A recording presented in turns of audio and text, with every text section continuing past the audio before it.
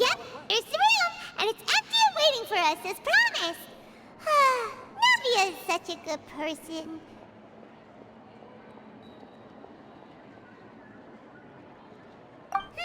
Now that the serial disappearances case has been solved, no one's going to come after us for anything. Even without Silver standing guard, we can just completely relax. Why don't we stay and rest up here for a while? Even machines in Fontaine need to stop and recharge now and then. Oh, come on! This place isn't that bad. Besides, how often do we get to stay in an actual base? Oh, fine. Remember that detective story Paimon read before? Well, the author is about to release a new book, so Paimon wanted to buy it as soon as it came out and have a quiet place to read it. Yippee! Then it's agreed. Come on, let's get some sleep. We'll need to be up first thing in the morning to get in line and buy a copy.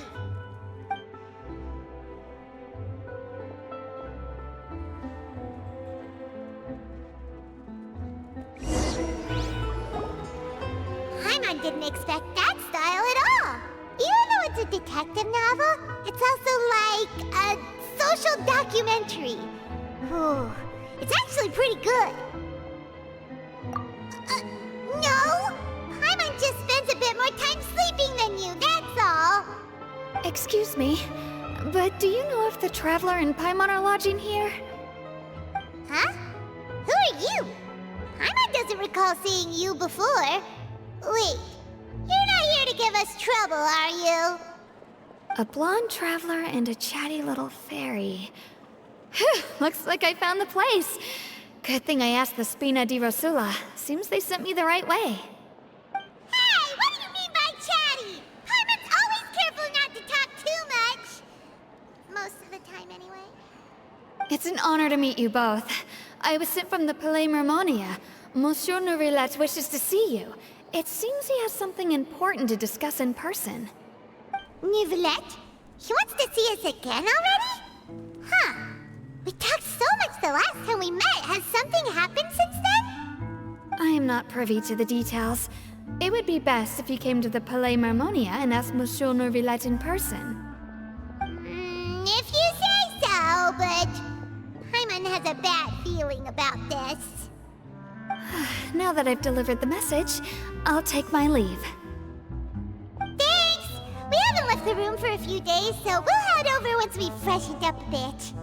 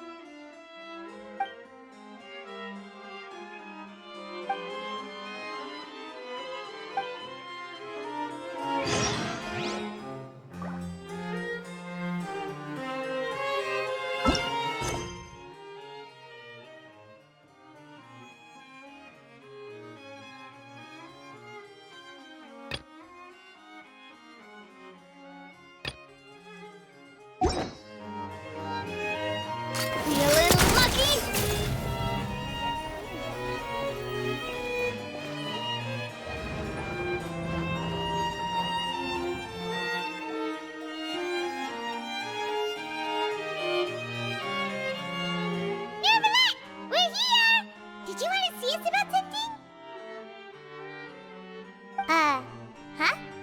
Why were you just standing there? You daydreaming or thinking something over? Yes, I did send someone to fetch you.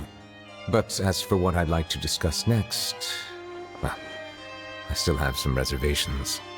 Given that we've already made the trip here, you should just tell us. Bet you need us to help you with something, right? I do indeed have something I'd like to ask you to do. However, you should wait until after I tell you the details, then decide for yourselves whether you'd like to help or not. The situation is this.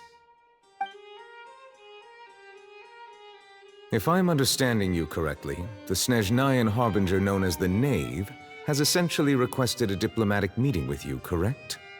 I heard that she was originally from Fontaine, but for her to suddenly arrive here and abruptly request such a meeting like this, I sincerely advise you to refuse her invitation outright.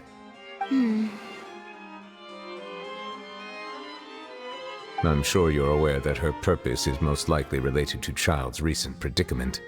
We convicted one of the Snezhnayan Harbingers in a court of law, but we have yet to provide any form of detailed report on the matter. This does indeed provide an opportunity for Snezhnaya to put pressure on us. I believe we should adopt an evasive stance until we can provide a proper explanation and have a preliminary plan on how to deal with the matter. No, we shouldn't. I think we should agree to the meeting. Oh? Well, you see, we are the ones that owe an explanation. If we keep putting off the meeting, it could easily result in the problem escalating, right? It's like a fight between two friends. If they don't agree to see each other and talk in person, isn't it possible that the friendship could end entirely? Though diplomatic relations between Fontaine and Snezhnaya could be considered as friendly, it is only superficially so. You wouldn't go so far as to say that our nations are friends, as you did in your example. It was just an analogy. An analogy, okay? Moreover, even if we were to talk in person, if we don't have sufficient information prepared, it is quite possible the result wouldn't be restored relations, but a complete falling out. I don't think we should overthink those possibilities yet. Ahem. Even if the logic of the divine is not immediately apparent, its wisdom will only be revealed with time. Besides, you'll be at the meeting. If any problems do pop up, you'll have no problem navigating them. I must clarify that interacting and communicating with people outside of court is not my cup of tea. It seems you think too much of me. But more importantly, when did I agree to join the meeting with you? You mean you won't come?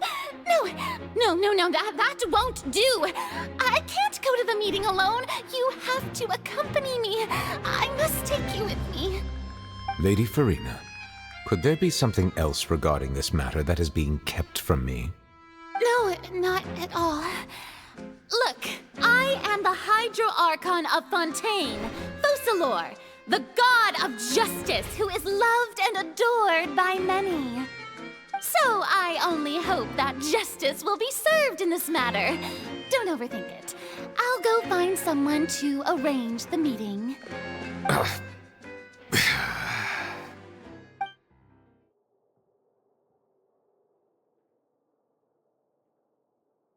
Though it could officially be considered a diplomatic conference, I prefer to see our meeting today as an ordinary tea party.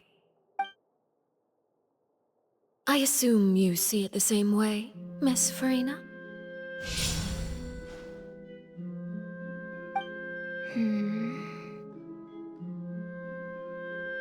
Lady Farina? Yes, that's right. Just like you said, a tea party. I should thank you for providing the pastries. They look delectable.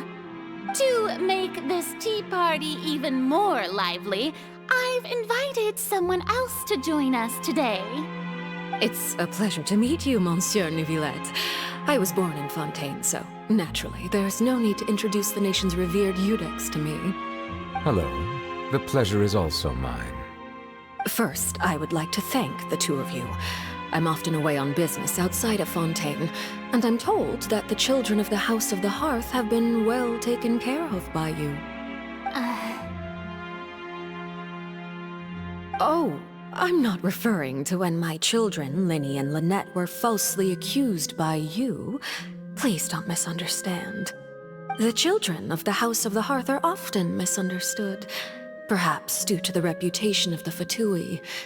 There's no getting around that. All I meant to say is that Fontaine has been stable in recent years. The people are well off and the children lead happy, fulfilled lives. That is something truly worth cherishing, and no one wishes to disrupt such peace. Now then, you have come regarding the matter of child, correct? Well, yes. It appears the ever-busy Iudex Neuvillette doesn't wish to waste time with diplomatic pleasantries, and hopes that we can get straight to the point of our talk. Yes, as you surmised, understanding child's situation is indeed one of the goals of this trip. As we are both diplomats from Snezhnaya, as well as Fatui harbingers, Child and I have always been colleagues. Were anything to happen in Fontaine, each of us would serve as the other's attorney to resolve the issue. So now, in my capacity as his attorney, I request that Child be turned over to Snezhnaya. We have a responsibility to cooperate with Fontaine and resolve what has happened to him together. The rules governing attorneys only apply before a trial has concluded. Since a verdict has already been rendered, we see the case as settled. I apologize for being unable to grant your request. An outright refusal. Very well. I respect all the rules of Fontaine's courts, just as I respect you as Chief Justice. Okay, why don't we back up a step? You don't need to transfer Child to us. I only request to enter the Fortress of Meripede to see Child and confirm his condition. It's not like you couldn't even manage to fulfill a simple request like that. Right, Miss Farina? About that. The Fortress of Meripede has always been completely autonomous. Even we have no authority to interfere there, and diplomatic issues do not suffice as an excuse. However, if you absolutely must confirm the situation of the Harbinger, I have a proposal.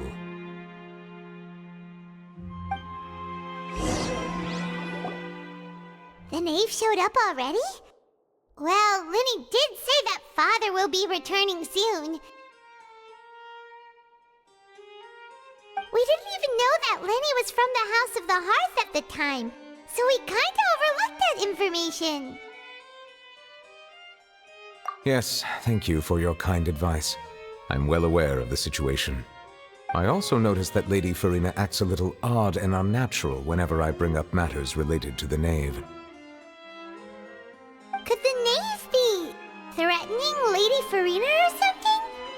If that were the case, then why wouldn't Lady Farina inform me? And what means could the knave possibly have to twist the arm of an Archon? So maybe that's not very likely. Even though Farina can act a little weird at times, she's still an Archon. In reality, this problem is even more thorny than it appears. According to reports from the Fortress of Meripede, Child recently disappeared under mysterious circumstances. The details are still unclear. We cannot rule out an escape, but there have also been no reports of him outside of the Fortress of Meripede. Special guards oversee the fortress, and its internal systems are extensive. Combined with the special characteristics of the surrounding terrain, an escape should not be possible. I suspect that there's something else behind Child's disappearance. I was only willing to share this information with you because you are friends of Child, and it is my duty to see justice done. So this is what you wanted to see us about before. Yes. I would like you to go to the Fortress of Meripede and investigate Child's disappearance. This was my proposal during our meeting with the knave. Rather than allowing her to intervene, I offered to send someone to find out about Child's situation and report back to her in detail. The knave did not seem satisfied by my proposal, but she still agreed to go along with it for the time being. Her words were, "We will talk more once we have that report." So that means we bought ourselves some time. Firstly, you're already acquainted with Child. Your eyes may discern relevant details there that others would miss. And secondly, is the consideration of the unique nature of the Fortress of Meripede. Isn't it just Fontaine's prison? I would not define it so crudely. The Fortress of Meripede is not affiliated with the court system of Fontaine on paper. It has always existed as an autonomous entity. Early in Fontaine's history, criminals were punished with exile, not imprisonment. Even today, sentences against convicted criminals still include exile, just as before. The Fortress of Meripede may seem like a prison, but it should in fact be regarded as a gathering place for exiles. All we do is dispatch guards to keep watch and help maintain security, but we have no right to get involved with any other matters. Although I do have a personal relationship with the administrator there, neither myself nor the courts have the right to be directly involved with the investigation, no matter how serious the grounds. Oh, Paimon gets it now. That's why you need us to conduct our own investigation as a third party, right? Correct. I will arrange false charges against you so that you may secretly investigate inside the fortress during your detention. This will save us a lot of unnecessary trouble. So, are you two willing to accept my proposal? Yeah, no matter how you look at it, it seems we're the best choice. Alright, we hereby accept this difficult task. Reluctantly. You two have my sincere thanks. This matter is of critical importance to Fontaine's current situation. Also, I hope that both of you can keep this operation a secret. We will rendezvous at the Fortress of Meripede's entrance on Erinius once you've prepared yourselves. I will arrange for someone to take you inside. Prepared ourselves? Is there something we need to prepare? Perhaps you could enjoy a good meal and have a nice bath. I'm afraid that living conditions inside the fortress are nothing like those on the outside world. Even though we'll be there on trumped-up charges, we'll be in prison for real. On second thought, is it too late to back out?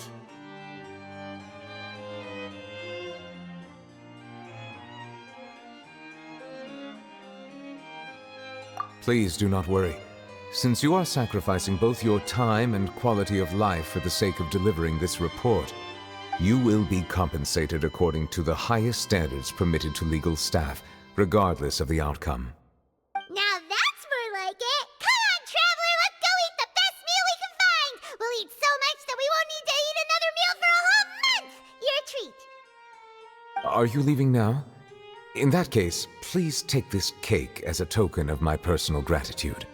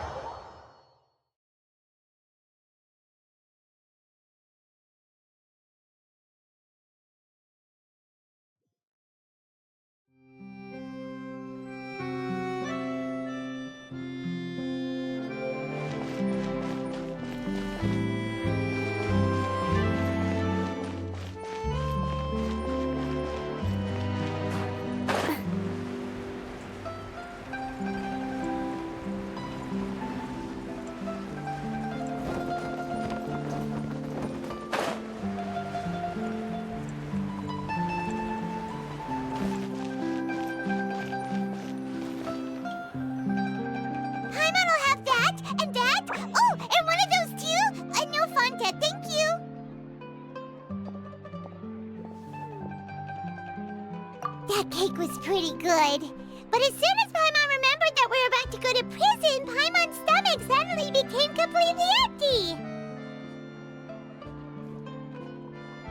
Now that Paimon thinks about it, we've always been super careful ever since we arrived in Fontaine, just to avoid breaking any strange laws here.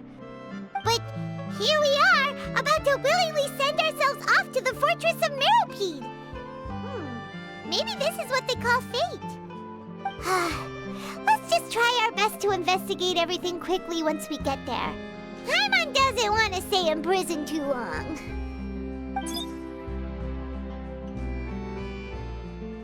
Oh, what is that I hear? Is it the taste of a breaking story? Hey! You can't hear a taste! And what are you doing here, Charlotte? Oh, don't remind me. I invited an eyewitness to a case to eat here, and I was planning to get some great material out of him. But he didn't even show up. Calm down, calm down. This is nothing new. As a journalist, you should be used to this by now. And as long as you can score some juicy tidbits from the traveler, you might still be able to recover the cost of the meal. You know we can still hear you, Charlotte. Never mind. It's nothing. I just heard you mention the Fortress of Meropide. You didn't commit a crime, did you? Please tell me all about it. No way! We would never! We're just going there to...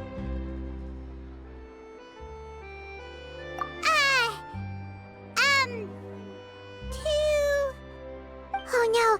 Paimon almost forgot that Neuvillette told us to keep it a secret!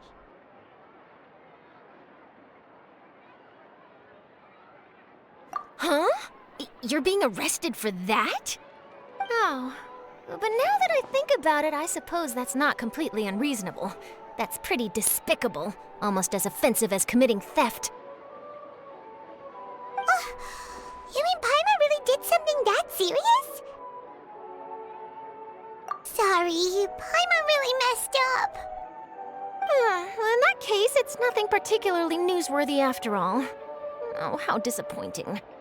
Oh, right, there's still a chance. Since you're going to be at the Fortress of Meropide, would you be willing to help me gather some material for a story? About that, Paimon doesn't think we'll have any time. Oh, it's nothing difficult. All you have to do is think of a way to get some time face-to-face with the warden of the fortress. He was awarded the honorary title of Duke in Fontaine. Sounds really cool, huh? Only those who have made significant contributions to the nation have been conferred this title. It's incredibly rare. On top of that, the Fortress of Meropide has never been under the jurisdiction of the courts. Practically nobody, including journalists like me, knows anything about the person in charge there. Oh, if I could write an exclusive article about him, I bet it would sell a boatload of papers. You make it sound easy, but it really depends. Of course, I wouldn't ask you to do it for free, so this meal is on me. All right, you got a deal. We'll do anything you want. Then it's settled. The food should be here any second, right? Huh? Wait, just how much did you order?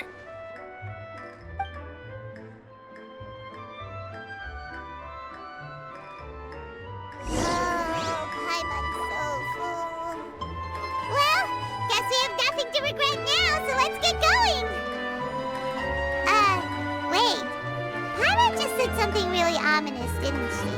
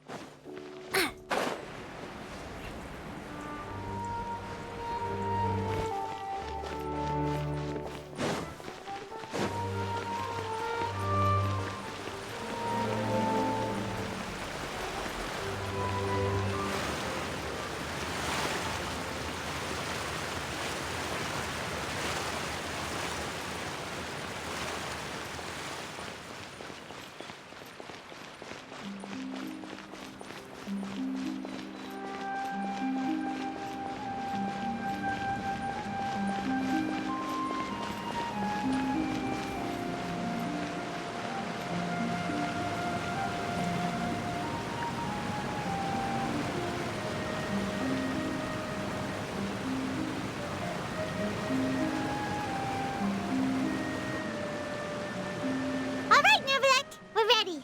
Is this where the entrance is? You have come just as promised. Yes, this is the one and only entrance to the Fortress of Meripede from Irenaeus. Careful. You may want to step back a bit. Ooh, so you have to go down from here? Is the prison underwater? Utilizing both the barrier of the water as well as the fear humans have of the depths, the Fortress of Meripede is naturally the perfect place to confine and guard criminals. But do not worry. It is not nearly as frightening inside as you may think. You will see for yourselves once you are down there. Paimon hopes you're right. Don't know about you, but just thinking about being at the bottom of the sea like that gives Paimon the heebie-jeebies. Oh, and there's one more thing. I mentioned that I have had personal dealings with the administrator of the fortress, Wriothesley. He's a very shrewd fellow. Yeah, we heard about him too. He's that Duke, right? Correct. He is the highest-ranking manager of the underwater prison. Even though you are going there to investigate at my behest, it would behoove you to avoid any confrontation with him or any of his subordinates. The Duke rarely ever leaves the Fortress of Meripede, but that does not mean he is not privy to all that is happening inside and outside the fortress. He is quiet, but not unaware, so please bear that in mind. All right, it's about all the time that we have to talk privately. I'm counting on you two. Don't worry, we won't let you down. Good. Madeline! I'm here, Monsieur Nervalet. These two are the newest convicts, I presume? Don't worry, they won't escape on my watch. Like we would try. Please follow me, you two. I'll process your paperwork for entering the Fortress of Meripede.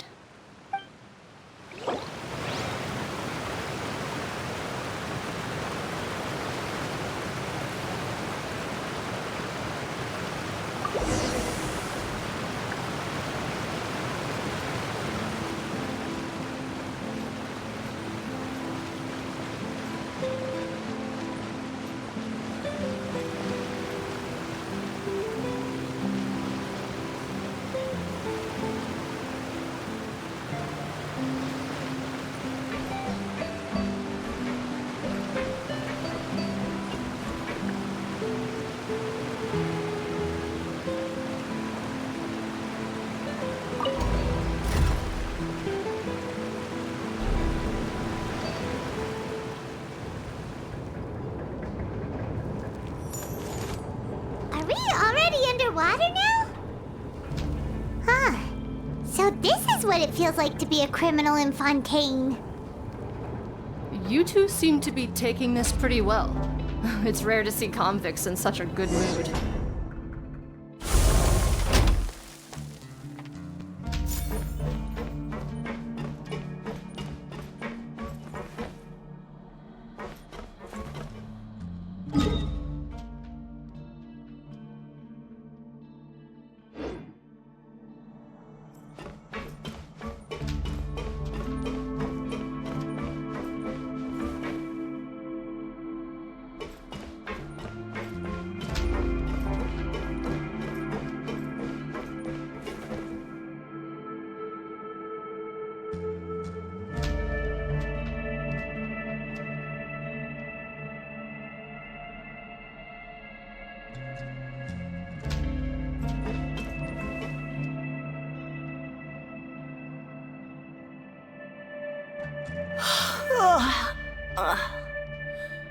Oh, it's you, Madeline. Why'd they make you make the trip down here today? Monsieur Nervalet personally requested I escort these two convicts. I suppose he was concerned others might not be up to the task. Well now, aren't you the lucky one? Must be nice to be on good terms with the big shots like the Chief Justice. The only people I get to see every day are the new inmates. Well, have you tried service with a smile? Who knows, it might help your professional reputation. Yeah, right. As if. Every criminal comes through here looking miserable. How can I smile with such a toxic work environment? And even if I did smile at them, The convicts would probably just think that I'm some freak getting some kind of twisted enjoyment from their pain. Oh, she's got a point. Well, I've finished transferring you. You two will register here, and Marette will guide you through the remaining procedures. Yep, I'll take it from here. You head on back to that bright and sunny world above. Okay, let me see. You are the Traveler and Paimon, correct?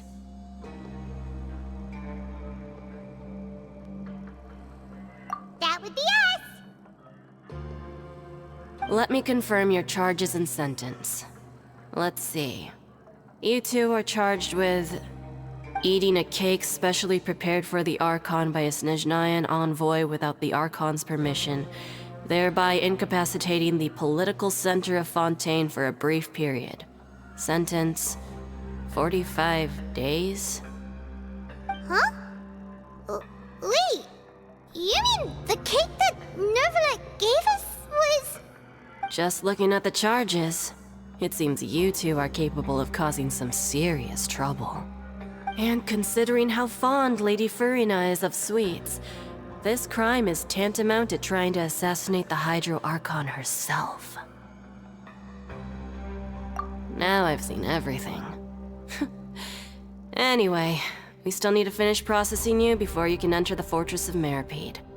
Please stand in front of the board over there. I'll take your mugshots with my camera. Oh, all right. But be sure to catch Paimon's good side.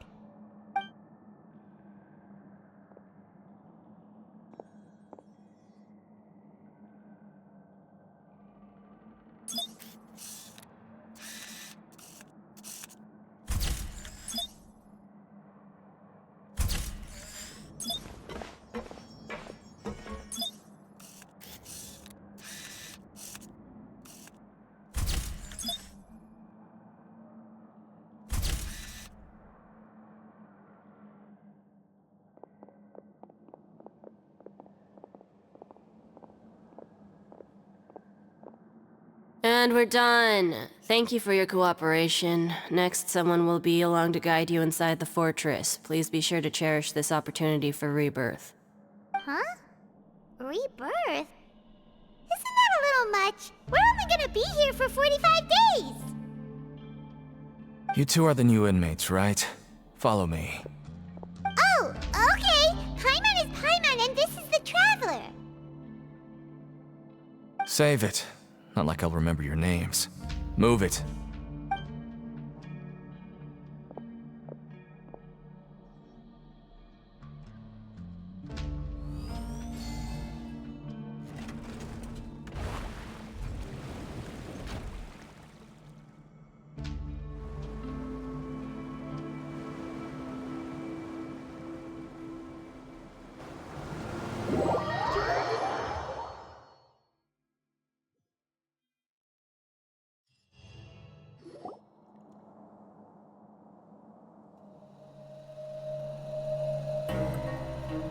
So, are you one of the guards here? Is there anything we should be careful of while we're here?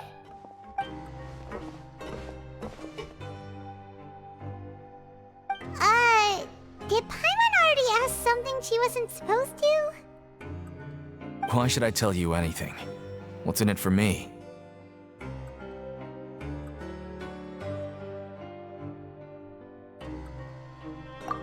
This is exactly why I can't stand new fish.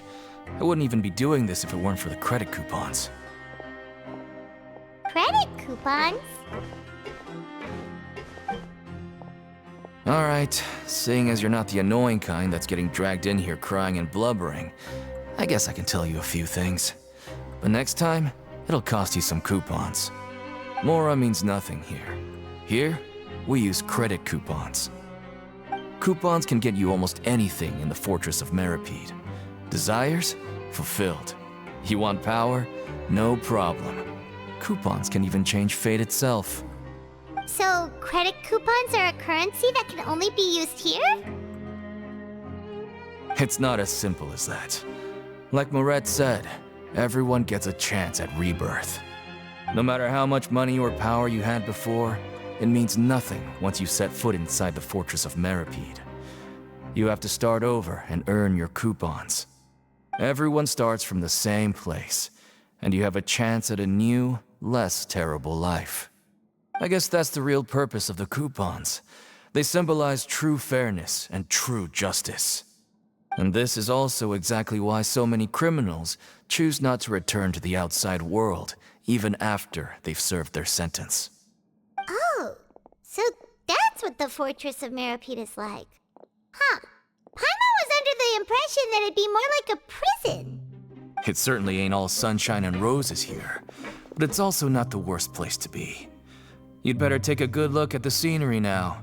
It'll be the last chance you get for a while. After being away from the sunlight for so long, even the terrifying depths of the sea start to feel like home.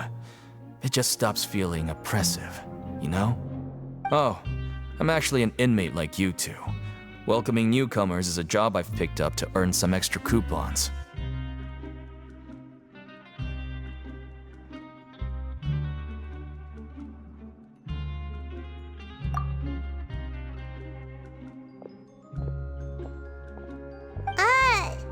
Why aren't you answering us again? I've told you enough for free. Any more info is gonna cost you. So all you care about is Mora!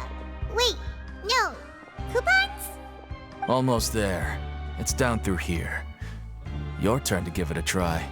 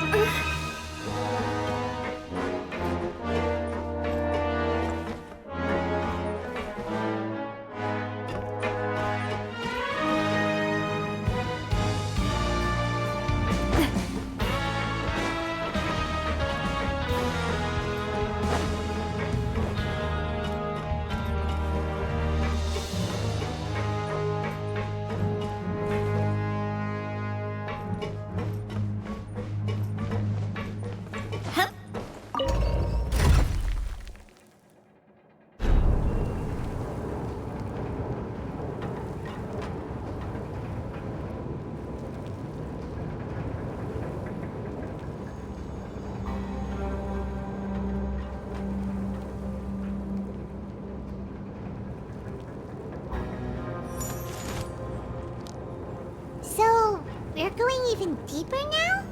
Just how deep down are we? It's like a metaphor for your previous life, isn't it? Our lives weren't that bad.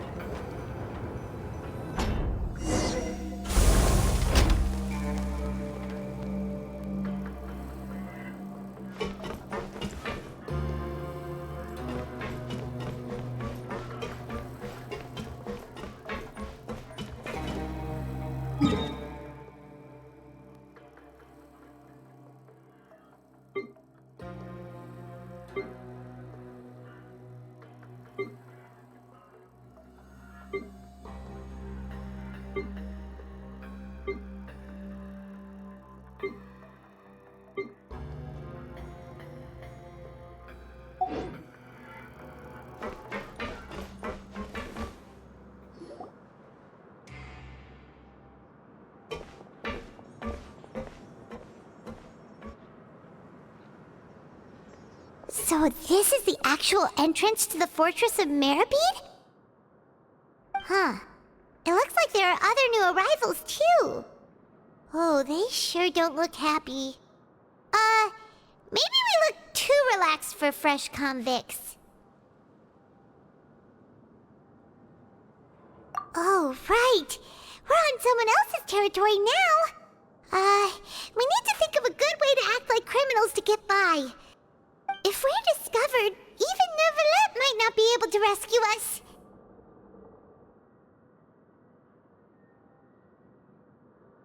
Hey! Don't scare Paimon! Oh, Paimon's not ready for all this! Look, I don't really know you, and I have no idea what kind of crime you committed, but... You wouldn't have happened to anger someone important, did you? Someone important? Paimon doesn't think so. Wait, why are you suddenly trying to talk to us now? Now's not the time to worry about that. Anyway, it's over there, so... You just go on over there by yourselves. I've done my job, so... Good luck. What was that all about? Wait a second. Are there usually so many garter mechs around here? They're already onto us?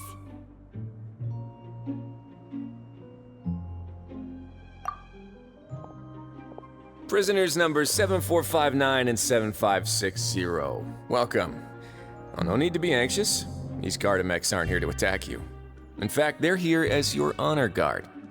When I heard that you were friends of Monsieur Neuvillette, I had the Gardamex come and wait in formation. Wait, you know about our connection with Neuvillette? The seafloor isn't as cut off from the world as you might imagine. However, I'm afraid that I know nothing more than that you are friends of the Udex. And as you can see, committing a crime means being sentenced here, even if you're friends with the Chief Justice. Quite fair. The Duke! Greetings, Your Grace! Lovely weather today, isn't it? Oh, greetings, my good fellow. Well, I'm willing to imagine that the weather is as good outside the sea as you say it is. How great it would have been if only the Fortress of Meripede had been built on the coast, huh? It would have been so convenient to enjoy a nice chat in the sunshine. My profuse apologies. I just got so nervous when I saw you, So this is the Duke. He sure looks a lot younger than Paimon imagined. The Traveler and Paimon, correct? Mr. Deacon here was responsible for your welcome. I trust you were satisfied with his guidance?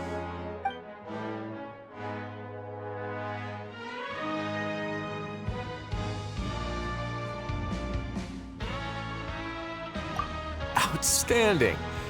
Well, Deacon, I recall we discussed fate during our last work meeting, I believe that fate will reward all those who take every aspect of their work in life seriously. When you return to your bunk, you'll find the guards have issued some extra credit coupons to you. Oh, thank you. Thank you, Your Grace. Oh, and you too.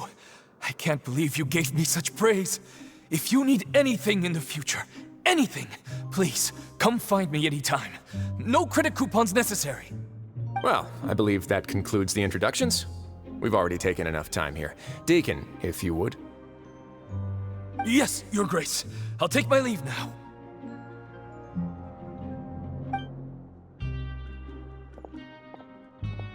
Please, follow me. To make you feel more welcome, I'll show you around the various facilities of the Fortress of Meripede. I hope it'll help you adjust to life here. He's going to personally give us a cure? Huh. Paimon can't figure out what this guy's thinking at all. No wonder Charlotte's so interested in him. He's one of those mysterious types. Alright, let's keep up with him.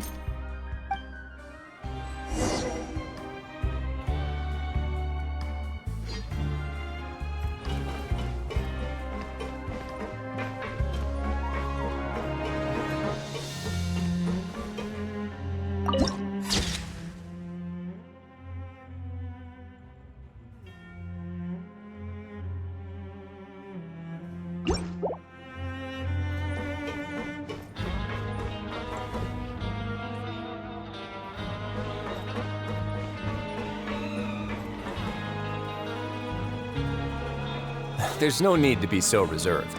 The label of criminal is nothing but one of many identities. And being criminally inclined here at the fortress is just one of many ways to survive. Is it really okay for the warden to think like that? We're real criminals, you know.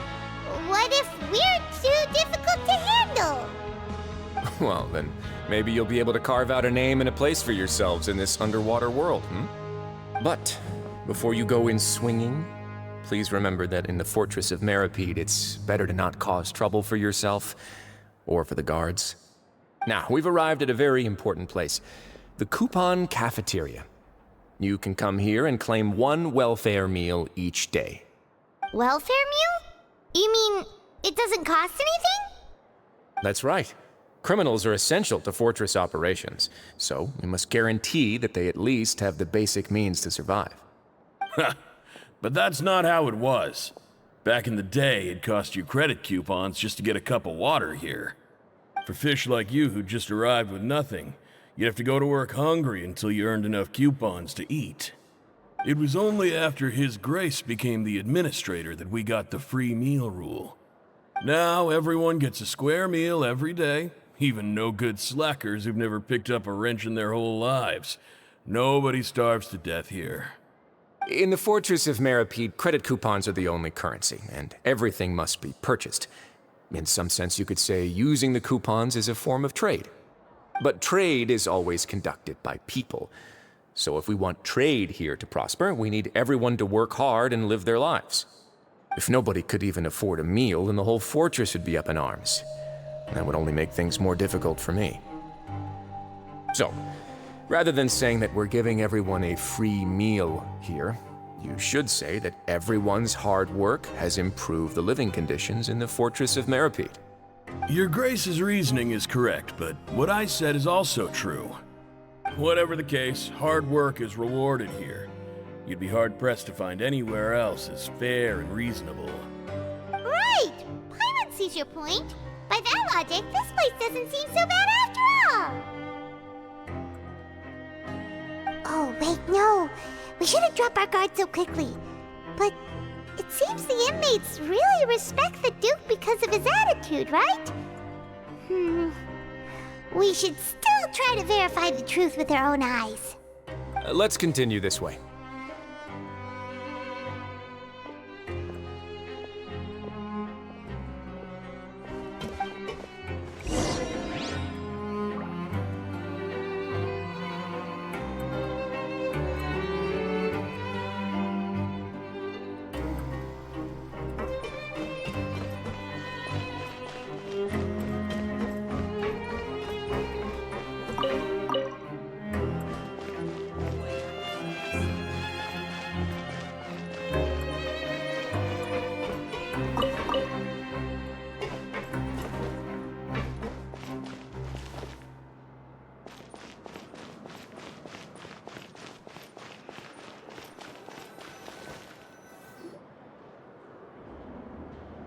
This place is known as the Pancration Ring.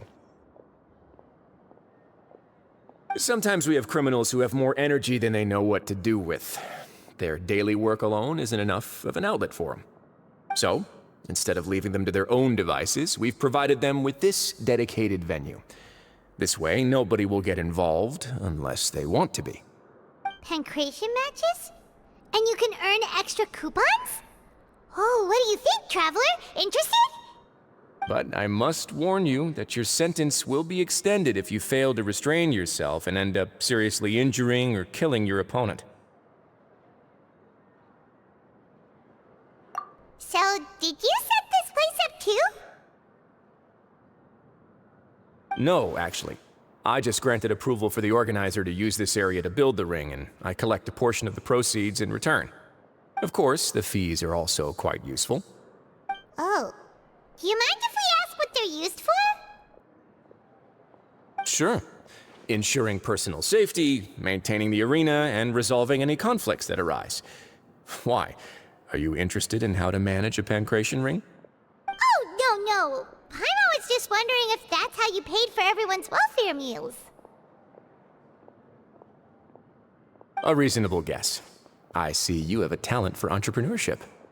Oh, you hear that? Paimon has a talent! So we could start a business here? That is something you can discuss between yourselves later. Let's move on for now.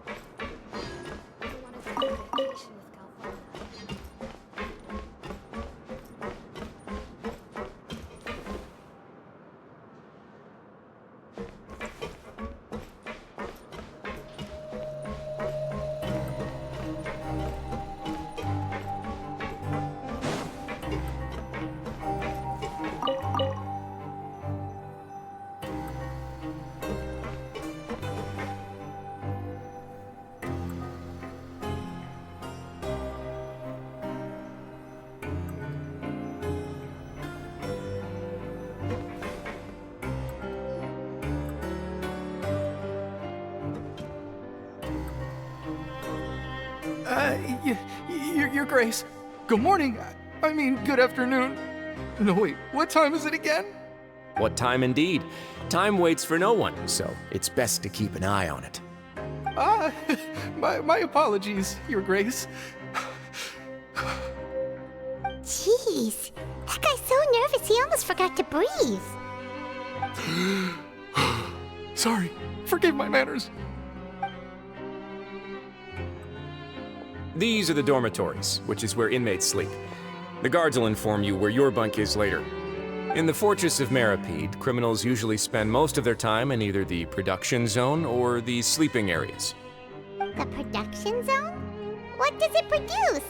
Is that where we'll be working? Not necessarily.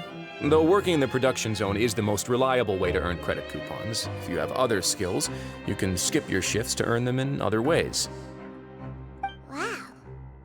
Wait, you're the manager of this place, and you're just telling us to our faces that it's okay to skip work? The fact that the Fortress of Meripede has continued operating completely autonomously is proof enough that most people are willing to work honestly and earn a stable income. As for what we produce, many of the clockwork machines seen all over Fontaine originate from our workshop.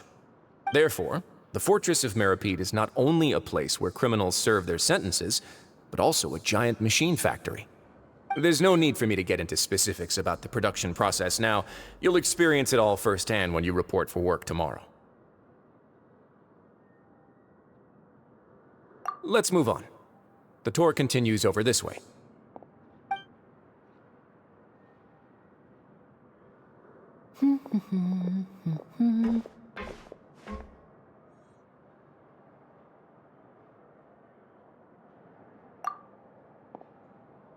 Oh!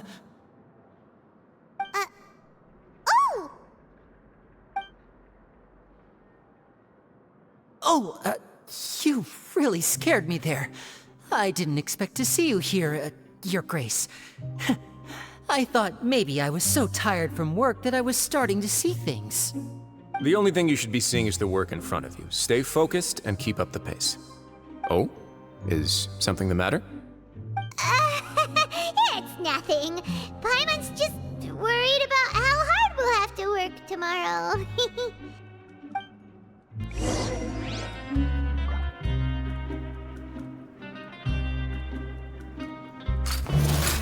Hey there!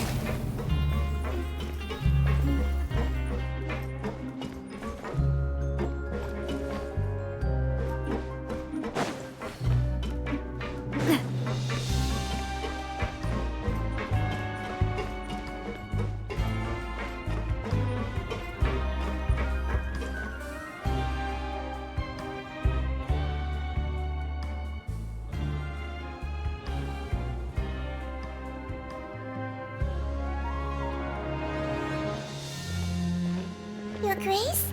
What are you doing in the infirmary at a time like this? Oh no, you didn't injure yourself, did you? Not yet, unfortunately for you. But thank you for your concern, Sigewinne. Oh, then you must be here for those two. Allow me to introduce you.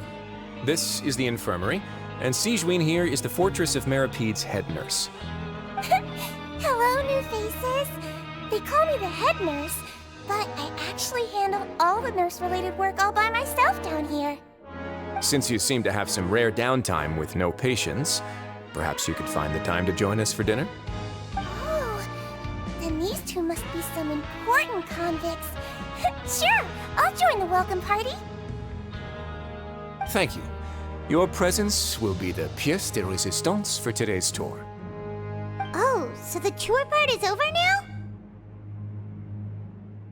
I believe I've already covered the primary aspects of life here in the fortress. As for your work, there'll be someone else to guide you through the details. Is there anything else?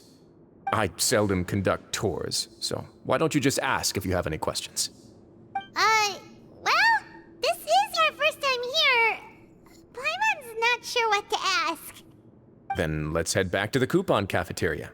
Maybe a meal will help you think up some questions. You should at least try to be excited. Our free meals are actually pretty good here.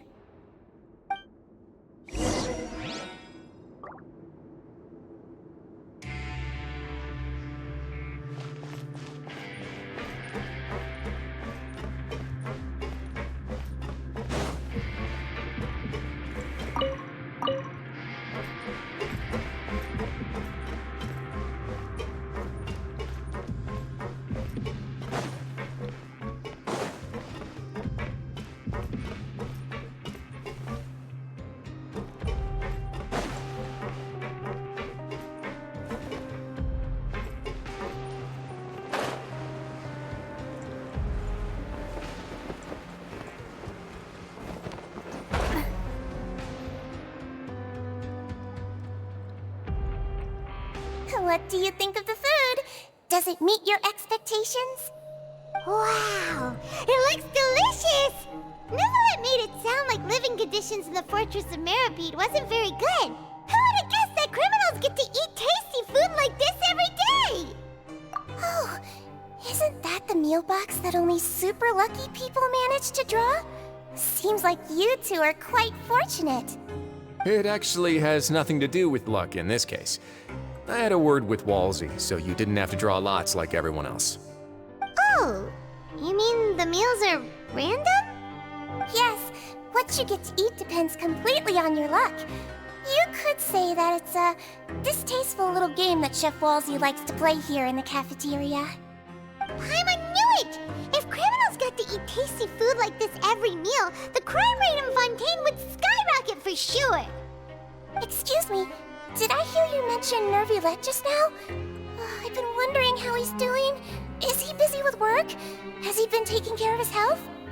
He seems healthy no matter how you look at him. But he works so hard all the time, so it must be really tiring. It sounds like he hasn't changed a bit. Looks like you can stop worrying so much, Sijween. Oh, that's good. But I still feel like it's been too long since I've heard any news about him. No news is good news. Maybe next time I've got something to discuss with him, I can invite you to accompany us. But isn't the Fortress of Meropide independent from Fontaine's court system? What do you two have to discuss? Well, we provide all kinds of mechanical products for official use, and some essential goods have to be obtained from the overworld, so we naturally have to stay in touch about this and that. Monsieur Neuvillett's character is unimpeachable. No matter the question, you can discuss it openly and freely with him. Talking with him feels quite effortless. In light of that, I am quite willing to go out of my way to show respect and accommodate him. In fact, right now, I'm treating you two as guests invited by Monsieur Neuvillette. But unfortunately, I can only do so until the end of this meal. After this, you two will just be inmates here.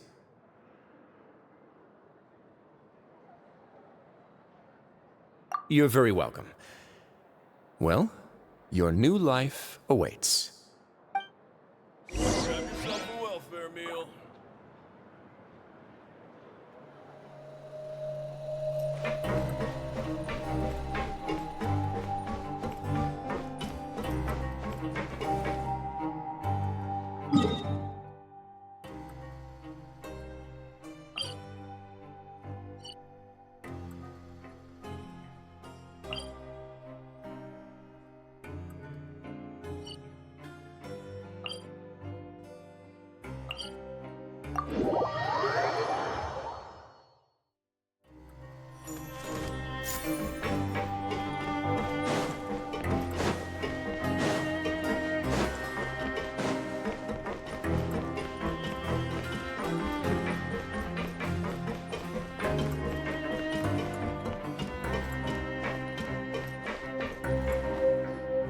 The Traveler and Paimon, right? Listen up. As new inmates, the only thing you need to worry about is what to do and when to do it.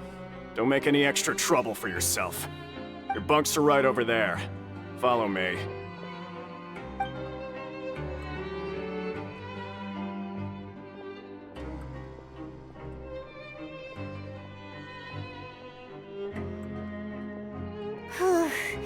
So this is where we'll be sleeping from now on. Oh, Paimon can't believe this! The days of staying home and reading detective stories are like a dream now. By the way, Traveler, we saw a lot of things worth investigating just now. Even though the Duke didn't say it too directly, judging from what he said at the end, it seems that he was only welcoming because we know Neuvillette. We are criminals, and Paimon did eat that cake, but we're actually here to help Neuvillette. Is it possible that he knows we're here on a mission? Or is Paimon overthinking things? Yeah, Paimon thinks so too. He probably knew why we came here from the very beginning and intentionally wanted to send us a message. Maybe something like, "Hey, I have my eyes on you, so don't try anything funny." Yeah, you're right. It's not like we can go back to Neuvillette empty-handed and say, "The dude looks scary, so we gave up." And besides, the Duke said that he was willing to go out of his way to show respect for Neuvillette, right? So, we at least need to try. But Paimon hasn't gotten a clue where we should start our investigation. You mean... Yeah, that's what Paimon was thinking too! Paimon almost spilled the beans when we ran into him. Fortunately, based on his attitude, it looks like the Duke sees Linny as just another inmate. We worked so hard to help clear Linny and Lynette's names, and yet we turn around and bam! He's in prison anyway! Oh, right! Linny and Lynette are from the House of the Hearth. They work for the Knave, so they could be here to investigate too!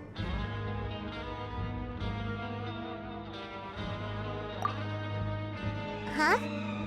Oh, it's a card! Paimon didn't notice it earlier. It looks like a magician's prop. Lenny must have left it here. He's in prison and still doing his little tricks, huh? Let Paimon have a look. It was nice to bump into you again. Let's catch up in the production zone tomorrow. What in the world? It's written like he's greeting a buddy on the street. Paimon thought he'd write something important. If you say so, we can ask him what's going on tomorrow. Let's get some rest now.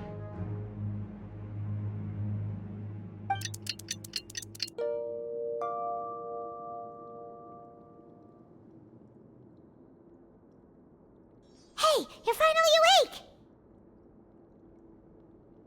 Well, it's Paimon's first day as a prisoner. Last night, Paimon dreamed about getting interrogated by the guards until Paimon told them everything, and then Paimon woke up. Hey, come on! It's just a dream, okay? Paimon wouldn't really squeal. Maybe? Hey, lazy bones. What are you still doing here? If you don't want to starve, then get yourselves over to the production zone. Sorry! We're going right away!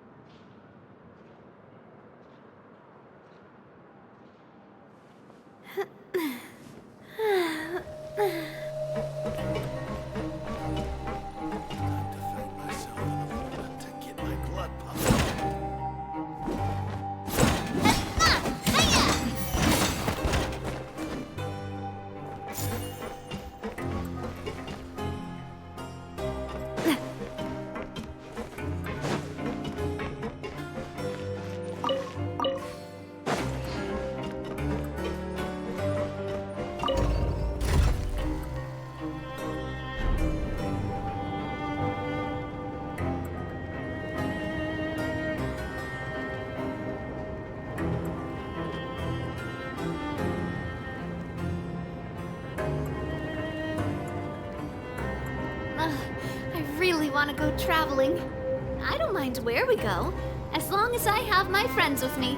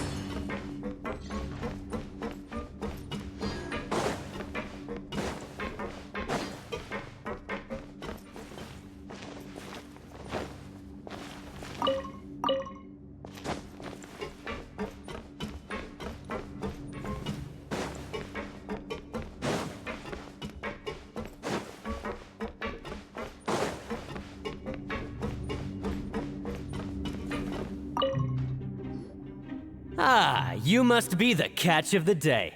Looks like you've got some luck getting assigned this space.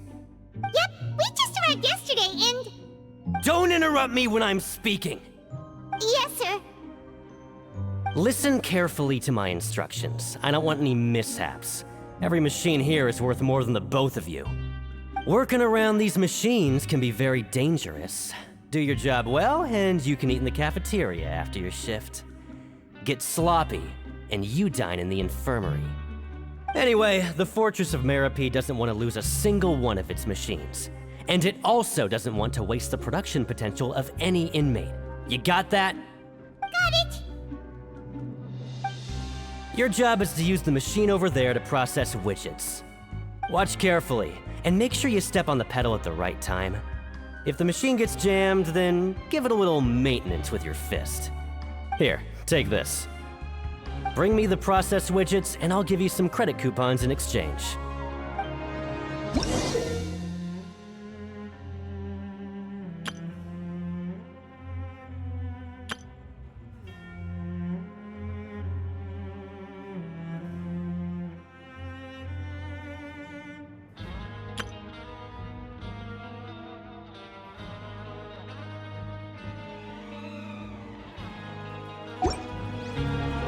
My time with the Spina has taught me that carrying an unreliable weapon is worse than not carrying one at all. So if the machine gets jammed, you just need to attack it to fix the problem. Once the widget is hot enough to blow, jump to step on the pedal and hit the widget with the hammer.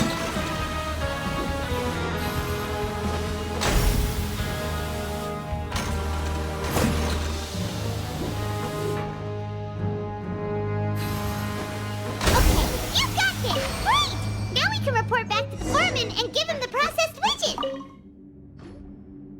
Huh. This one is tolerable. Though since the processing is done by machine, the product is all pretty much the same anyway. Alright, I'll pass you for now. And we'll count up how many credit coupons you've earned.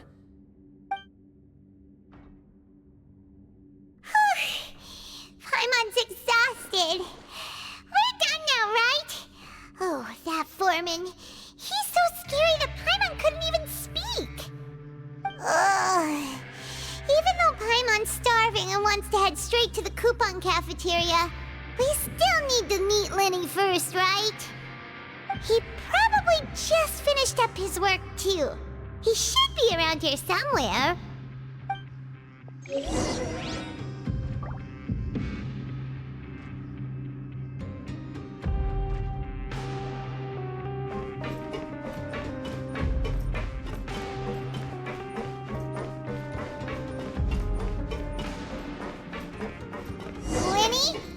Mr. Magician?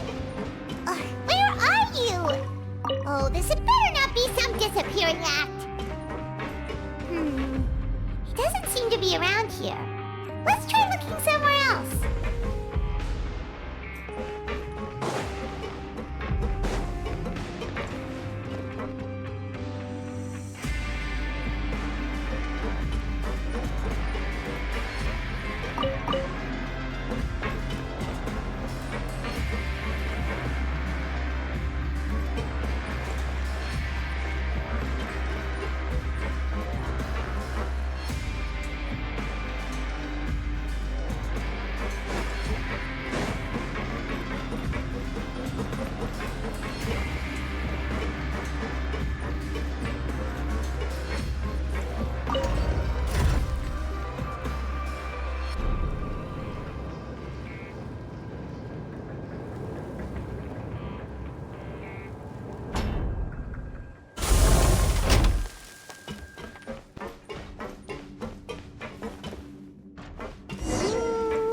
Could he be?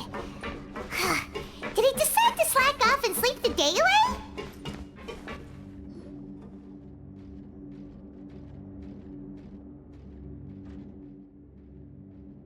Hey, over here. Oh, you scared Paimon! How did you appear out of nowhere like that? Oh, you scare so easily now? Is there something worrying you these days? You little The only thing we're worried about was trying to find you. Sorry. Come over here and keep it down.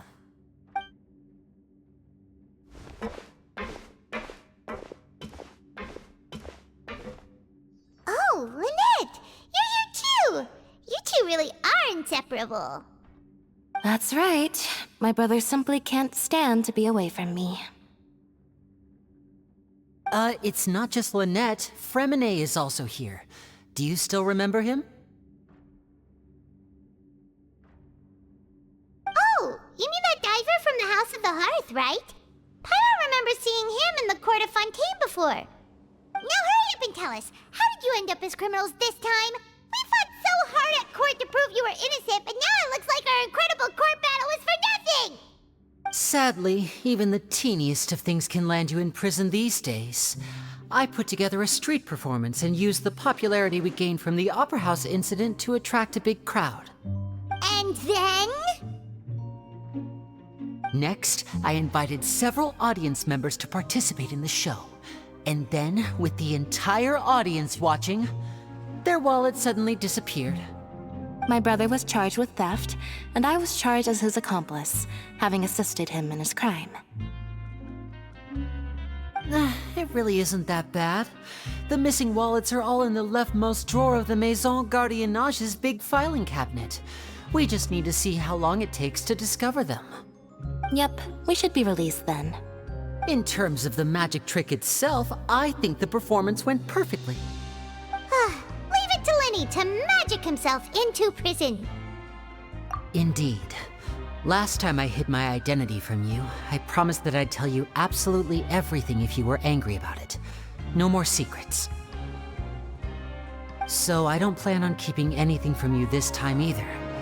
At the moment, the House of the Hearth's interests don't conflict with yours at all. We were instructed by the father of our house, the Knave, to come here and conduct an investigation. Told you so! See? Paimon guessed right. As for what we're investigating, perhaps you haven't heard, but the fortress of Meropide hides a secret. Some even say that the entire fortress exists just to protect it. The House of the Hearth has been investigating this for a very long time, trying to uncover its mysteries.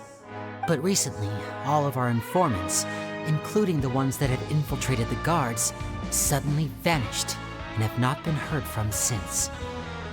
We believe that this is a direct provocation, and it's the reason why we came here.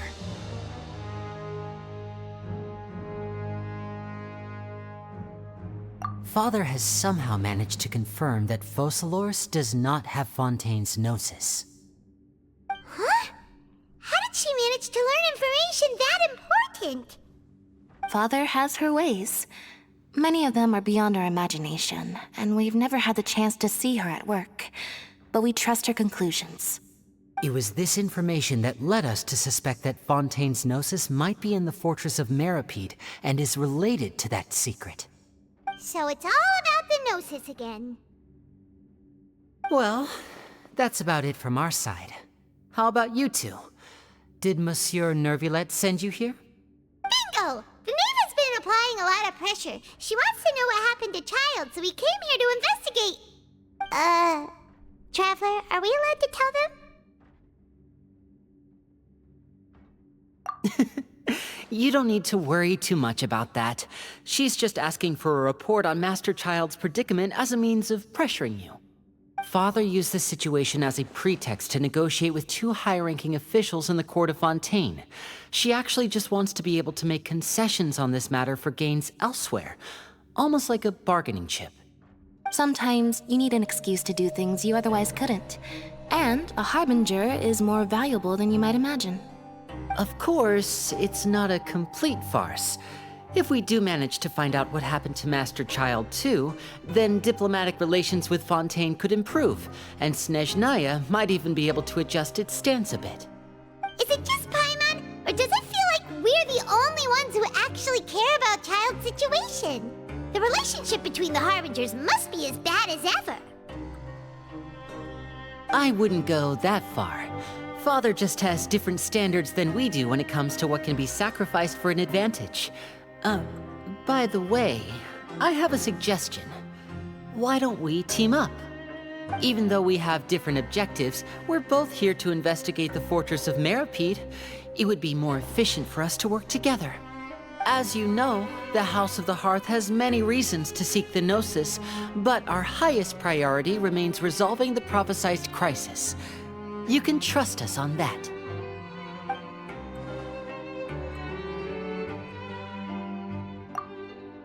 See, I told you. Is that so? Sure enough, it won't be easy to convince them to cooperate with us. Lenny seems to be thinking pretty hard about something. Of course he is. Lenny has been looking forward to a chance to reach an understanding with you ever since last we met. Or, I should say, we were really looking forward to teaming up with you this time. Lynette, just tell them everything, why don't you? It's okay to open up a little.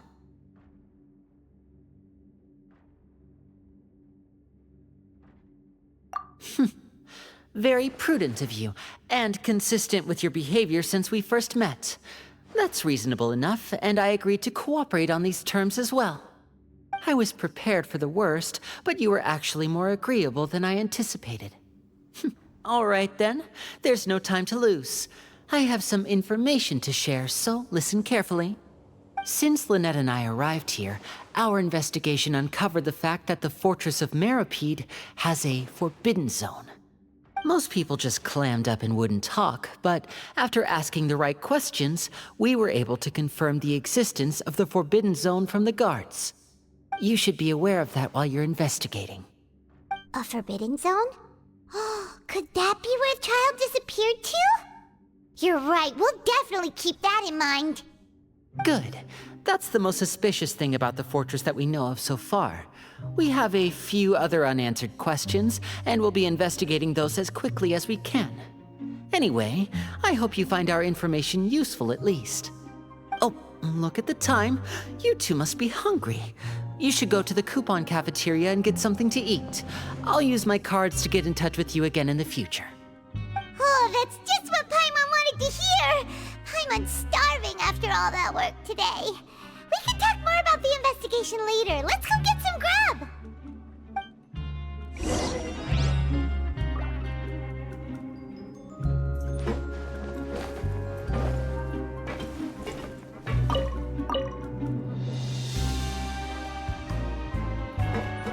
Serious noise pollution going on in the production zone.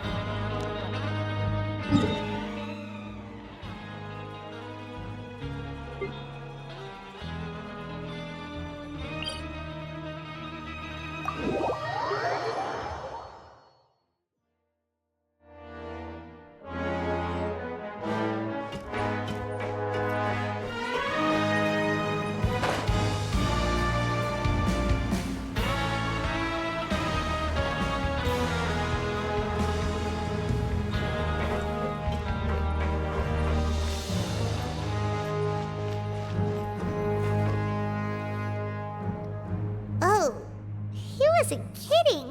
Today's meal is nowhere near as good as last time. Oh, who knows how long it'll be until we're lucky enough to get that super tasty meal again. Forget about it then. We'll just deal with the regular food for the time being. Let's just get out of here as soon as possible. But life here doesn't seem all that bad. Other than the foreman being kinda mean and the work being pretty tiring. You think so, mate? If I had a coupon for every fish who said that. Seems you fishies still haven't learned your lessons from your life up on the surface. If you take things at face value, then by the time you reach a dead end, you won't even know how you ended up on that road in the first place. I like your attitude. I can, let you in on a little something. Everyone's been telling you to just follow the rules and not cause any trouble for yourself. Am I right? But what they don't tell you is that the rules aren't exactly what they pretend to be. The rules for being a prisoner. The truth is, this place has a lot of hidden rules. Huh? Hidden rules? What do you mean? Not everyone knows about those rules, but whether you know them or not, once you break one, you might encounter something even worse than death.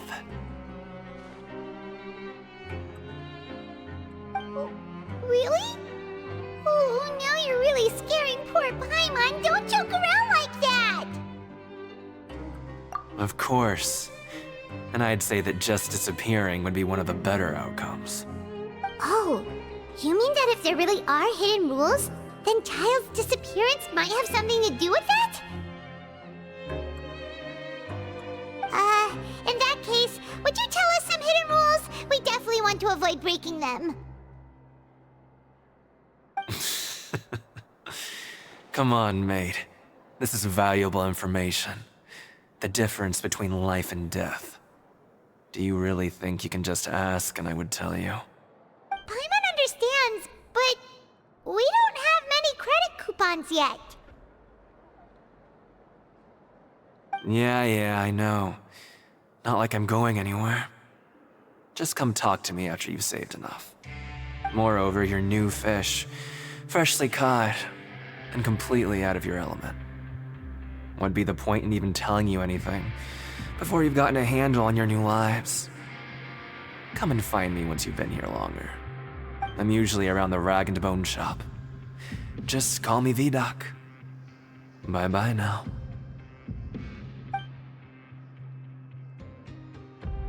He left. Just like that. Huh. Do you think he's just trying to scare us into buying fake information from him?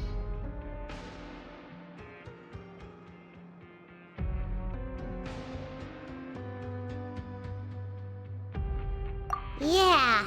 It might be a good place to start in our investigation. Hidden rules, huh? But, like he said, we don't have any coupons and we're still not familiar with this place. Oh, there's nothing we can do about it now. Ah! We were so busy talking, we almost forgot to eat. Even if it's not the best, it's probably better while it's warm. Come on, dig in before it gets cold.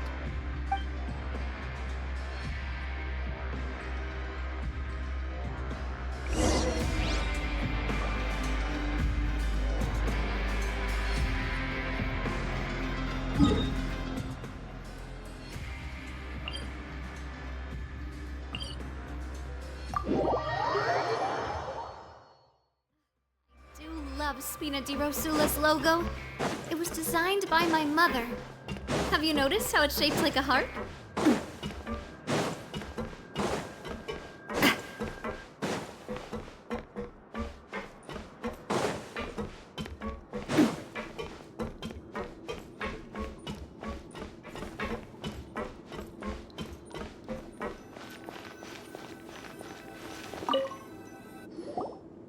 So Paimon just confirmed with the guards that our shift is set for every morning, and we're free to do whatever we want all afternoon.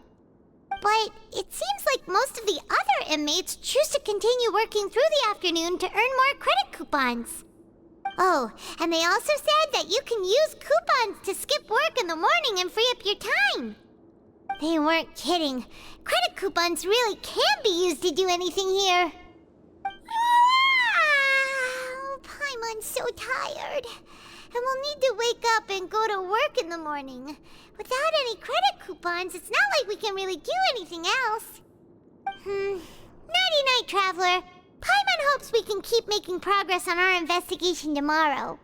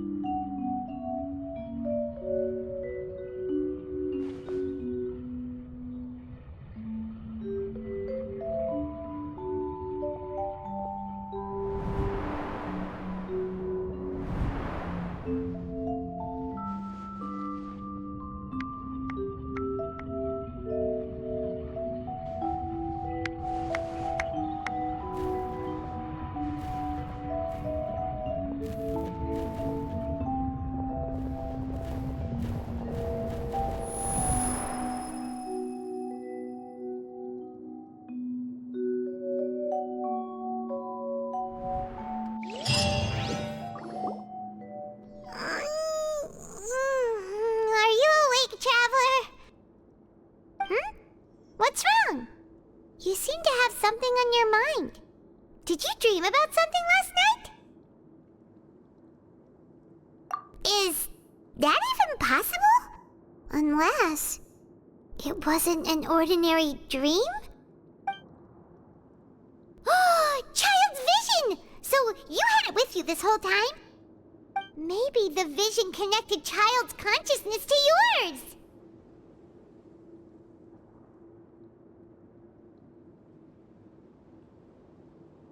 And our investigation has its first major breakthrough! Good thing you brought the vision with you here. So what did you see in the dream? Do you know where Child went?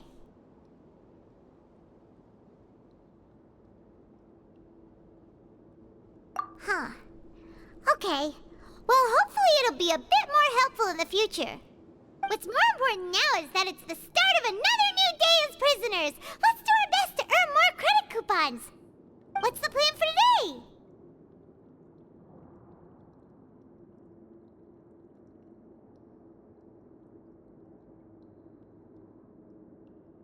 Huh? You want to spend our coupons on slacking off already? We'd better go to work and earn some more coupons first. We'll have more room to relax once we've got some spare coupons to fall back on. Let's go! It's time to start working. If that guard Fielding catches us skulking about, he's sure to give us an earful.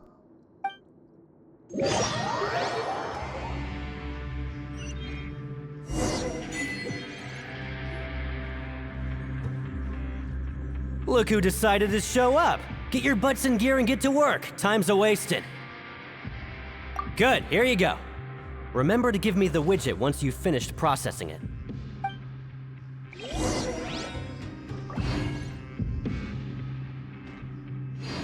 Why aren't you allowed to working?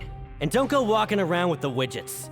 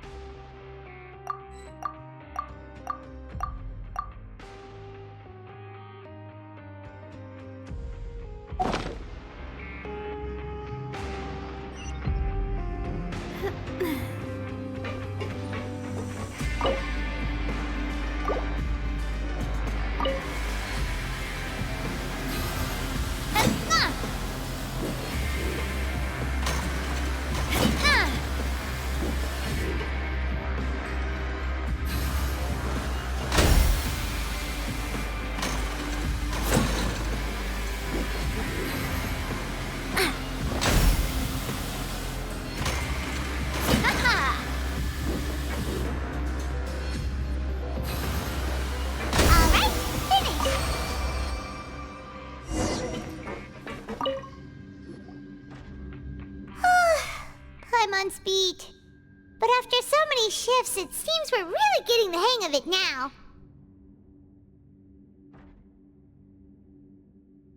Hey there, fellow shiftmates. I saw you finished your work, so I thought I'd come over and say hi. Oh, hey there! We've seen you before. Your assigned workspace is really close,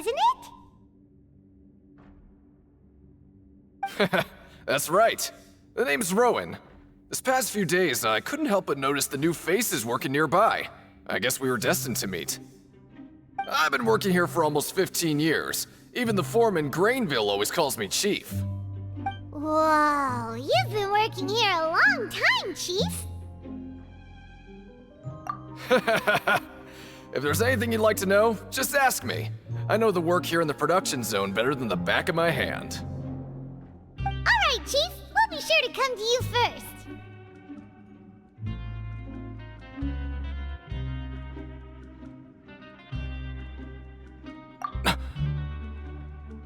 Did you just ask about the rules? Pretty sharp for newcomers. You've already heard about the rules, huh? Who'd you hear it from?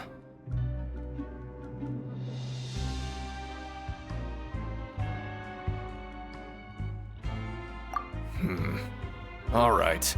Seeing as I'm the one who came over here, you're already calling me Chief. I guess I can tell you a little. Truth is, you two keep working like this, you might be putting yourselves in danger. Huh? Wait, there's even a rule about that? What would have happened if you never told about this? Well, it's usually not that easy to break one on accident. The conditions of the hidden rules are usually pretty specific. But once you do break one, bad things happen. If you work continuously in the production zone for 3 days, and if all you do besides eating and sleeping is just work, then something bad will happen during lunch on the 3rd day. Huh? Like what? Oh, don't scare Paimon! If I knew that, then I wouldn't be standing here talking to you, now would I? You mean, even you have never tried working 3 days like that before? There's actually a legend about this rule. They say that there was a worker who worked way harder than me. He was both efficient and eager on the job, and most other workers couldn't hold a candle to him. One time, he tried to test his limits and worked as long as he could. Then during lunch on the 3rd day, he disappeared into thin air, as if he'd evaporated. Later, some people went and asked some of his past friends about him, but they said, never heard of the guy. What the? How could that happen?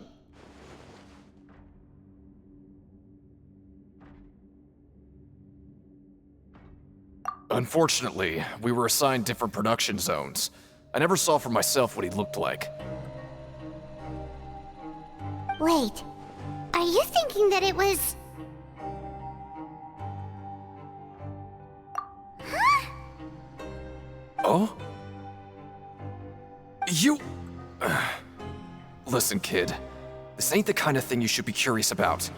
Let me tell you, you're better off forgetting about it and looking after yourself. Now I kind of regret ever telling you. Yeah, I agree with Chief here. Do you really want to try? Alright, if you insist.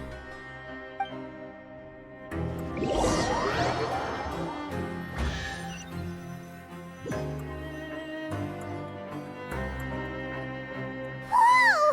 Isn't this the Super Lucky Meal? Looks like hard work really does get rewarded. Paimon's gonna take her time and savor every bite. What would you like to do this afternoon?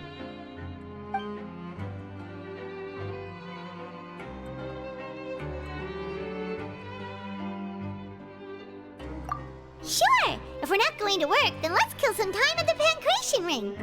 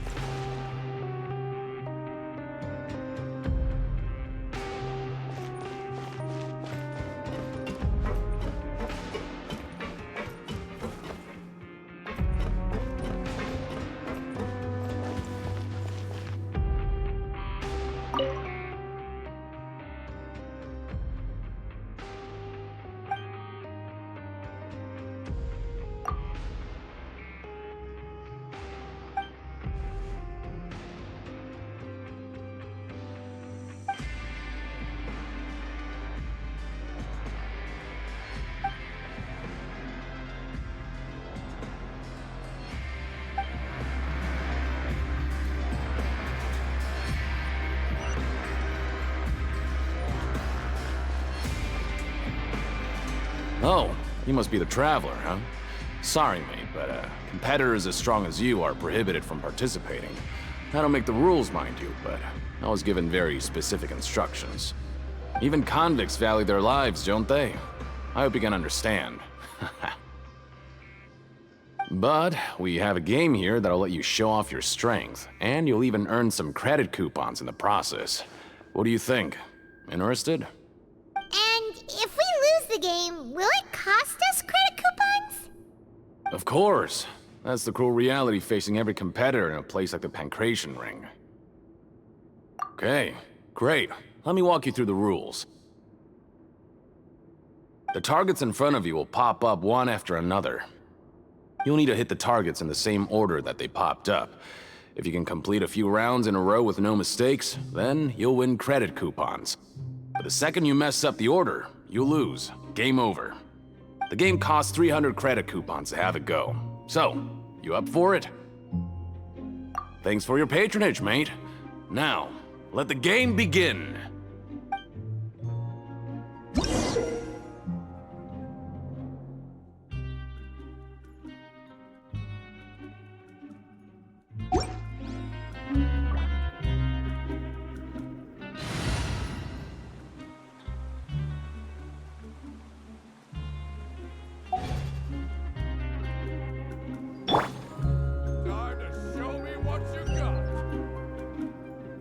Run with the force!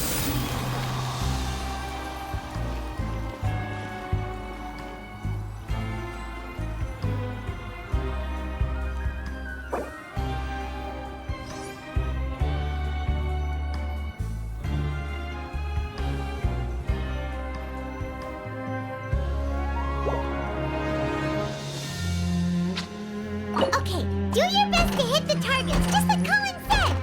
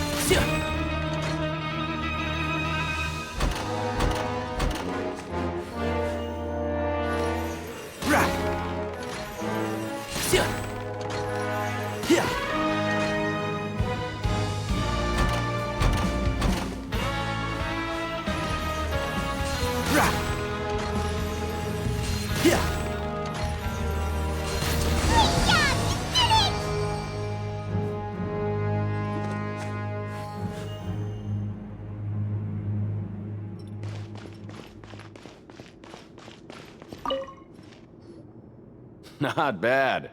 Not bad at all. Here, the coupons you won. Be sure not to lose them.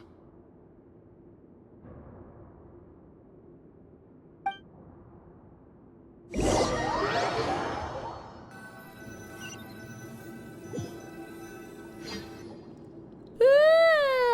woke up so early today that Paimon's been nodding off all afternoon. Good thing it's finally time for bed.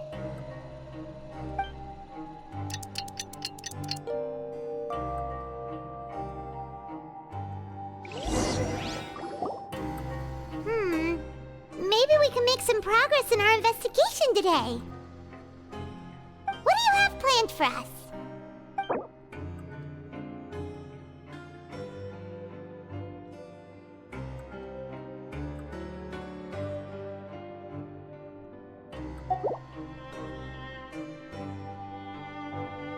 Well, Paimon really hopes the foreman will be in a better mood today.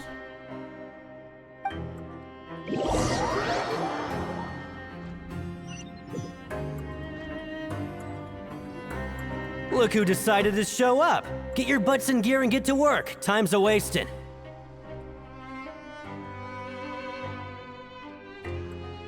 Oh?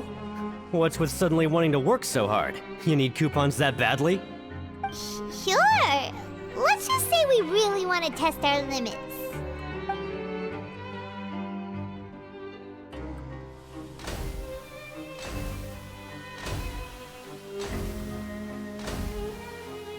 Nice! We did well today. Let's keep it up!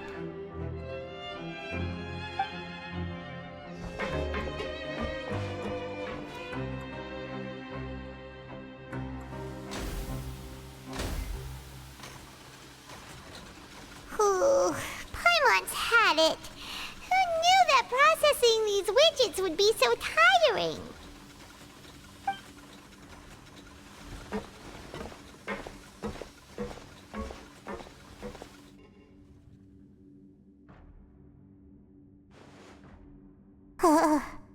That's it. Paimon doesn't even have the energy to talk anymore. Is it time to eat yet?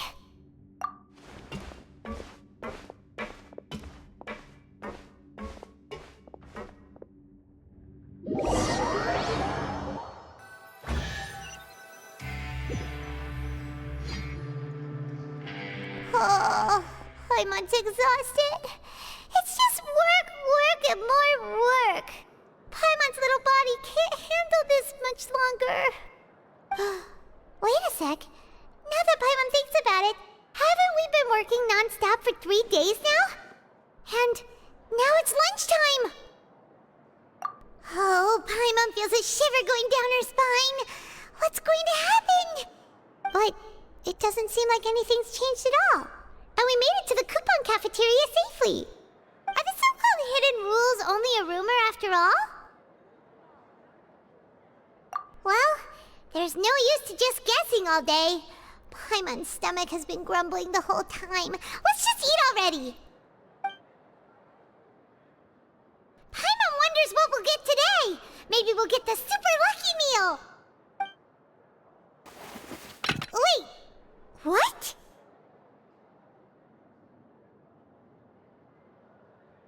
What in the world is this? What's with Paimon's food? And yours is the same. Is this stuff meat? But it looks and feels so bizarre. What kind of chef would make food like this? What do you think is going on? Is this the bad thing that Rowan was talking about?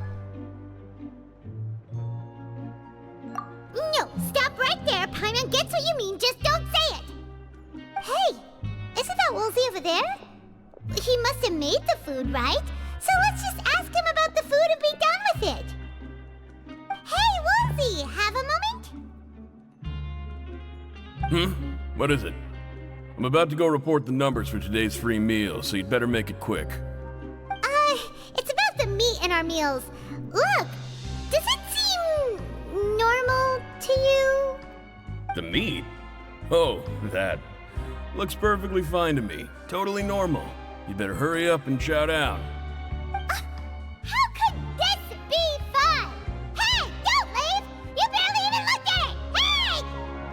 Ugh, what should we do now? Woolsey wouldn't even give us the time of day. Is he trying to hide something? Yeah, looks like we have no other choice.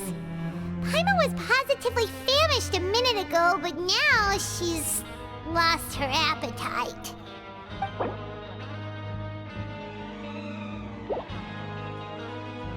What would you like to do this afternoon?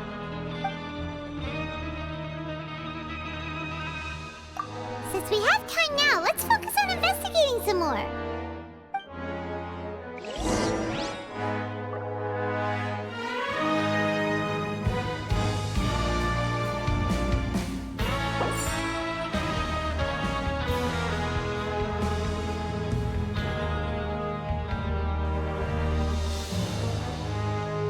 Don't be afraid to make mistakes. It's all part of the learning process.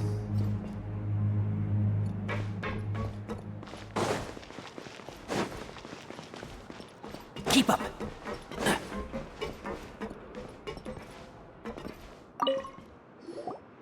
Oh, hello. You two are the ones who were with His Grace. No need to be so nervous. Sorry, I couldn't help but think of His Grace once I saw you, and I... Well, it's hard to say. Maybe I am. He's got a very overwhelming presence. It makes me feel like I'm just some insignificant little bug. Wait, seriously? Oh, I'm always indecisive, and I tend to make a mess of things. It's like a reflex. I just instantly start to tense up the moment I see a smart and capable person like His Grace. What? Please, don't say anything like that out loud. How could you possibly think something like that?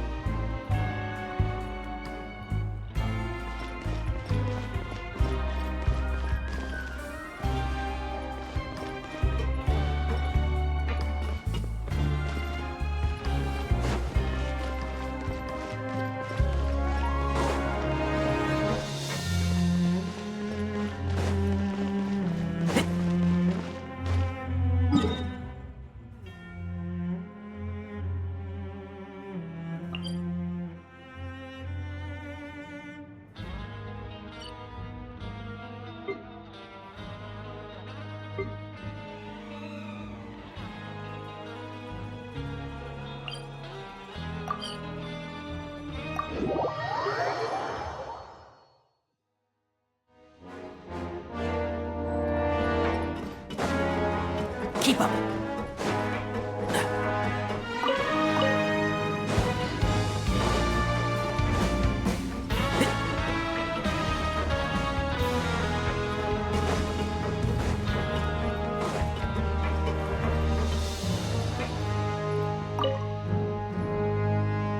Hey, it's the Traveler and Paimon. No need to tease me, okay? I won't trip on the same step twice. Listen, I feel ashamed about last time. Thank you for praising me in front of His Grace. Here are the extra credit coupons he gave me. I'd like you to have them. Huh? No, we couldn't take them. They're your reward after all.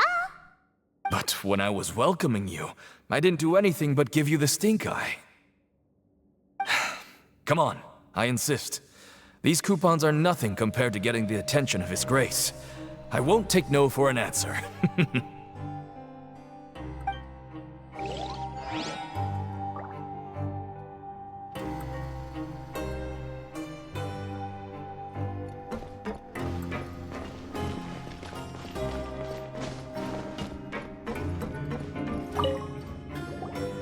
Siegewing? Aren't you supposed to be in the infirmary? What are you doing in the production zone? Hello, Traveler. Paimon. Everyone's usually busy around now, and we don't have any patients to look after in the infirmary. I thought I'd come here and enjoy the sight of everyone hard at work. Enjoy? What's there to enjoy here? It's really worth watching. I often stand here and observe everyone. Humans are just so interesting and adorable. I like to watch your expressions while you work. Are you talking about pets or people?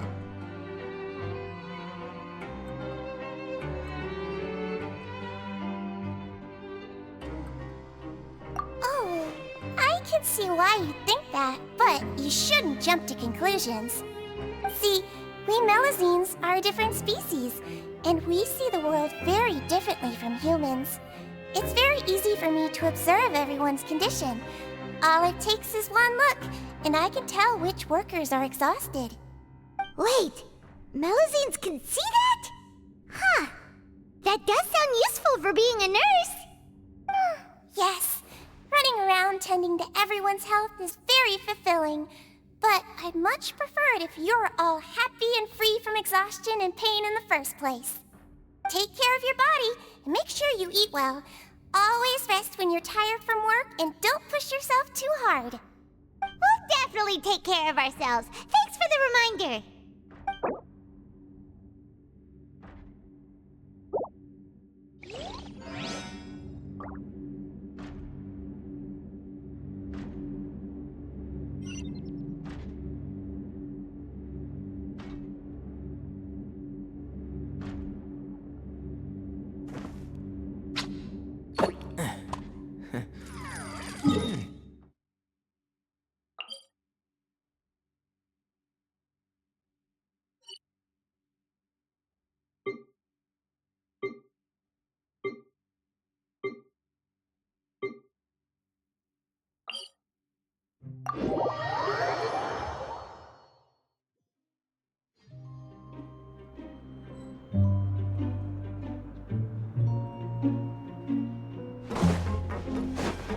Keep up.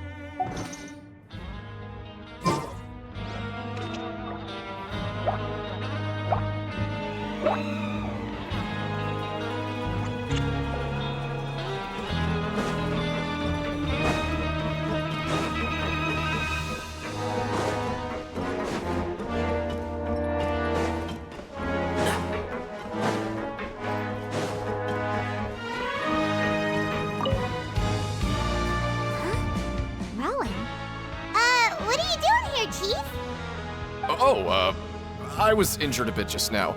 Nothing major, I think I just pulled something.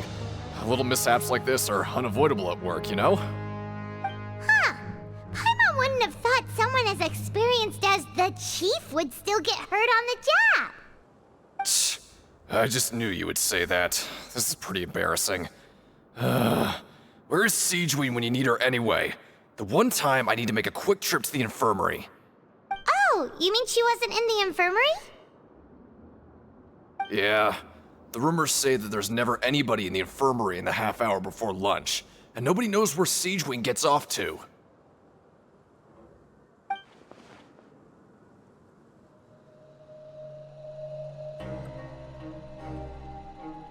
Huh.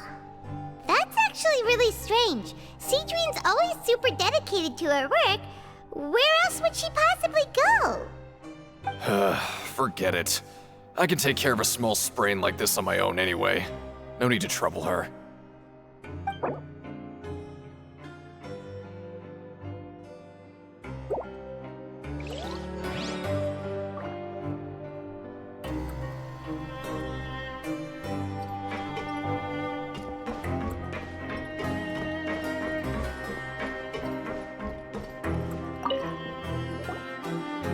Oh, wonderful. I was worried that you'd be busy trying to earn credit coupons all the time, but it seems like you haven't neglected your investigation work after all. Paimon likes having more coupons, but no one wants to work all the time. Have you also been investigating the area, Lynette? No, I was just slacking off, and you happened to catch me.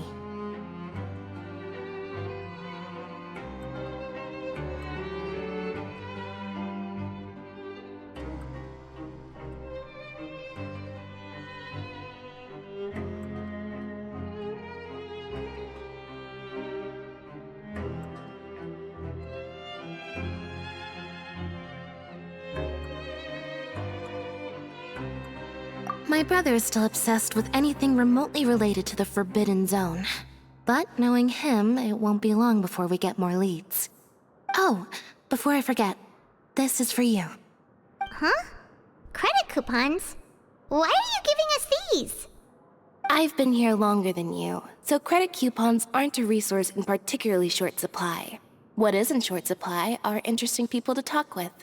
Aw, that's so nice of you, Lynette. We'll be sure to make good use of these coupons then. Thanks a bunch!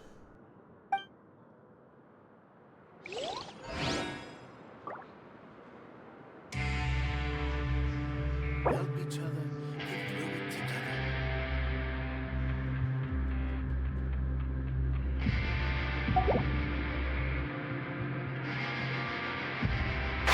Can't see?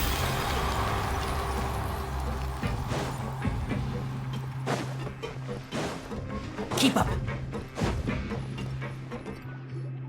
Hey, look! There's something here! Looks like a research notebook. That suspicious guy peeking into the infirmary just now. Is he a fan of Siegewein? He must have dropped this. Let Paimon read it real quick. The Melusine perceive the world very differently from humans. There are significant deviations. As a result, their sense of aesthetics and beauty is also very different from that of humans. This must be taken into consideration when giving gifts. Ooh, this all sounds pretty serious. He sure did his homework.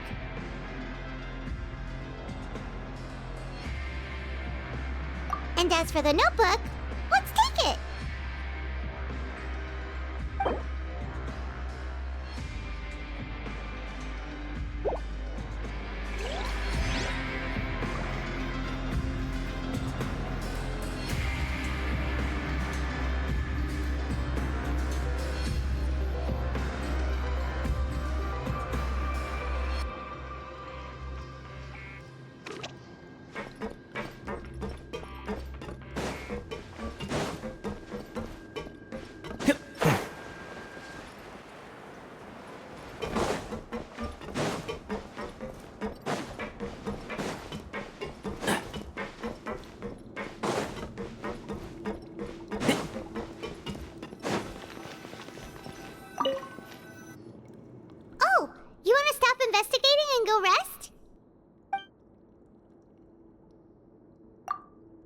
Okay, you should rest up. We'll be back at it tomorrow. So after working a few days straight, we got some strange meat in our lunch. What was that all about? Has our investigation turned up anything useful recently?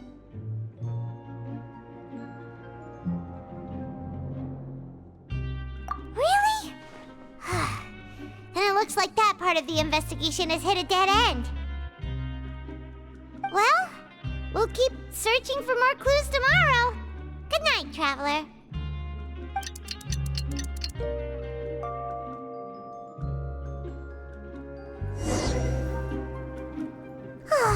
The dawn of a new day.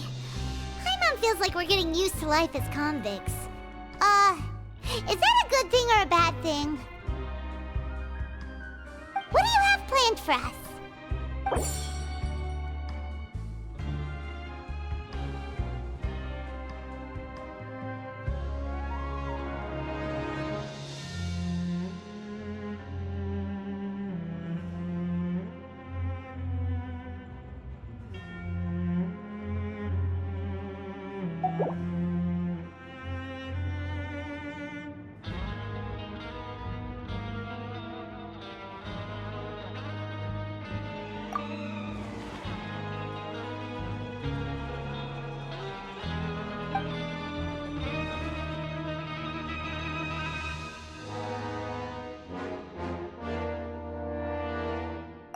After working here so long, we're really starting to get the hang of it. But doing the same thing all the time can get old pretty quickly. How are you holding up?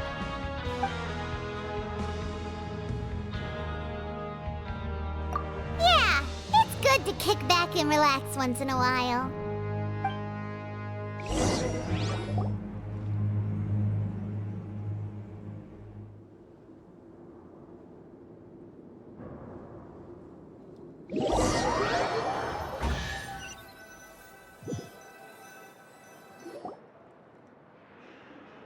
Oh, just a regular meal set.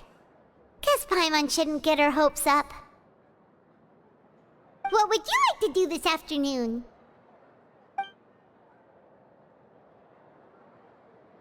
Maybe we'll be able to find some leads there.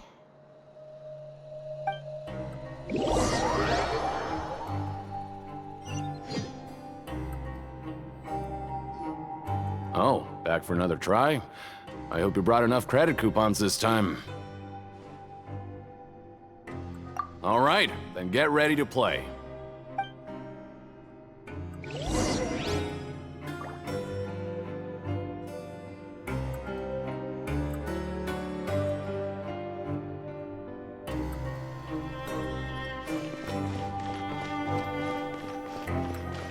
Okay, do your best to hit the targets, just like Colin said. Yeah.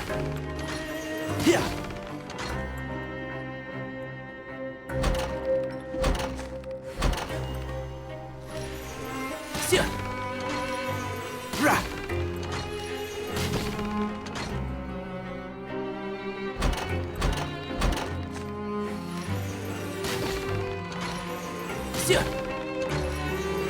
Rah.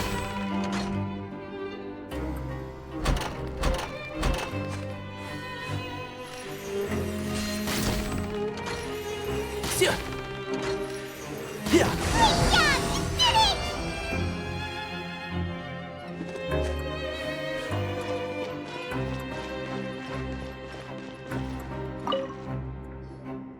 Your strength really shouldn't be underestimated. Now I get why you're prohibited from participating in any official fights. Nobody who values their life would be willing to get in the ring with you.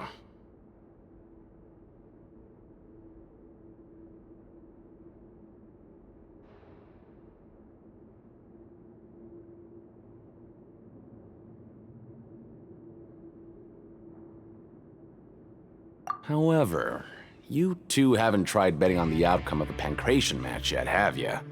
Just go talk to Rusimov. Buy a ticket for whichever fighter you think will win. There's a big payout if the fighter you support comes out on top. But we don't know anything about the fighters. How can we That's normal. Just watch a few matches and get a feel for the fighters. It won't be long before you can pick winners in your sleep. He's got a point. Why don't we give it a try? If we have enough coupons, we could probably bet at random until we figure everything out. Bet at random, huh? Well, how should I put it? It's not like you can't do that, but I'd advise you to give it some more thought first. Huh? We shouldn't get too carried away. What's the problem?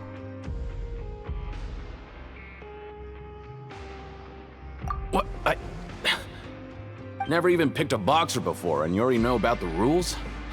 You're not just strong fighters. Seems you're pretty perceptive, too. Might as well tell you about it, since you already know that much. Plus, I think you've got the potential to be one of my greatest customers. I think I can let you in a bit. Besides, I don't want to risk ever losing a customer like you. Is it that serious? Okay. The hidden rule here is, if you buy both boxers' tickets and support them both, something bad will happen the next morning. So the rule is that we shouldn't pick both boxers in the same fight. But if anyone actually did that, wouldn't they be guaranteed to lose coupons? Who would do that anyway? And what do you mean by something bad will happen? How would I know? Not like I'm stupid enough to do that. But I've heard a story about the rule. According to the rumor, there was a masked boxer who possessed incredible skill and power. None of his opponents even stood a chance against him. However, in the final match, the organizers told him to take off his mask. He refused and never showed up to the fight. And after that, he was never seen again. Some say he died, or that he was taken care of by the event's organizers. But everyone remembers that he was someone who cherished honor above all else. In his eyes, supporting both boxers in a match would dishonor the competition itself. So you mean it's like a curse? He'll take vengeance on anyone who does that? No, he was always wearing a mask, like he was intentionally trying to hide his identity. I don't even know anything about his past. Traveler, do you think that boxer was... Huh? We will? You're not serious, are you? Look, here I was just trying to be nice and warn you, yet here you are trying to break it on purpose? Yeah, it sounds pretty scary to Paimon.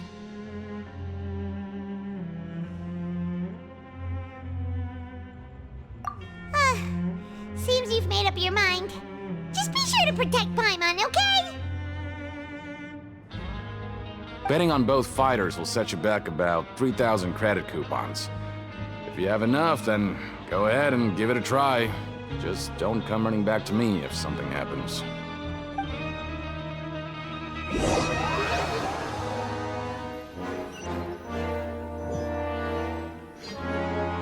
Seems we had a productive day. Hope we can make even more progress tomorrow.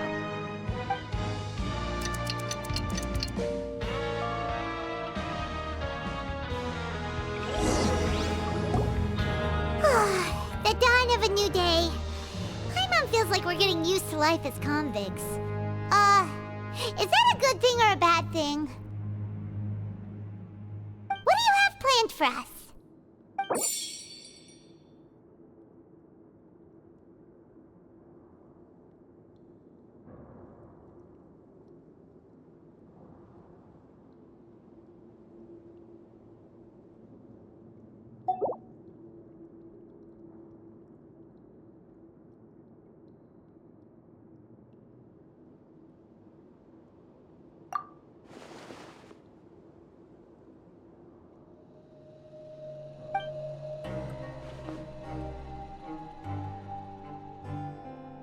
After working here so long, we're really starting to get the hang of it. But doing the same thing all the time can get old pretty quickly. How are you holding up?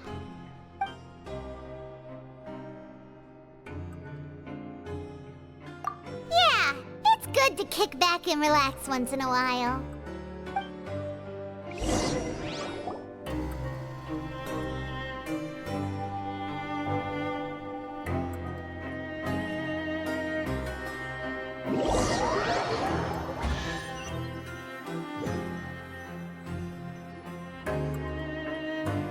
Whoa! Isn't this the Super Lucky Meal? Looks like hard work really does get rewarded. Paimon's gonna take her time and savor every bite. What would you like to do this afternoon?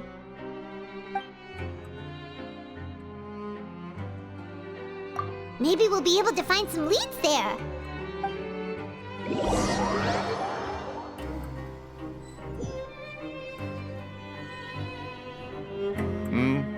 Are you two here to buy tickets?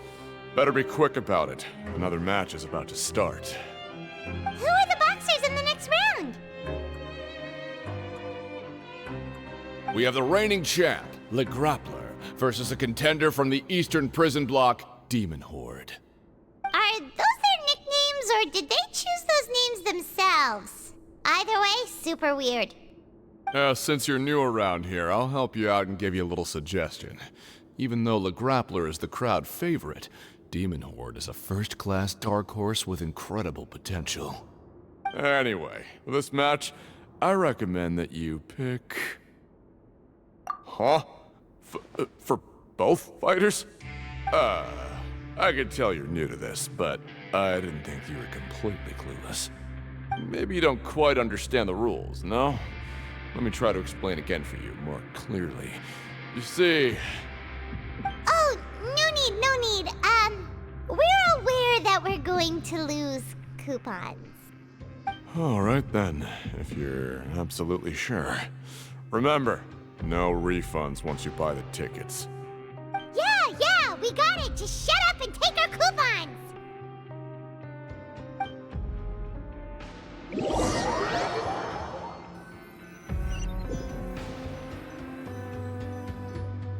Aw, looks like we won't get a chance to sleep in as long as we're here.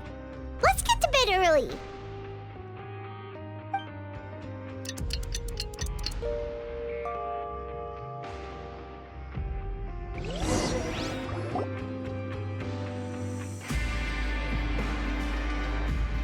Hey, Traveler, Paimon. Package here for you. The next time you buy something, go pick it up yourself. I'm not a delivery man, you know. Huh? A package? For us? Did you buy something, Traveler? Paimon's not quite awake yet, so why don't you go take a look? All right! Yesterday we broke the hidden rule and bought tickets for both boxers. Oh, maybe this package is the bad thing that Colin said would happen. Paimon suddenly feels wide awake. Wait, maybe let Paimon go hide somewhere first. Just call Paimon after you opened it. Hey, wait! Paimon's still here! Don't open it! Ah!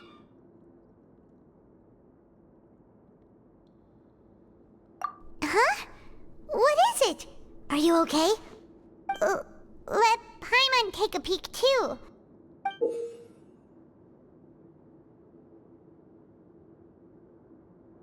Oh, it's just a small bottle. But the color of the liquid inside looks so wrong. Almost like...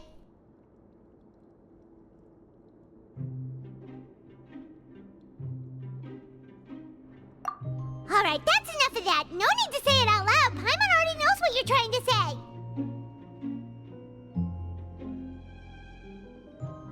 Ugh! No way! Get that stuff away from Paimon!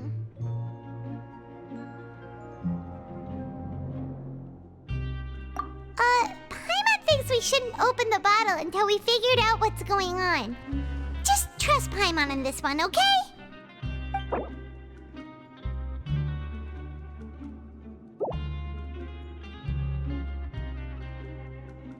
What do you have planned for us?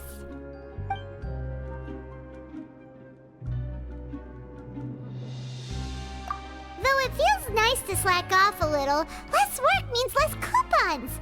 Let's make the most of our morning.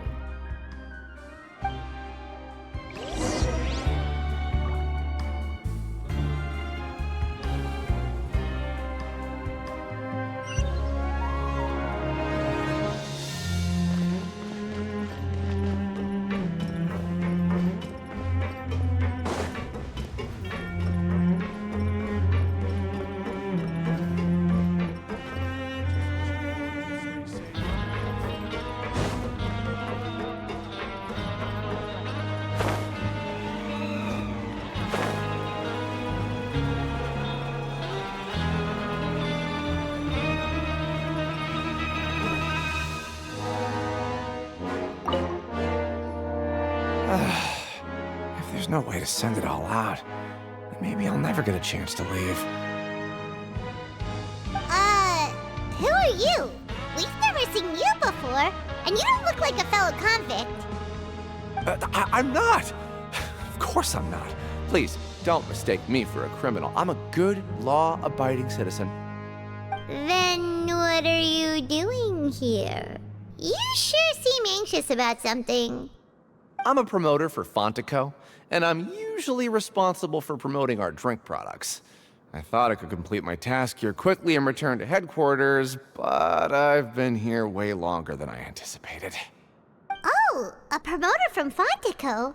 So what kind of problem did you run into? I'm so upset. It's all because of that Duke. After discussing the company's promotional plans with him, he told me outright that my project was worthless. However, in light of our long history of successful collaboration, I still tried to patiently explain the details. However, to my surprise, he just cut me off while I was speaking. Let me take a moment and recall his exact words. I'm just gonna stop you there and say no. If anything, I'm saving you time.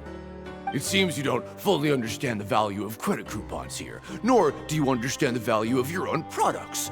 The former is because you are from the overworld. That's understandable, and I don't blame you for that. But as for the latter, only someone monumentally stupid, so breathtakingly stupid, that they were completely ignorant of the value of credit coupons, despite living in the underworld, would ever possibly consider buying your drink. Let's just forget it. Anyway, that's how he rejected my proposal and asked me to come up with another solution with the condition that it doesn't cause any trouble for him. Can you believe that guy? Well, he is the head honcho here. Not much you can do about that. We met him too and could tell that he's the kind of guy that's hard to pin down. Fine. I know I should just let it go. I'm on his turf after all. His house, his rules.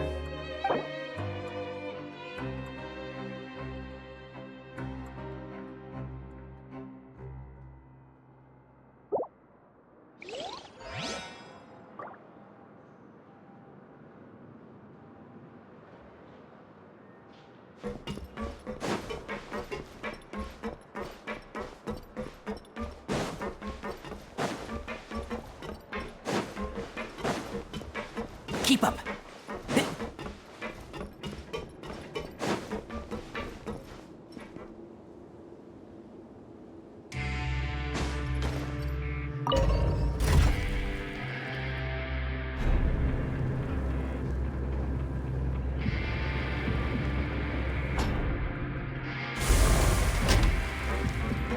Keep up.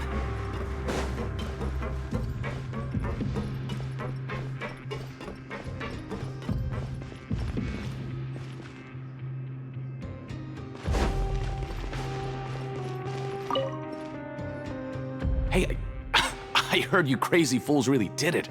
You bought tickets to support both fighters, didn't ya? Well, did anything happen?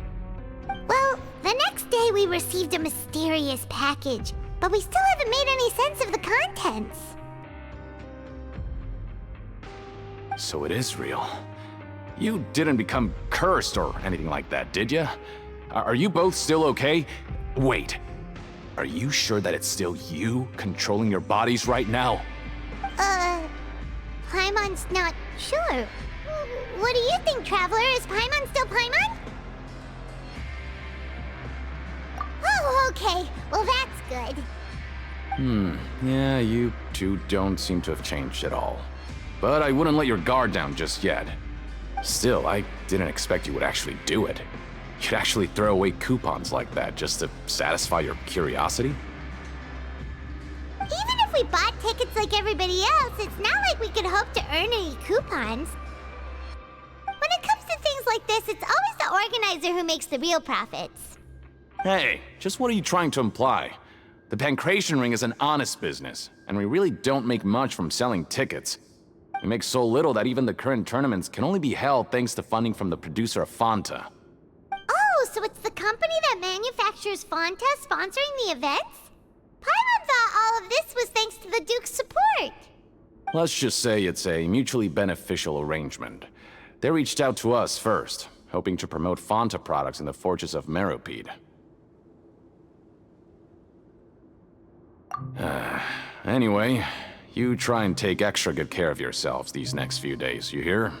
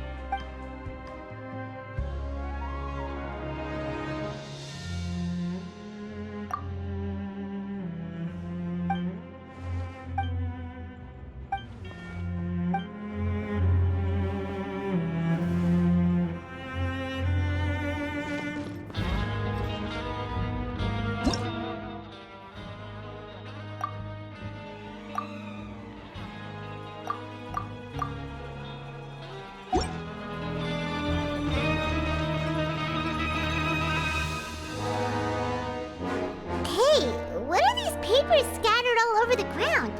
Are they registration forms or something? Maybe not. Every page has the Fontaco symbol on it.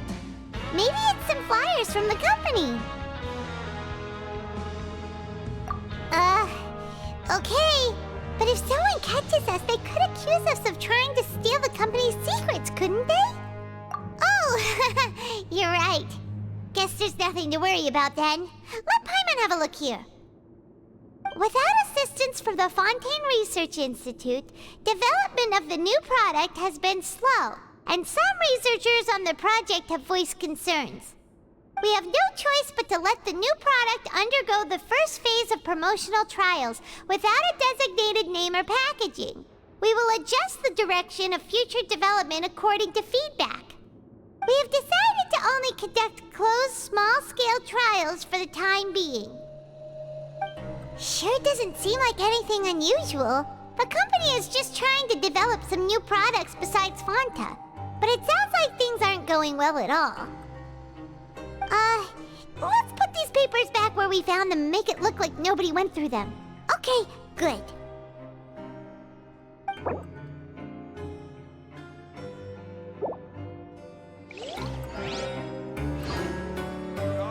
Show me what you got.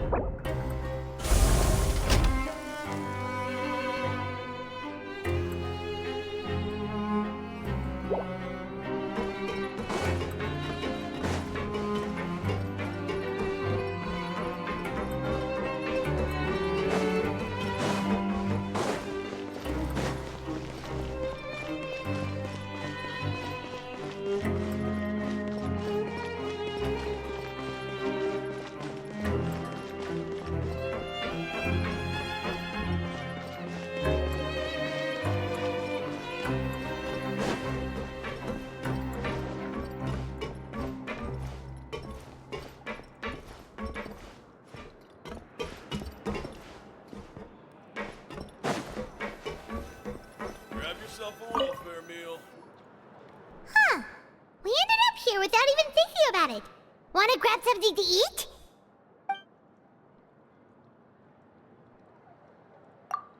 Alright, but remember that we bought this time with coupons, so let's make better use of it next time.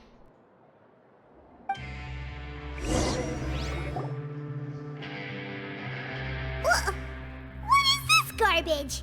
Ooh, it looks disgusting. Oh, Paimon misses your cooking now. What would you like to do this afternoon?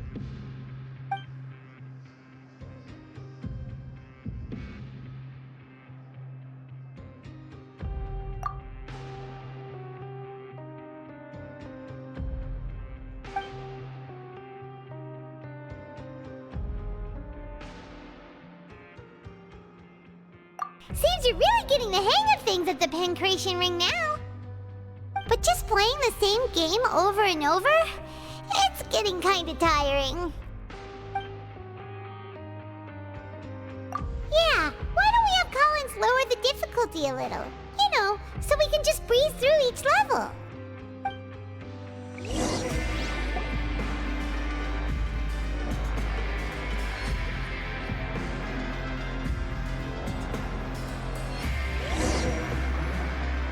A mysterious box? A bottle of crimson liquid? Paimon still doesn't know what to make of it. Do you have any ideas, Traveler? Really? Then it looks like that part of the investigation led us nowhere.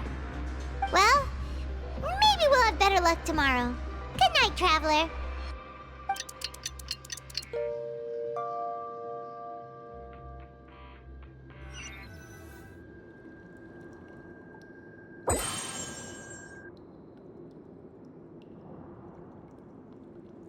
Okay, so we've investigated 2 of the hidden rules. Paimon didn't think this prison would have so many weird things going on. We'd better pick up the pace with our investigation, otherwise we'll never get anywhere.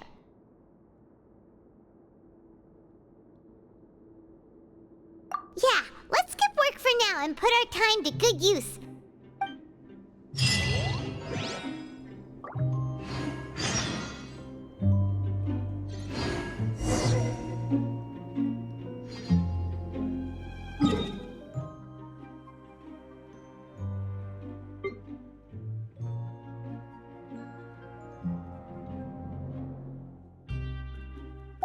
The value of knowledge cannot simply be quantified in monetary terms. Keep up!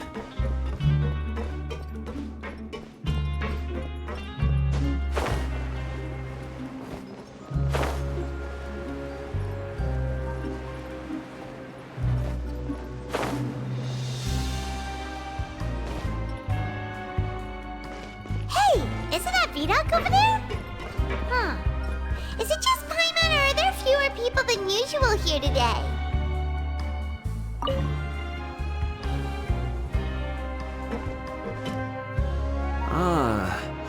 Seeing you at this time must mean you've already saved up a lot of credit coupons. Or at least enough to skip work. Seems you're getting into the swing of things around here. Impressive. Very impressive. So, now can you tell us about the hidden rules you know? If that's what you want to know, I guess you couldn't have come at a better time. Huh? What do you mean it's a good time? Leonid and those other pesky broke urchins have all gone to work in the production zone. I wouldn't want them listening in without paying up. We get it! Just tell us already! So, you know those pipes that make strange sounds? Don't ever, ever go near them at night. Even if you manage to avoid the guards, you might find something even more terrible there. Something even more terrible? Like what? A group of cannibals. Cannibals? In the Fortress of Meripede? Every month, they meet a few times in the dead of night. Rumor has it they might be connected to the people that have disappeared here. But what's even scarier is that they have a special proclivity. Since they have no way to dispose of the leftover remains, they have ways to transform them into other forms and keep them in the fortress forever. Paimon might already know what you mean by other forms. So that's what's going on here. Oh, Paimon's stomach doesn't feel so good.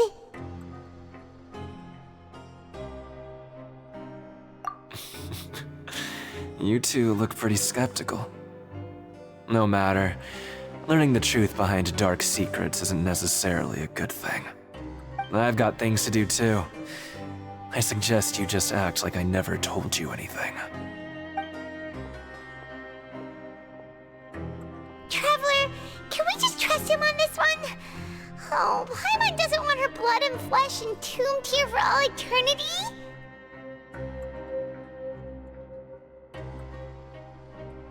Oh, so that's how you see the situation. Huh. You know, Paimon does feel a little better about it now. When will all the secrets end?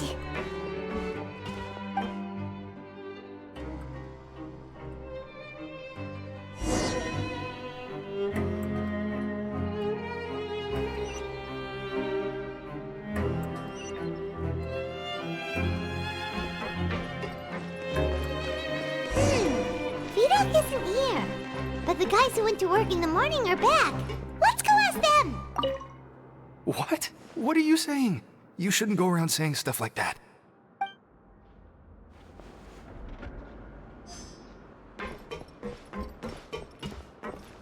What are you talking about? Listen, you should keep your nose out of other people's business.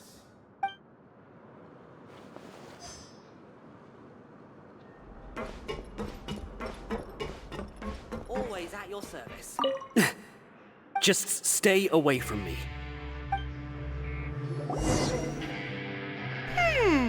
Their attitude sure is suspicious. Like they're trying to avoid us.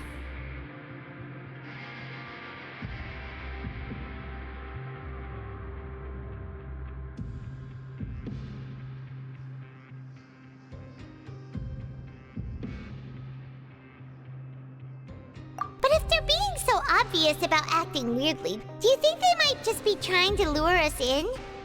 Oh, this is all getting way too creepy for Paimon.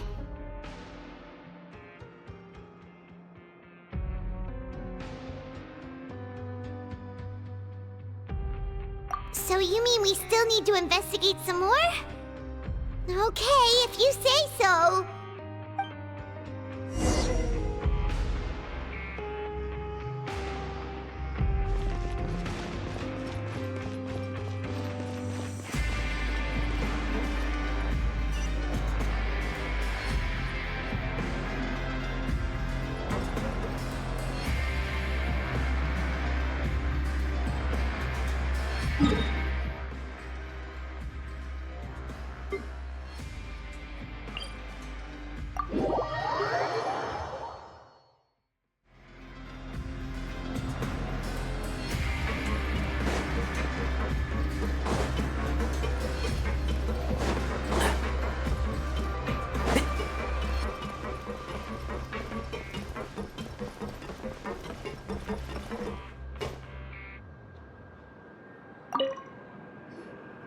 Hello, Fielding. What do you want? Criminals like you ought to be working right now. Catch my drift.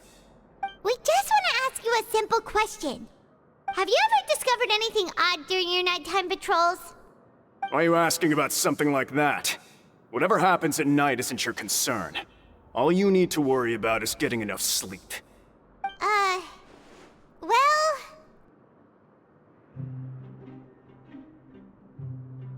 Right! We've heard it happens a few times every month. Paimon has sensitive ears, so it makes it hard to sleep. Really? I see. But it's not like I'm on duty every night. And now that you mention it, I recall my colleagues talking about something like that before. They say that strange things tend to happen at night on pipe cleaning days. Lots of us don't willingly take those shifts. So, what happens at night on pipe cleaning days? And they just conduct regular cleaning of the fortress's drainage facilities. There are 3 pipe cleaning days per month, and it just so happens that today is one of the scheduled days. You can try to confirm the sounds tonight if you want, and if they're real, then I can report the issue to my superiors for you. Oh, okay. Then we'll keep both ears out tonight. If that's all, then I'll be leaving now. I advise you not to try anything funny, though. Even if I'm not on duty tonight, someone will still be watching you. Don't worry, we don't want any time added to our sentences. Oh, he left. So what do you think about the pipe cleaning days he mentioned?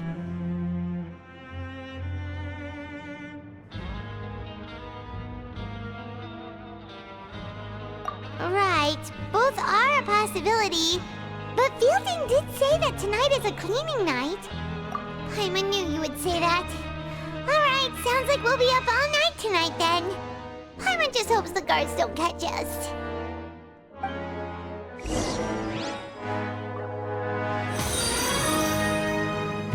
Scarlet Grace 46 just followed.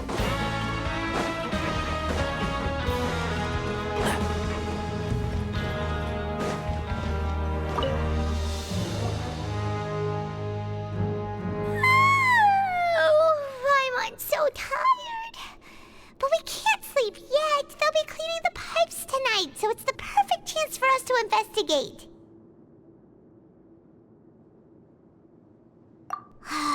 Whatever. Just be sure to wake Paimon if she dozes off. Paimon's worried something might happen if you go alone. Huh?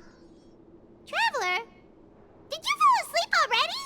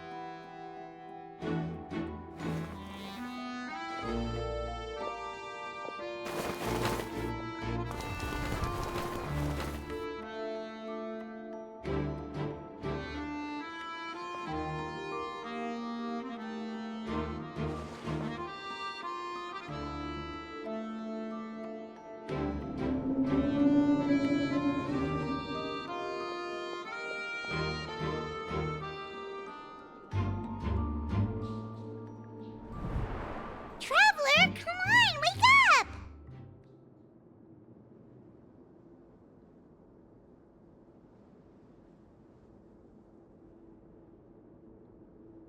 Oh, it looked like you were just peacefully sleeping to Paimon. Well, what did you see this time?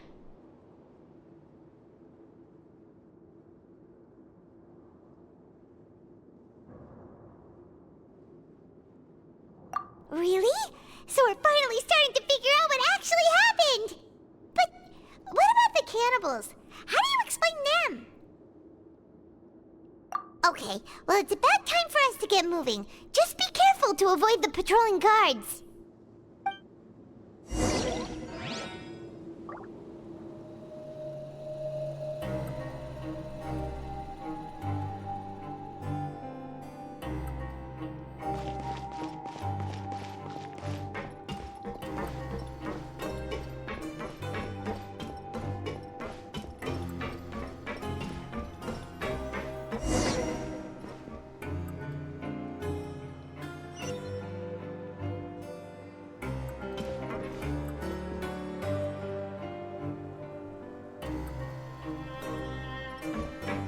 Shh! Careful! We'll get in trouble if the guards catch us!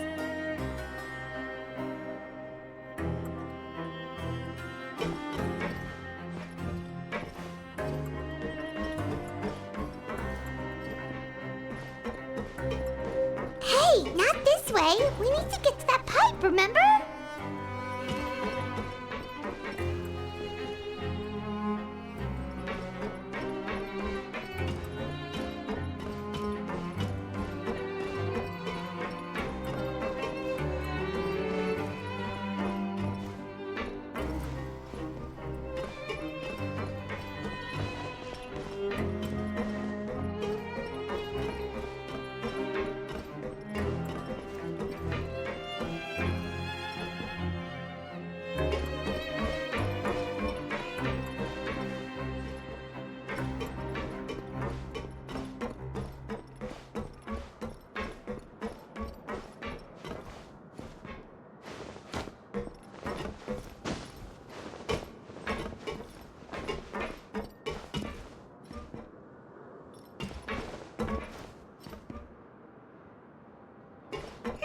This should be the place.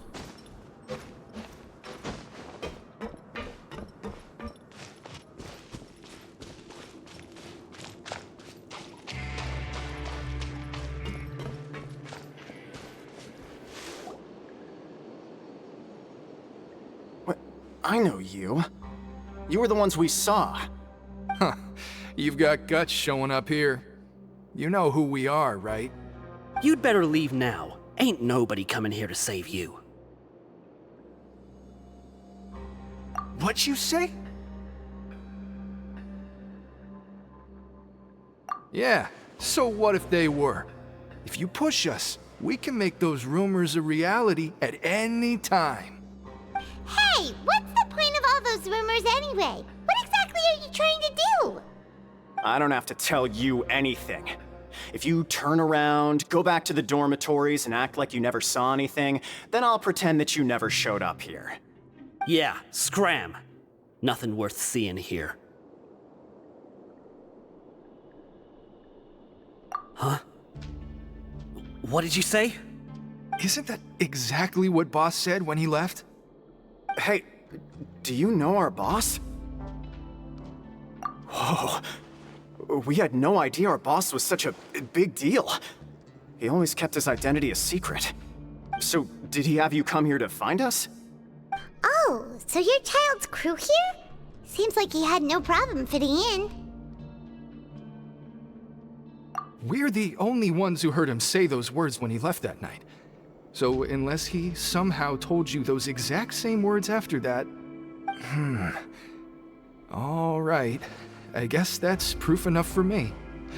I believe you. Wow, those dreams of yours sure come in handy. We gave him the business for a while, and would always give him a hard time when he first came to the Fortress of Maripede. But here in the fortress, the strong will always earn respect. He was working the longest hours and racking up wins in the Pancration Ring. You could always see how amazing he was, even when he was teaching us a lesson. So eventually, we all decided to follow him. But one day, he suddenly told us that he had to find a way to escape this place, no matter the cost. He said it was because he heard that call again.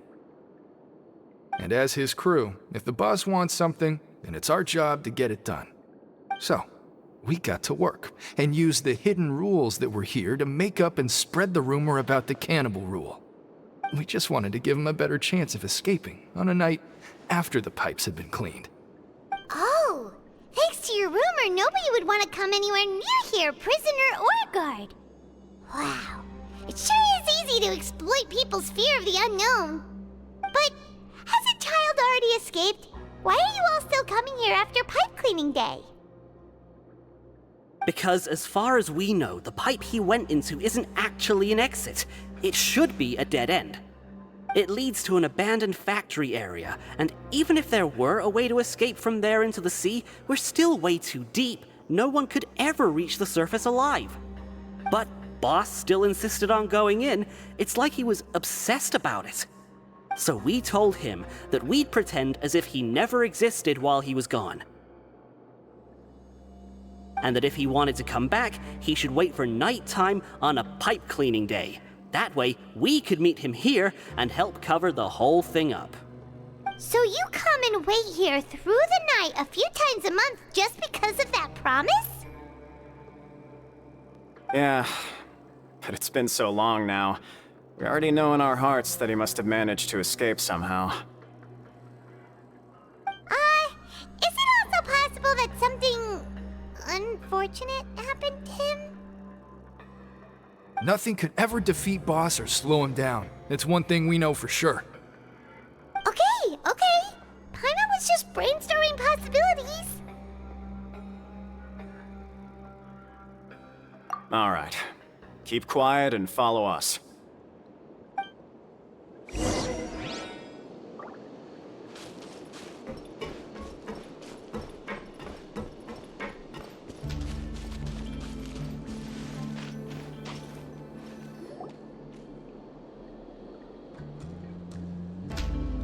The way up from here has been sealed off. It's impossible to get through. Boss left by going down from here. It wasn't full of water at the time. Later, we came back hoping to have a look. That's when we found out it had been completely flooded. It's impossible to navigate unless you're an extremely skilled diver. Do you think Child got trapped by the water? Not likely.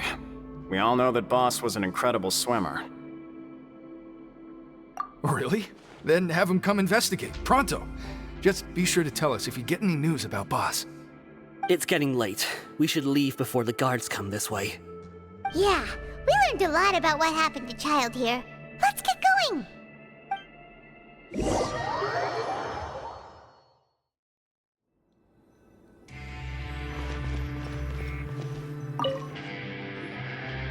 Whew. We finally learned some key information. Seems all of our investigative work has finally started to pay off. When you said you knew a diver, you were talking about Fremine, right? If we ask Linny, he'll definitely have Fremine help us. Ugh. Why is Child like this? What was he doing going into the pipes? Not making our jobs easier, that's for sure. Fortunately, though, it seems like it's only a matter of time now before we find out what really happened. Now that we can finally relax, I'm starting to feel super sleepy. Let's try to get some rest while we still can. Nighty-night, Traveler!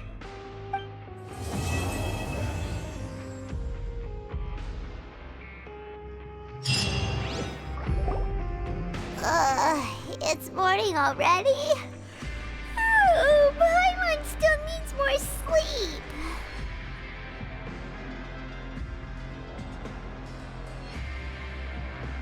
Huh? Wait, look over there! Isn't that... It's one of Linny's cards!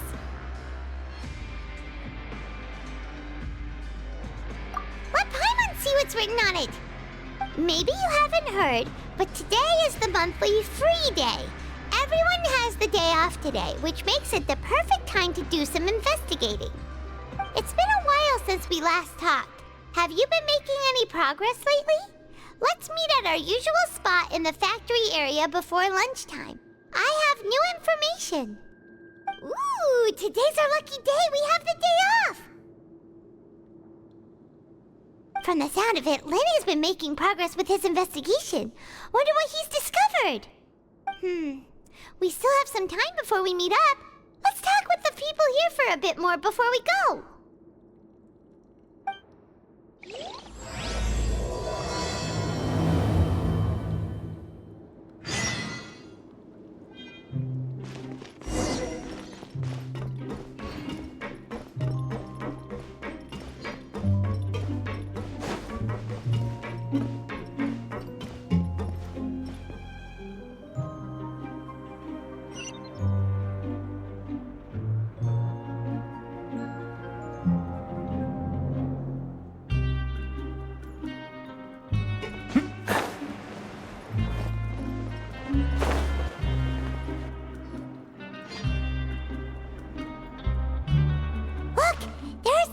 Talking over there. Let's listen in on the conversation.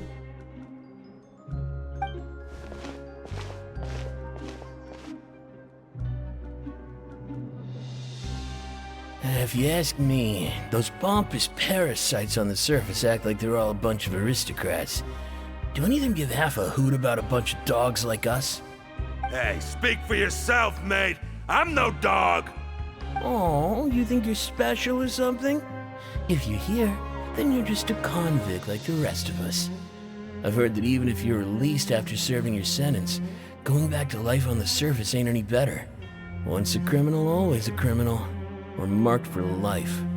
I don't buy that. Hey, how cool would it be if the whole world was destroyed by a giant flood and everyone had to start over from nothing? What kind of filthy bilgewater are you spewing? I have family up there. You best shut your sewer hole with talk like that. Listen, things ain't so great on the surface, but who says that you have to leave? I've heard that you can still stay here and work even after you've served your sentence. Not bad if you ask me. Who wants to live in the ruddy overworld anyway? And what makes you think they'd want to hire someone like you? It's one of the great mysteries of the universe, how someone as useless as you is so confident. Whoa. Sounds like they're really unhappy about the overworld. Speaking of which, Paimon never heard anyone use the words overworld or underworld when we were living up there. Is it only something the inmates down here say? That's true.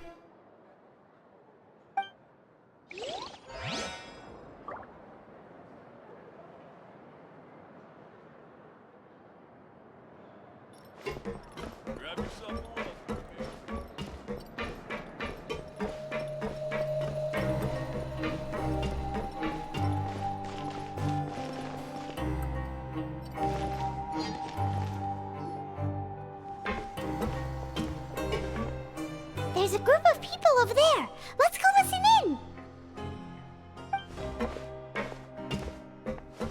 So I said, that's not a faucet. Hey, who are you two? Why'd you come over all of a sudden? Oh, sorry for eavesdropping. Sounds like you were talking about something private. What's the matter? They're just looking to join in on our fun, that's all. Hey, don't pretend like it's okay for them to just interrupt us like that. Yeah, fine. You're lucky we don't mind extroverts that much.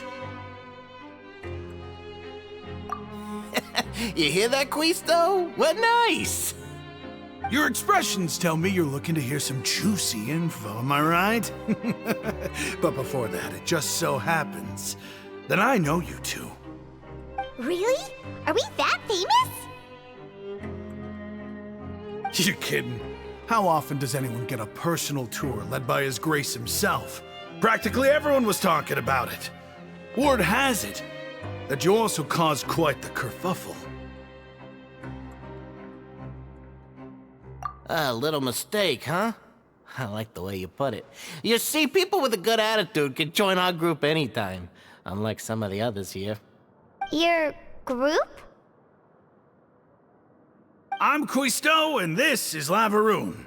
People usually call us the Bombshell Bros, but don't worry. We're not playing with bombs or anything. It's just that our information is always so explosive, and we blow minds on the regular. So, you two really like to gossip? Whew, you sure know how to embellish. No. You don't get it. Knowing intelligence will make things better for you here. For example, knowing who's working with whom, who has the latest rumors, who's not getting along. Wouldn't you like to know all that?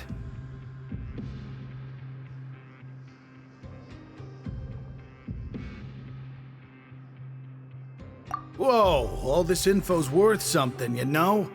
You should prove you're worthy of it. I don't mind him. Quisto's always this way. Just play nice and say something to massage his ego. The welfare meals. Talk about the welfare meals. Right. That meal we had yesterday was super delicious. Paimon can still taste it whenever she closes her eyes. Is that so? To tell you the truth, I've been helping out with making those welfare meals. I've been working as a kitchen assistant for about a month and a half now. Oh, so you're the one who made those delicious steaks. Amazing. You could be a professional chef. You are correct. I am a true professional. In fact, I even went to culinary school. But enough about that. Since you like my cooking, I guess that means we share similar tastes. Listen carefully. This little bombshell will help you learn what's really going on here in the fortress.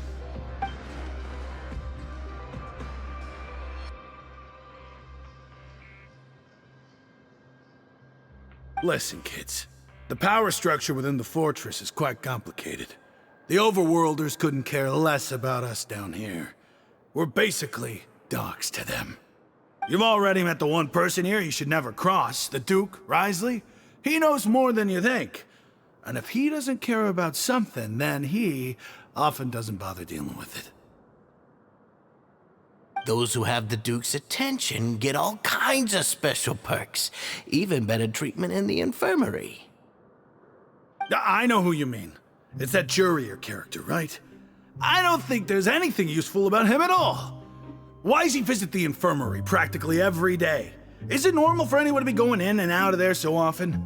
If you ask me, he's just faking it to get out of work. But did you know that Churia was a talented researcher from the Fontaine Research Institute before he came here? There's no denying that. I don't care if he was a researcher that could turn dirt into Mora. Once you're in the Fortress of Meripede, you're just another inmate like everybody else.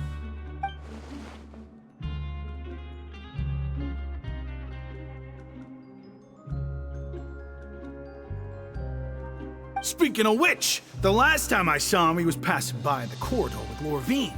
I also heard they started arguing in the library and got into a fight, right? Guess that's just how terrible of a guy he is. You mean he hit a woman? Wow, I never imagined he was that bad. But that Lorvine's also quite the odd one, you know? She's always gabbing away, got into a fight with a man, and she also got sent to the infirmary. Come to think of it, I always see her going to the sick bay every couple of days, too. Wait a second. You don't think? Do you think could it be that they're secretly meeting there to go on dates? But it's really hard to imagine. After all, I do remember seeing Lorvine beat Juria to a pulp that one time. And we might be overthinking things.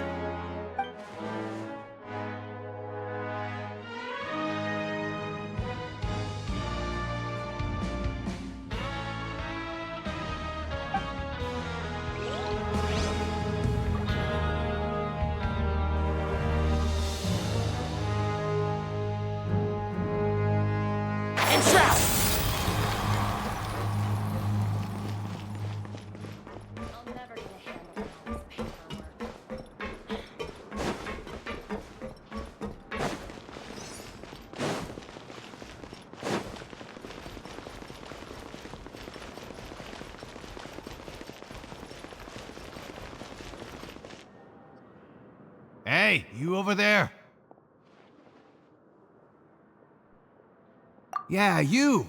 Say, do you like playing card games? You know, like Genius Invocation TCG? You TCG players are like mint in the wild, literally sprouting up everywhere.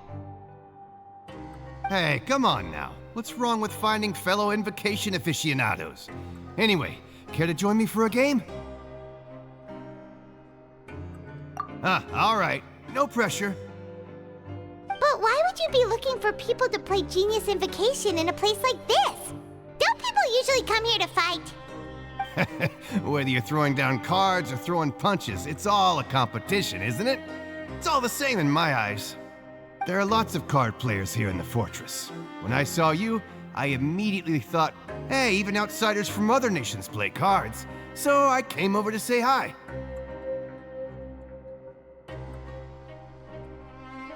Sure. Great! Since you've been here longer than us, you need to flex your seniority a little bit, right? Maybe you could start by telling us newcomers some stories about this place.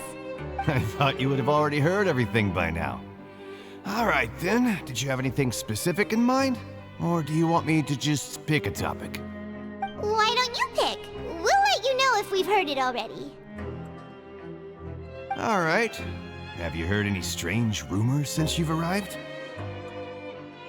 Then, did you know that there are some people who are always gossiping over in the corner?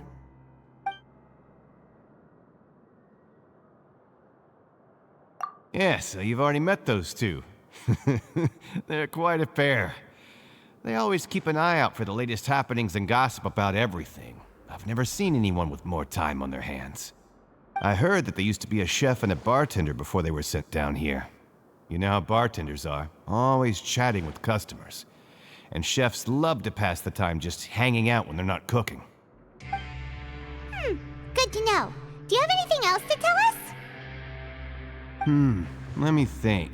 Sounds like you want to hear something a little more tantalizing. Oh, did you know that the Duke was also a convict in the Fortress of Meripede before? Huh? Wait, are you serious? That's right. The Duke was an inmate just like you and me. Seems he was exiled here for committing some crime. Who knows how he ended up rising up to become the warden, though. To go from an ordinary inmate to becoming the manager of the whole place? I'm not gonna lie, I kinda respect that.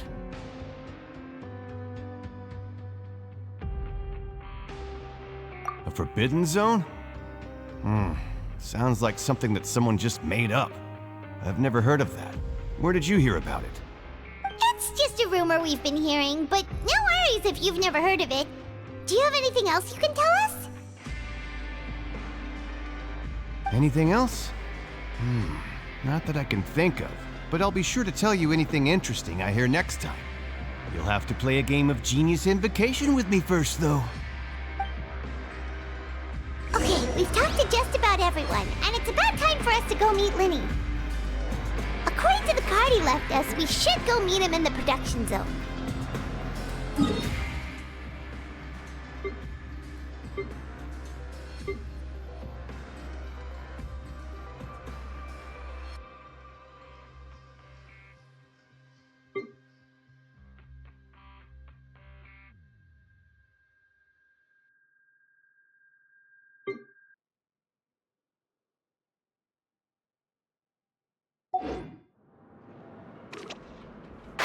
Can't see?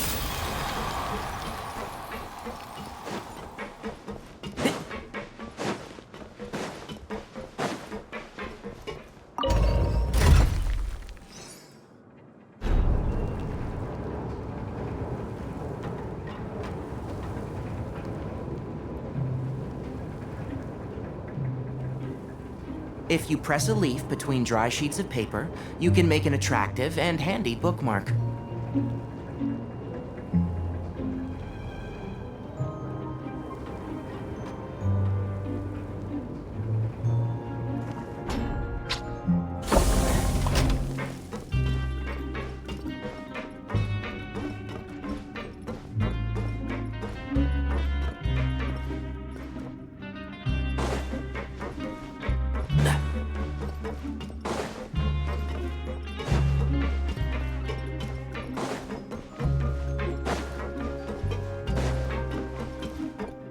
Keep up.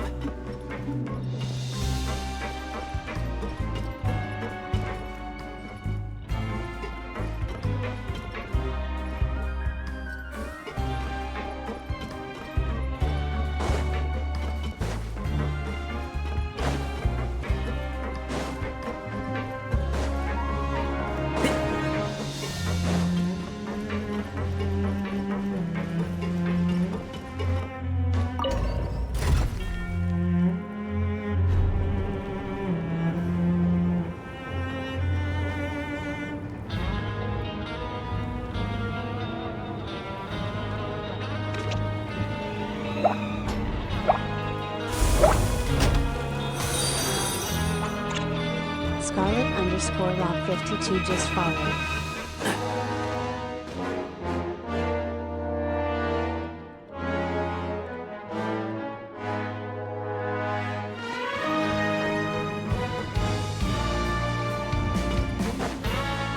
Keep up.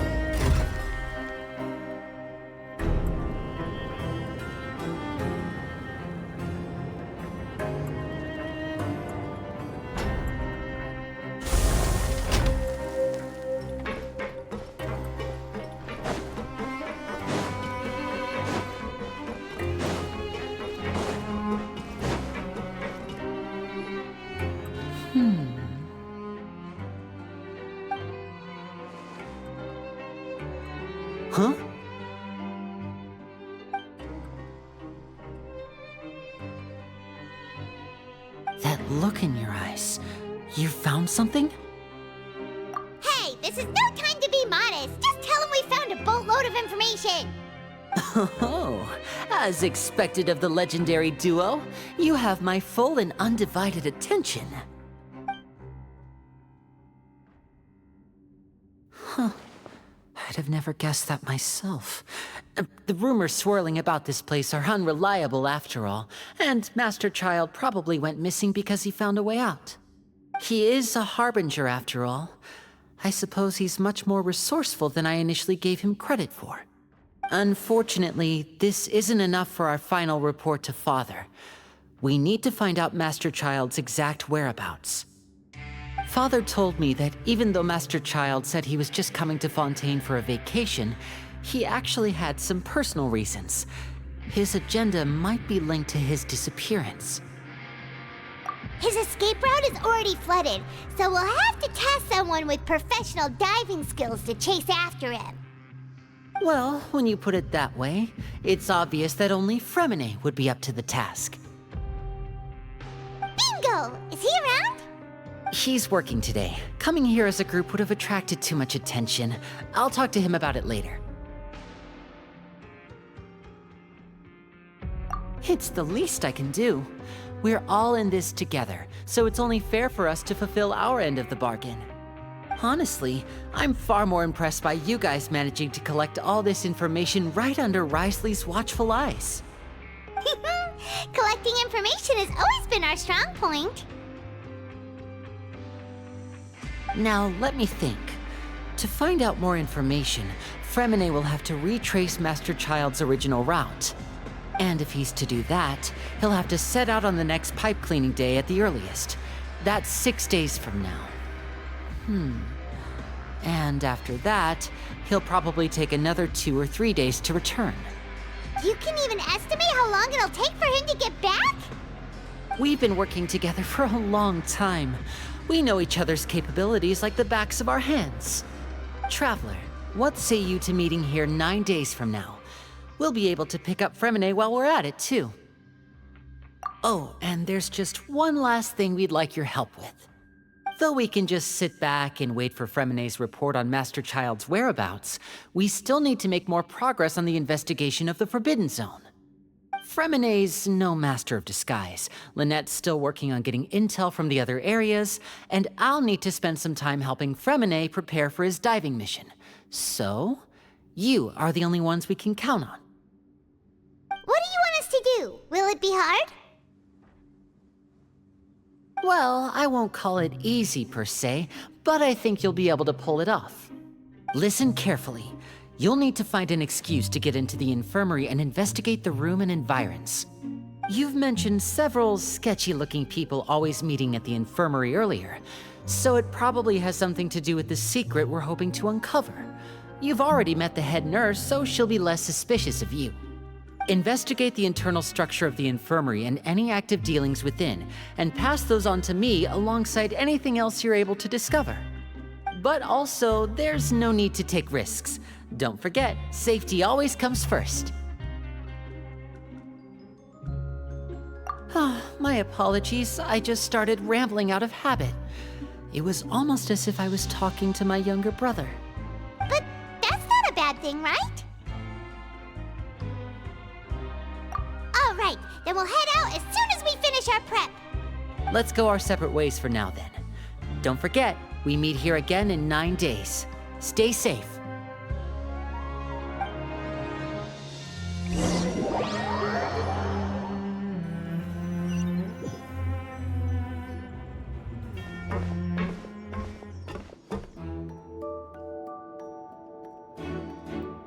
Hey, stay here for now. Paimon will take a peek. There seem to be several people inside.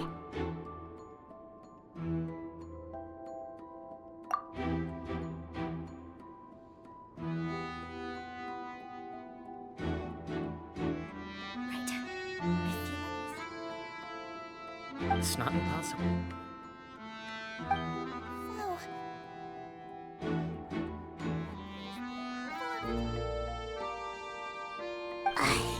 It's a bit hard to understand them from here. So, why don't we just try to talk to them in person? Let's go as soon as you're ready.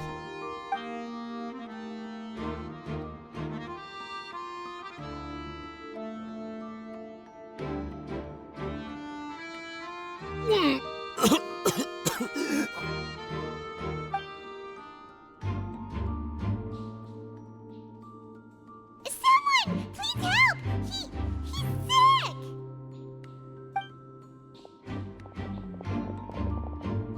Whoa, are you okay? Oh my! What's wrong, little one? There's no need to panic.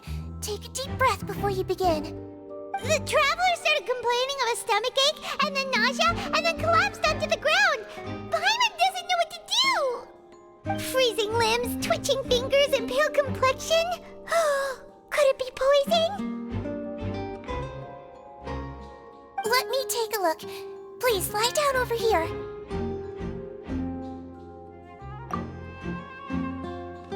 Don't worry, I'll get you to the bed safely. Here, hold on to my shoulder and walk slowly.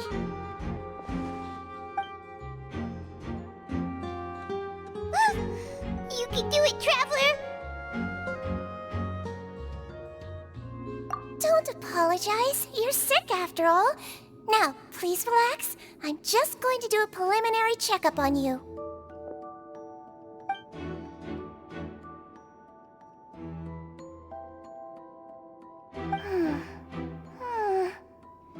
I see now. My checkup has confirmed that he's not in any mortal danger. That's our worst fear out of the way. Eh? Oh, that's good. But... I'll continue my diagnosis of the patient now. Please, relax and take a deep breath.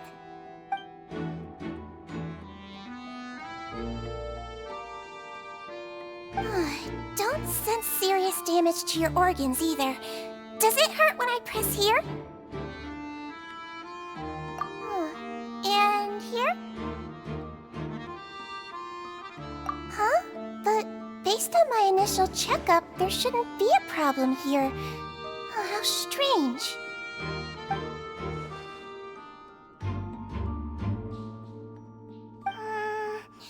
What about here? Does this hurt? Oh, I understand. So that's what it is.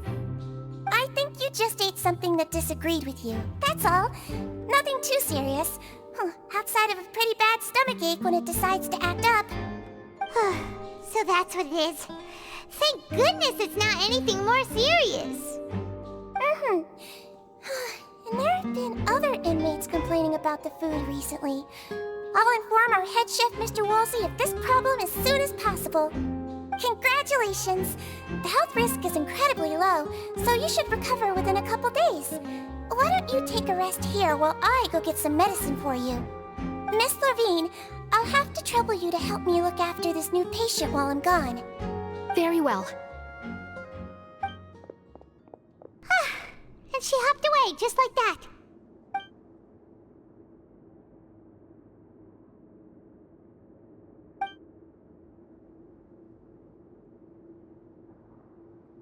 Hello. So how are you feeling now?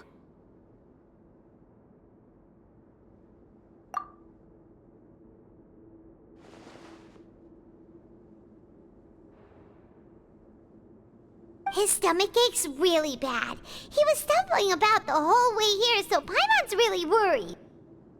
If Miss Sijuin says it's not a serious problem, then there's no need to worry. She's the best medic we've got down here.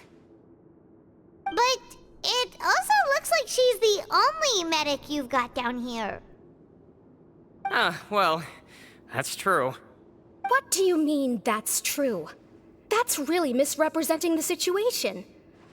Of course I can't speak for the whole fortress, but it's not like everyone imprisoned here is useless, you know? Though they may have committed crimes and gotten locked up here as a result, they still know a thing or two about medicine, and they help Miss Sijuin take care of the sick and injured. Yeah, you're right. But did you have to lecture me about it in front of another patient? Aren't you a patient too? Where did all your energy come from? That's correct. Sorry, I got a bit ahead of myself. Are you two also sick? We've been sick a while. I come back every once in a while for checkups, and to pick up the medicines Miss Siegewien prescribes for us. That's just the nature of chronic illnesses. As for her...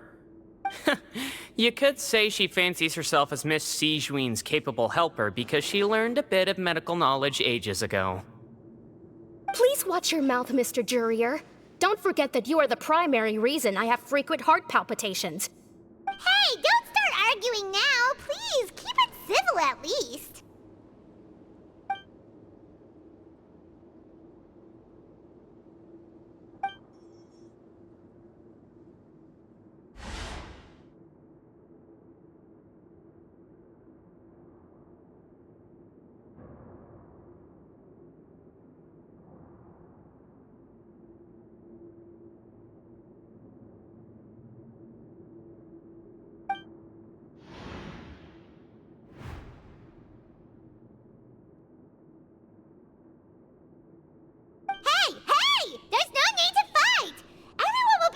Someday, so there's no need to argue over silly things like this. But... Release. It's way too early for us to even think about that. And who the heck knows if we'd even be able to continue our previous lives?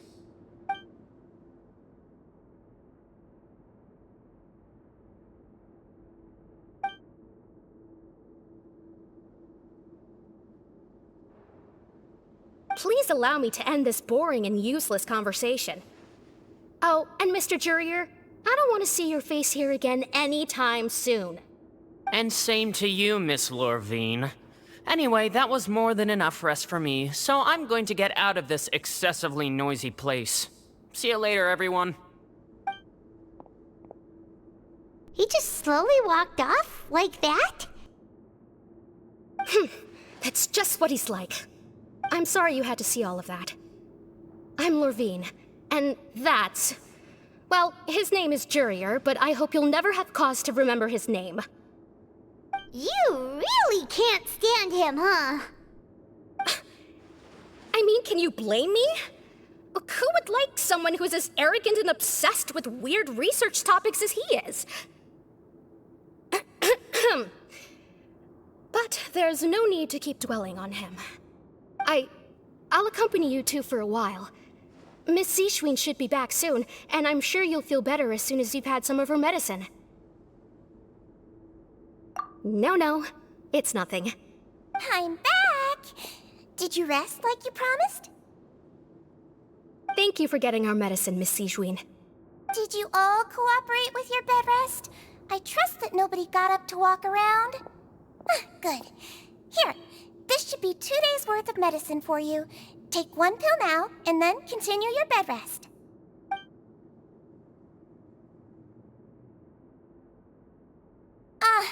Miss Lorvine, I left in a bit of a hurry just now.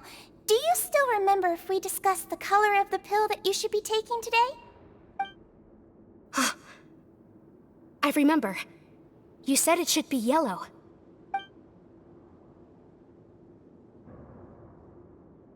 Yellow, huh?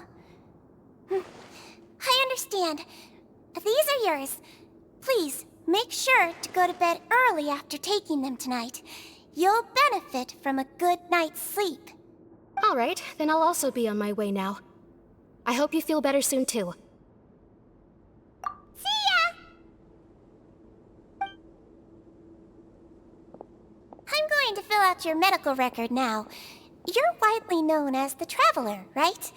I just want to double-check a few details, if that's all right with you. Those two made quite the commotion just now, so why don't we let the Traveler rest? Paimon can answer the questions instead. So his primary symptoms are abdominal pain with secondary symptoms of nausea. Is there anything else? That's it. All right then. Is there anything we should know besides to take the meds? No, his base constitution is quite good, so I'm sure he'll recover quite quickly after taking the medicine. Please make sure to stick to bland or less stimulating foods. And don't stay up too late at night. Got it. Paimon will hold the traveler to that for sure.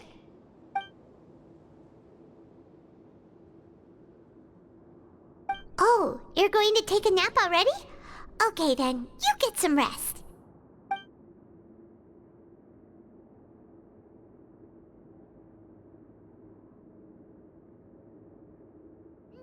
We've been to lots of places together. He may look a bit under the weather now, but he's actually super strong. So you're the best of companions. Well, don't worry. He'll recover soon.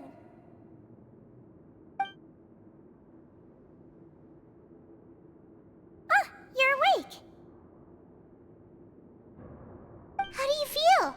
You slept for a really long time, but we never left.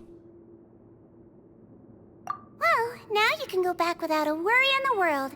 Remember to take the meds regularly, and don't forget, bland foods. Thank you, Miss Sijuin!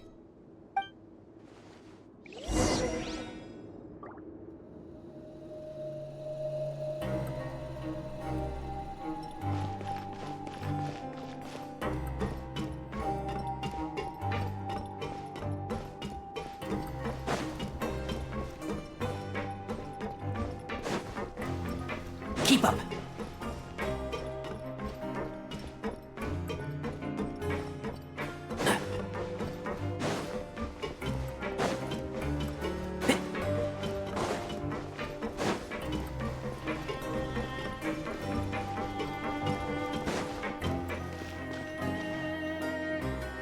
You really are something. To be able to fall asleep like that and even sleep talk the entire time, you scared Paimon half to death!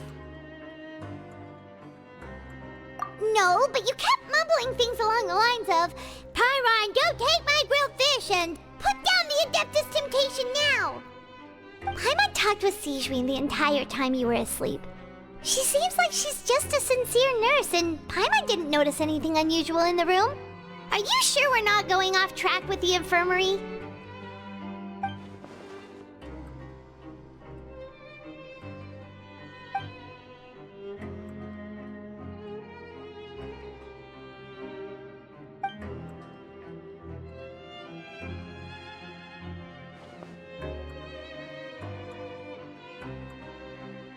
Whoa! You really are super thorough! All those tiny little suspicious things that Paimon didn't even pick up on! We've gotta give the info to Linny!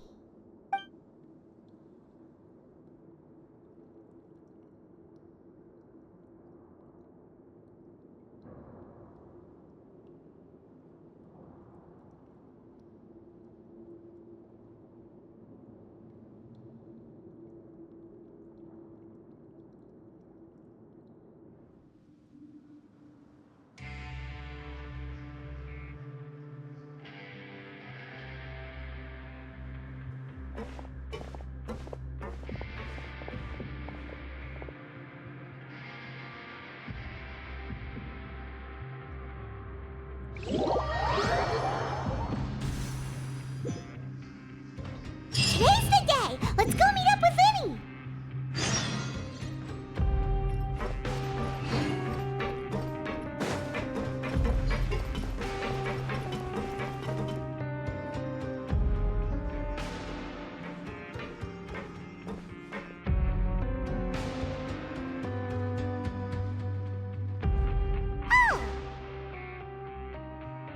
Hmm?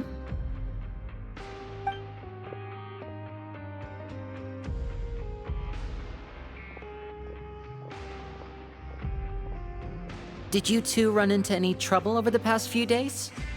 No, we just worked our shifts according to the schedule. Nothing weird happened. That's good. That means you didn't raise any suspicions when you infiltrated the infirmary. We've taken a look at the slip you've sent. Fremine successfully left the grounds via the pipes 2 days ago, and as of last night, Lynette has also infiltrated the infirmary after faking an illness. Wait, why is she getting involved as well? You already went above and beyond when you scoped out the infirmary. To put it more bluntly, Even if we were to view that as something you did in exchange for Fremenne's help, you've already done more than enough. Infiltrating a guarded stronghold is a different kind of job from a one-off investigation. We want to avoid using the same faces over and over and reduce the amount of suspicion that will fall on any given person. Lynette also felt like you have already taken the first step for us, so she should be the one to finish the job. So that's what Lynette thinks. Oh, Paimon hopes everything's going well for her. Then, let's go check on Lynette before Fremene returns.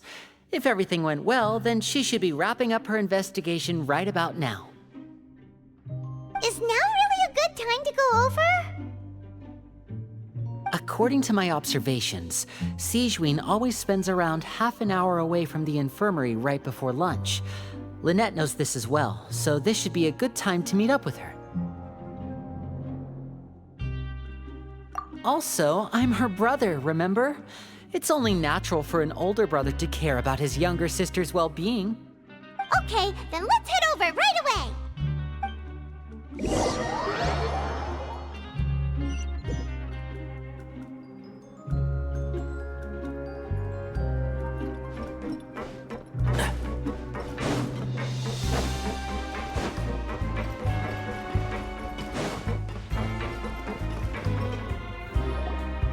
Lynette should be here right now.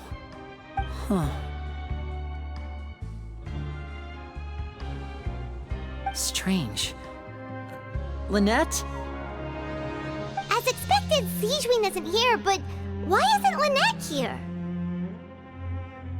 No, Lynette rarely deviates from the plan. We agreed that if she were to make changes on the fly, she'd find a way to let me know. Unless... Let's see if there are any clues around here. We can look while we wait for her. Who knows? Maybe she'll be back soon. Okay.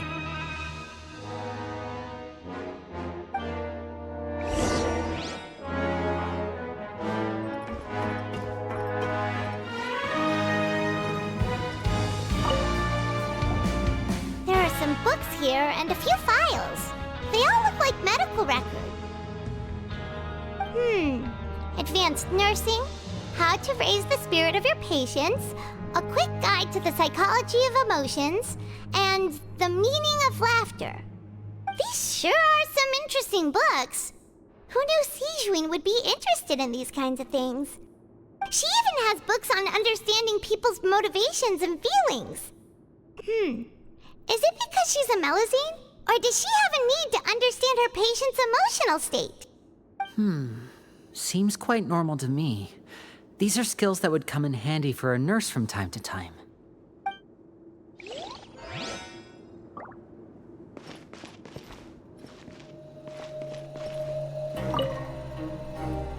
None of the beds have any signs of having been slept in, except that one over there.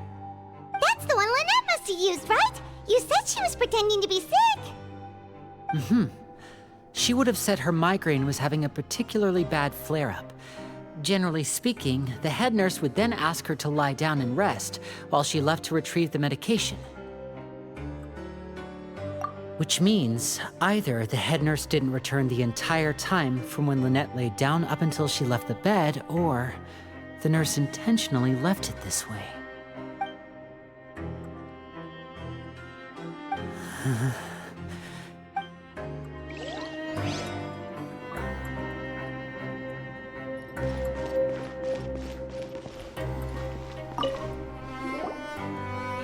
This is it! We saw it before! Wait, this thing? It doesn't look like it's been disguised that well.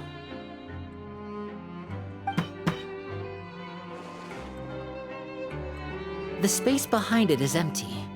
From its size, I don't think it's an entrance that is meant to be taken apart.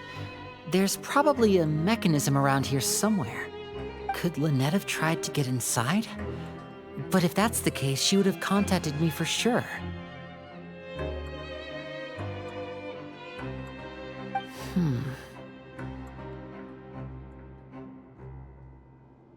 Let's look around here for some more clues.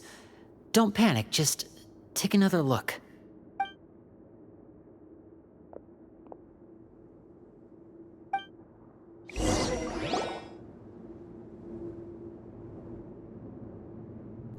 You guys, there's a slip of paper over here! A slip of paper? It's right over here, and there's a bunch written on it too. It reads, "Out of respect for your usual practices, I'll use a piece of paper or card as the medium to pass on my message. You may consider this as me giving you my best regards." This is... Is that all?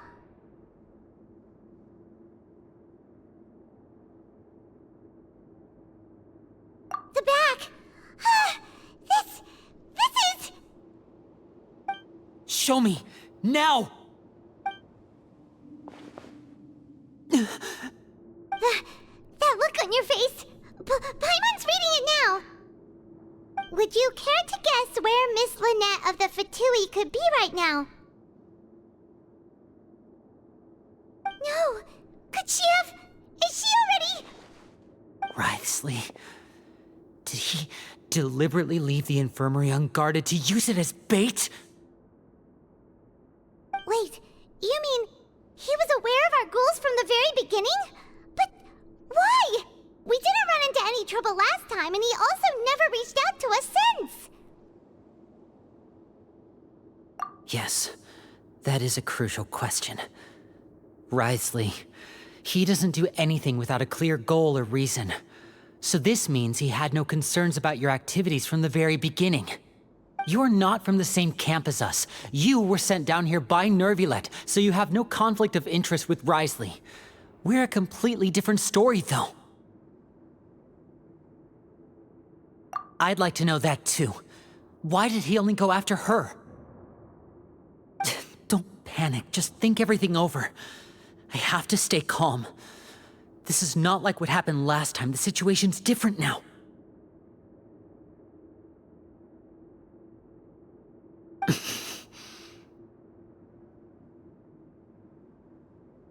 Wait, you're right. Wait, but that means... The fact that Fremine was able to leave the grounds, could Wriothesley have let him go as well? But what does he gain by letting Fremine leave like that?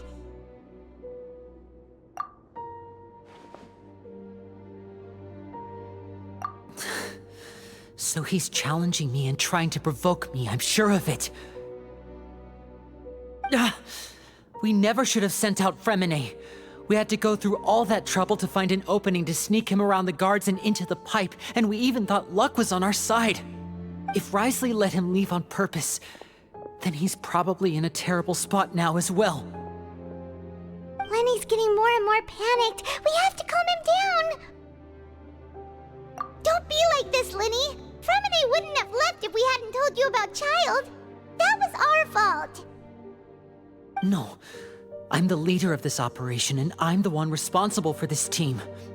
I was the one who failed to protect them. I'll go talk to Wriothesley. Hey, don't be reckless! Traveler, please, talk some sense into him! I simply cannot allow Lynette to be abducted again. I have to go. I'll find a way to get them back! He's rushed out the door! After him!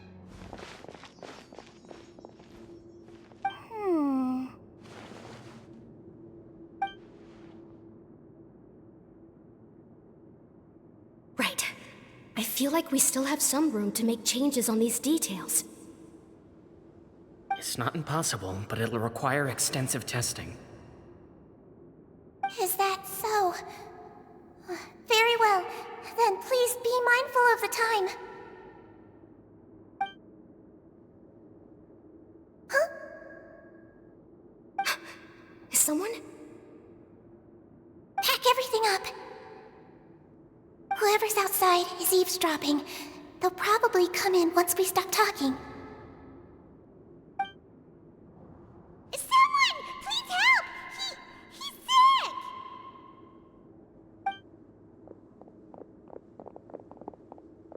Whoa, are you okay? These two. As expected, they've already found this place. Oh, they are quite sharp. What a delightful turn of events.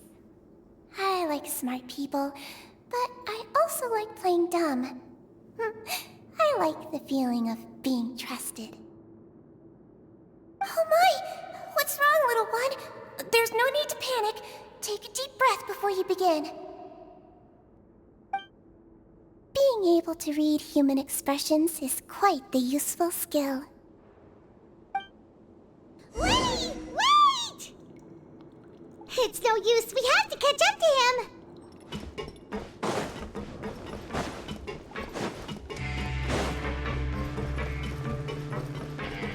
He's already out of sight. How is he so fast? Let's go head him off at Risley's office.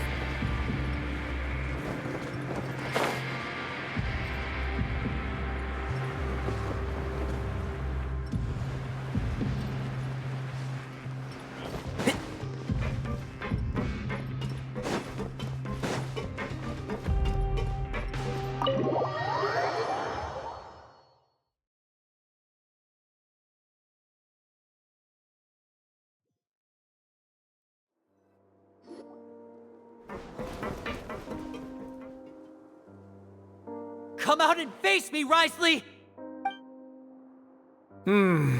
Aren't we at an administrative office space? Why don't you at least try to follow even a couple rules from the fortress's indoor management regulations? What did you do to my sister? I ran into the young miss at the infirmary. I'd heard that she was suffering from quite the migraine, so I decided to invite her over for a cup of tea. I do have some teas in my collection that can work wonders against such an illness. Stop joking around! Where did you take my siblings? I have also heard that your performances are quite the spectacle. Miss Lynette would sometimes enter a box filled with water, only to emerge the next second from another place altogether. Maybe she'll appear behind you right now if you were to turn your head. Is he trying to trick me into turning my head? No, he's probably not looking to attack me right now. All of the hostages are in his hands, and he's even in the mood for small talk. That means Lynette is probably still alive. You knew we were investigating the infirmary from the start, so you deliberately aroused the Traveler's suspicions and baited us into continuing our investigation, just so that you'd be able to kidnap Lynette. As for Fremine, no, you probably didn't even interfere with Child's escape. You let him go, so you could purge the Fatui members that we had planted into your ranks. There was no need to do so. The Fortress of Meripede is a pretty pleasant place. Most people enjoy their lives here. The only ones who act differently are those with personal agendas. It was quite easy to identify your colleagues. You removed our original members and spread the news of Child's escape so Father would assign our team to come down and investigate. Fremine has also fallen into your hands, right? If you're oh so omnipotent and so in control, why would you need hostages? One correction. Lynette is in my hands right now, but Fremine is not. He's not? What do you really want? Winnie! Oh, wonderful. Everyone is here, so I'll only need to say this once. Thank you so much for cooperating with me. Eager and to the point, I see. Alas, only Miss Lynette is currently having a cup of the fortress's finest tea. Although, as per your original plan, Mr. Fremine should also have returned to the fortress by now. But he has neither shown up within my gates, nor has he been taken into any kind of custody. So where do you think he may be right now? Wait, you can't mean... You locked him outside in the sea? I closed the fortress's gate to the outside world. That's all. Fremine's a star diver, so he should be fine, right? No, we're still here, so he definitely tried to find a way to come back for us. So we can't assume he might have made a break for the surface. But why would I do this, you may be asking? To have an audience with you, of course. My intel tells me that Mr. Linney is a great magician, so it's only natural for me to want to have some cards of my own when it comes to negotiating. Besides, I do recall you mentioning to Miss Lynette that you've always wanted to have a face-to-face meeting with the Lord of the Fortress of Meripede, regardless of whether it was in a personal or a professional capacity. Well, you got your wish. So, You've been keeping tabs on us before we even set foot in the fortress. Some of my folks just happened to hear a thing or two, that's all. In any case, I will be straight with you. I was willing to play dumb and turn a blind eye, so we had a pleasant few days playing games together here. But once you started focusing on the Forbidden Zone, all of that changed. Mr. Linney, the cards are stacked against you right now. Miss Lynette is in my hands, and Mr. Fremenet is still slowly being pickled out there in the brine. You know just as well as I that he cannot last out there forever. You need do but one thing to guarantee their safety. I would like you to contact your superior, and ideally invite her over for a cup of tea with me. You want to see Father? But why should she bother giving you an audience? Well, if she cares for the well-being of her dearest children, she should have plenty of motivation to join me for a parents' evening. I've heard that the bonds between the members of the House of the Hearth are like the bonds of family. I don't see why she would refuse. Why did you think Father sent us to handle the Fortress of Meripede? This place is basically a no-man's land. It wouldn't be fitting for anyone as important as a harbinger like Father to come here in person. Oh, I see. So it's because she doesn't care for my place here. That's such a shame. After all, I've amassed quite the tea collection. I was looking forward to sharing it with her. Both Monsieur Neuvillette and Lady Farina have already received many samples as gifts. Was this the extent of your master plan to get to Father? No matter how much pressure you may put on me, I won't allow you to use us to blackmail her. You people really are difficult to get along with. All I'm asking for is a face-to-face conversation. Does she truly have no interest in the fortress's secret? Mr. Linney, you have one last chance to invite your father here. If you refuse... Linny!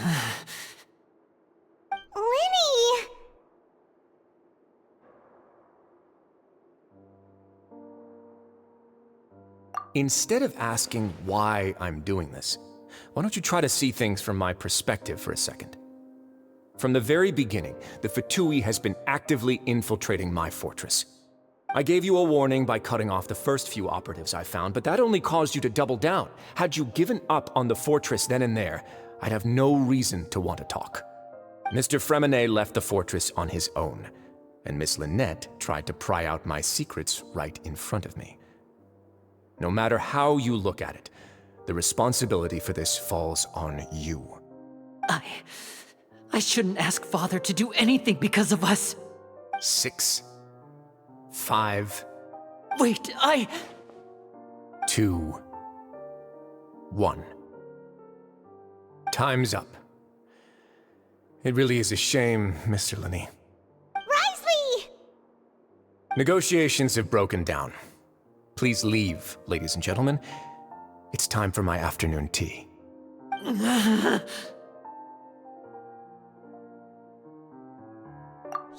listen to the Traveler!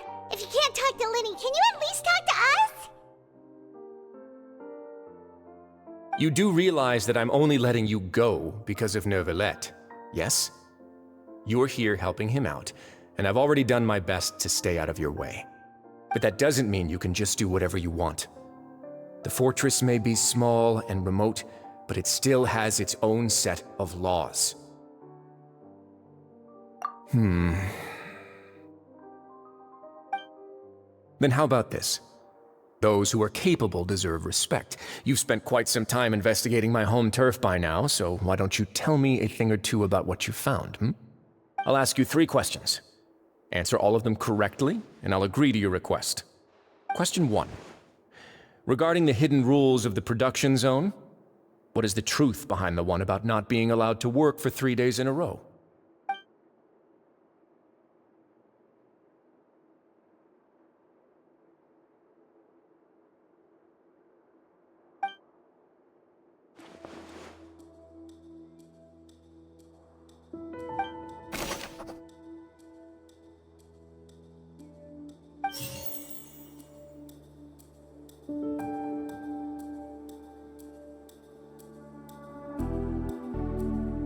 I've been told that the infirmary is always empty for the half hour just before lunch.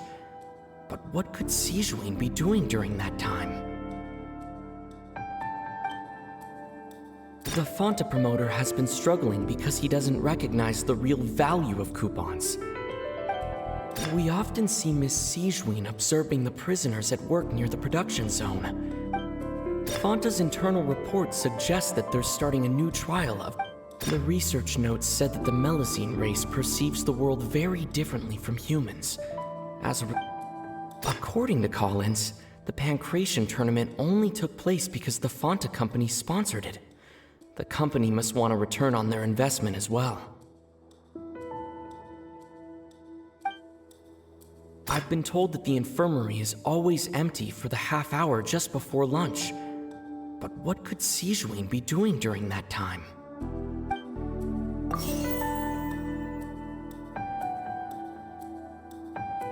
The Fanta promoter has been struggling because he doesn't recognize the real value of coupons.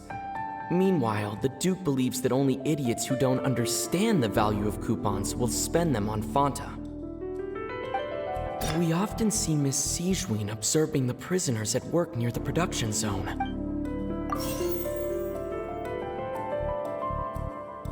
The research notes said that the Melusine race perceives the world very...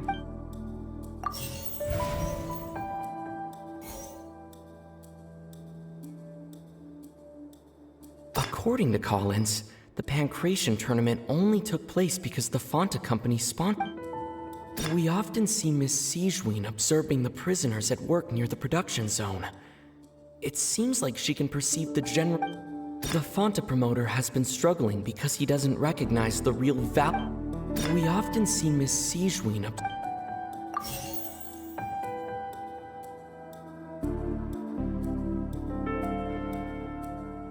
I've been told that the infirmary is always empty for the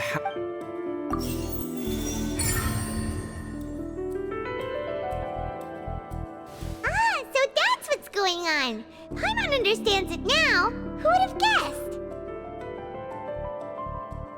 The hidden rule of the production zone. People are not supposed to work 3 days in a row, and if they do, they'll get strange meat in their welfare meal. At first we thought this strange meat must have something to do with the people who disappeared, but in reality, they were all prepared by Sijuin, the head nurse. She often visits the production zone to observe the workers' health and makes a note of anyone who has worn themselves out after 3 full days of work. Out of her sense of duty as the head nurse, as well as her genuine concern for the workers' health, Sijuin visits the cafeteria right before lunch and cooks an extra dish for those who can use the stamina boost. Sijuin has only the best intentions with her surprise gift and doesn't want anyone to find out about what she does. However, unfortunately, Melusines as a race perceive the world differently from humans, and their sense of aesthetics is even more alien to us. The recipients of her lovingly prepared special meals cannot taste the care within and usually just freak out. Are we on the right track? Not bad. You've uncovered Sijuin's secret and even guessed her intentions correctly as well. It's nice to know that her efforts have not gone unacknowledged. All right, now for my next question. There are also some hidden rules in the Pancration Ring, including the one that you're not allowed to support both sides of a fight. Why is that?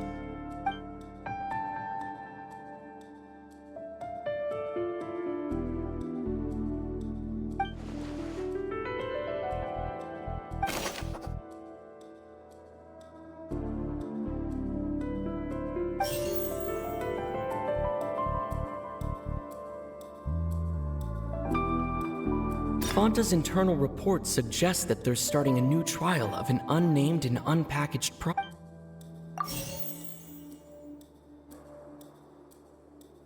The Fanta promoter has been struggling because he doesn't recognize the real value of coupons.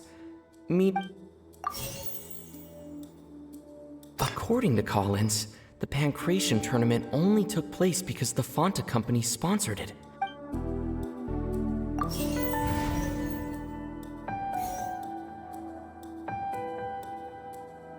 According to Collins, the pancreation... Fanta's internal reports suggest that they're...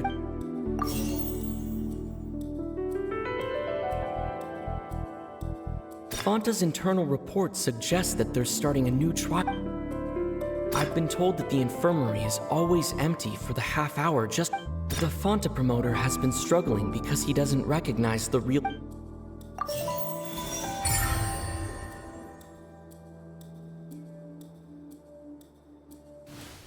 Paimon gets this rule too now, so there really was nothing to be afraid of. That hidden rule of the pancreation ring is about how, people are not supposed to bet on both boxers at the same time. And if they do, they'll receive a package containing a strange, blood-colored liquid. People get scared when they see it because they've subconsciously begun to associate it with the missing boxer. But really, it's just a bottle of the latest yet-to-be-named and packaged new Fanta trial product. A blood-red drink. It's no wonder even Fanta's own staff were questioning the company's decision-making. The company, facing backlash from its own staff, decided to try to trial the product on a smaller scale to see how it might be received by customers. They came to the fortress of Meropide and offered to sponsor the pancreation tournament so they could push their new product. But the Duke completely refused to even entertain the idea. The Duke, knowing how valuable coupons are in the fortress, knew that only total idiots who didn't understand their true value would bother buying a Fanta product here. And so, only those who proved their stupidity by being dumb enough to bet on two opposing sides of the same match were selected to receive the drinks. I acknowledge the effort you've put into bringing the truth of this mystery to light. Although, based on your description, that Fanta promoter is a bit too careless with his words, I may just reconsider my collaboration with the company. All right, and here's the final question. What's the secret behind our head nurse and all of her patients in the infirmary?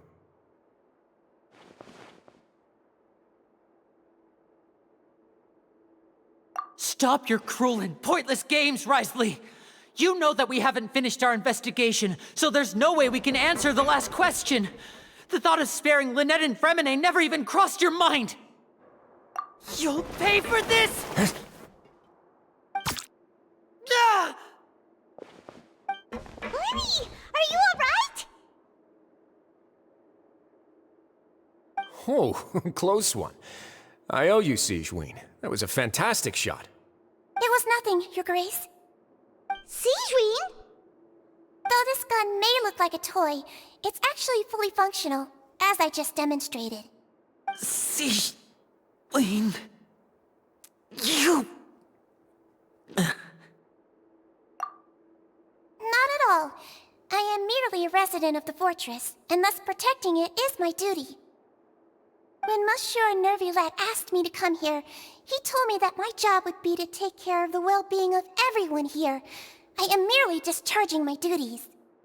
But if you mean what you just said, then isn't Linny someone you should be looking after as well?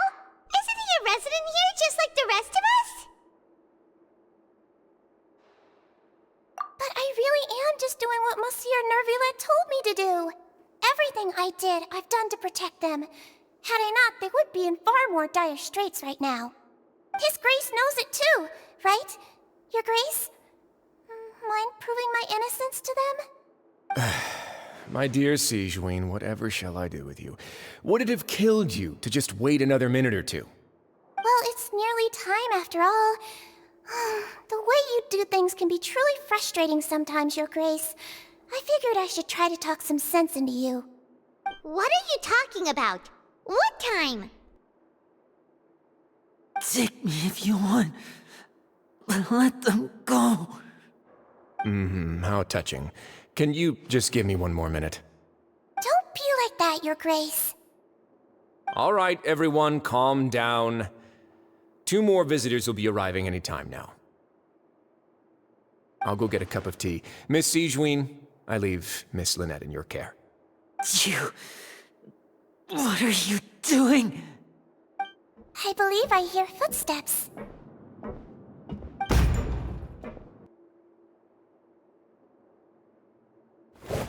Some space, please. Ah, Miss Clarand.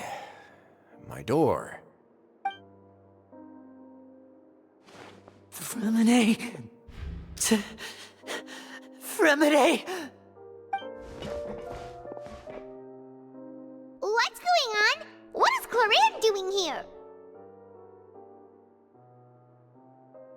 Work. I'm sorry about shooting you, Mr. Linney. The tranquilizing effect will begin to wear off soon. Please take it easy in the meantime, though. What happened to Fremine? Wasn't he diving just outside of the fortress? Why is he looking like this?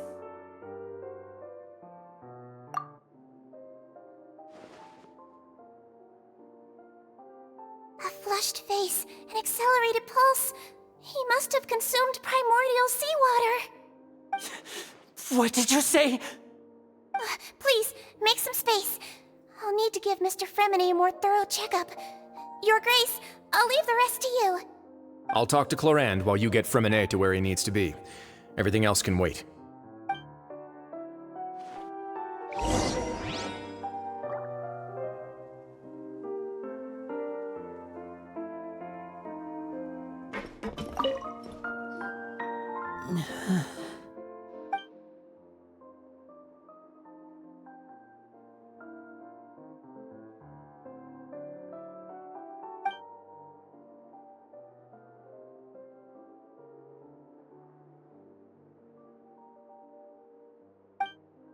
How is he? These symptoms are probably caused by an acute ingestion of a large amount of primordial seawater. Still, his condition is not critical.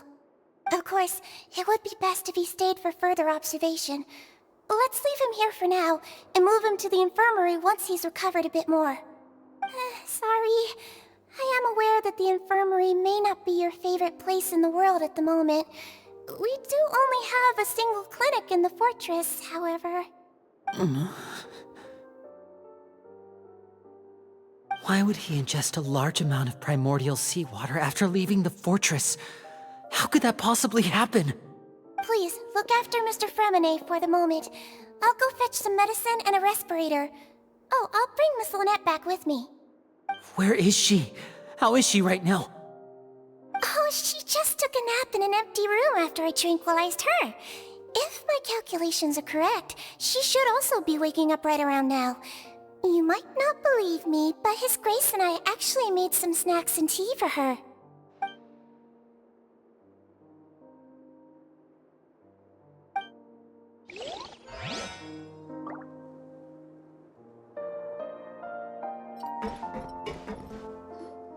What's that look on your face? I thought I made good time on the way back. Oh, I'm just admiring your punctuality. Had you arrived just a few minutes later, Sigewinne may have been forced to shoot Mr. Linney again. How's the situation out there? The water has changed. It's pretty much as expected. The concentration of primordial seawater has increased significantly. I was only out there a short time, so it wasn't too bad. But if one were to stay for any significant amount of time, well, you can see how that boy's doing. Where was he when you found him? The abandoned zone at the end of the pipes. A good distance into the water. Closer than I thought. He must have recognized it early on and tried desperately to swim back. Locking the door was necessary. I don't think we could have saved two. Well, I did try to convince him that I had my reasons. Never seems to work, though. It would probably work on Neuvillette. He has a knack for picking out who had good intentions, even when the outcomes were all terrible. It's a bad sign if you're having to plead your case to Neuvillette. Want some tea? Not particularly. If you want to drink some that badly, just say so. Fine, I'd like to get some tea. Want me to get you a cup too, since I've already made it? Might as well then, I suppose. Actually, do you have a towel? I would like to dry my hair.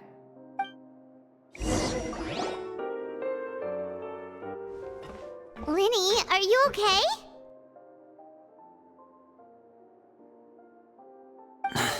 I'll be fine. They're all here now. Don't worry about me. Are you sure? You don't look alright.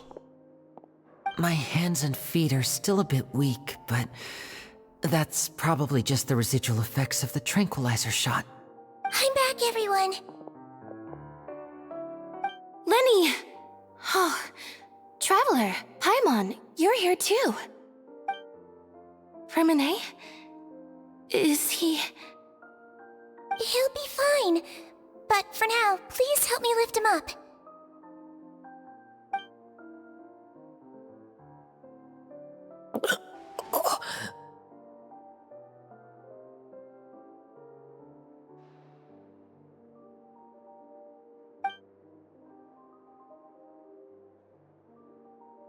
His breathing's beginning to slow down. Give me a hand and help me get him to the infirmary. Yeah, I'll take him from this side. Lynette, together? On it. Traveler, you seem pretty worried about him. Want to come with us?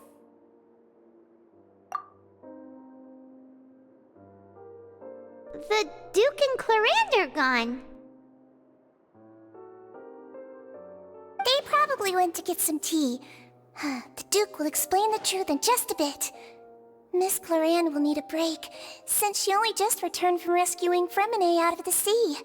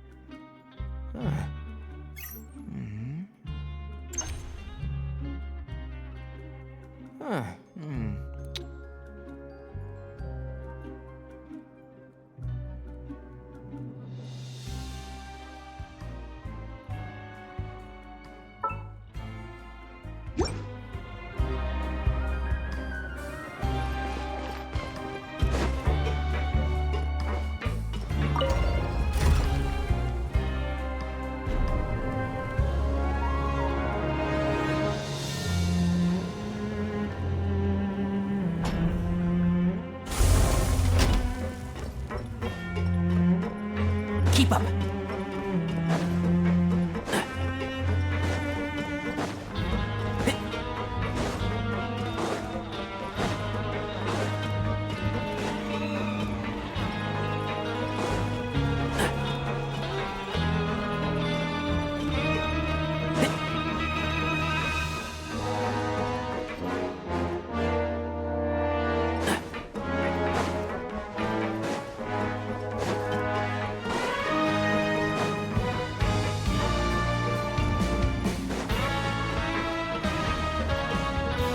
Keep up.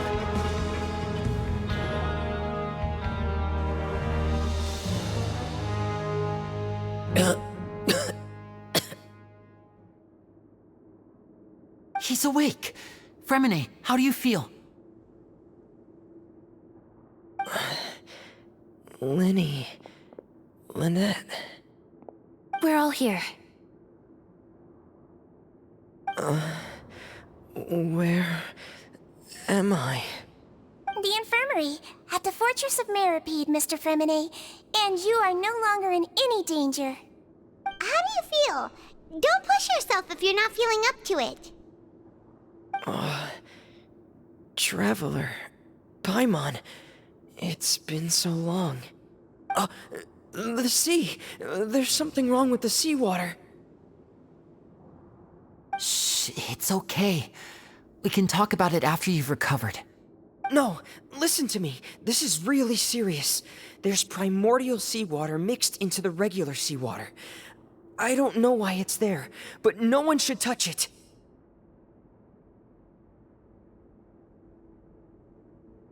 Pipes. Right, the pipes. It's all coming back to me now.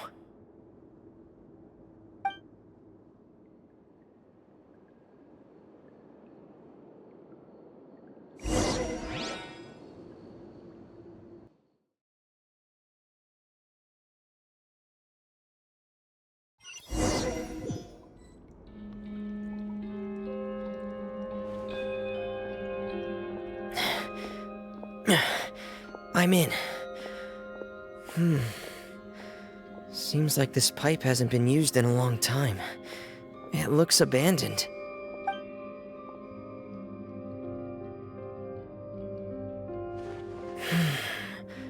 Where could Master Child be?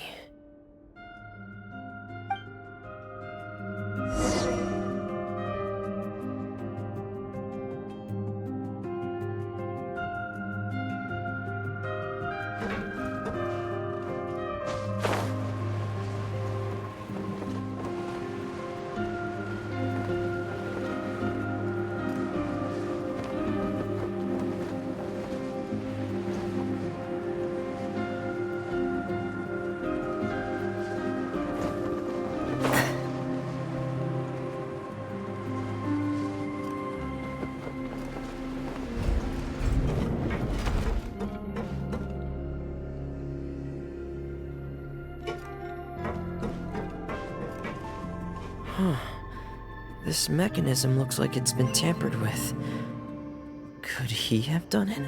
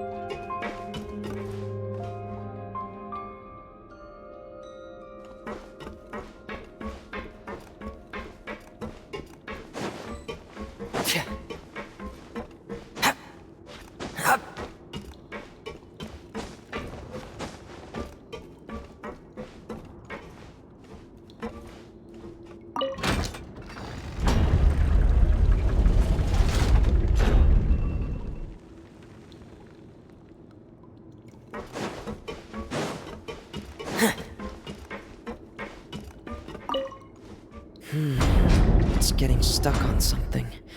Seems like I'll have to avoid those obstacles while I turn it.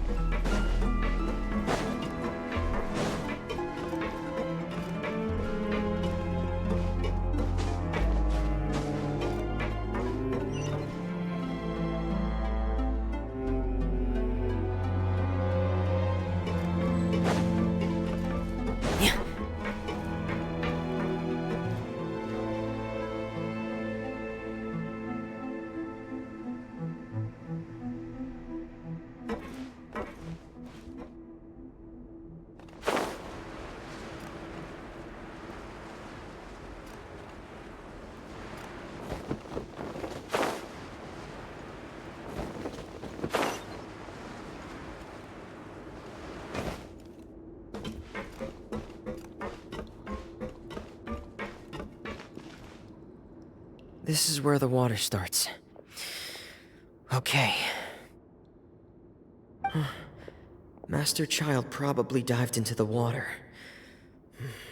I'll go take a look as well.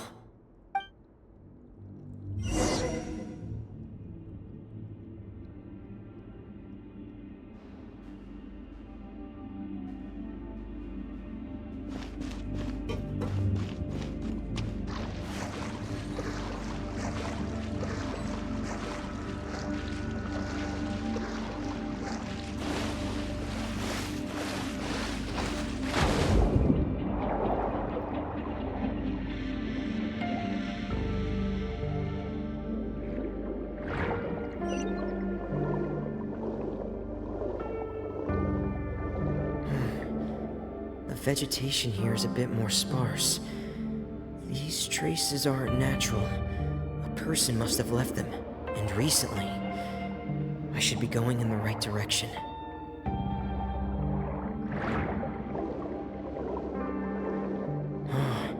There are traces here too. I need to keep going.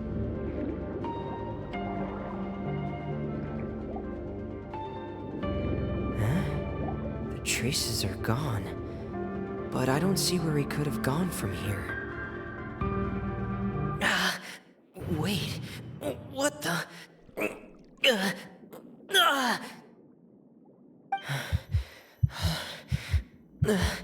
My heart is racing, and it's getting harder and harder to breathe. What's going on?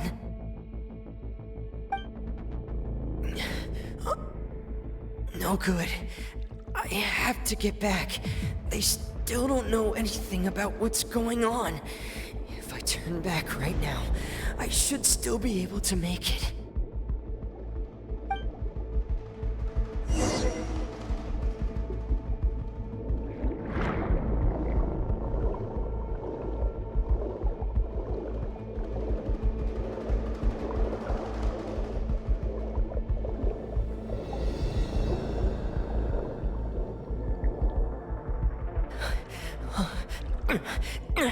I can't die here.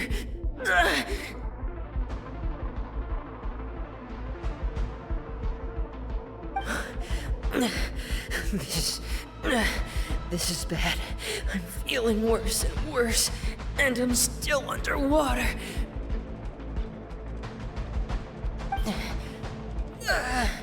I have to push on.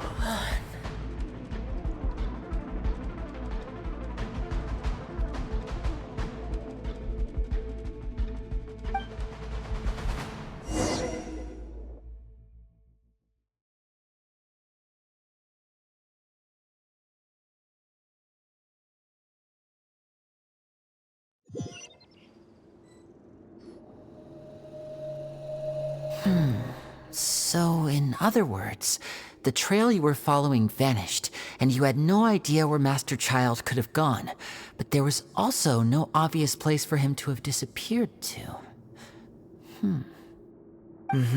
That's right. I tried my best to swim back, but I had already put some distance between myself and the fortress, and I just couldn't find the strength to keep going.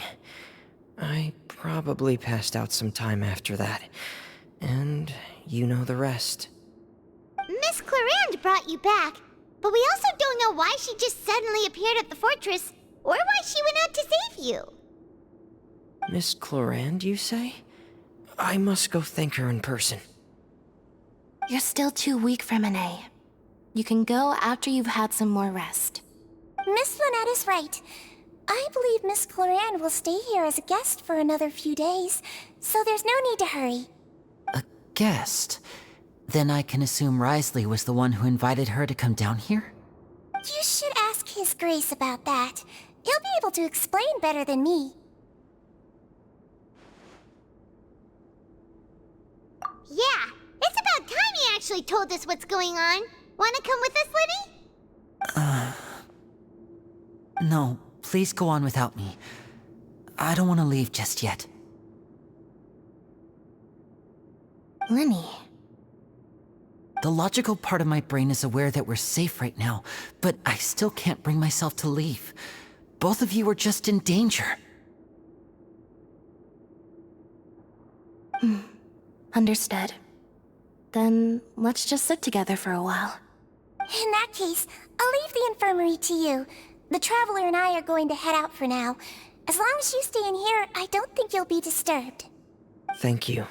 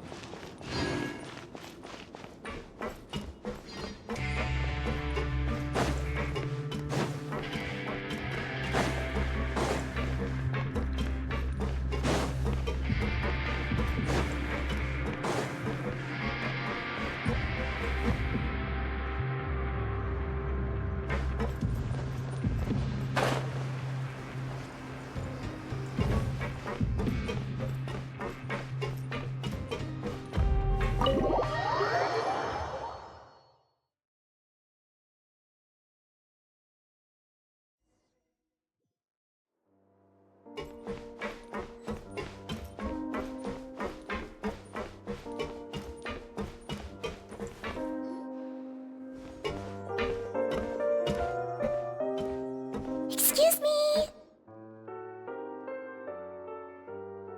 I take it Mr. Fremonet's condition has stabilized? Of course! I wouldn't have left the infirmary otherwise.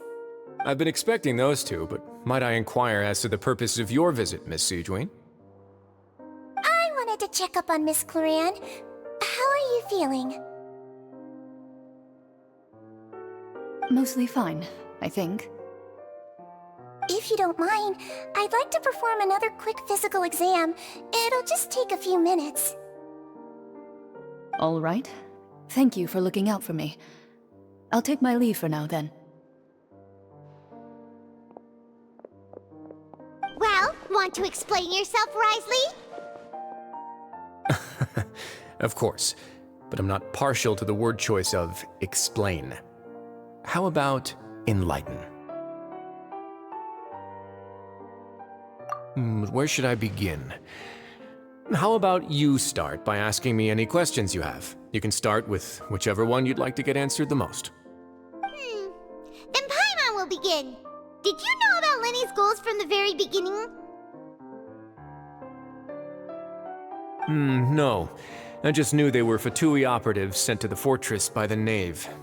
As for their specific goals, I only figured those out as you made progress on your investigation. You managed to monitor and stay ahead of them even though you didn't know what they were trying to do? They came here with ulterior motives. I'm quite adept at discerning what that kind of behavior signals. Initially, I thought their goal was just to investigate Child's disappearance.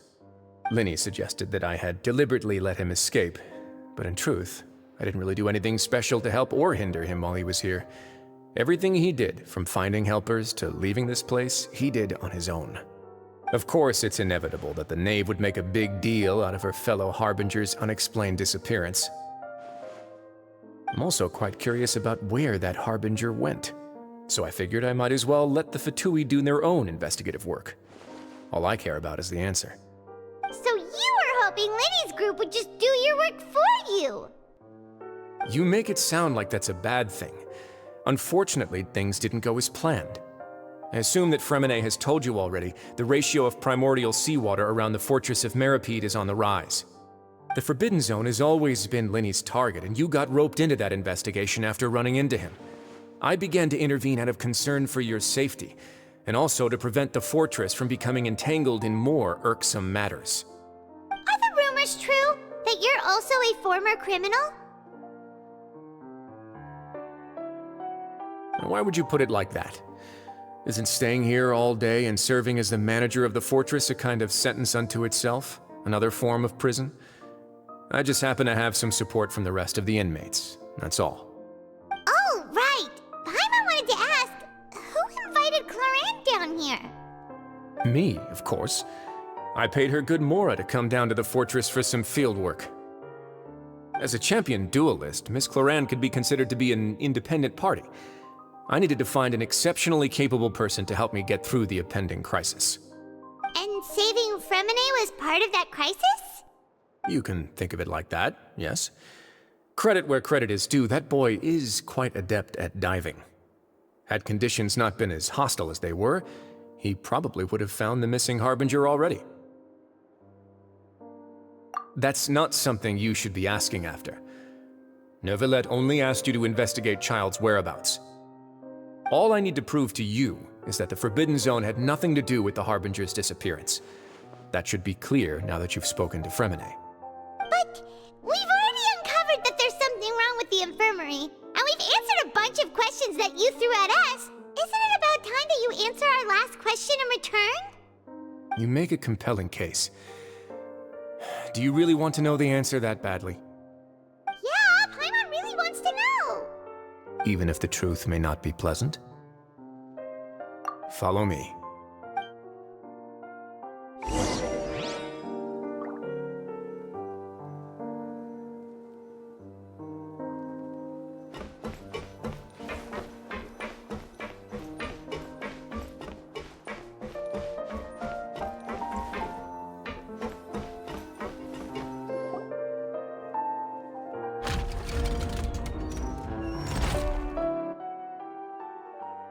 There's a hidden door here?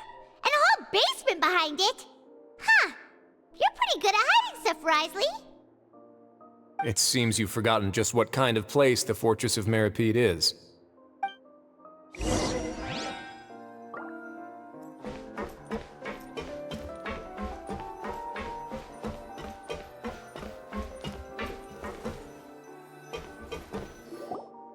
Stand on the central plate. Wait, is there a secret mechanism or... Whoa!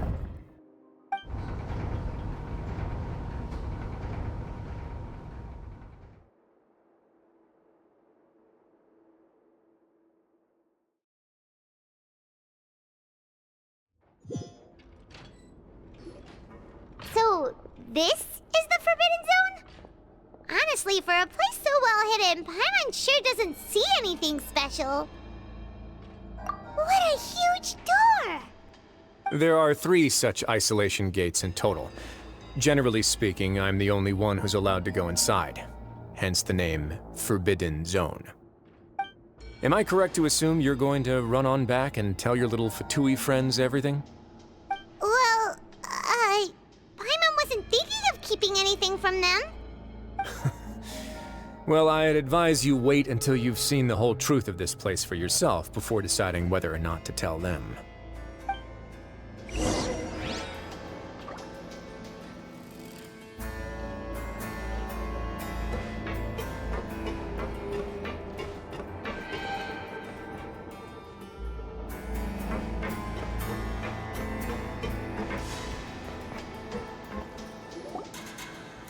Huh. So there's a switch on the side. Stand back.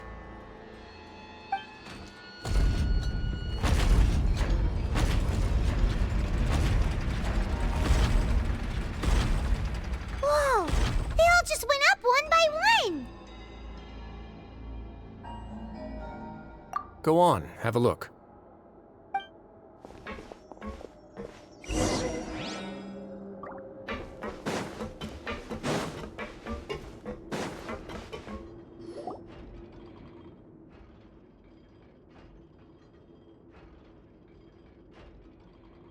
I've been interested in what lies beyond that gate ever since I assumed leadership of the Fortress of Meripede. Of course, it would be unwise to recklessly open it, but it'd also be risky and negligent to simply ignore any potential danger that could be behind it. The readings on that dashboard have not budged since the day when I first laid eyes on this place. But over the past year, the needle has crept upwards from its original position, likely because some parameter it's been tracking has changed, if only infinitesimally. Normally, I would have ignored it, but I happened to have some free time when I noticed it, so I investigated. Any guesses what the reading could be tracking? Very reasonable guesses. I've considered both of those as well. Unfortunately, our dashboard is tracking something less ordinary. The temperature should vary with weather and climate changes, so for something that rarely shifts, the water pressure is more likely. We ran a few tests to increase the pressure from the outside, but the readings didn't change at all. Later on, a few more possibilities occurred to me, such as a potential connection with the primordial sea. I began to make a few preparations based on that hypothesis. Over the past few days, the needle has moved again. With that, and the symptoms that Fremine displayed after leaving the fortress, I can now confidently conclude that the readings represent the concentration of primordial seawater in the seawater nearby. The concentration of primordial seawater? But we're already under the sea! And that is precisely the problem. We're at the bottom of the sea, and now we're surrounded by toxic seawater. Somehow, primordial seawater got mixed in, and the concentration is steadily rising. Yes, that's very likely. But forget about the two of us! Not even Novelette knows where the primordial sea could be, much less where we could find and plug a leak. Oh. Oh! Seems like you've figured it out. I believe the primordial sea lies directly beneath this sluice gate. For some reason, the primordial seawater levels have risen significantly, and it's now very close to us. The indicators are now red.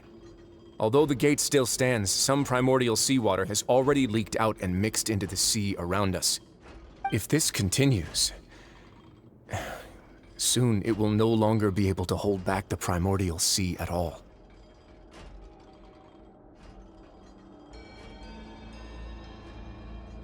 Yeah, you know what the legends say. If this place falls, then everyone in Fontaine will be turned into puddles in the span of a night. But that's just too weird! Why would the Fortress of Meripede be built right above a sluice gate for the primordial sea? Who built this place anyway? Your expression tells me you think this might be part of a vast, complicated conspiracy. To be honest, you might find the actual answer may be exceedingly boring. It's just that the secret of the Forbidden Zone had been long forgotten by the nation before I rediscovered it with my research.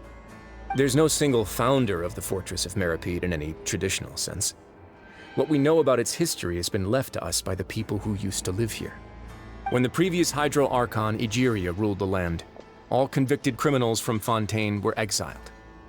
The people drove the criminals away like a wolf pack chasing away the banished.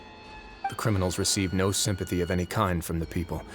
They were exiled to the desolate seaside, where they experienced only pain, struggle, and the bone-chilling cold. Some of them began to repent and prayed to the Hydro Archon, asking if there was still anything they could do. The Hydro Archon took pity on them and said, "You may go guard my secret, deep underneath the waves." And so, leaning on the power of the Hydro Archon, they gathered underneath the sea and began to build a fortress. They became a community down there in the deeps, and over the years helped it to grow. As the number of exiles increased, more and more people joined the community. When the first group of exiles died, they left the yet unfinished fortress to their successors. The Hydro Archon continued to lend her support, allowing the fortress and what it stood for to continue growing ever larger. Before long, this dark underwater fortress became the sinner's only home. And with that, the people here stopped referring to the fortress as a prison. They saw themselves as repenting sinners who would regain their freedom once they had sufficiently redeemed themselves. But as time went on, people also realized that the fortress was a lonely place. Once they had gotten used to life here, they could no longer feel comfortable living in the overworld. Once they had finished serving their sentences, some people left and some others chose to stay. They'd find some idle position and let their withered souls fade away with the ancient secrets of the past. After many, many centuries, few people still remember the reason for the fortress's founding. Now they just see it as an integral pillar of Fontainian society, as the place where criminals deserve to be sent. Now and again, researchers manage to break one law or another and live out their days in the fortress. I learned all this from an elderly historian. Everyone else just thought he'd made it all up. But now you know every part of that history is true. Indeed. It's just as the prophecy says. If this gate fails, then everyone will be dissolved into the sea. To be frank, not really. But sadly, that hasn't stopped this prophecy from proving all too accurate. Prophecies are troublesome things. Just hearing one will create the first wave of panic. Seeing signs of it will bring about the second, and actually witnessing it in real time, the third.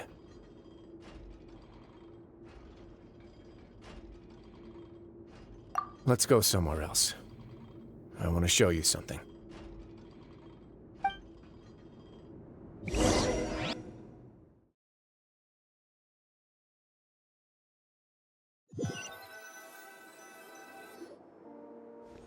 This is it.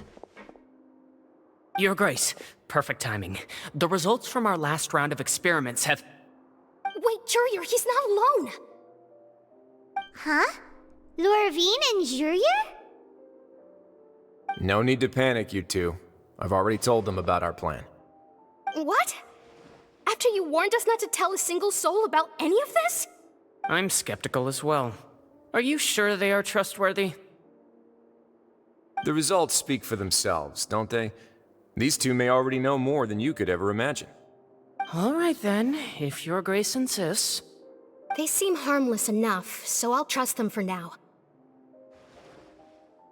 How about some reintroductions? This is Jurier, one of the highest-ranked researchers from the Fontaine Research Institute. He used to work under Edwin. I trust that you've heard of Edwin? He's the one who blew the whole institute sky high. Everyone knew he was a bit crooked in the head, but you're not a local, so I guess it's possible for you not to have heard of him. Edwin's main areas of research were archeum and gravimeters. As his assistant, Jurier is quite familiar with them as well. I hired him to be my technical consultant. You want to blow up the fortress of Meripede? Ah, what a lovely idea. I'm already imagining it in my head.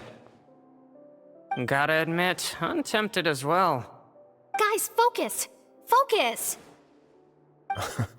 That taskmaster over there is Miss Lorvine, and is also one of my technical consultants. While Jurier used to be Edwin's assistant, she used to be Jurier's assistant.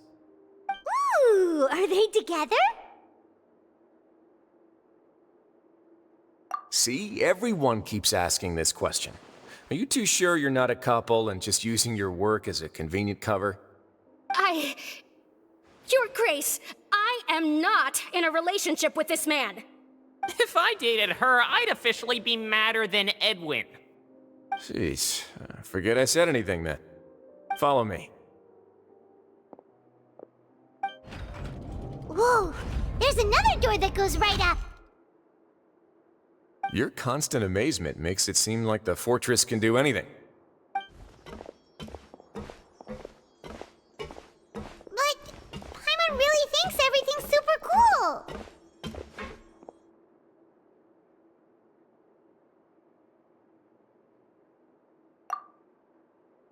Well, let's spice it up a bit. And here you go.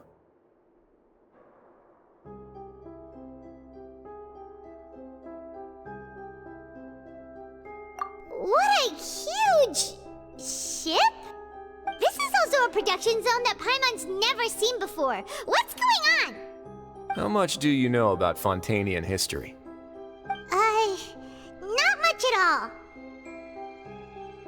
Well, then maybe you haven't heard the story of ancient Lemuria. To give you a quick rundown, Fontaine used to be ruled by the Lemurian dynasty. According to legend, the Lemurian king Remus came to this land after being inspired by divine revelation and found the seer Sibila, who had taken on the form of a golden bee. Taking the golden bee with him and riding on a huge ship, the Fortuna, he created his nation above the surging waves. He called his nation Lemuria and used the Fortuna to incessantly search for new tribes and islands, calling on them to join his empire. There's a ship in this story too? Where there's water, there'll be ships. People believe that hope can always be found at the end of a voyage. Do you believe that too? To a point, I think. As you've already seen, I have a whole factory's worth of labor, materials, and technology at my disposal. Certainly can't hurt to give it a try. So the moment I began to speculate that the Primordial Sea might lie underneath the gate, I also began this project. Were you inspired by the legendary Fortuna? Maybe. Fontanians need something to hold on to cope with the impending disaster.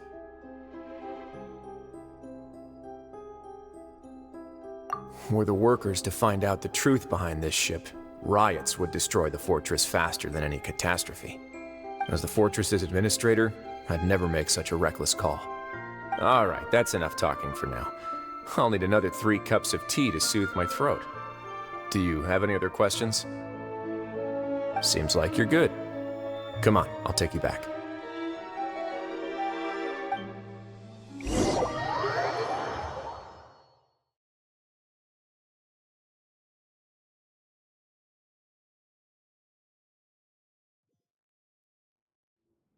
I'll leave you here for now. Oh, thank you so much.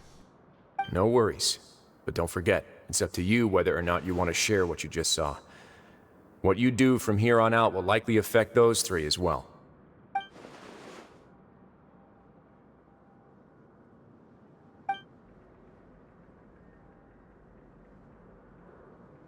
Yeah, we'll put a lot of thought into it for sure. Great. I look forward to what happens next.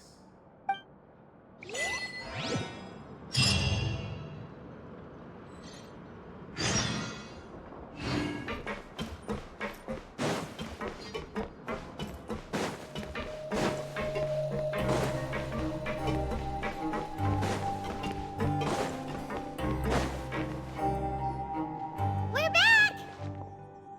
Welcome back. Do you want a cup of tea? How can you be so much like Risley, always drinking tea? Huh. Actually, now that you mention it, I just remembered something now. While I was sedated, I could still barely hear 2 people talking next to me. They were discussing everything, from the leaves to the water and even the teacups themselves. Must have been Risley and Sijwin. Yeah, I heard 1 male voice and 1 female, so it should have been the 2 of them. They really were just talking about brewing tea. I really can't make sense of this place. So, Traveler, Paimon, were you able to learn anything from Risley? Yeah, he explained everything. Very well. Then, would you mind checking your answers against my speculations?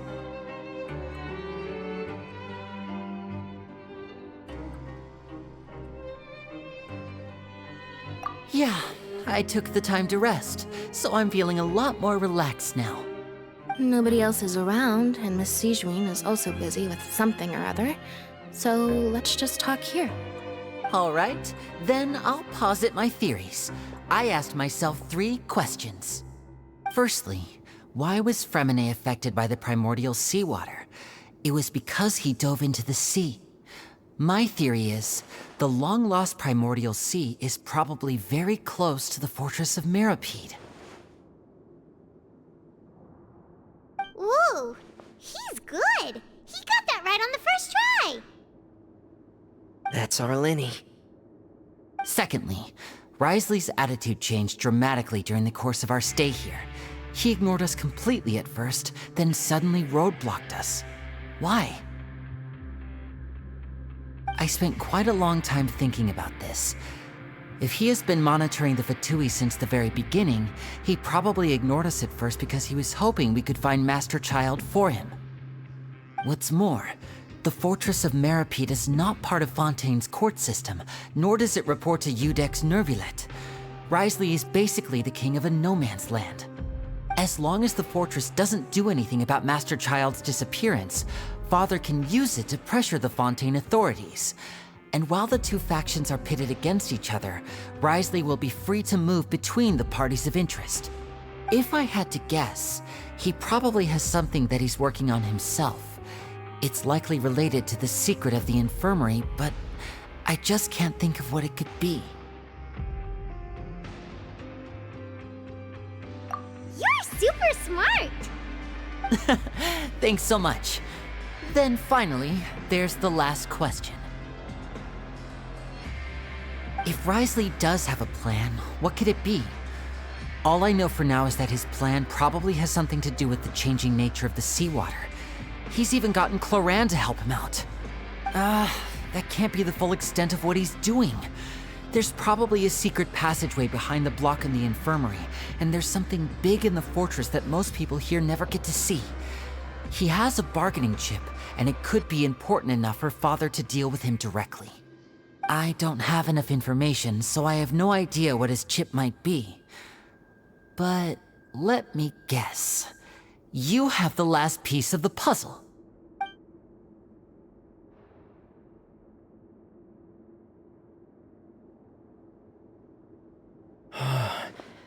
I can't believe it. The sea will engulf everyone. Just like the prophecy said.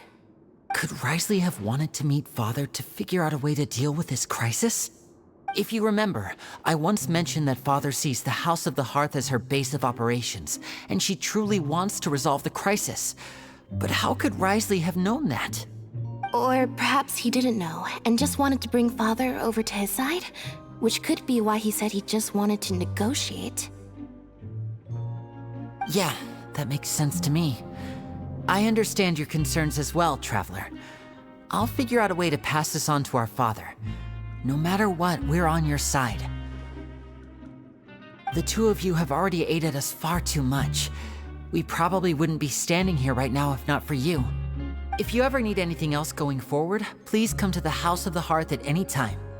Though you may not share the sentiment, after all that we've gone through together, the three of us basically see you as family now. You have my gratitude. Thank you for protecting Linny when it really mattered. And thank you for sharing the secrets of the fortress with us. We didn't think you were going to do it. Why are you being so formal all of a sudden?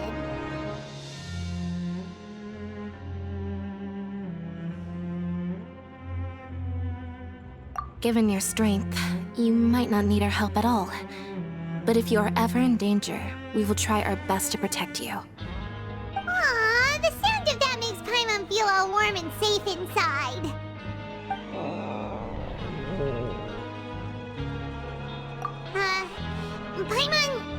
Paimon's hungry. Oh, you've done so much already. Go get some food. Alright, then we'll catch you guys another time.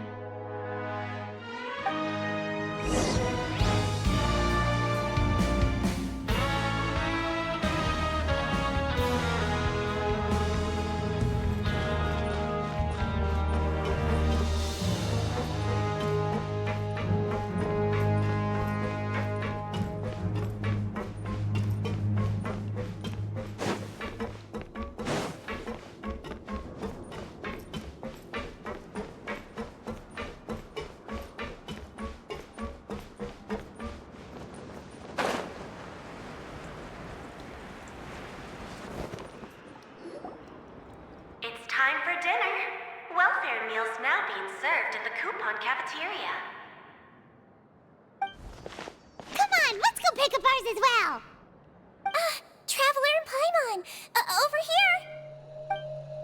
Are you here for dinner too, Miss Sijwin? And I'm taking the opportunity to prepare Miss Cloran's dinner as well. Huh. You're right. She's actually sitting in the fortress cafeteria. What would you like to eat? Yep, you can.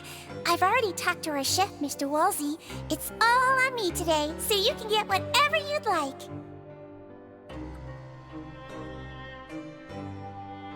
Me too! Don't forget Paimon! No problem. Just leave it to me.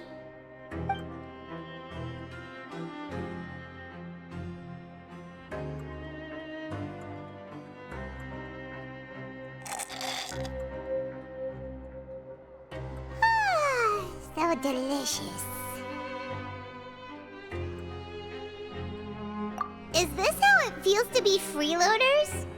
Wait a second, we did do plenty of work after all. Feeling full yet? How's the food? Delicious.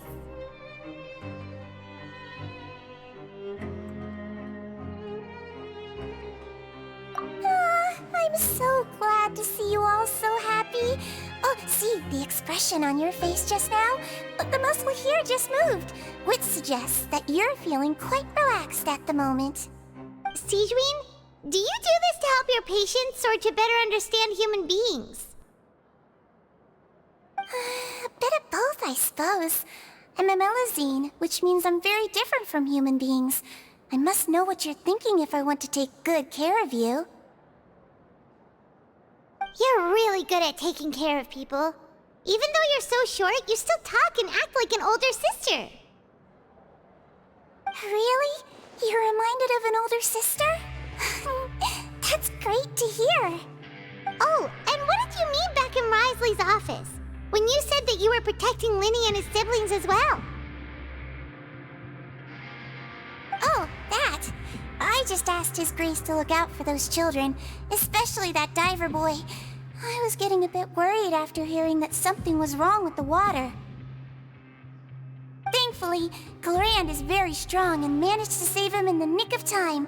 His Grace also sealed the pipes after Glorand left, to make sure that Linny wouldn't impulsively chase after his brother.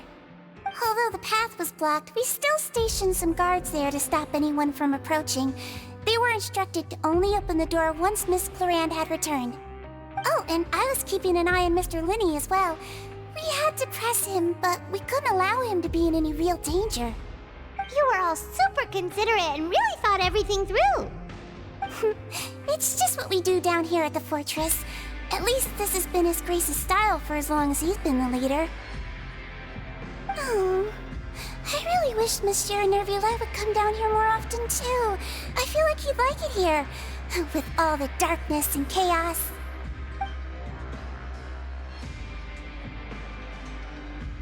Get a good night's rest, you two. You both worked very hard.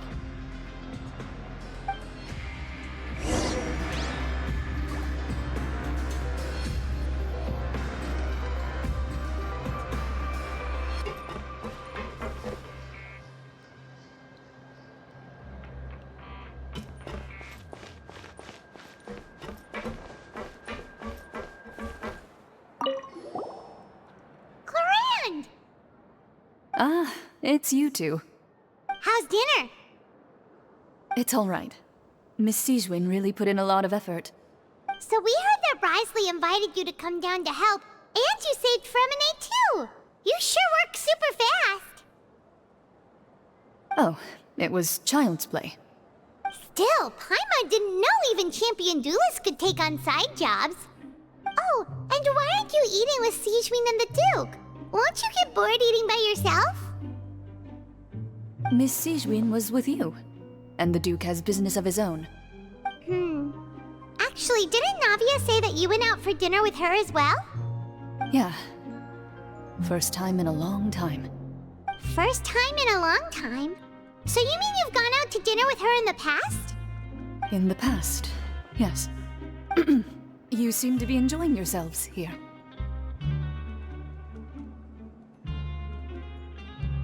Things will be getting messy at the fortress soon. Don't run around unnecessarily.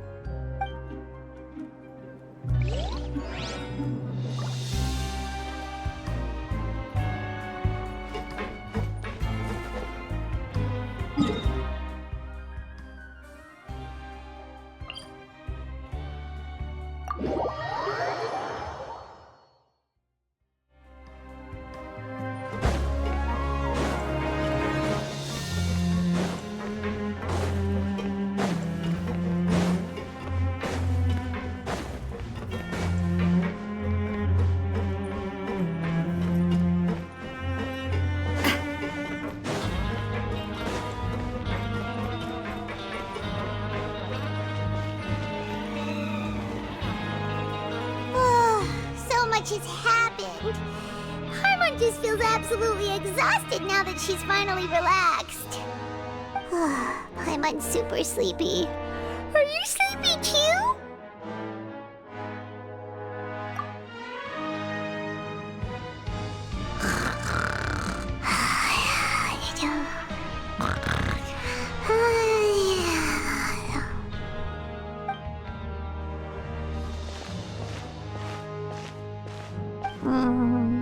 delicious. Paimon wants seconds for free.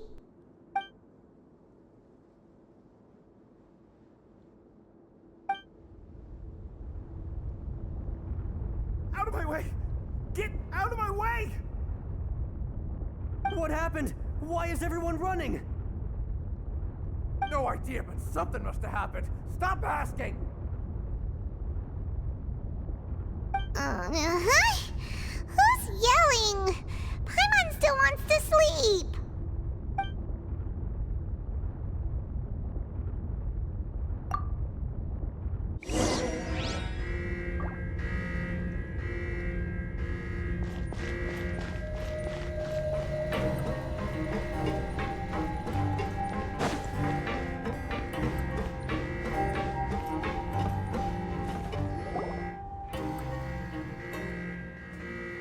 What happened? Why is everyone running around? Hey! What are you doing? No time to explain, mate. Goodbye! Hey! Wait! What's wrong with these people? They won't even talk to us. They're here! There you are! Oh, thank goodness! Quisto and Lavaroon, do you know what happened here? We came here especially to inform you. Something seems to have gone terribly wrong just now. His Grace is telling everyone to evacuate and get out of here. Lavaroon was saying you two are new here and you don't have many friends, so you might slip through the cracks. Haven't you heard all the stories like that? An evacuation is successfully completed, yet you only find out once you do a head count that 1 or 2 people are missing. Wait, weren't you the one who brought that up? Why is it suddenly my idea? Hey, shut up! Okay, whatever. The point is, you should come with us.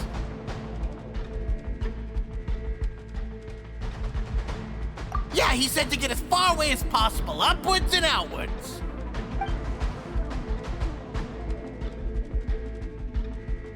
Oh no, it can't be that thing!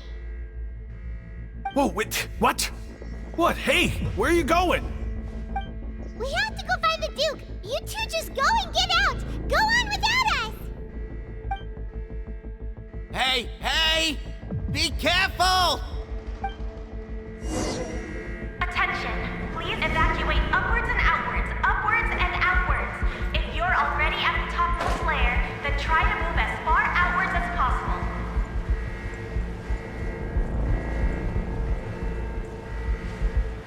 Attention! Please evacuate upwards and outwards, upwards and outwards. If you're already at the topmost layer, then try to move as far outwards as possible.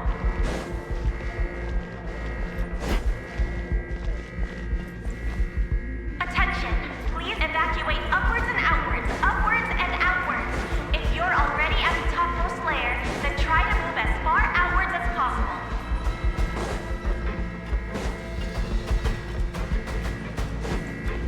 Attention! Please evacuate upwards and outwards, upwards and outwards. If you're already at the topmost layer, then try...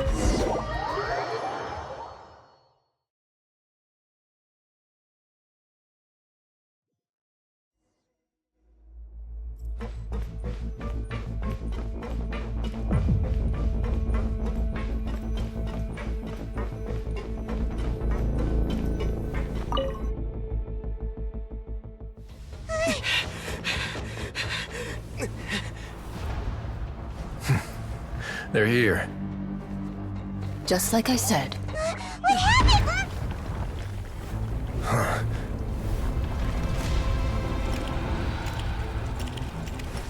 You're just in time. But be ready to run.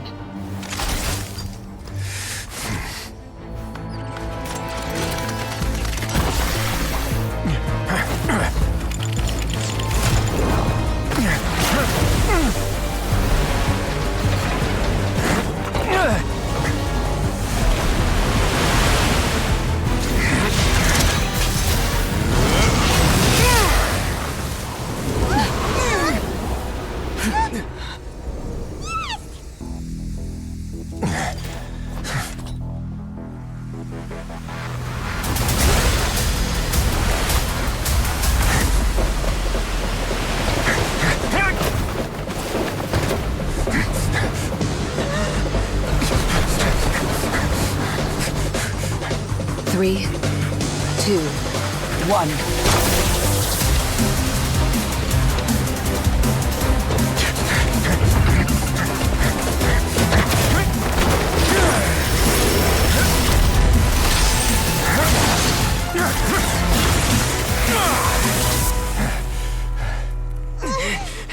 This won't hold it for long. Find Neuvillette. Tell him the defenses are about to collapse. Then what will happen to you? Until he arrives, we're the last line of defense.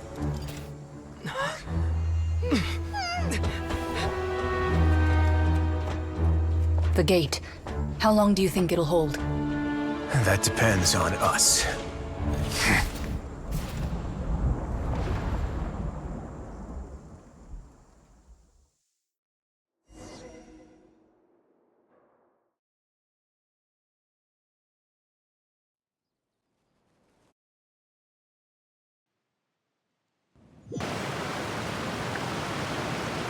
Neuvillette, why are you here? Traveler, I need you to head to the Opera House immediately. Farina will soon be meeting with the knave there. You must protect Farina, and make sure she doesn't spend too much time alone with her. Will do. You have my sincerest gratitude.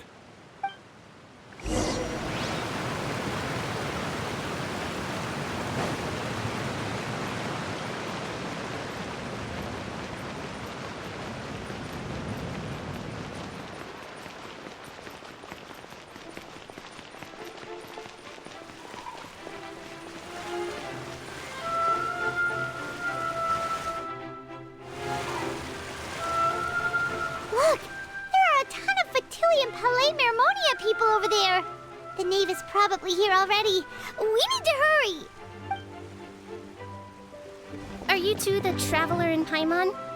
Monsieur Neuvillette has left instructions. Please follow me. Though I'm sure he's already explained, this should be a mostly cordial conversation, unlikely to give rise to violence.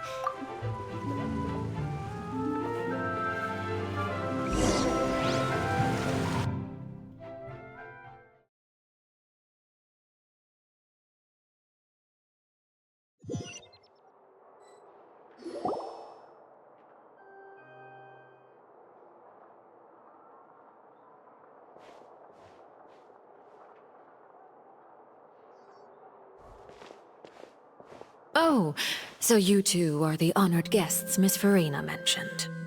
Of course, of course! How could they not attend a meeting such as this? I must always have 2 or more guests at my dessert table. Otherwise, the occasion would be too lonely and unbecoming of my station. It is my pleasure to make your acquaintance, traveler. I have heard much of your accomplishments. I am the Knave, one of the 11 Fatui Harbingers.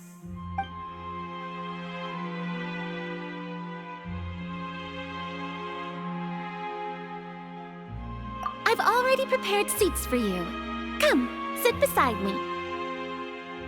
Perhaps you two are unaware of how Miss Farina and I do things. You see, we actually recently agreed to get together for tea when we had the time. See this? This is a limited type of confectionery that Miss Farina simply adores. There are only 16 slices sold every day. Here, why don't you and Paimon have a taste?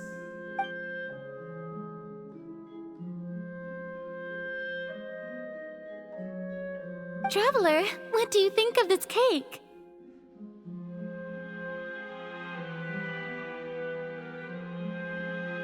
That's good to hear. So what Child said was on the mark after all. You do share a taste in desserts with Farina and I.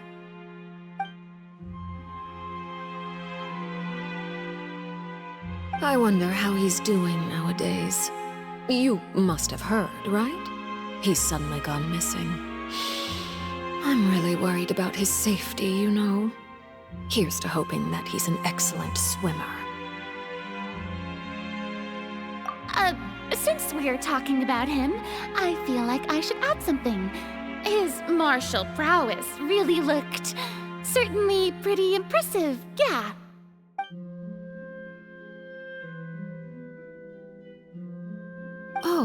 So you're also familiar with his aptitude for fighting, Miss Farina.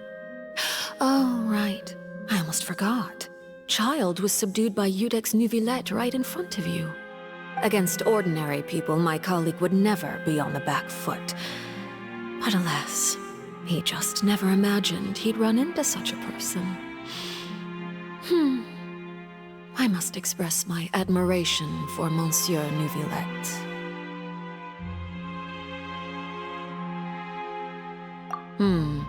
Coming from you, that's not surprising at all. But I thought you would be happier to hear the news. Of course, but it's still a bit of a shame. You see, I would have been far happier had I received this news somewhat earlier. As you well know, a long time has passed since Child disappeared.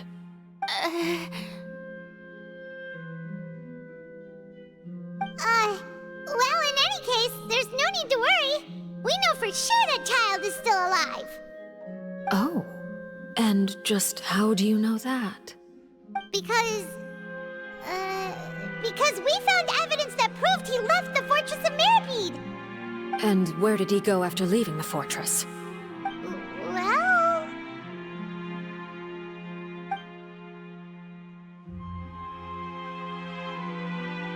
The Fortress of Mirapede lies deep beneath the waves. Unless he pranced right out of the main gate, he must have had to swim for it. Do you have any proof that he surfaced safely?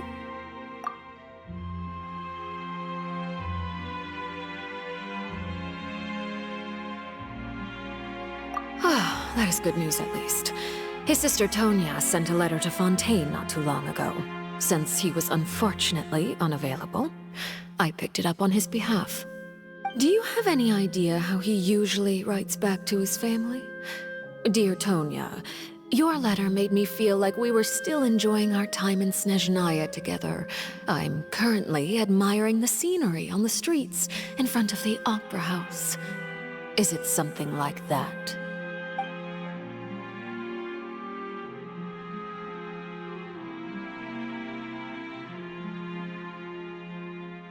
All letters tend to follow the same few formats anyway, right?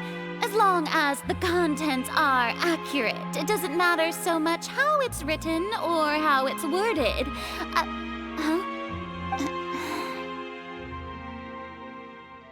Hold on. The water in the teacup is shaking. I suppose this is also a sign of things to come, Miss Farina. I don't quite understand what you're trying to say. Have we entered into the next stage of the prophecy?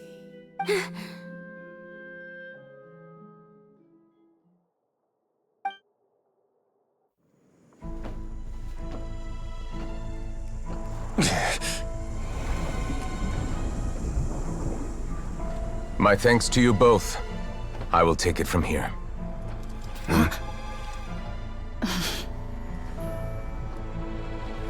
Sure you don't need a hand? Quite sure. Wow. So, what's your secret, huh?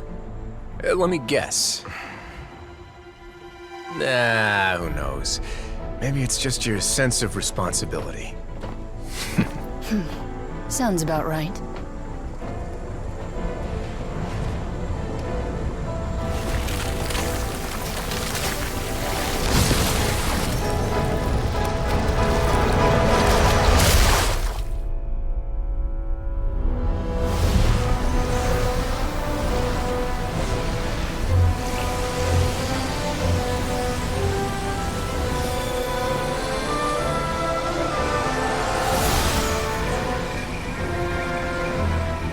Day may come when the prophecy is fulfilled, and the waters burst forth.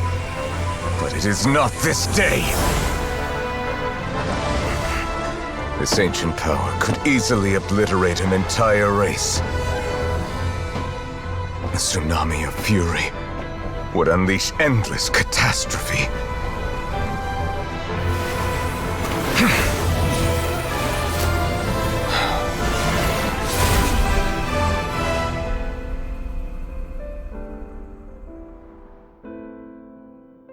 The scent sentence is too severe. Forgive me for overruling it.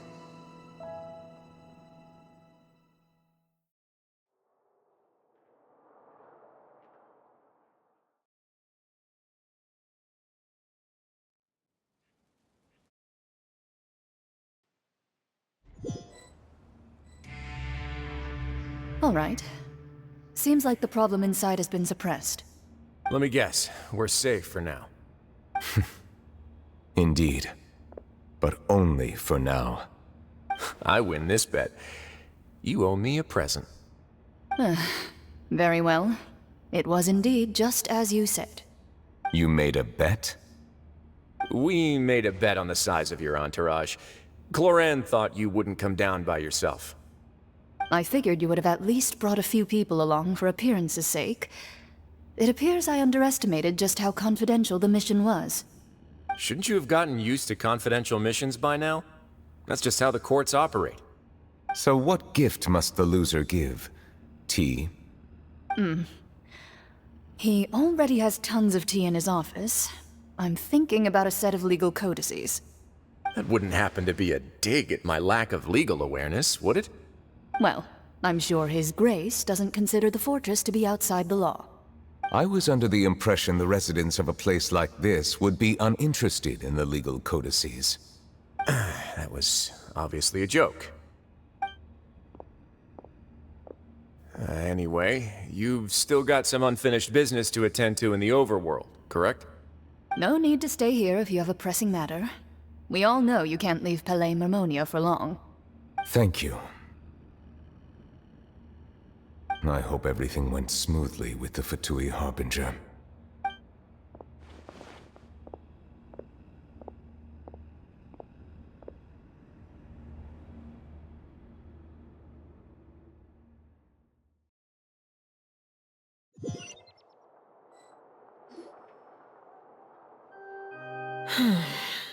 I must say, we've spent long enough playing house.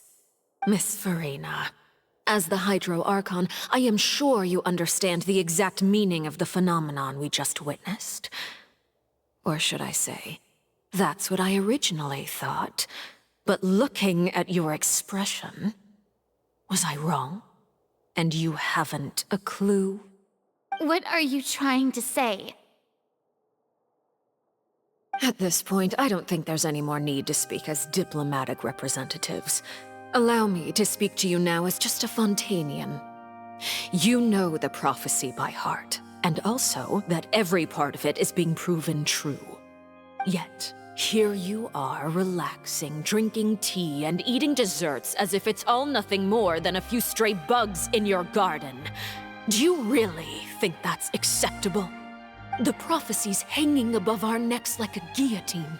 Every faction is looking for a way to either avert the disaster or save their own. Even the orphans of the House of the Hearth have devoted everything to saving their homeland. But you?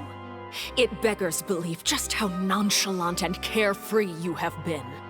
From the very beginning, you, the god Focalor, you have utterly failed to take action. You're wrong. I've never ignored the prophecy, nor have I just been passing the time in self-indulgence. Retract your accusation and stop doubting the wisdom of the gods with such absurd conjectures! I am not alone in my doubts, you know. All the children of Fontaine may be harboring the exact same thoughts right now.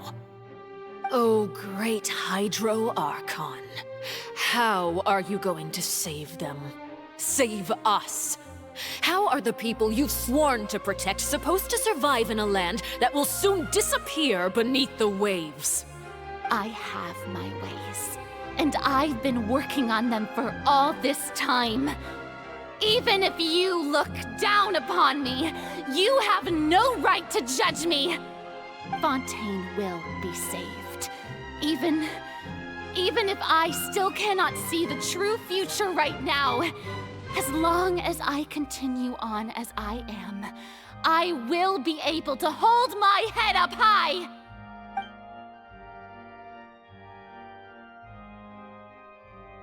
Then I ask you, Miss Farina, just what have you been working on? Where can we see it, and what is it doing to help?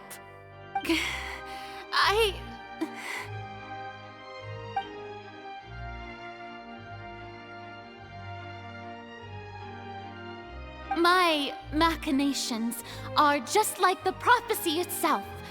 They will only reveal themselves at the fated time. It is just that beings like yourselves are unable to perceive them as of yet. I see. As a god, the proof of your labor always lies beyond prying mortal eyes.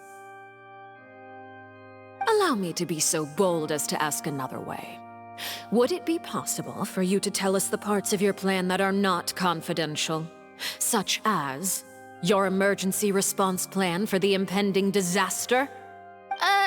An emergency response plan? Oh, that look in your eyes. Have you not even prepared one of those? The emergency response plan is also strictly confidential. Then allow me to jog your memory. Miss Farina, what is the purpose of your Oratrice Mécanique d'Analyse Cardinal? And what do you plan to do with the massive amounts of indemnitium that has accumulated over the years? The Oratrice? It's just like it appears to be. So you also have no idea. If I'm not mistaken, someone's using it to prepare for something. But unfortunately, it would seem that someone is not you, Miss Farina. I first caught wind of this when Linny tried to investigate the Oratrice in the Opera House. You see, even just getting close to the core contaminated him with an extremely large amount of indemnitium. But even if that had nothing to do with you, then what could you possibly be working on, oh great Hydro Archon? Oh, right. I almost forgot. Udex Neuvillette is not at the tea party with us today. Miss Farina, I suppose you must have ordered him away to take care of some troublesome business. Yes, that's exactly right. Please keep it a secret for me. Of course I will. Although, I must say, Miss Farina, you seem quite insecure without the Udex by your side. Oh, very well. Let's stop that conversation here. There are still a few slices of cake left, so please, help yourselves, everyone.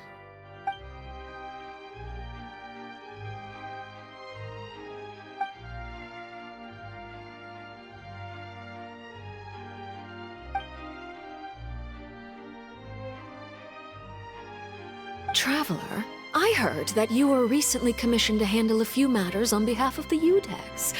Why don't you take an extra slice of cake? Those who work hard deserve gratitude and praise. You too, Paimon. Thank you. Paimon will take you up on that offer.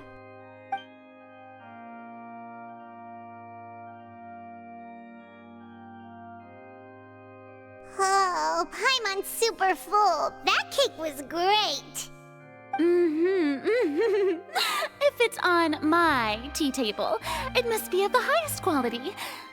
Yes, and we must thank the knave for bringing these over as well. You're welcome. I'm sure the cake also felt greatly honored to be featured at Miss Farina's table. And I was merely catering to Miss Farina's tastes, seeking a chance to chat over tea. It is getting late. Why don't we call it a day? There are still a few matters that I need to take care of, so I must take my leave now. Very well. We'll end it here. Mind seeing me off, Traveler? We could use the opportunity to discuss Child before I must be on my way. Paimon's coming too!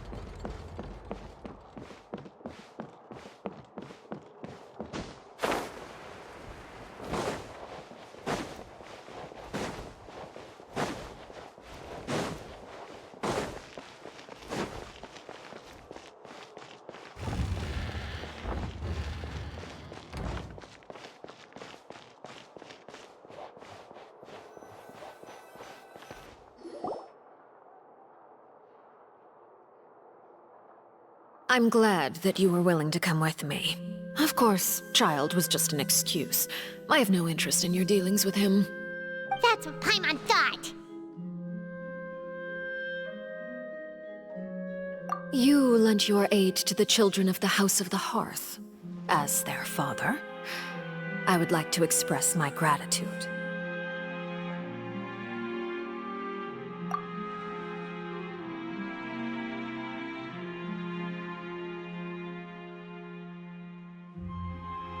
That was all. Formal topics should be discussed in formal settings, and informal topics in informal settings.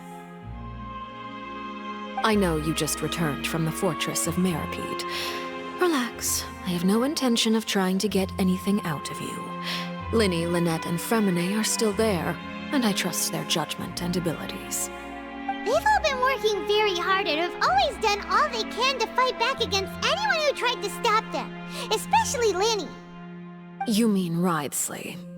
He's a tricky one to deal with. It's unfortunate that Linny's so eager to prove himself that he can't learn to rely on others, including me. By the way, and you can just consider this a bit of idle gossip, but what's your impression of Furina?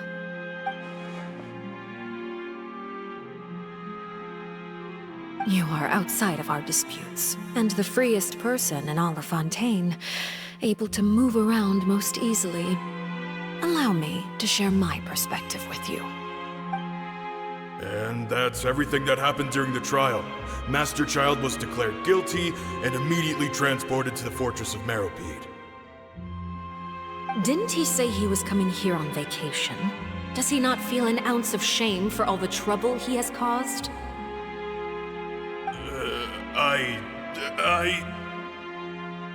Forget it.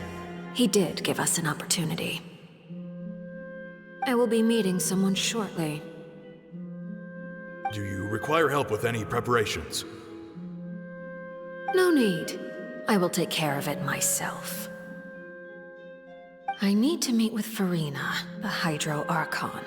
She is at the heart of Fontaine.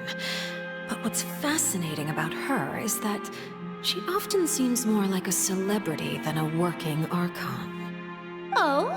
Come over here, you little critter, you!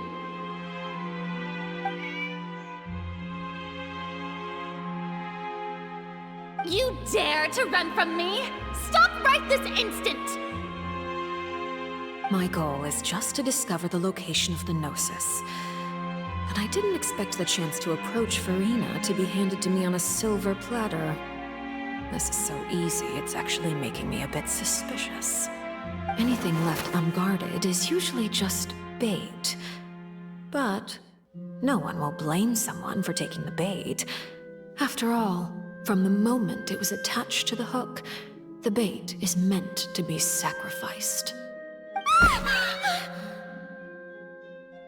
It's just as I guessed in the second before I struck. The Hydronosis is not currently held by the Archon. In fact, this Archon doesn't seem like a god at all. And I sense that she's under some kind of curse. Who are you? And what are you trying to do? Please don't kill me! I'm begging you, please! The fear in her pupils is genuine, so perhaps she's not bait after all. Either way, targeting her has lost all meaning. I left the scene with ease. Nobody came looking for me, and nobody could serve as a witness to my near assassination of Focalor. I suspect even Furina dares not mention this incident to anyone. Not long after, my informants confirmed what I had guessed. After returning to her quarters, Furina quietly cried alone. She was so scared that she could not sleep that night, nor could she even bring herself to eat her cake. There's no doubt that there's something wrong with her. I began to entertain the possibility that she is not the true Hydro Archon. Perhaps Eudex Neuvillette is actually the genuine article.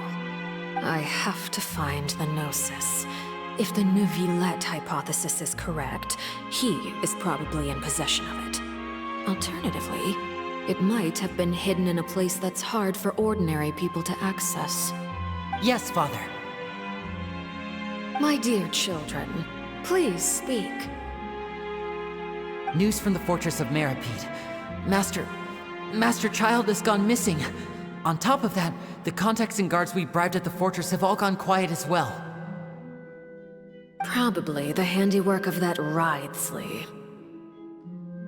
I'm afraid so. This is a good opportunity. The value of a harbinger is much higher than most would imagine. We now have an excuse to exert diplomatic pressure on the Fontaine authorities. Set up a meeting for me. I would like to meet the Hydro Archon and Iudex Neuvillette. Oh, and I have an additional mission for you three. Yes, Father. Tartaglia's disappearance was not a part of my plan, but I can use it to make a breakthrough. With this as my excuse, I can ask for an official audience and continue my investigation of Farina and Iudex Neuvillette. The initiative belongs to the House of the Hearth. My wish to investigate the fortress of Meripede will be a front. Linny and his group will be responsible for the actual intelligence gathering.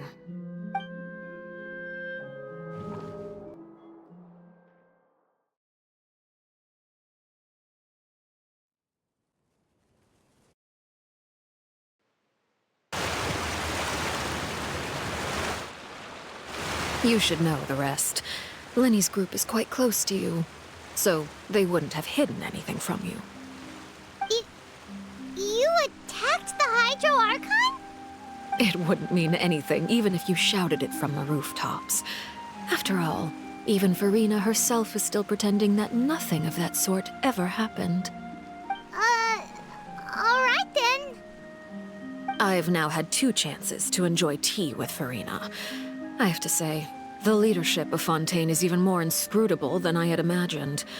I once surmised that Iudex Neuvillette must be the Hydro Archon, but now, that doesn't seem right to me either.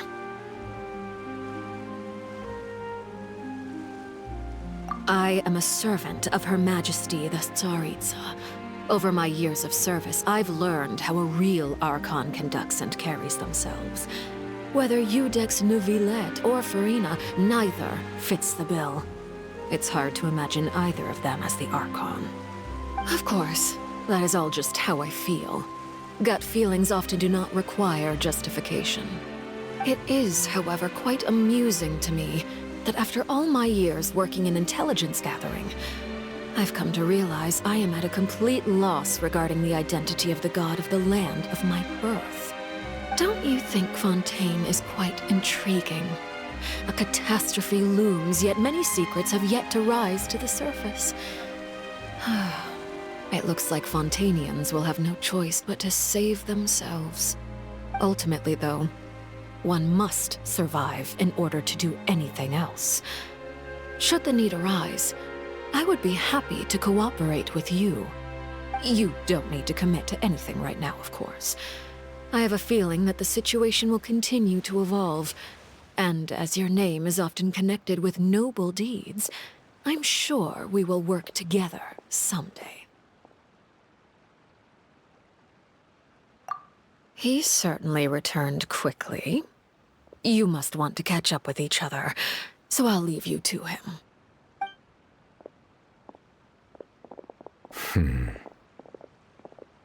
Neuvillette, is it over? For now, yes. But this issue will prove quite thorny in the long term. I'm concerned that sooner or later the prophesized events will occur. Thank you for protecting Farina. To put it simply, I used my power to force back the Primordial Sea and reseal the sluice gate.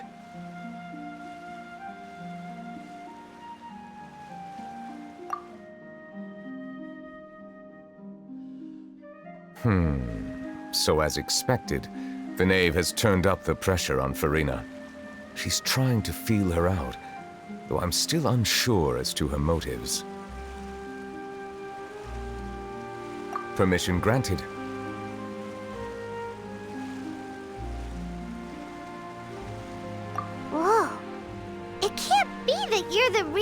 Archon, right?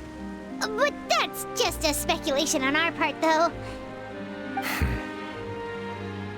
You can't tell us? Then that's okay. We can talk about something else. We won't try to force you. You guys in Fontaine are super strange. If by the phrase, you guys, you are referring to Farina and I, then although I'm not sure just what you are trying to imply, I must clarify that I do not share her positions on a multitude of topics.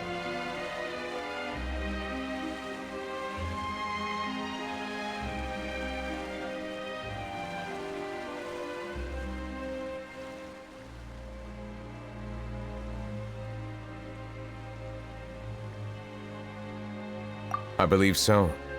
The fortress has a long and complex history. It has seen much grief and suffering. And now, another catastrophe will soon be upon us. I mourn this turn of events. Huh? Why is it raining all of a sudden?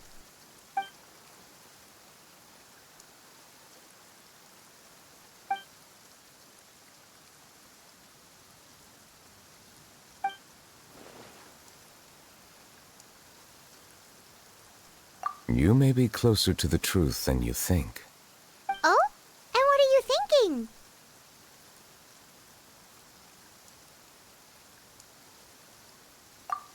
The dragon of... what? Huh? Please do not be so surprised. Farina?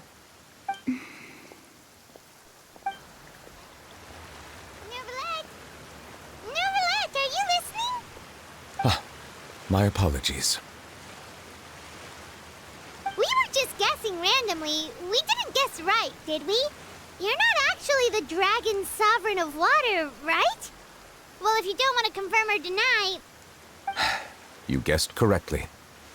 I sincerely hope you'll be able to keep this a secret for me. Right, of course. We'll definitely help you keep it a secret. There's still something Paimon wants to ask you, though. Please, go ahead. Well, if you are the Dragon Sovereign of Water, and you were able to force back the primordial sea from the fortress, then since Fontaine's prophecy is all about seawater, couldn't you just use your power to solve the crisis? None of the currently living dragon sovereigns in the world, myself included, possess our full dragonhood. They say that when the first usurper arrived on Tivat, they seized a part of the dragon's power.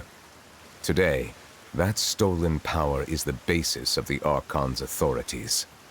There are 7 elemental Archons and 7 matching dragon sovereigns. The dragon sovereign of water who lived through that era perished a long time ago. As their successor, I know far less of that part of our ancient history. In any case, I believe I will not be able to do much unless the Archon disappears and returns their elemental authority to me. Given the status quo, however, I would recommend finding another way to deal with the prophecy. Oh, so even you can't solve it. I still have some urgent matters to attend to at my office. If you have any more questions regarding ancient history, you are welcome to discuss them with me at a later time. Please go right ahead. There's a place that Paimon wants to go too. Traveler, why don't we pay another visit to the Fortress of Meripede? Paimon is a little worried. We'll see you another time. Take care.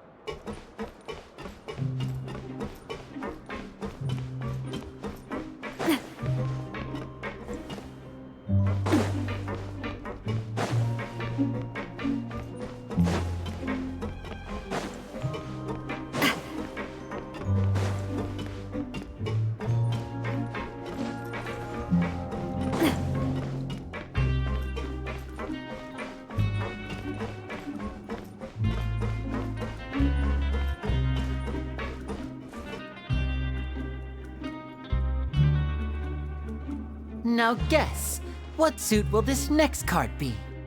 A bare-teeth cat? Well, well, look who it is. Traveler, Paimon. Hello, everyone. Looks like you're recovering nicely from it, eh? Mm-hmm. Thanks to everyone's support. Oh, right. I managed to work up the courage to thank Miss Clarant in person. Whoa, how did she react? She told me that it was nothing. It was as if saving a life wasn't a big deal to her at all. She also told me not to worry about it. She didn't want to stress you out, that's all. She's right, and it's best not to dwell on it. Yeah. Okay, but check this out. We went back to the opera house and we met the knave. You met Father? Did she say anything to you?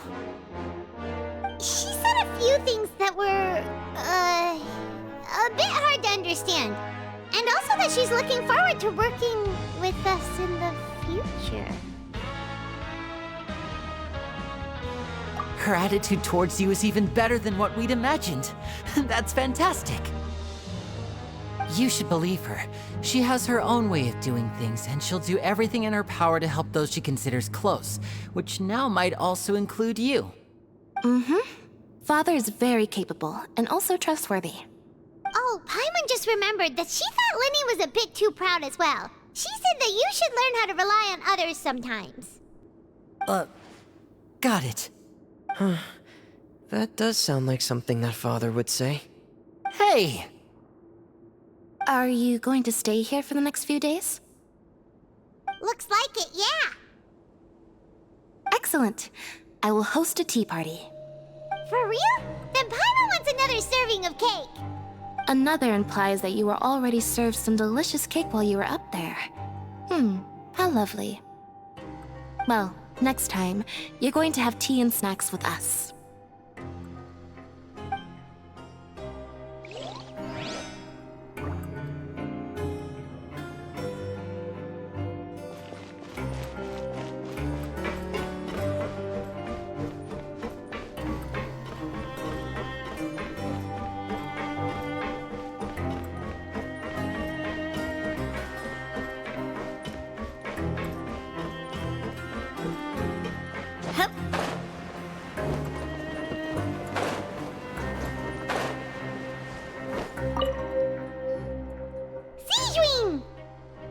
Traveler, Paimon, you're back!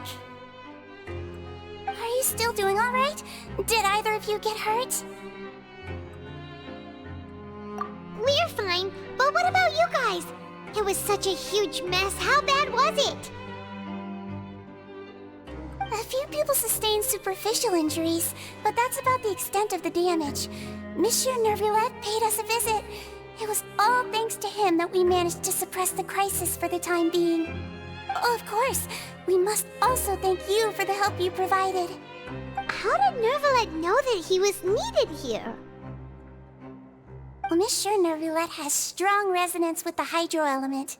When the water level rises, he can feel the waves produced. I ran into the bombshell bros while bandaging the injuries of the wounded. They were mumbling the whole time about how you just ran down without a word. I'm so relieved to see that you're both alright.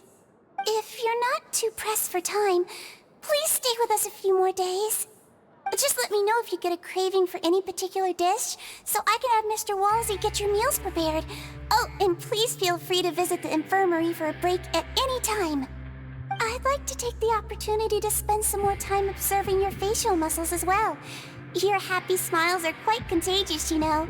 They're so memorable, and I've missed them immensely while you were gone.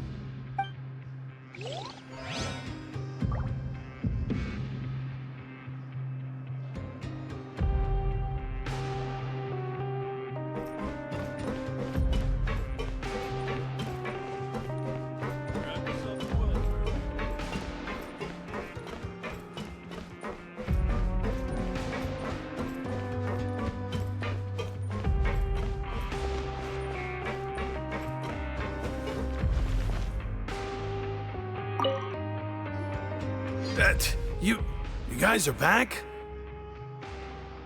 Crystal! Macaroon!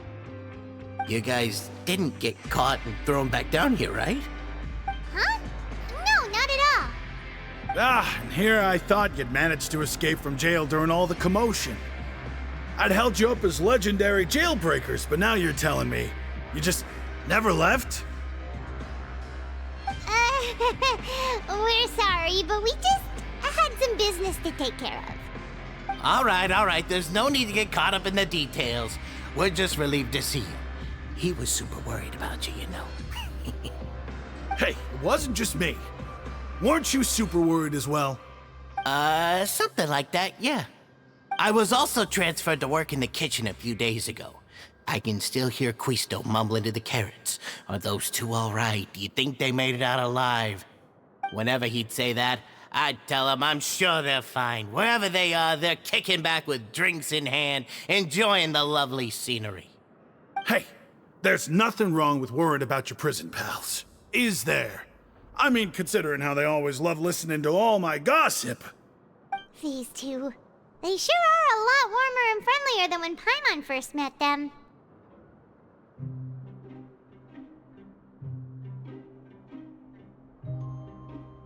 Oh, well, if you say so. I'll be watching you to make sure you finish every last bite.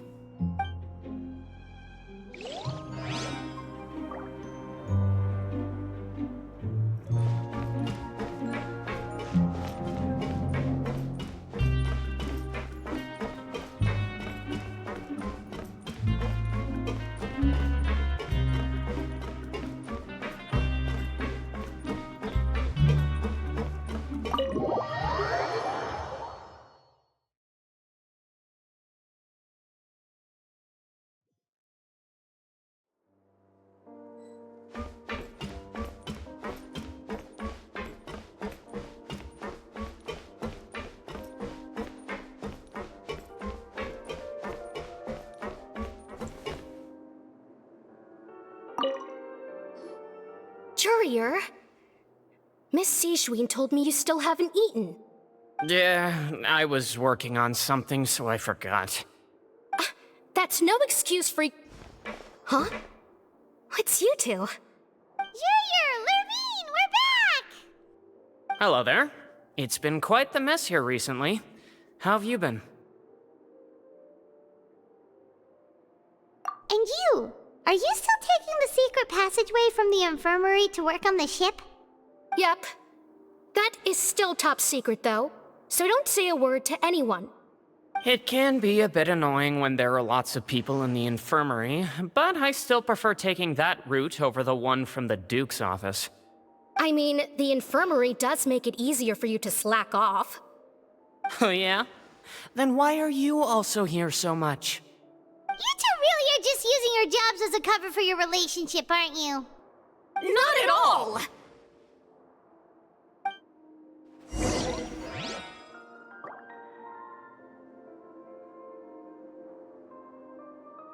Umbrella warfare, I guess!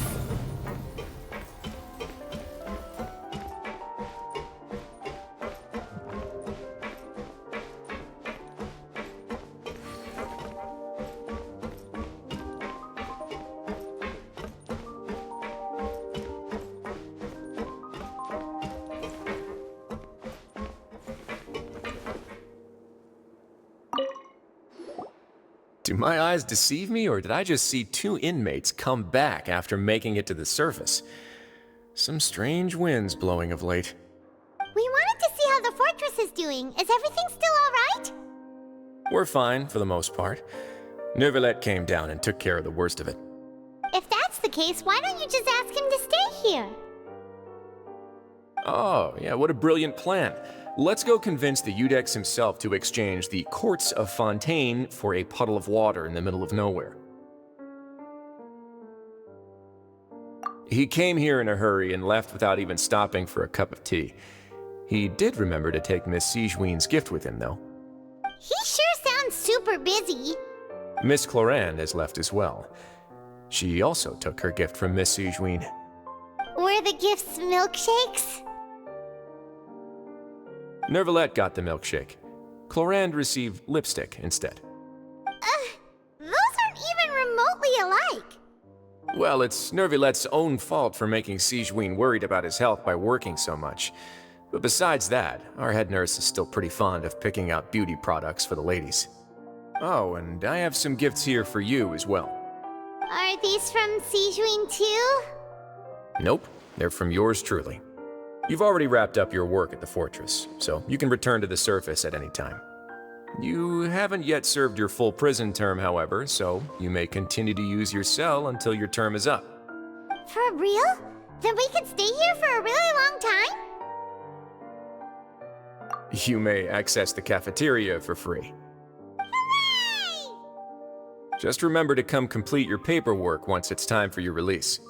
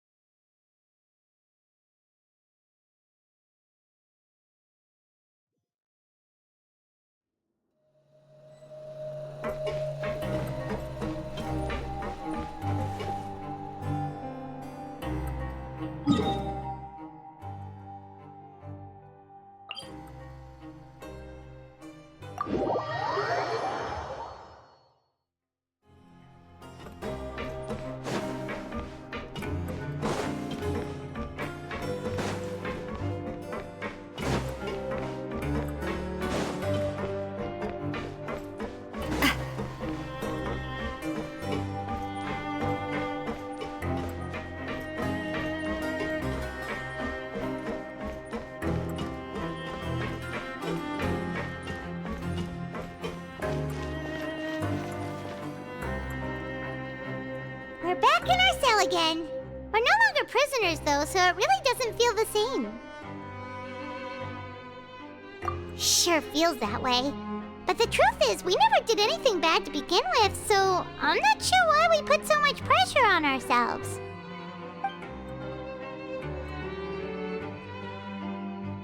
Huh? How did you know? Hey, that's not true! All right. Okay, Paimon just wanted to say that we really are an amazing duo after all. It's like we've now gone to so many places together and become friends with so many people.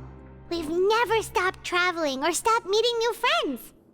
There are so many bad things in the world, and we're just two people, but we've still been solving problems no matter where we go. Isn't that pretty cool? You're counting Paimon today? Aren't you the only adventurer here? Then let's ask Catherine to give Paimon an adventurer handbook as well. Paimon will also be an adventurer from today forward. Just our thoughts making Paimon giddy. Paimon's gonna crash, so you sleep soon too. The last time we fell asleep here, we woke up to a whole mess outside our cell. The primordial seawater nearly rose up. That was so scary. We should be safe now, right? All right then. Good night to you, traveler.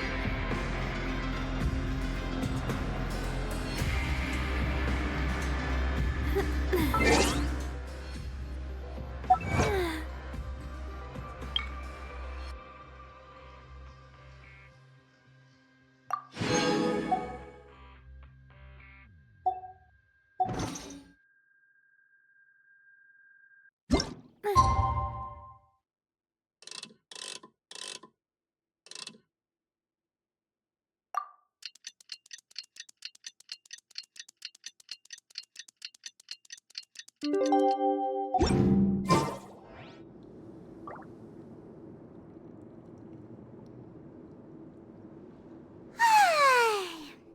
for a little rest after breakfast.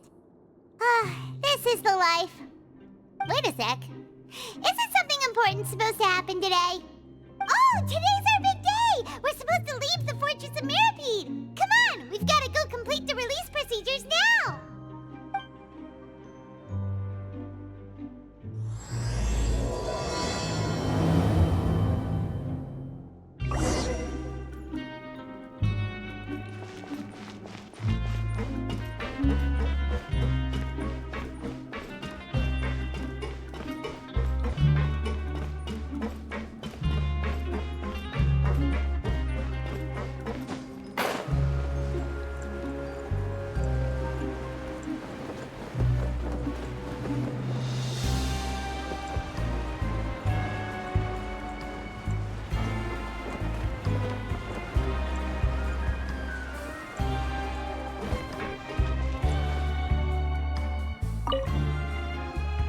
Please, sign here. This document will be effective immediately upon signing, and you two may exit the Fortress of Mirapede via the regular channels. It's been so long since we've been to the surface. Let's hurry up and... Huh? What's happening?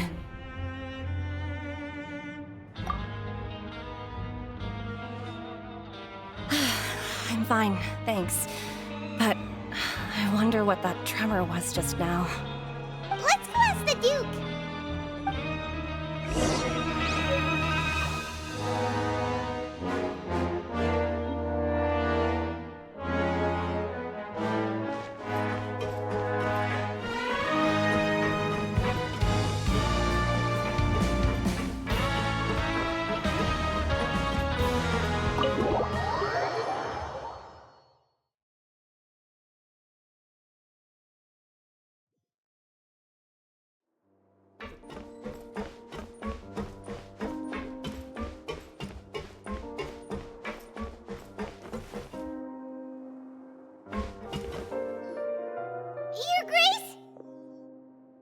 Ah, good to see you two. Is there something you wish to see me about? Yeah, what was with that earthquake just now? Ah, that. The tremor didn't originate from the seafloor. In fact, it seems it came from the surface. Over the years of serving as the warden here, I have developed a sense for distinguishing between what occurs on the surface and what occurs underwater. Besides, the seal that Monsieur Neuvillette set in place won't fail so easily. So the fortress is okay? If you recall our last incident, if there really were a problem, there would be crowds of inmates in a panic right now. Huh, you've got a point. Okay, seems we need to get back up to the surface and ask about what happened. By the way, do you know what day it is today? I believe today is this month's pipe cleaning day. Wait, seriously? Ah, yes. Have you completed your release papers? Yep. It's you two. Are you leaving now? That's right! Today is our last day in prison! But now that Paimon says that, it doesn't feel like we were confined here. It's actually been pretty nice! Oh yeah, Paimon feels fond of this place now! Then be sure to come back and visit. I'll miss you. If you've signed the release papers, then you're free to go. The guards will escort you out. You're not going to see us off? I knew you'd ask. All right, sure. Let's go. Well, you actually agreed. No worries, you must be busy. Paimon was just joking. Ah, so you do have a polite side, I see. After being down here for so long, I imagine you must feel like you're lacking companionship. Shall I come along too? Yeah, don't worry, we'll come back to see you. Paimon really likes the cafeteria here. The chefs sure do know how to make good grub. I hope you won't be here as convicts the next time I see you. We'll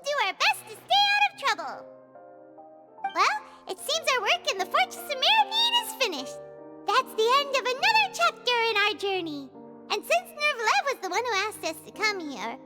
We should probably go report to him now. Next up, the Palais Mermonia! You're going to see Monsieur Nervulette? Please pass on our kind regards. I'm sure just your regards will do, no? I believe it would be the polite thing to do. You're right. I've heard the Palais has been terribly busy these days. Tell him that I hope he hasn't been overwhelmed by the recent string of troubles.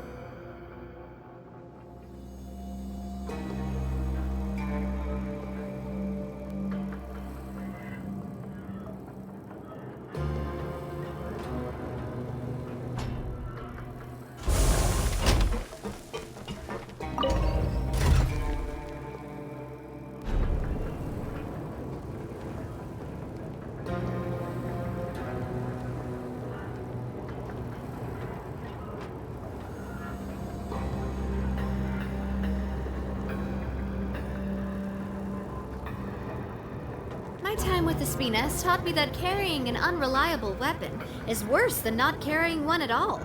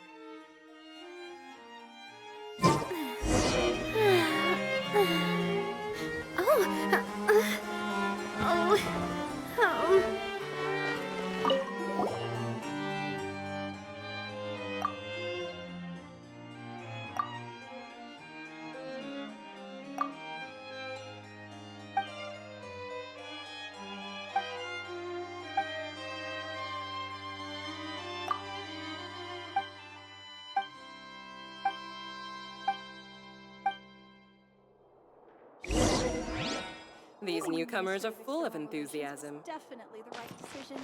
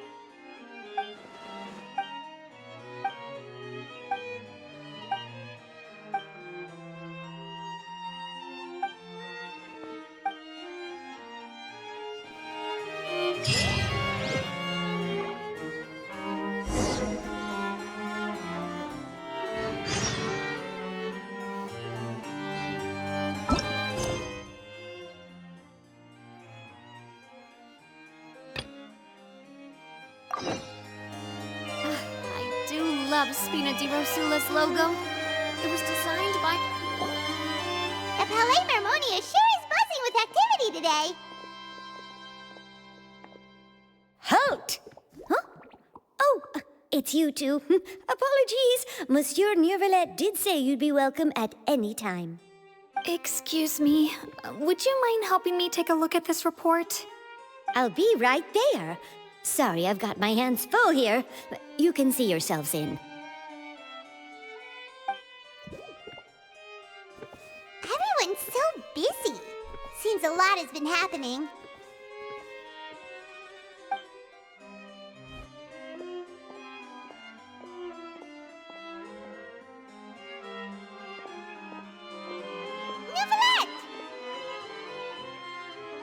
Hello. You've come at the right time, but you'll have to wait for just a moment, as there are some urgent matters I must tend to first. In the meantime, please, have a seat. If you'd like to have something to drink, let the Melusine outside know. That's all right. We just ate. Very well, then. Let's take a break over there while we wait for him to finish his work.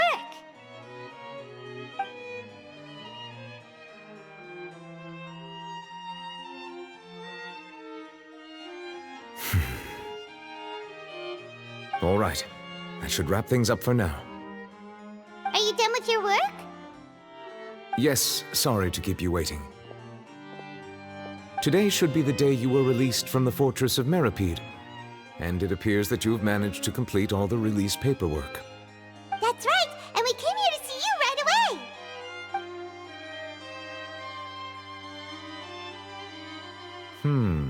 A massive whale. Do you have any idea what that might be? Judging from your description, that cannot have occurred in any ordinary waters, but rather something like the primordial sea. A whale of that size and shape cannot usually be found in the waters of Tevat. Therefore, we can only assume that Child is presently immersed in primordial seawater. Immersed in primordial seawater? But how? And is he okay? Most people wouldn't be capable of entering in the first place. I'm not completely sure how he could have gotten there myself. Yes? What is it?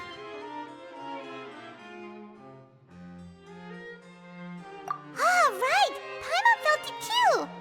We asked the Duke and he said it wasn't from underwater, so we figured you might know something about it. It turns out that I have just received a report about this particular matter. In fact, that's exactly what I was busy with a moment ago. The source of the tremor was here on the surface near Poisson. After the shaking stopped, the water levels in the Poisson area rose at an alarming rate. The water levels rose? Oh no! What about all the people there? Fortunately, the water levels only rose for a short period of time and have already returned to normal now. However, I still have a bad feeling about the whole phenomenon. If the change in water levels is connected with the leaking primordial seawater, then the situation in Poisson may be much worse than it appears. Navia should be in Poisson, right? We need to go check on her! I would also like to go there as soon as possible, but I'm afraid I can't leave just yet. We must immediately formulate disaster prevention plans for the surrounding coastal areas to avoid potential catastrophes. I'll have to ask you two to go to Poisson first. I'll meet you there to check on the situation once I've finished things here. There's no time to lose! Let's get going! Please be careful.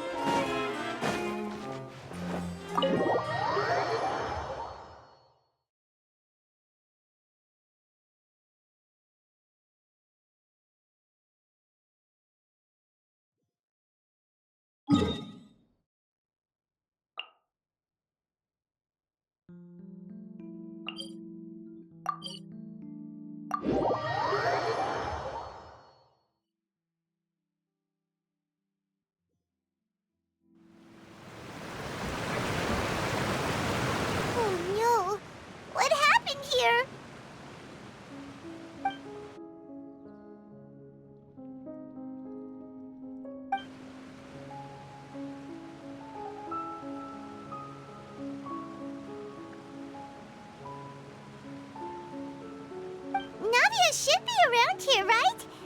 We need to make sure she's still... Paimon means we need to check on her.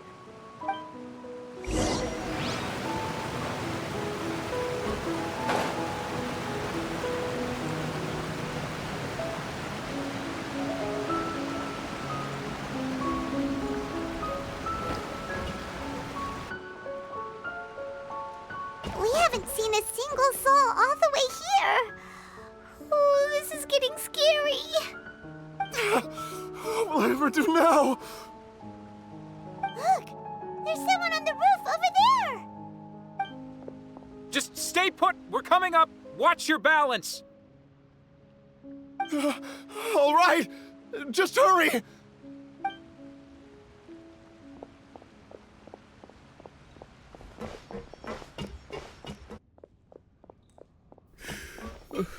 I'm not young anymore. How will I survive on my own? My Desiree! Oh, he looks pretty sad. My leg! My leg! How could this have happened? It hurts! Just hang in there. Help is on the way. You can hold my hand if it makes you feel better.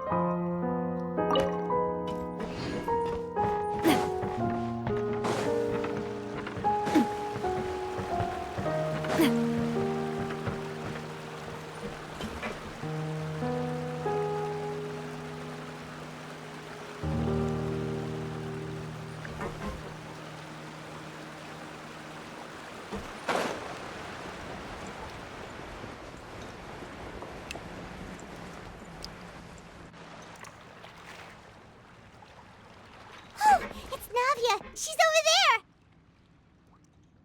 Hey, Navia! Are you okay?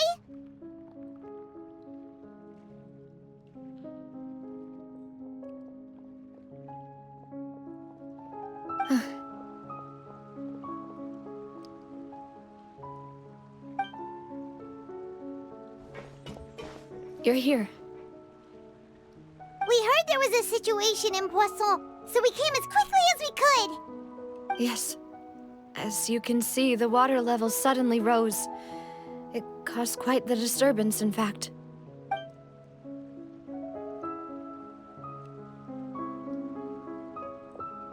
Demoiselle! There was a wounded resident next to a building southeast of here. We've already transported him to safety, but we've run out of medical supplies. He's wounded? How badly? He fell, so it's probably a broken leg. He's pretty shaken up. When the water level rose, he desperately climbed up to the roof. Once the water receded and he saw the ground, he became terrified and eventually... He jumped down then. Find the leader of Squad 1 and tell him to take the wounded resident to see a doctor. He should know where to go. Understood. I'll take over his search and rescue mission in the meantime. All right. You'll be in charge.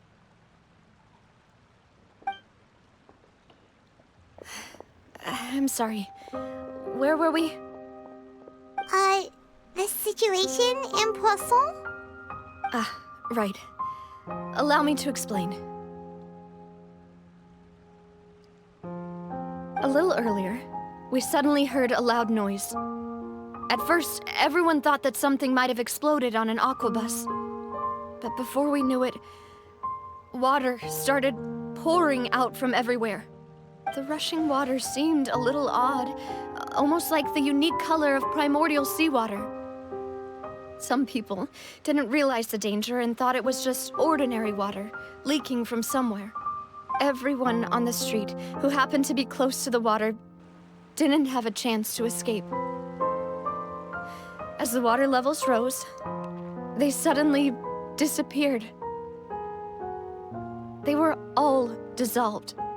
Those who realized what was happening started to flee in a panic, desperately trying to get to higher ground. Many were injured in the stampede, and some people fell from significant heights.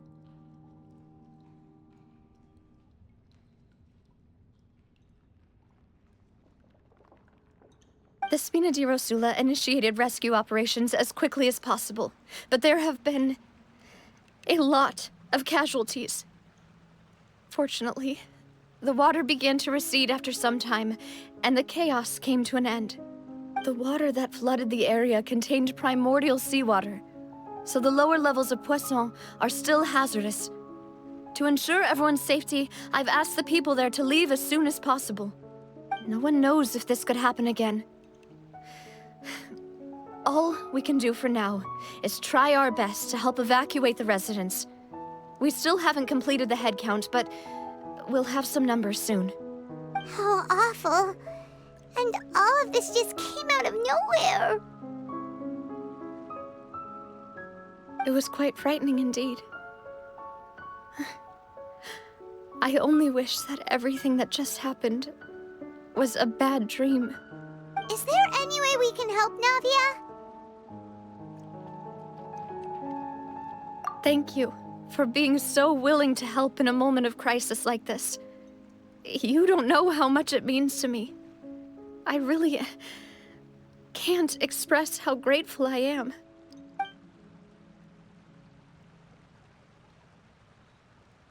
Don't say that, Navia. That's what friends are for.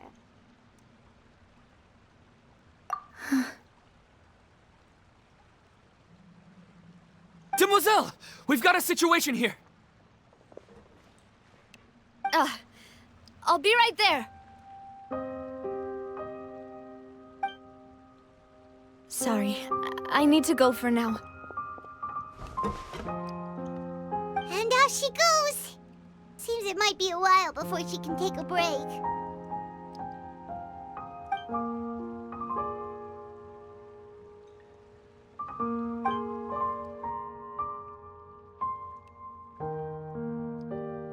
Okay, the wounded are being tended to, and we finished a preliminary head count.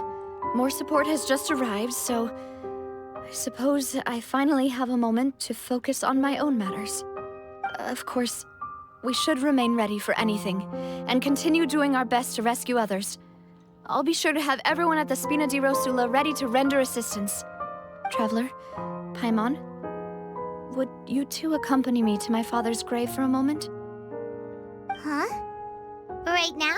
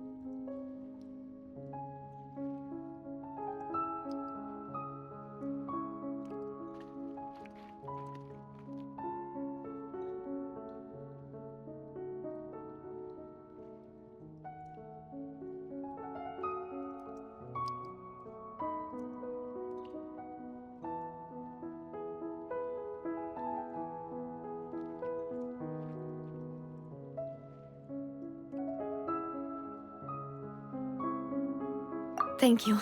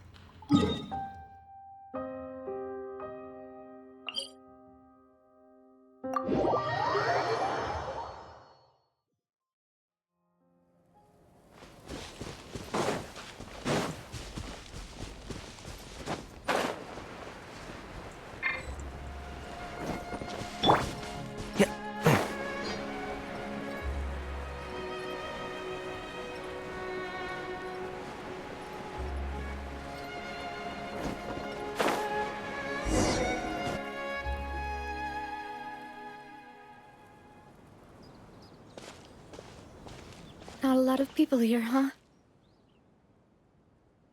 Well, given the time of day and the whole situation in Poisson, Paimon doesn't think there'd be a ton of people here visiting graves.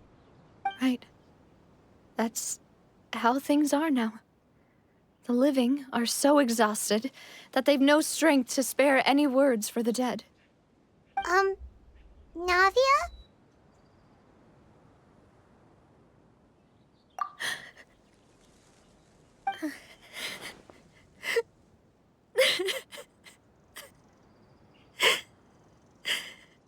Navia, what's wrong? Sorry. I just... Malus and Silver... They won't ever come back here again. What should I do, Papa? Huh? What happened to them? Everyone agreed on the rescue plan, but still... I was the one who initiated it. They were helping evacuate the residents, but they couldn't leave in time. And they were caught in the seawater.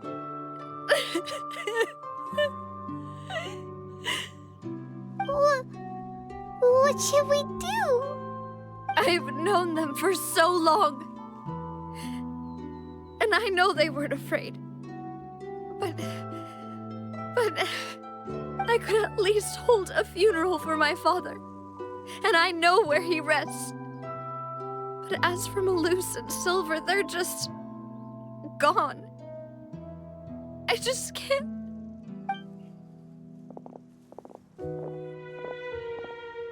Everything looks so clean after it rains. Even the gravestones. I didn't expect that you'd enjoy a glass of red wine in front of Master Callus's grave. I can understand. Besides, the scenery here isn't half bad. See, it's not just me. I always want to bring something when I visit Papa. Perhaps we might even have a picnic. He wouldn't be angry, would he? How could Master ever be upset with you, demoiselle? Yet the cemetery is the home of those who have passed, is it not? Everyone ends up here sooner or later, no matter who you are. Buying yourself a plot in advance, are you? No need yet. But when I do, I hope you'll let me be buried beside Master Callus, demoiselle. Hey, stop joking around. I'm quite serious. That way, it'll save us both the trip to see each other whenever you visit your father's grave. That makes sense. In that case, could I be buried on his other side? After all, besides you, demoiselle, the two of us could certainly be considered Master's closest companions, no? Personally, I believe we fill those shoes just fine. Why are you bringing this up all of a sudden? Seriously. All right. I'll remember your requests. But I'd really prefer not to talk about this stuff.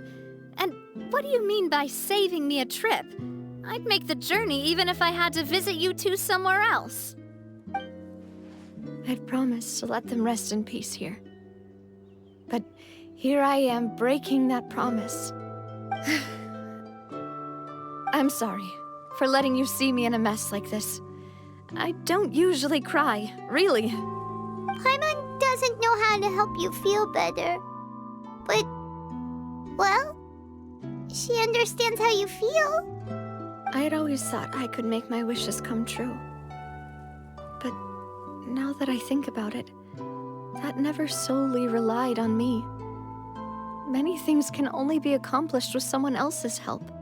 Malus and Silver have helped me so much. But by contrast, I could do nothing for them. I'm so sorry. You can spend as much time as you need here, Navia. We'll stay with you.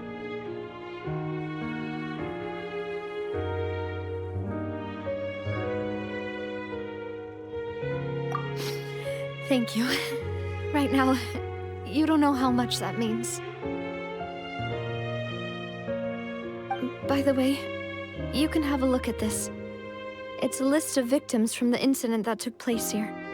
Obena, Khan, Burnett, Giverny, Francine, Karina, Daisy Ray, Joinville, Julianne, Esson, as well as Malus and Silver. So, everyone else is safe. But still... It's okay. I know what you're thinking. And you're right. We lost Malus and Silver. But we were able to save more than we anticipated.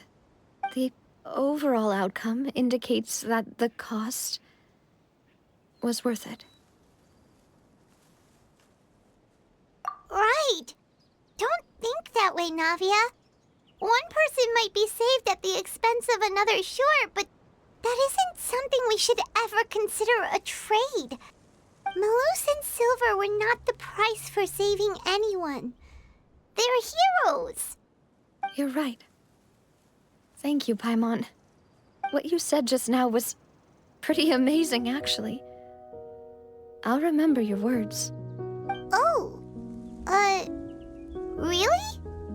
Seems you've become more eloquent in the time since we last met. The knave? What are you doing here? Is everything going well on your side? Yes, my people are carrying out the mission according to your request. All the residents of Poisson have been evacuated, and we're preparing to relocate them to higher ground. As for these supplies, we have everything taken care of. There is no need to worry. Thank you very much. Wait, do you two know each other? We just met recently. Right, Miss Navia? Usually, I would call this a coincidental encounter. But that doesn't quite fit this time. Besides, it never even crossed my mind that a Fatui Harbinger would come looking for me. Thanks to the Knave, Spina di Rosula received generous support from the Fatui, which allowed us to complete the rescue and evacuation work so quickly. Mutual aid is essential to fostering positive developments. We were already in the area, in any case, so it was nothing. That said, I must say that you're a lot sharper than you let on. I'm sure you understand what I mean. I apologize for all the ways in which I tested you previously. We've never worked with a Fatui before, and it's extremely important for us to know who we're working with. My subordinates have reported that Fatui soldiers have been observing water levels and taking head counts in various locations. I hear that they've also prepared a large amount of emergency supplies. I'm quite surprised. This is nothing to brag about, nor do I intend to. It is simply the way of powerful organizations to act forcefully, whether they are doing good or ill. You've witnessed that firsthand, in any case. As I've told this traveler before, I know of the prophecy, and I intend to prevent the impending disaster. Lending your organization a hand was a natural first step in accomplishing that. As such, do not be troubled by this token of our sincerity. Perhaps one day, you'll also be able to help me in the same way. Without your help, there would have been many more casualties. I won't forget your kindness. Furthermore, I sincerely regret what happened to Malus and Silver. I only wish that my people could have arrived a little earlier to prevent this from happening. Don't say that.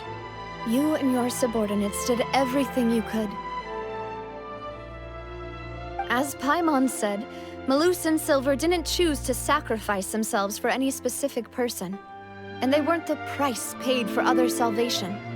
They chose to become heroes themselves. I've never liked hearing people put it that way. It's like trying to relieve pain by saying some noble-sounding words. But right now, there's nothing more suitable. They really did become heroes. You're right. I'm sorry for your loss, Miss Navia.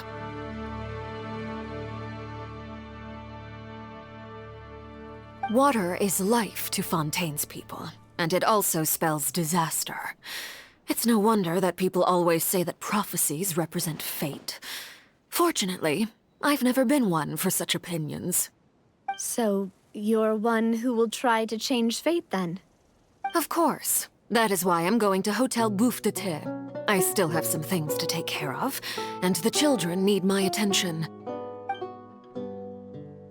By the way, Traveler, Paimon, one more thing. Alright, then we'll just... Huh? This isn't right. Paimon thought you would ask us to walk with you for a moment so you could tell us something in private. That is a clever and useful conversation technique, which I do like to use when necessary. But there's no need today. It would not hurt to have Miss Navia listening in. Traveler, I'm sure you remember that I said we could work together when we had the chance. You and I both know that there may be issues with the Primordial Sea. Previously, it was the Fortress of Meripede's sluice gate, and this time it was the water levels in Poisson. These are both signals.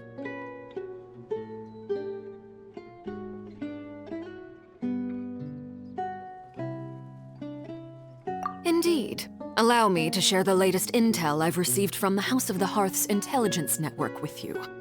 During some recent investigations, a child claimed to have discovered some ruins near Poisson. The ruins date back to ancient times, and seem to be worth investigating in many ways. Judging by the dating of the ruins, they may be related to the prophecy and the coming crisis. The situation is becoming more urgent, so any pertinent information will prove extremely precious. My people initially came to prepare for ruin exploration. Unexpectedly, this disaster struck, and at present, we're all busy prioritizing the rescue effort. So that's why the Fatui were already in Poisson. I wanted to take the children along, but unfortunately, Linny, Lynette, and Fremine have all been dispatched to higher ground to assist affected residents. Linny told me that outside of the house, the person they trust most is you. Which is why I want to give you this task.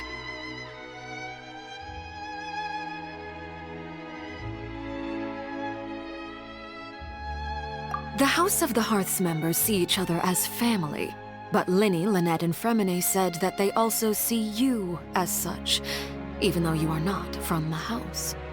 I'm sure you already understand how earnest they consider their friendship with you to be. Oh, that somehow makes Paimon feel kinda happy. The intel I just shared about the ruins could fetch a high price. But since the children consider you family, it's only natural that I freely share it with you. Got it! So all we gotta do is go to some ruins, right? We can handle that. Excuse me, but may I tag along? You wish to join, Miss Navia? But are you sure you're up to exploring some ruins? You need to rest. Well, I'm sad, yes. But I can't just go back and plop myself into a chair by the roadside and do nothing. There's no point in being depressed while we still have a disaster on our hands. As my father's successor, I must live up to the hopes he had in me. Besides, I'm also doing this for myself. I need something, a distraction, to keep my mind off Malus and Silver.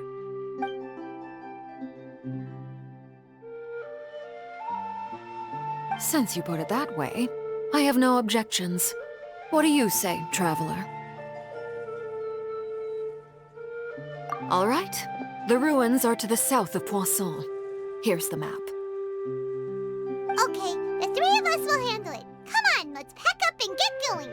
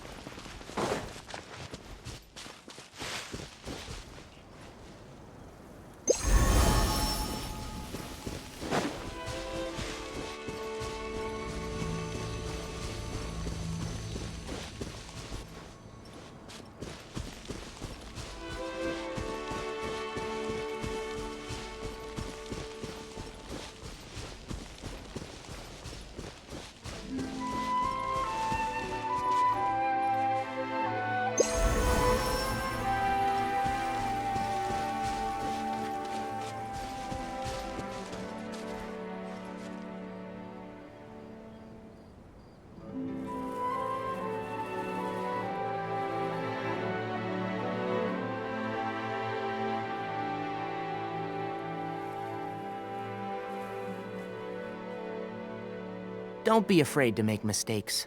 It's all part of the learning process.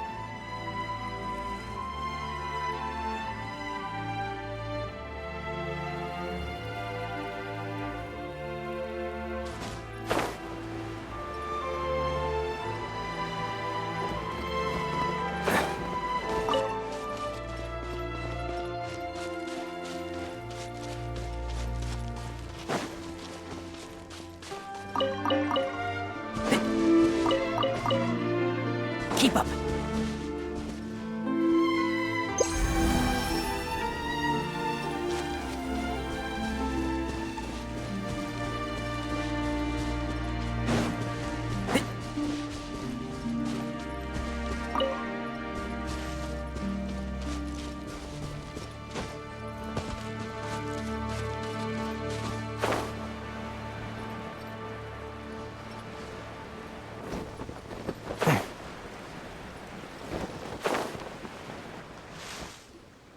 So, are these the ruins the knave was talking about? Whoa, talk about old. They seem to be pretty ancient, all right. Let's go in and have a look. Just be careful.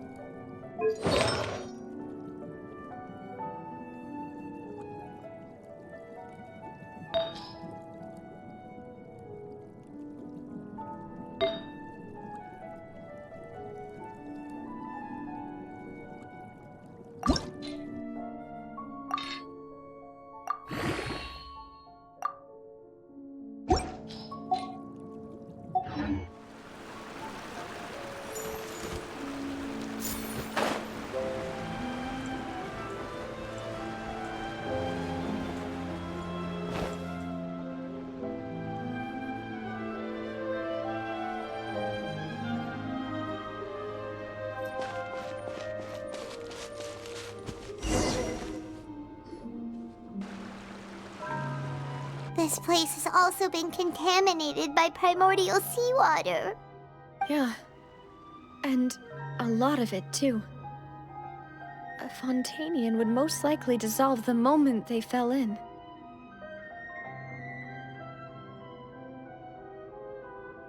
Right! You can't go down if there's primordial seawater. It's too dangerous, and it won't be any help for you to just stay here. Don't get by my wrong. We're not saying you're useless. It's just that... No, you're right. I can't do anything in this situation. I'll leave this to you.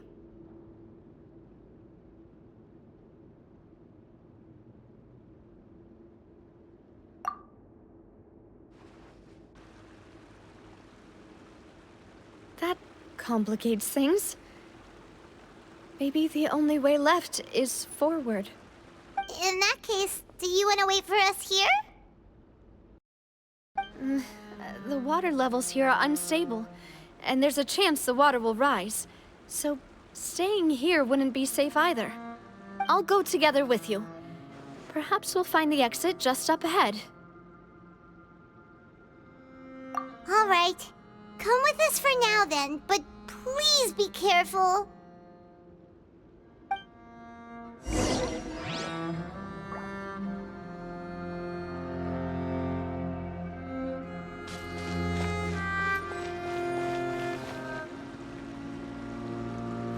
Oh no, it's a dead end! Let's try climbing over from the side.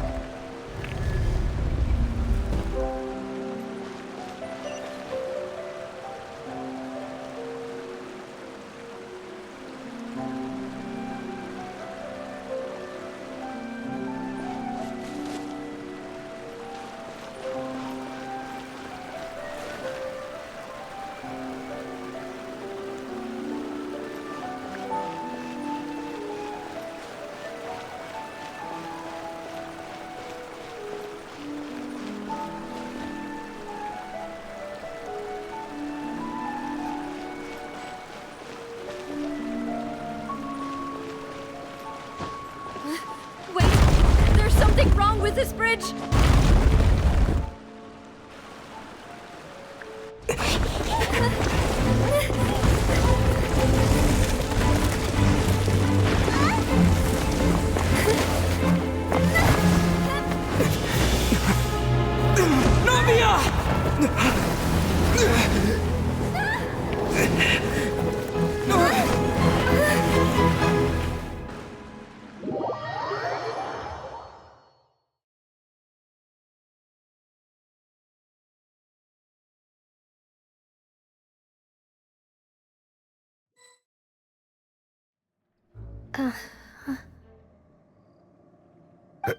Demoiselle?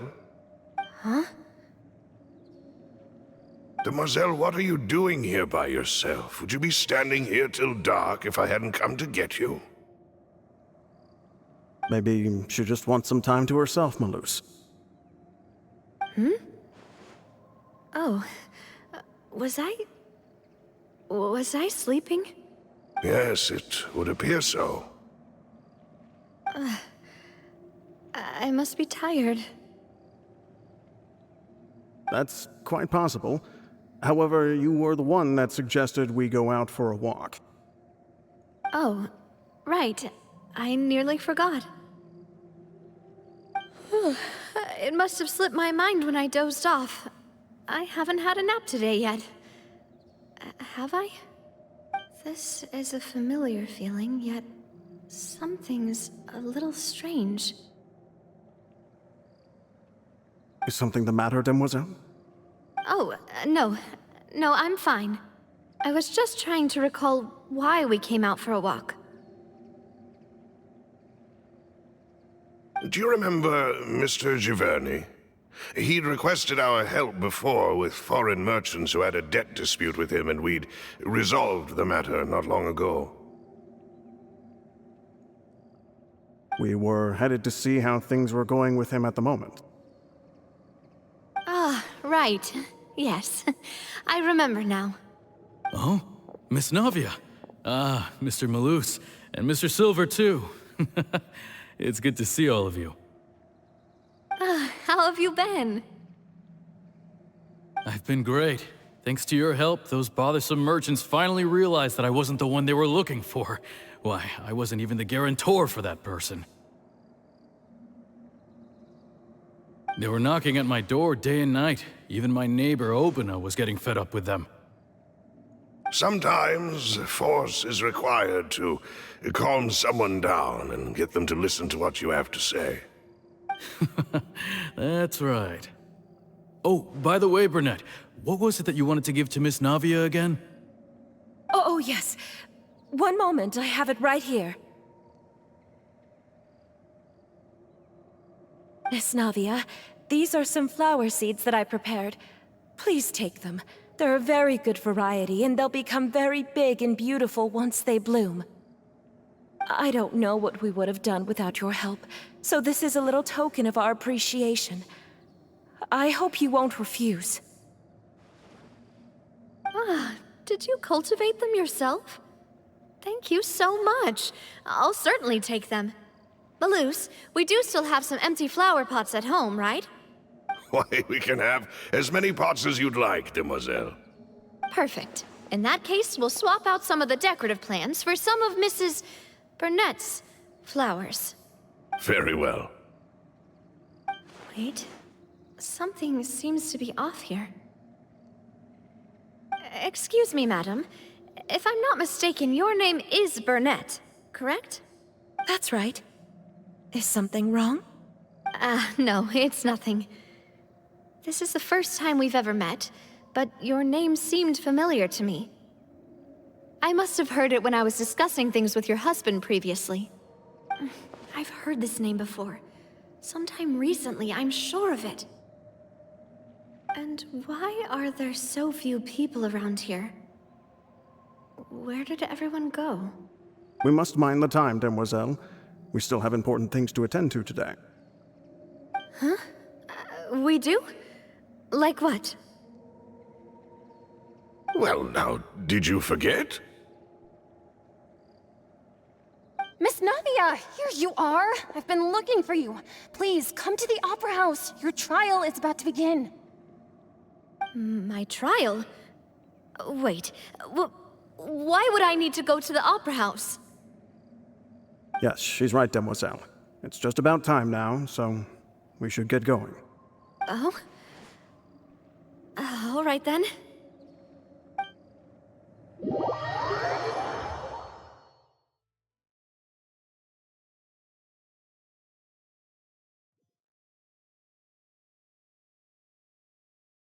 Look, it's Navia! She's here! And her two attendants are with her. Goodness. Everyone's finally here. There sure are a lot of people here to see the trial. And they all seem to be oddly excited about something. I even know some of these people. Karina, Desiree, Joyville, Jolien, Essen. Why are so many people here? And why do I have no recollection of this case? And as for the judge... huh? Where's Monsieur Neuvillette? Please sit in the defendant's seat. Don't worry, Silver and I shall accompany you. All right. But are you sure you can stand behind me? Typically, it wouldn't be allowed, but today is an exception.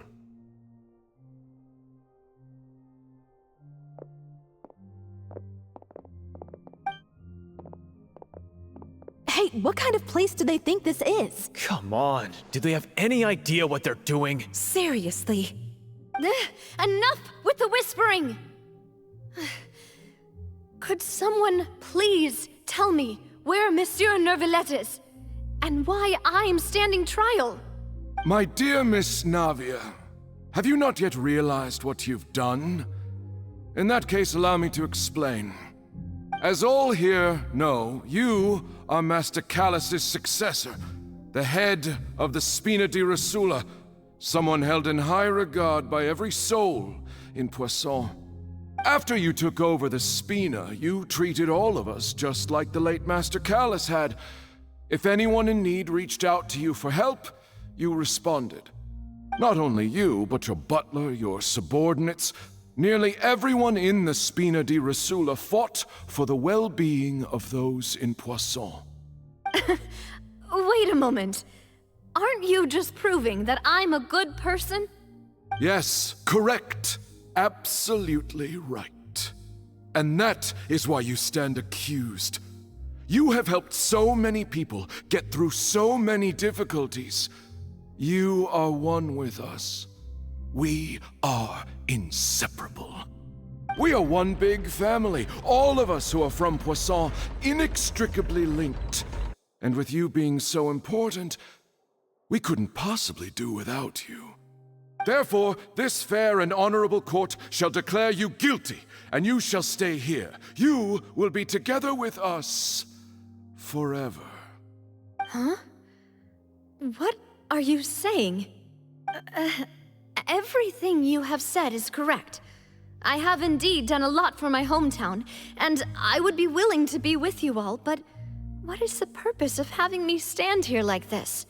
What is there to discuss? Ah, well, if that's what you think, then I have no further comments. How wonderful, Miss Navia!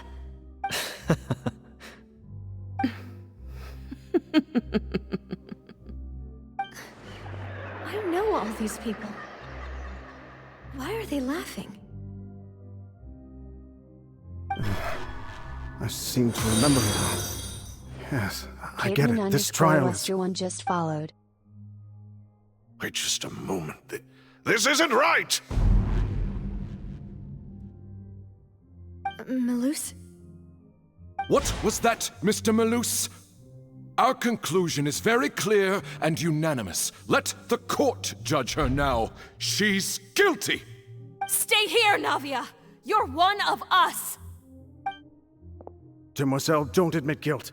This trial means to keep you here forever.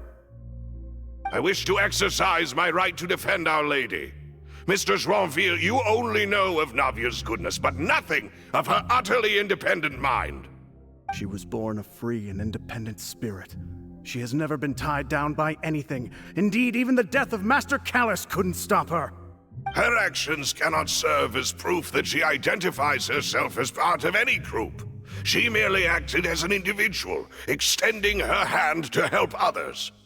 Please do not mistake her actions as being otherwise. Really? As an individual, you say? Don't forget, we are all Fontanians here. This is the nation of justice, the nation of Hydro. Even if Miss Navia only voluntarily rendered her assistance, that doesn't change the fact that her beautiful soul must return to everyone. Water accepts all, blends with all. It will surely accept her kindness. Everything is measured here in the nation of Hydro, and in the end, everyone shall meld together. Thus, when a unanimous opinion emerges, that opinion represents justice. Now, I speak for everyone. Our opinion is consistent. Navia should stay. We and Navia are one. And you would call this justice? Preposterous. You are merely jealous that Demoiselle still has a chance to exist as an individual. Have you forgotten how much you all once longed to become individuals, to become independent? Do you mean to defy our justice? If your justice is flawed, then why should we acknowledge it? As you said, we can also have our own justice. Silver and I shall defend Demoiselle. And that is how we will enforce justice. Ugh, my head... it hurts. Demoiselle. Silver, it hurts. My head is spinning. All I can see is stars swirling in front of me. I remember now. Everything that seemed odd from the very beginning.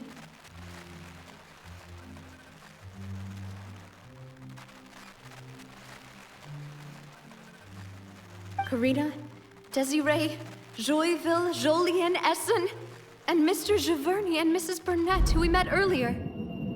Even Malus and Silver. I don't want to admit it, but they're all dead. Don't be afraid, and don't admit guilt. We will protect you to the very end. Absurd! Who are you to say that she cannot be judged?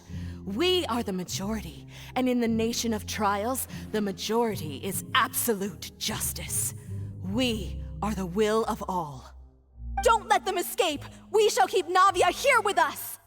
Mr. Malus and Mr. Silver, must you be so stubborn? How could the two of you possibly hope to stand against the collective? Do not resist. This judgment is fair and just. Navia belongs to us. After all that happened, she should not be left alone in Poisson. What are you saying? No more excuses! He says we're jealous. Jealous? How could she possibly be an independent individual? What's with these people? Who's jealous of her? She belongs to us! Miss Navia, she... Silence! That's...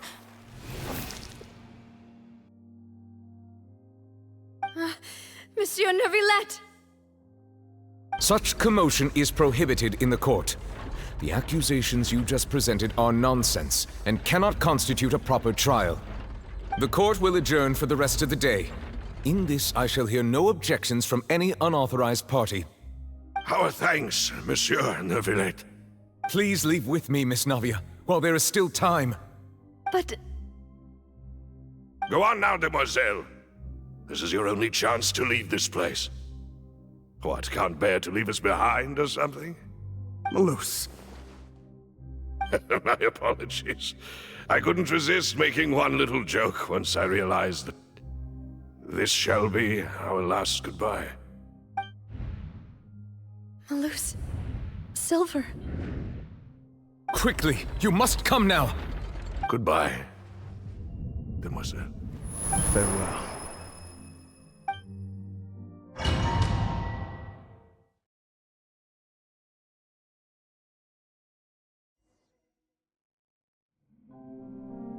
No, wait! Just a second! Navia? You're awake. Good. I must have been dreaming. Malus and Silver were still alive, and they were defending me at some insane trial. It looks like you're all right. Did all the sad feelings cause you to have a nightmare? Paimon could give you a hug. The ruins you were exploring suffered a cave-in. When I arrived, I found you falling toward the water. You were just about to be dissolved within, but I...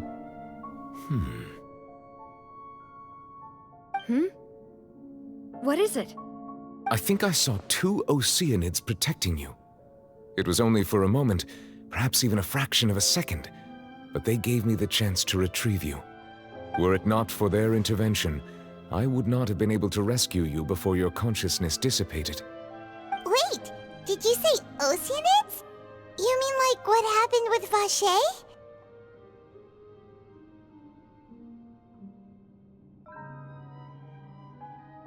Perhaps those 2 Oceanids were the people you saw in your dream. I always told them that they didn't have to protect me. To think that they'd keep doing so even after death.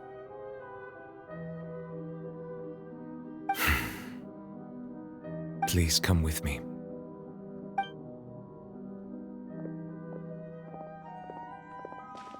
Neverlet, are you okay?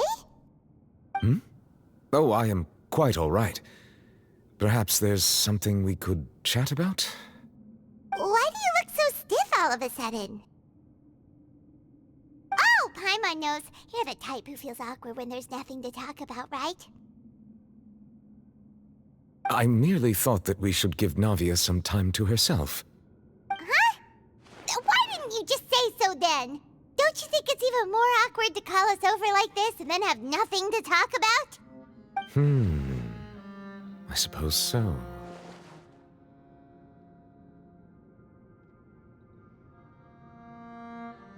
Ah, Sigewinne. I hope all is well with her these days. Her work in the Fortress of Meropide has not been too much for her, has it? No way, don't worry. She's doing fine down there. She's an amazing head nurse. I see. Well, that is good. I have always worried that Sigewinne would need a lot of time to understand the world of humanity, just as I have. Oh, and the Duke also says hi. Even though Sigewinne made him do that. He hopes that you haven't been overwhelmed by all that's happened lately. Thank you. I have indeed been busy lately, and I also hope that everything is going well in the Fortress of Meropide. He still doesn't know what to talk about. Let's chat about something else then.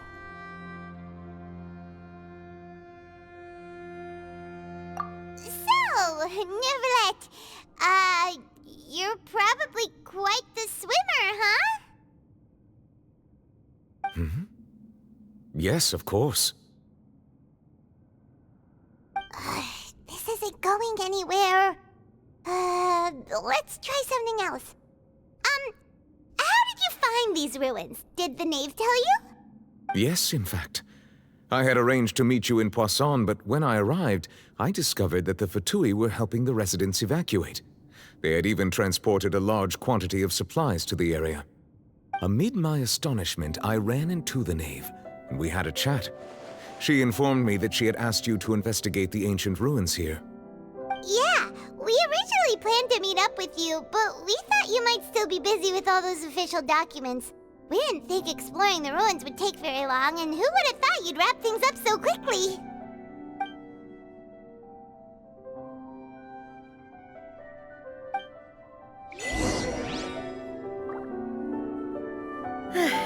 I'm sorry to have kept you all waiting like that.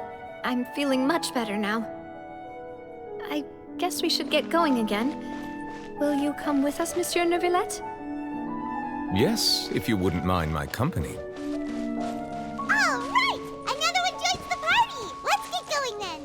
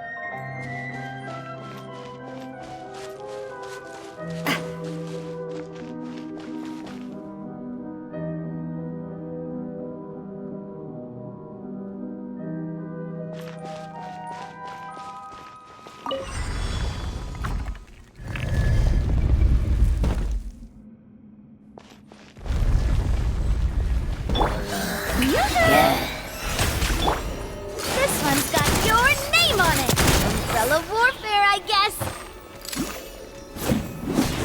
Hiya! Ha! Now this one's got your name on it.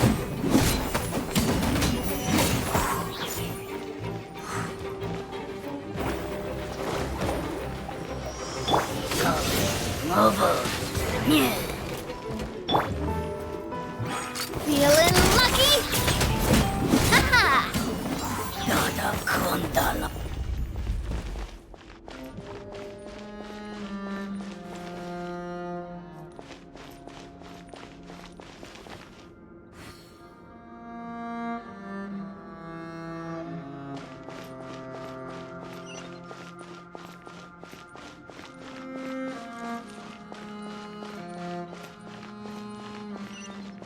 Oh no!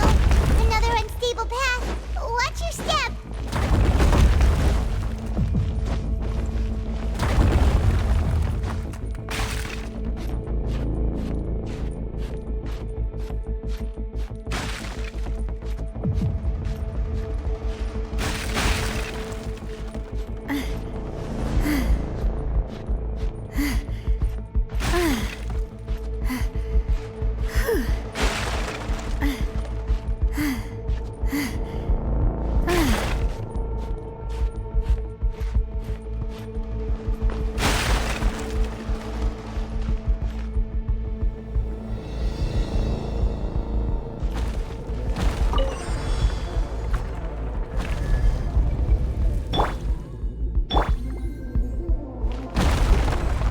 Watch out! There are rocks falling over here!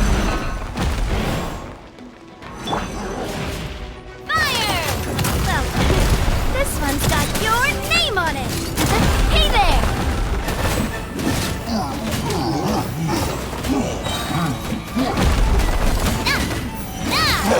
Umbrella warfare, I guess!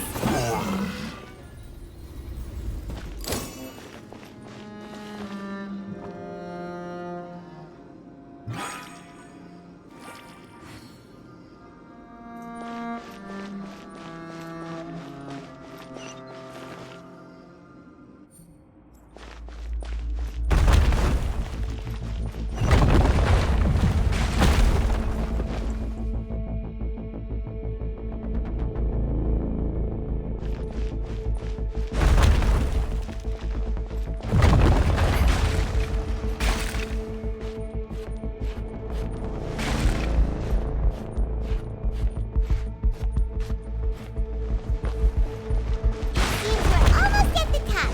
Keep it up!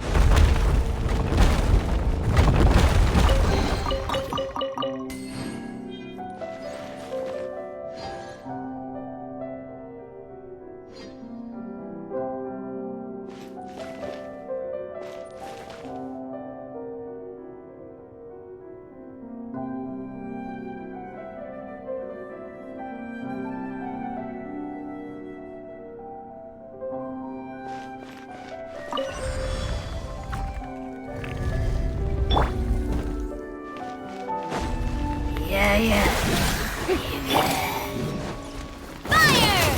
Well, with rocks. This one's got your name on it! Coming at ya! Where'd that come from? Ha! Coming at ya!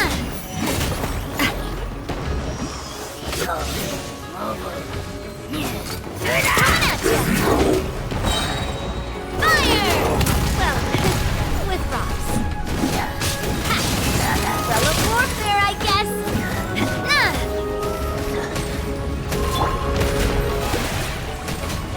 Let the world collide!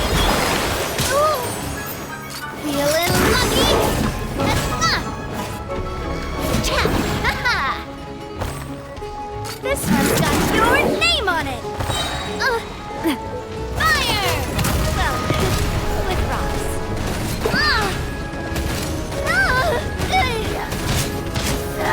Sorry, partner.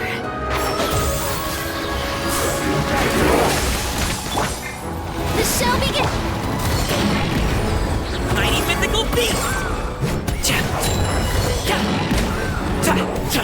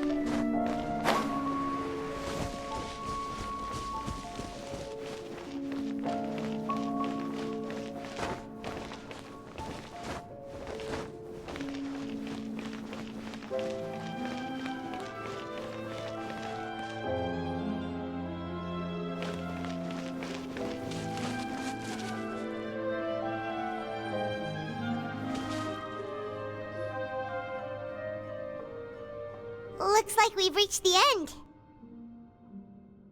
This is the place. There should not be any other hidden spaces in the vicinity.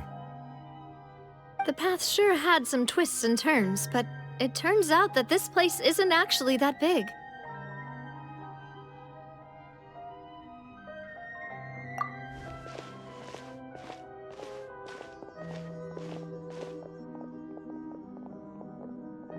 Stone slates? It seems like they were put here as an offering. Could we take them down and have a look? Perhaps we should just leave them be for now.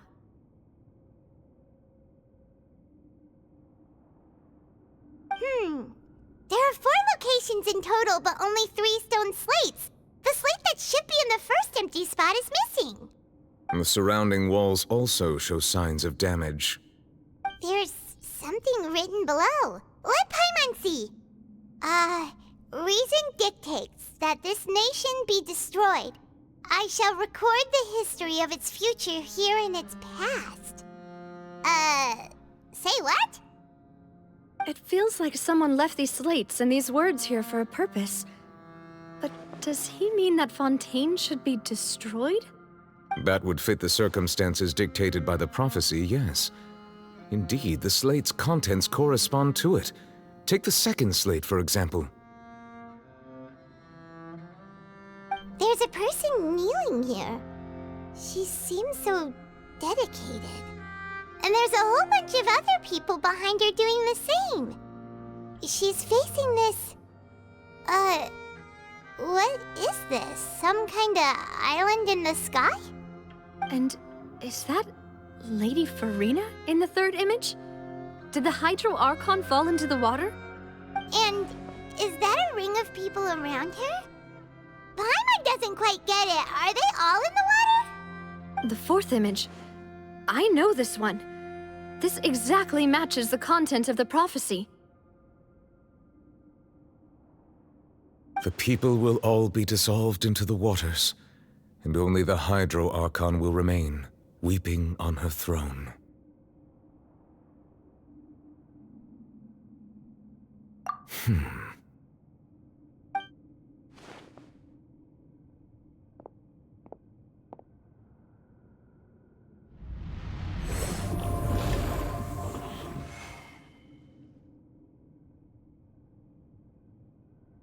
More information should be hidden in these slates, but I fear I cannot easily uncover it, most likely due to us missing the first slate.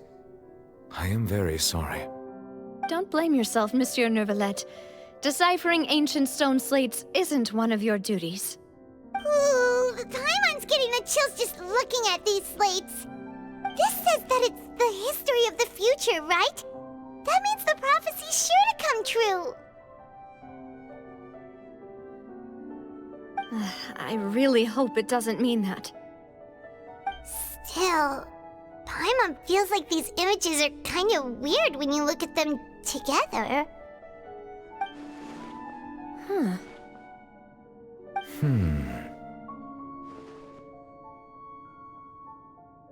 That's right! If the images are in chronological order, shouldn't the fourth, the water's drowning fontaine, come before the third, where the Hydro Archon herself falls into the water? And yet the order is reversed here.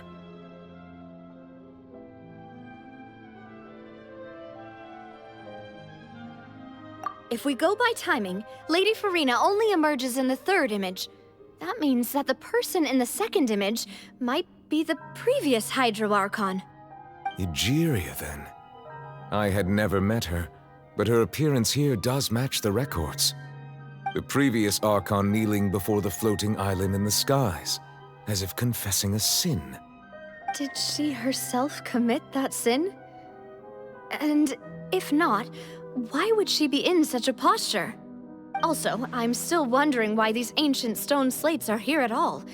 Judging from their contents, could this place be the origin of the prophecy? Does that mean that someone, or some people, once saw these slates? But who would have created these slates and left these words here?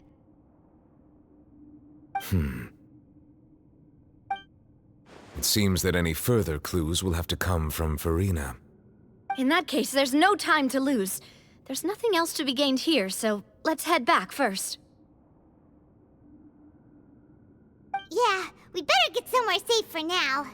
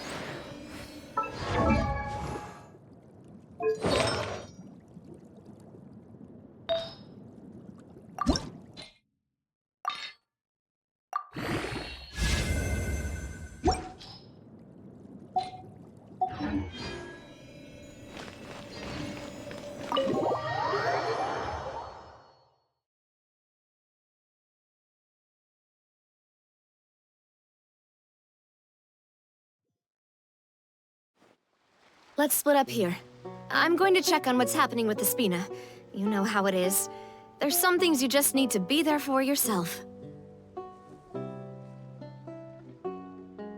You still have energy for that, Navia? Paimon's already beat.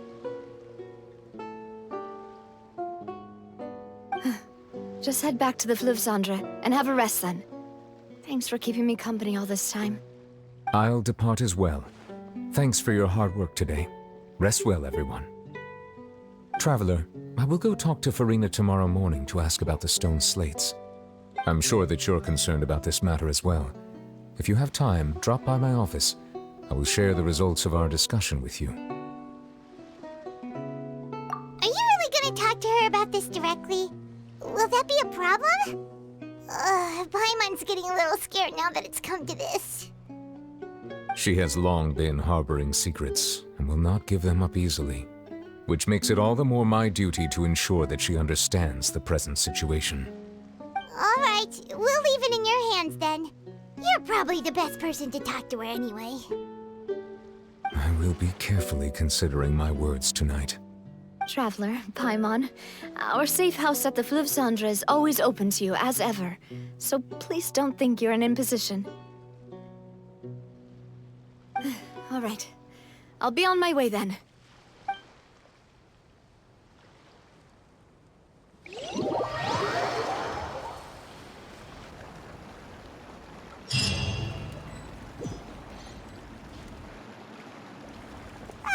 We're finally back! Welcome back. We've got a special menu prepared for you two tonight. Yay! And there's good food too! Navi, no, the boss is the best. Ooh, desserts! Nice, these are all Paimon's! Paimon's already starting to forget what happened today. Oh, that voice. Is that who I think it is? Huh? It's you two. What are you doing in Fontaine?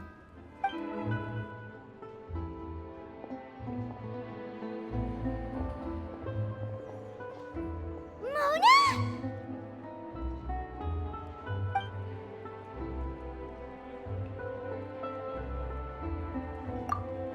Seriously, nobody just uses a scry glass whenever they've got time to just see who they'll meet on the road.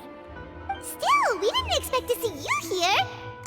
Wait, you're not a Fontanian, are you, Mona? Well, I have some business to attend to here, so I booked a hotel in the city.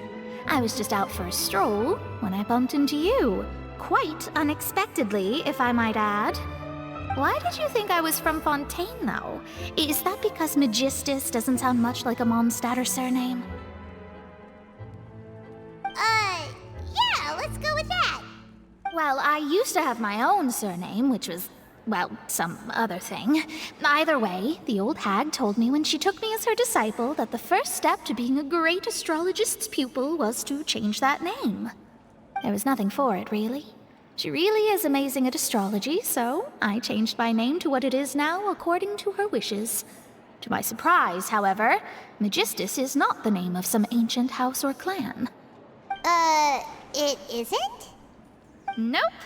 Although it is used by us in place of surnames, it generally just means great.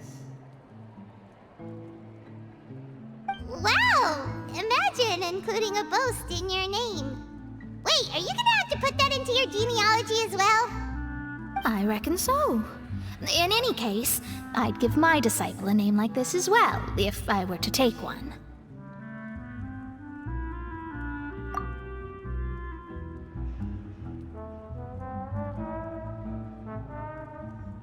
Astromancer Barbeloth Trismegistus. Whoa, that's a long one.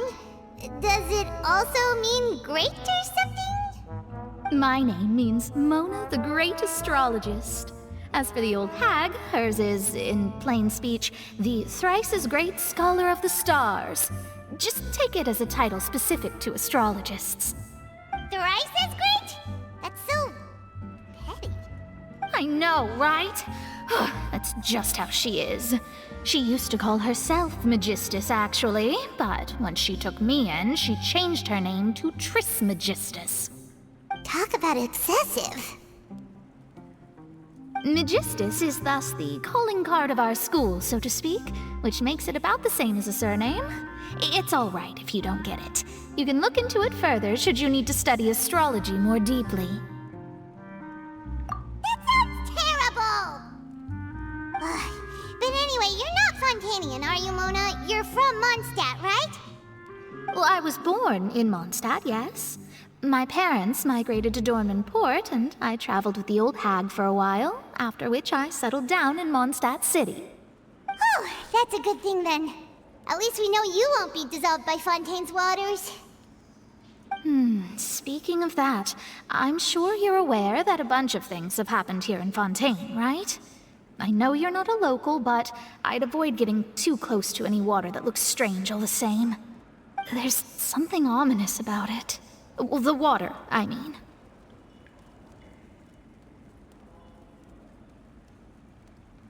That was the main reason, yes. Just a while back, the Steambird invited me to take part in a panel and speak about the circulation of the prophecy as an astrologist. The invitation was sent quite early on. I don't think anyone expected Fontaine to be in this much trouble. What do you make of that prophecy, Mona? Just tell us what you think as an astrologist. Your word would go a long way to make things more certain and less scary. What I can tell you is that I'm an astrologist, and that this prophecy concerns the fate of Fontaine, even that of all Tevat. Ascertaining this is akin to reading the fortune of the whole world.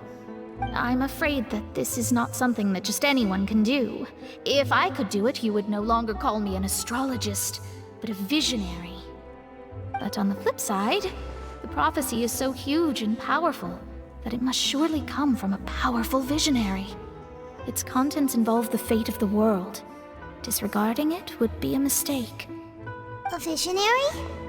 Sounds really powerful and all, but does such a person really exist? Of course. The old hag could do it, and I bet there are others amongst those Hexenzirkel colleagues of hers who could do something similar. Are you sure? All right, I'll help you. It isn't often that I see you with such a serious look on your face. I'll tell you once I hear back from her. Thanks, Mona. You're amazing as always. Oh, well, this is something only I can do after all. So yes, your praises are quite welcome. That's the greatest of astrologists for you! Of all the people we know, you know the star's the best! Indeed, indeed. That's the spirit. Oh, sorry. I came to see what all the commotion was about. If there's anything you need, do not hesitate to inform the Spina di Rosula. Oh, whoops. Guess we were getting a little too carried away there. Well, I'll go tend to my own business now. If I receive any news, I'll be sure to come find you two again. And there she goes, quick as rushing water. And here we are with the Spina guy giving us suspicious looks. Right, but we were able to recruit Mona's help, didn't we? Our Fontanian friends will thank us someday.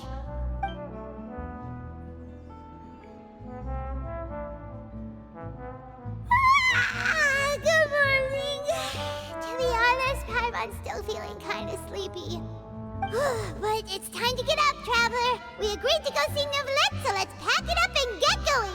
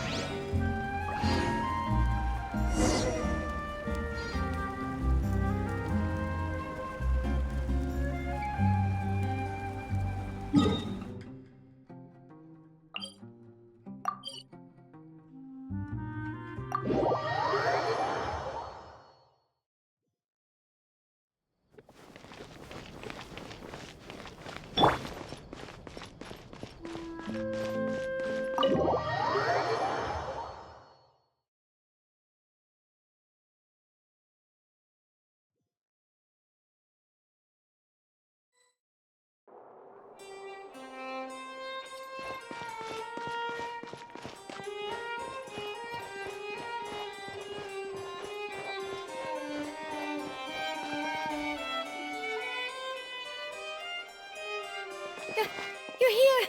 Finally! Is something wrong? Monsieur Neuvillette and Lady Farina, they seem to have gotten into a dispute. Please go see for yourself.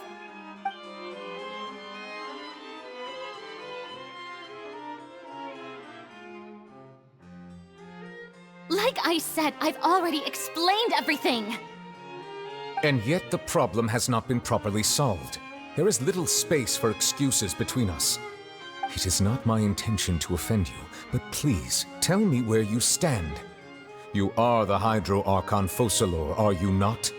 Look at this. This is a list of the victims from the recent Poisson incident.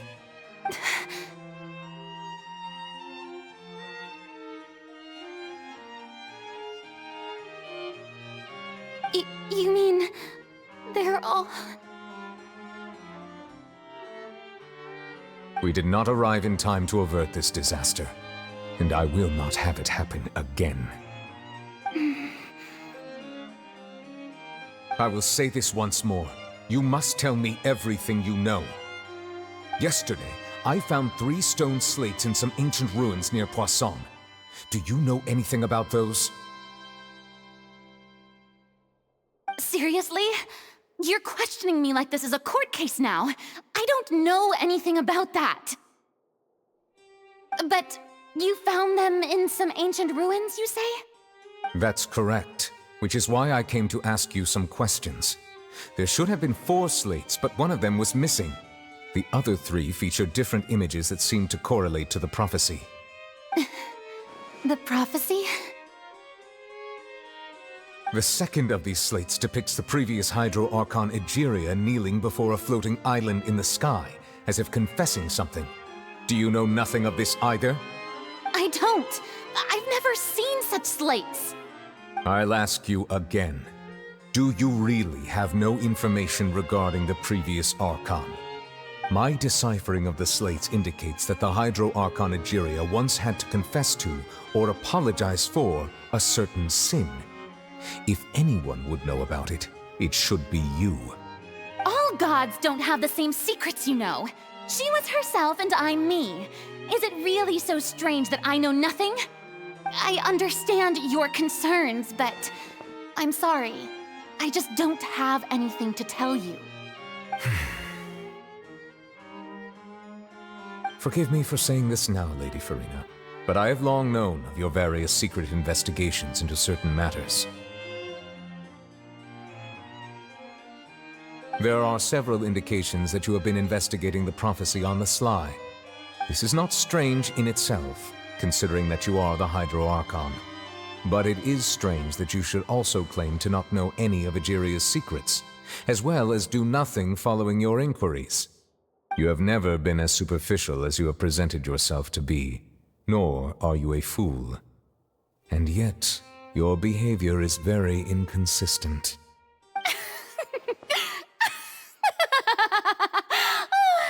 So you've been watching me all this time, have you? I didn't think you were that type. You... Well, since you know about my secret investigations, then you should know I'm actually working to take care of it. There's no point questioning or suspecting me. You're the Eudix, but you're still my subordinate. You should be following my lead. Just trust in me, you're Archon, and do as I say. Never mind whether you can truly convince yourself to or not. It'll all turn out fine. That's all I have to say. We do not discuss this matter again. Oh, the opera's about to start. Toodles!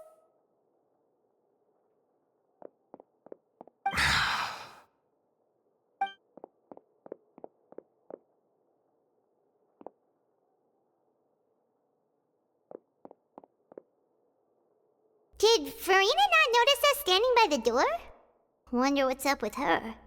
She was smiling. Huh. She didn't seem in the mood to care if we were listening in or not.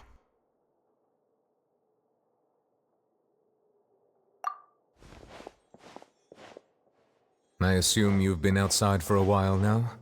Oh! You noticed! Seems Farina didn't even realize we were here. She was in a great panic, though I cannot discern the reason. Our discussion reached impasses time and again, a state of affairs that we cannot allow to continue. Still, I do not understand. Dialogue is the basis for understanding, so why did she keep refusing to engage?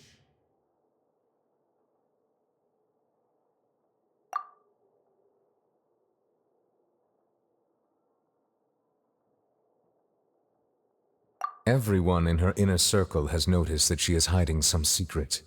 The issue is her attitude. I fear that she will not reveal anything unless absolutely forced to. We may have to create a situation in which she will have no choice but to speak. Oh? Like what? Normally, people will only reveal the truth when standing trial. Perhaps we must have the Hydro Archon experience just such a scenario. But Farina's seen so many trials, and she's really good at dodging questions. How do we make sure that she won't just slip away at the first chance she gets? We will need to consider this thoroughly, join forces with various parties, and then do what we can. If at all possible, I would prefer to recuse myself from this affair, but we must prevent the prophecy from coming to pass. This may be cruel to her, but all Fontaine is in crisis. The information a god possesses is too precious, and so we must take a chance on this.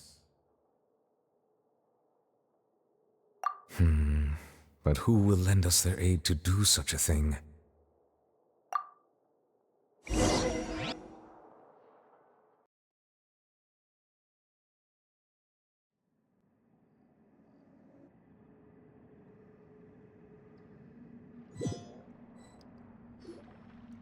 Well, that's everyone, huh?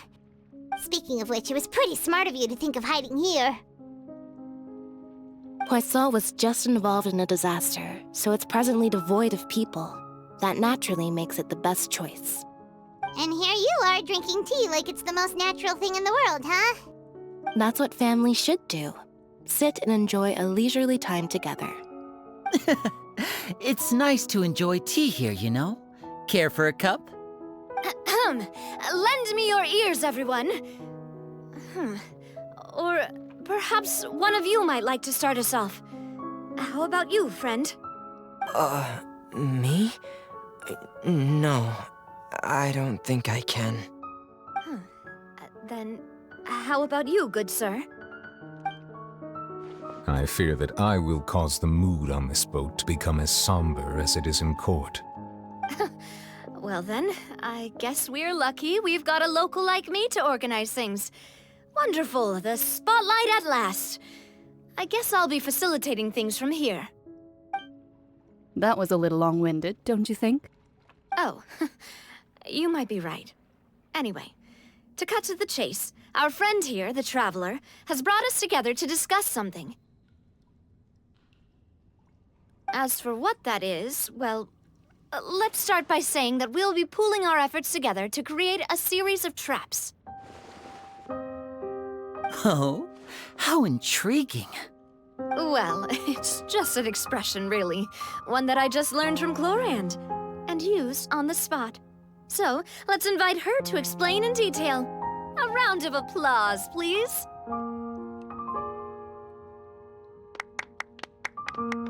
Huh? Didn't you say that you would be facilitating this? Oh, come now.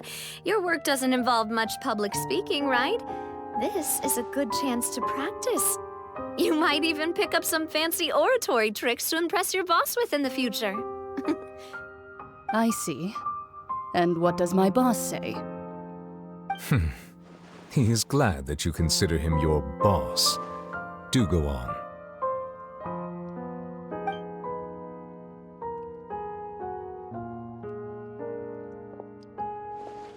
In that case, do any of you have experience hunting? Not that I recall. Fremine and I once used a wooden stick in a basket to catch wild rabbits when we were younger. As for Lynette, oh, right. You were sick that day, weren't you?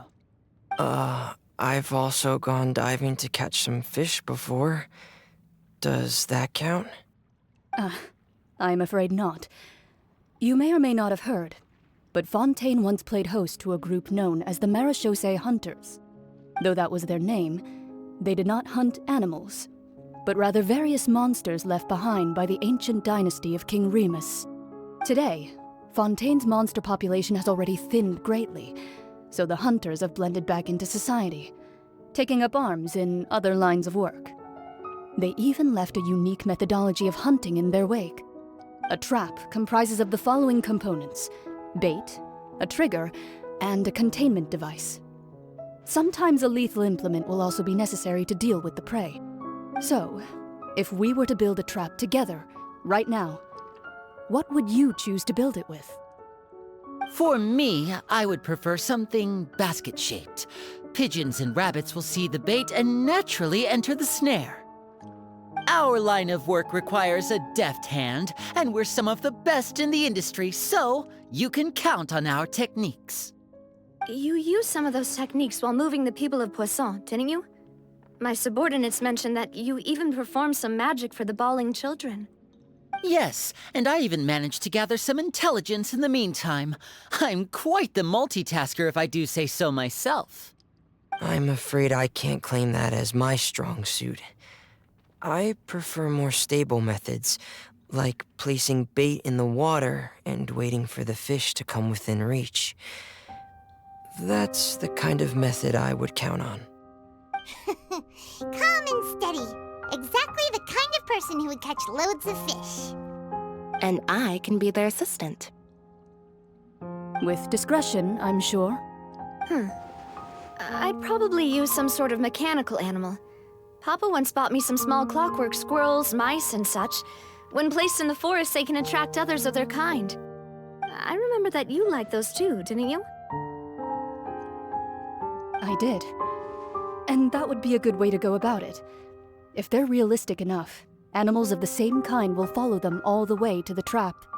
What about you, Monsieur Neuvillette? I fear I do not have any related experience. That makes sense.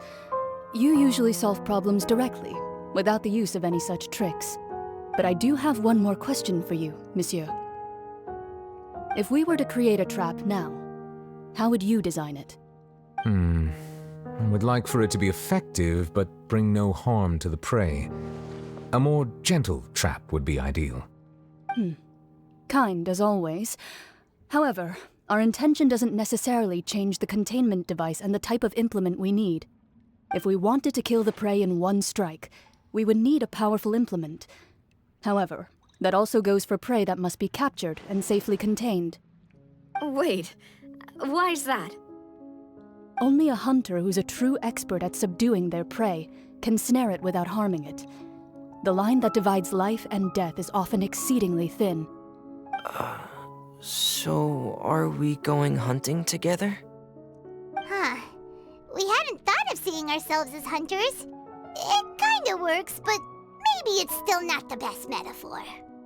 If our means of capturing and dealing with our prey is to put them on trial, then the hunting metaphor is actually quite accurate. But we shall require much more courage than any hunter to judge a god, a being whose seat is an exalted throne.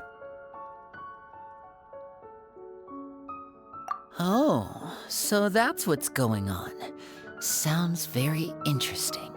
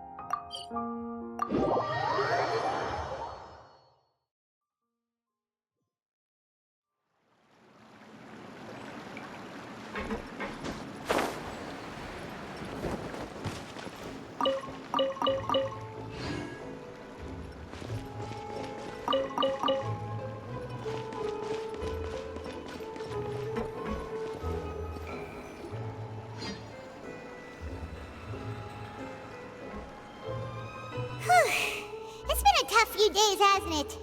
So much has bんhappening. Paimon didn't think the meetings would go on for so long, but everyone seemed pretty fired up, huh? Paimon thought they'd be at least a little frightened. Well, Fremine was, now that Paimon thinks about it, but everyone else just looked a little surprised. Well... It's hard to say. Paimon doesn't have any experience with this sort of thing. But with you around, Paimon sure will do great. After all, you're the most reliable person in the world, aren't you? Huh?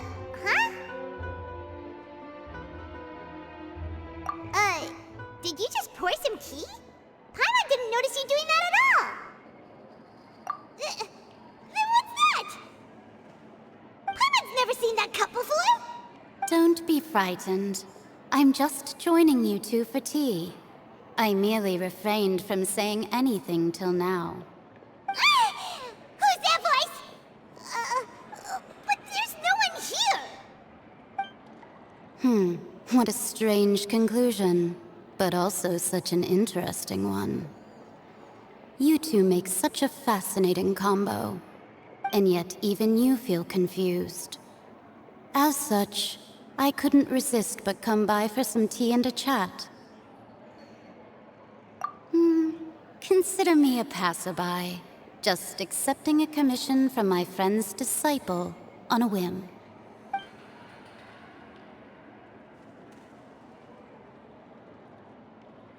Precisely. Call me N, a mage who wanders the world. At least, that's how my friends have suggested that I introduce myself. The prophecy. Yes, what has been prophesied will be fulfilled. You may view such things as the history of the future. What? Then is there any way we can stop it? People call such things fate, and it is written in the stars. It cannot so easily be altered.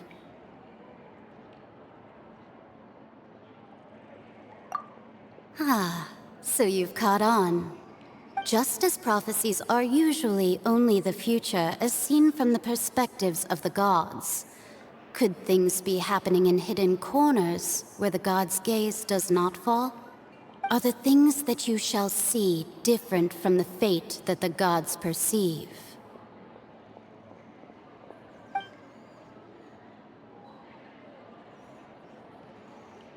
What is she talking about? It all sounds really impressive and important and stuff, but it also sounds kind of scary.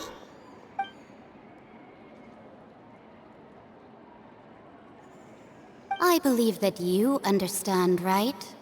Some things are insignificant, but others you must reach out to change. Ultimately, fate shall serve as your only guide, no matter what will happen in Tevat's future. All you need to do is to play your part. This was good tea, by the way. Thank you for your hospitality. Well, that'll be all for today. The voice. It's gone.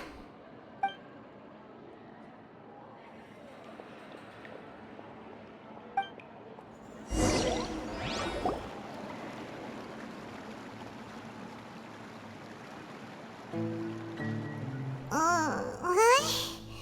I want to hear someone talking. All right, coming. Hey, it's you who's getting lazy, okay? Well, I see I've walked in on some lively banter. Mona! Fine, just fine. I went to take part in that Steambird panel. It turned out to be more interesting than I expected. Not all Fontanians are pessimistic about this. One journalist mentioned that sitting around and waiting for the end to come would be wrong, and that they should make their own rescue preparations. I agreed, so we had a brief chat with her. Did she have pink hair by any chance? Why, yes, it was Charlotte. I assume you've heard of her, no? That daredevil journalist? I'm in full support of her view. Prophecies are very important, but how can people allow their lives to be commandeered by just a few words? That's right! Paimon's glad to hear something sensible for once. Ah, yes. About what we had discussed before. I did try, but I'm afraid I couldn't reach the old hag. I'll try again tonight, but I wouldn't get your hopes up.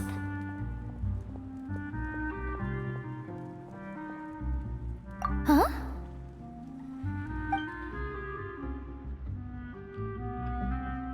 Goodness gracious. Are you serious? She said that even the god's gaze has blind spots. Pretty bold if you ask Paimon. Most people would believe the gods to be all-knowing, right? The Hexen Circle members are certainly anything but ordinary. As for the mage named N, the old hag has mentioned her a few times. She said that N's sense of direction is incredible, and that she loves guiding those who are lost. But I've never met her, and if she were still alive, she'd be... well, suffice it to say that the hag's at least a few hundred now, and N's been around for longer than that. Whoa. The Hexen Circle sounds like a scary group.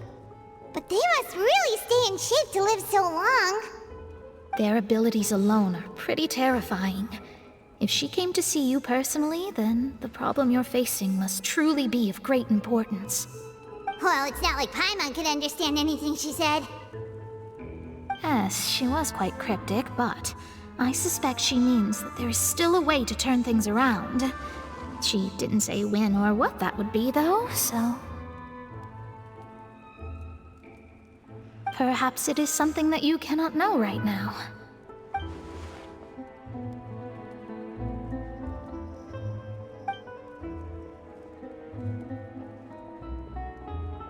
Traveler, Paimon, are you two all right? Oh, we're fine. We're just a little down right now. It kind of feels like the end is coming, you know? I see. I feel that same sense of desperation, too. I guess you could consider me someone who has often witnessed fate. So far as I have seen, it cannot be swayed. But even so, I still hope for, and believe in, miracles. Astrology is eternal and rational, but fate may not be. It is cruel, but it can also be beautiful. Perhaps that's what En was trying to tell you. Not to lose heart, and to believe that what you are seeing playing out before you is not yet set in stone. I did originally think of steering clear of all this, but I couldn't. Even if this is all futile, I still wish to help everyone. If we don't struggle to the last, then how can we face the end when it comes? Huh. You do have a point. There I go, talking about astrological principles again. Sorry about that. The moment I start talking about work-related stuff... I need to get going. It was worth trying to comfort you, even if only a little. I believe that you'll help those who are struggling in the same way I did. I suppose that might be why we always seem to meet by coincidence. Paimon feels kinda moved by what Mona said. But also kinda sad, too. Hey, Traveler. Paimon suddenly feels like going outside for a walk. Let's go. Let's walk around the city, shall we? There's a few spots we always like to walk by.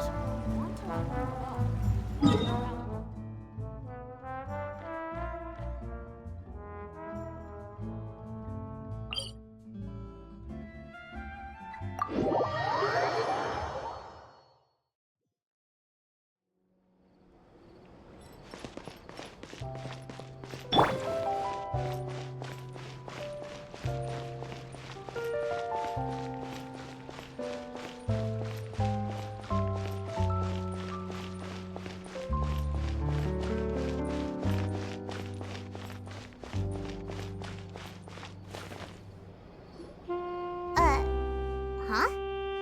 Our names are written in this newspaper. What's going on? Let Paimon see! The underwater stronghold, the Fortress of Meripede, has continued in its noble autonomy. but that does not mean that others cannot interact with it. My recent attempts to enter the fortress bore little fruit. Huh. Guess Charlotte still hasn't given up on that. Thus, did an Outlander friend become the focus of this report? A blind adventurer with their white fairy, legends trailing in their wake. It is said that this mysterious traveler once visited the underwater fortress. So while the fortress's interior remains a mystery behind closed doors, do not fear, for the tales of the traveler contain surprises in spades. Journalist Charlotte's biggest scoop yet, the Traveler's Trail, World Walker. Huh. Charlotte took so many awesome photos of us and we never even noticed her. She hasn't been able to get a hold of anything at the fortress, so since we're easier to find, she's using us as the subject matter instead? Ugh, seriously? Well, fine. Those headlines and photos do look cool, so Paimon will forgive her this time.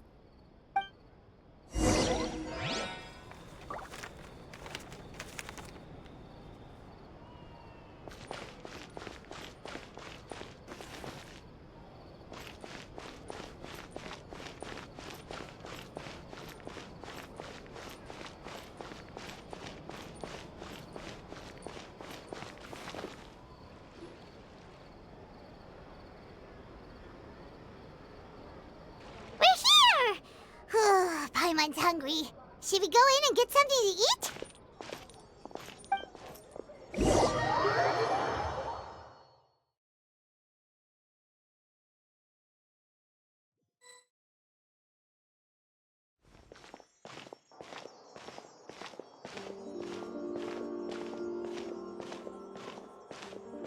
Hey, quick! Look! That's the limited edition, only 16 slices a day cake!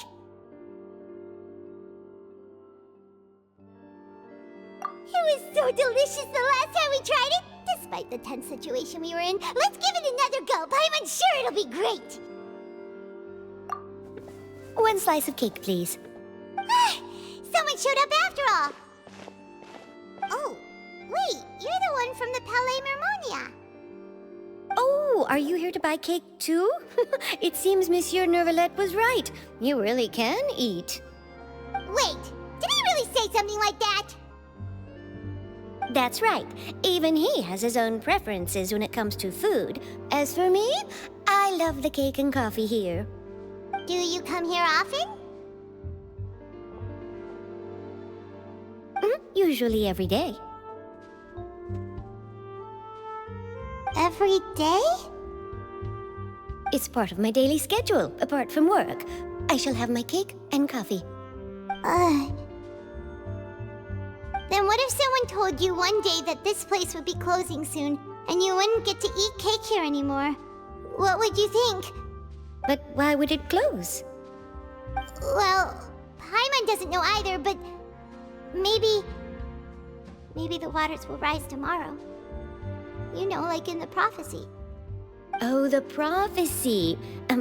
To be honest, I haven't paid much attention to that. No, still, even if there'd be no more cake tomorrow, that wouldn't keep me from having some today. No, it's the same for eating in general. You might not be able to eat tomorrow, but if you can do so today, then you should carry on. That's what people call living, you know. Huh. Don't be sad. Excuse me, could I have 2 more slices of cake to go? These 2 slices are for you. Sijuin said that this kind of expression you're making is what humans call being sad. Oh, you know Sijuin? I sure do. She was born before me, and she sometimes comes to the surface to teach us things about humans. She said that humans are creatures that are saddened easily, yes, and you can only lift their spirits by feeding them delicious food. So please try the cakes here. I've got something else to do, so I'll be going now. You two try to stay in a good mood after eating, all right? Bye.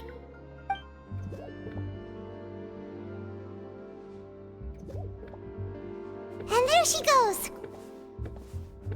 All right, let's dig in. I'm sure this cake will be delicious.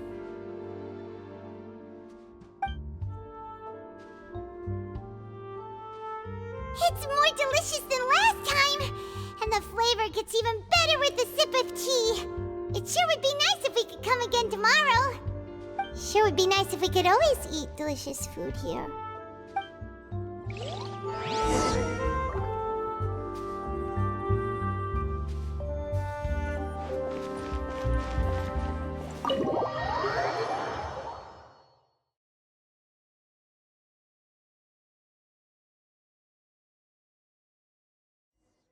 Oh, we're near the Steambird office. Let's go look for Charlotte and have a chat.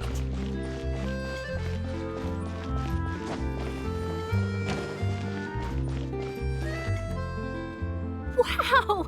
If it isn't the Traveler and Paimon! Oh, have you seen the article I wrote about you? Ha! You've got some nerve! You just used us to make some quick mora! Oh, you needn't worry about that. I heard that you were in Poisson some time back, so I sent you a letter to discuss just that. It appears you didn't receive it, though. It's all right, though. I've set aside the amount intended for you. I've even set the table with some food. Really? Oh, you're the best! You're almost a little too easy to win over, Paimon. If I were a journalist with ulterior motives, you'd be in trouble now, you know. Oh, Paimon knows you're not like that. Still, what brings you here all of a sudden? Were you looking for me? A friend of ours met you a while back, and when she mentioned it, we thought of coming to see you. Her name's Mona. Ah, so you know Miss Mona as well. She's a guest columnist for our paper. Really good one, too. She's so young and already such a brilliant astrologist. So she mentioned me? What did she say? She said that you're a real daredevil of a journalist. Nice. In which case, can this daredevil journalist dare to request an exclusive interview with the legendary Traveler and Paimon? Huh? So your article in the paper today doesn't count? Oh, of course it doesn't. That was more like live photography. What I'd like to do is dive deeper and ask you to talk about the things you've seen and experienced.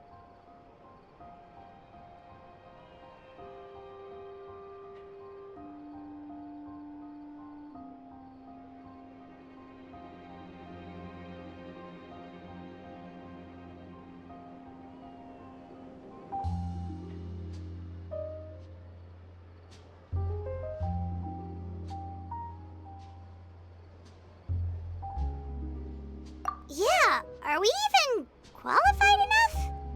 Why not? If I say you're worth an interview, then you're worth it. But not right now, of course. I'll need a few days to prepare. Oh, in that case, we'll just chat when you have the time then? Oh, so that's a yes? Ooh, splendid! I'll tell the editor-in-chief immediately. I'll have to apply for lighting, a venue, some props, and... Whew, so much to get done now. Talk to you later. Wait, Charlotte, Paimon's still got a question for you. And what's that? If, just for example, Fontaine were to be flooded tomorrow, what would you do today? Huh, that's the prophecy you're talking about, isn't it? I mean, I do hear about it often, but I've never once thought that the day could be tomorrow. If you're seriously asking, then I might try and think of a way to leave Fontaine. Oh, but I'm still a journalist first and foremost. That means I have a duty to be reporting from the scene. And secondly, I wouldn't forsake my homeland that easily. From what I've seen, most people don't know what they'd do should the worst come to pass. In truth, it might be better just to behave like normal rather than worry over such an end. So in all likelihood, I'd probably still be prepping at the office for that interview of ours. I know what you're thinking. That sounds a bit sad, but I've always believed that it's best to do what you enjoy. Just think about it. If this nation really were to be suddenly destroyed tomorrow, but I still successfully finish an exclusive interview with a truly unique person, then the story I would wind up writing would truly be timeless. And then do you know what I'd do? Well, I'd write that story, send it for printing, and use messenger pigeons to get copies out to the various nations as soon as possible. I'm not a dreamer, nor am I a workaholic, but I do love my job, and I'd be proud of leaving such an article behind. I guess you could say that I was born to be a journalist. But anyway, that's my answer. And on that note, I'll get back to my preparations. That's so nice. All of a sudden, Paimon actually kinda envies her. Anyway, let's go and take a look at the sea, shall we?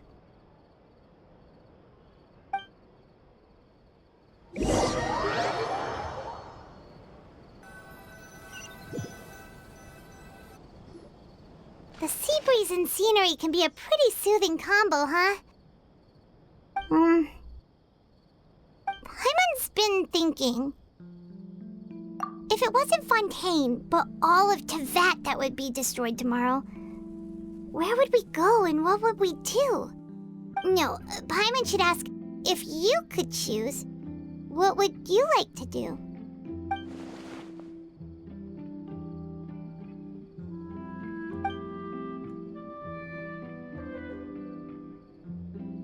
We've always been moving to the next destination, so we haven't spent much time thinking about these kinds of things. We didn't have to either, with us always being on the road and whatnot.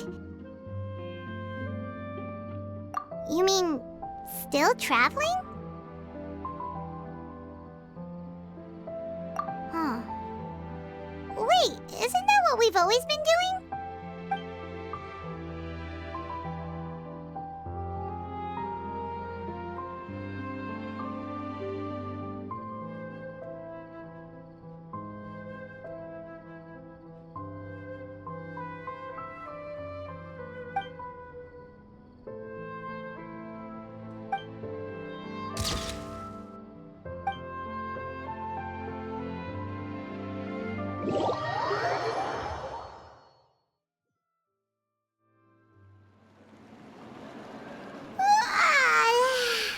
Feels like you'll grow mold if you stay here long enough. But it's still better than the Fortress of Meropide, that's for sure. It's not only damp there, but salty too. Ah, so the two of you are still here. Wonderful. Oh, you're from the Palais Mermonia, aren't you? Yes, I'm Isadora. Monsieur Nervillet sent me to look for you two before. I heard that afterward you went to the Fortress of Meropide.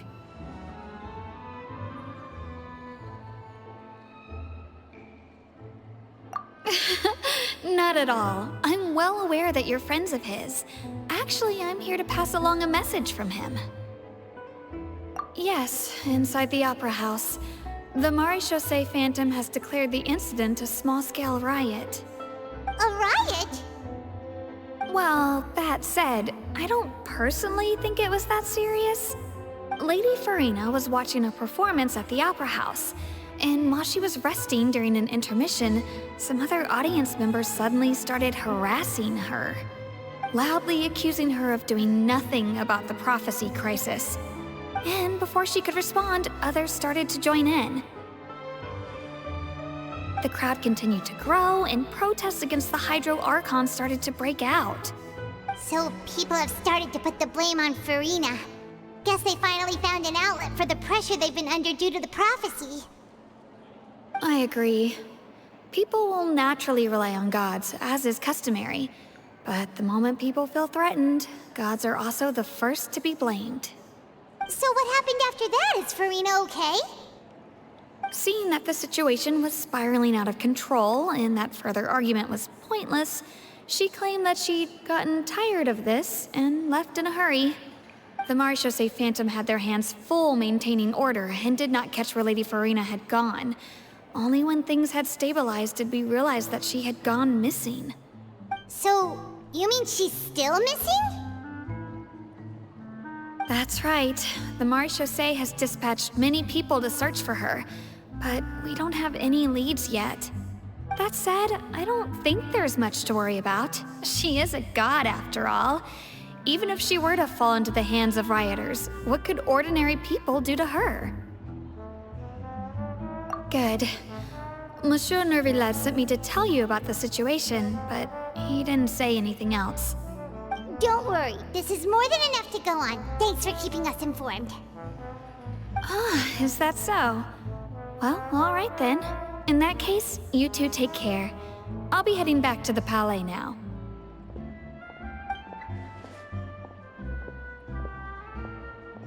Well, sounds like we should hurry over to Poisson then. If we know Farina, she won't try to fix things in this situation. Instead, she'll look for a place to wait out the heat.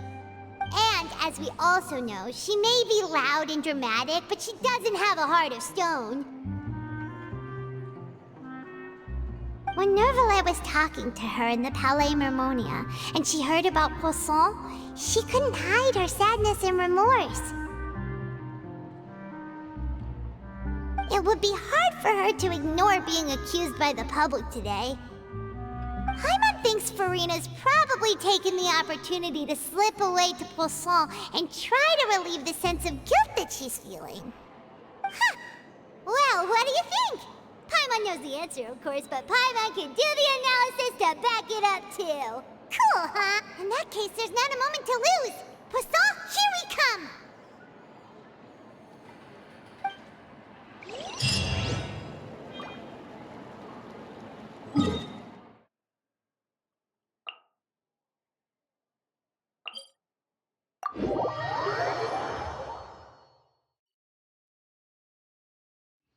This place looks deserted. Guess all the survivors must have evacuated already. All that's left here are signs of devastation. Could Farina really be here? Let's try to find her as soon as possible.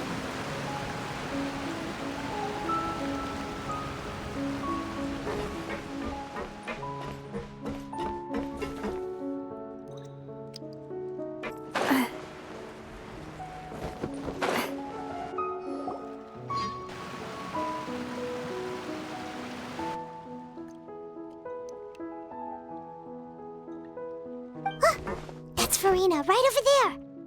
She really is here all on her own.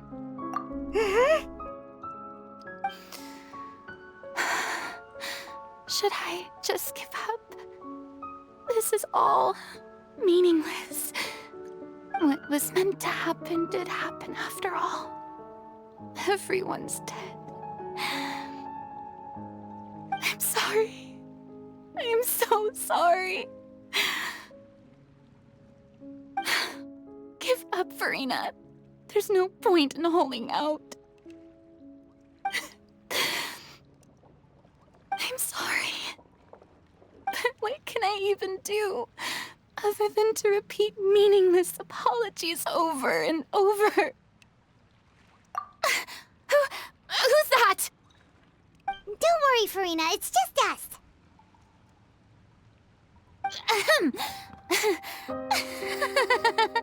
So it is you, blonde traveler from another land. Why, I almost thought you were someone from that mob of my ignorant subjects. Come to kneel and beg for my forgiveness. Farina, you were crying just now, weren't you? The tear stains on your face are obvious.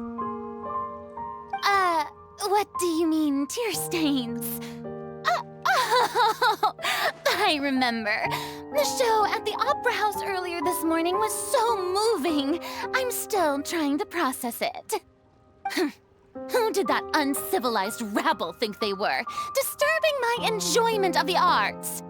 They even dare to tout their Archon. I must teach them a lesson. I can just imagine their twisted and frustrated faces once they realize that I'm nowhere to be found. Oh, and I'm sure Nouvellette and those people from the Marish Chaussee Phantom are freaking out right next to them, too.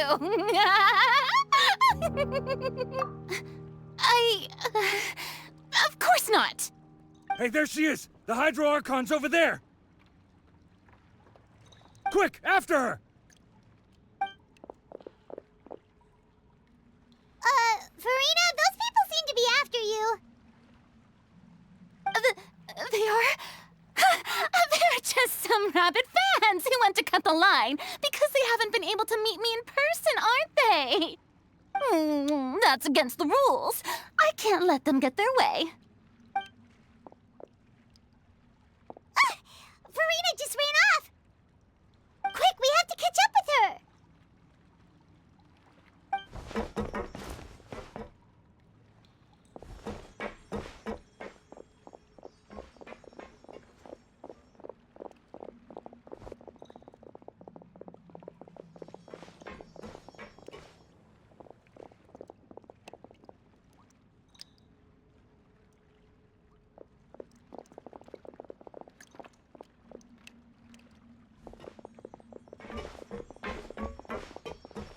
This should be the place, right? Hey, Farina! There's a good hiding spot over here. Quick, come to Paimon before the rest of them catch up to you. What is this place? Hurry, they're almost here! Fine. I suppose haste is warranted. Lead the way.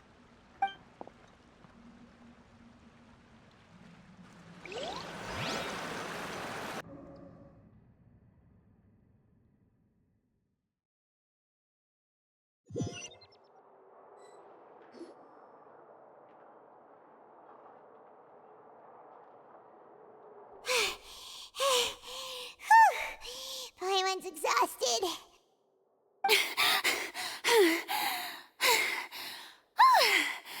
I'm so tired. I totally thought they had caught me. No, I merely gave in to the sheer enthusiasm they displayed.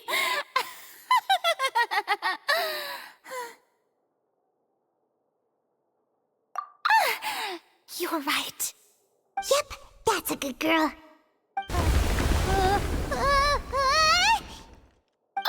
What's happening? The ground's shaking. Is it an earthquake?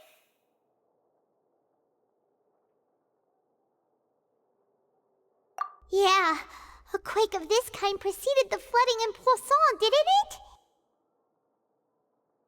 It can't be. It's happening again. Well, there's no need to worry too much about that. Novelette's made some emergency plans, so the evacuation should go a lot smoother this time. Yeah, I hope you're right. But the people of Poisson, they've already...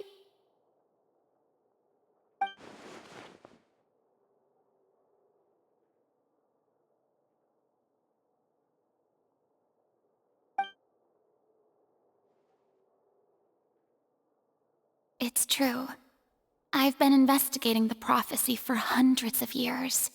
I once had informants all over Tevat, searching for clues and feeding information back to me. I've tried all kinds of ways too to hold back the sea. Anything to keep the coastline from advancing. But all my efforts proved to be futile in the end. Really, the truth has been clear to me for a very long time. We cannot make an enemy of the divine. No matter what we do, the will of the heavenly principles will have its way, and the prophecy shall be fulfilled.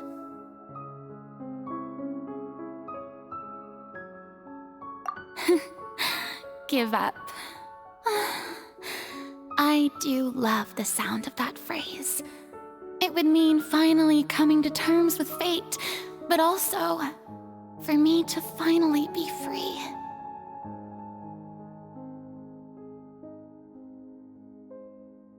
Indeed, I've thought about giving up so many times, especially after we almost lost Poisson. Fate is really unreasonable, isn't it? It has no heart and obeys no rules. The prophecy has only just started to come true, and so many people have already lost their lives. But just now, it all became clear to me. I still don't have the right to come to terms with fate on behalf of everyone else. As long as the final moment hasn't come, it's still not too late. Don't worry. I will keep hope alive for everyone until the very end. Well, that's enough for now. I got the impulse to play the stricken maiden, but honestly, considering my rank and station, that wasn't a good fit at all. Don't take any of what I just said seriously. How could I possibly let Fontaine fall to the whims of trivial prophecy? could have sworn you were actually being honest just now.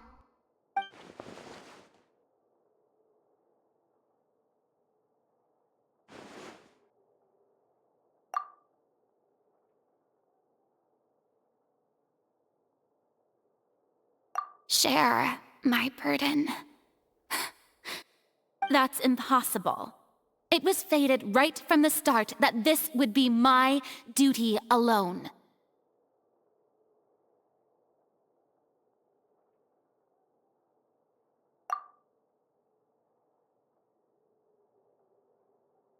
A witness. Yes, I've heard that you came to Tevat from beyond the stars, yes. In other words, you never belonged here. And if Tevat is, in its entirety, a show on a stage, then you're just a spectator, aren't you? If that's the case...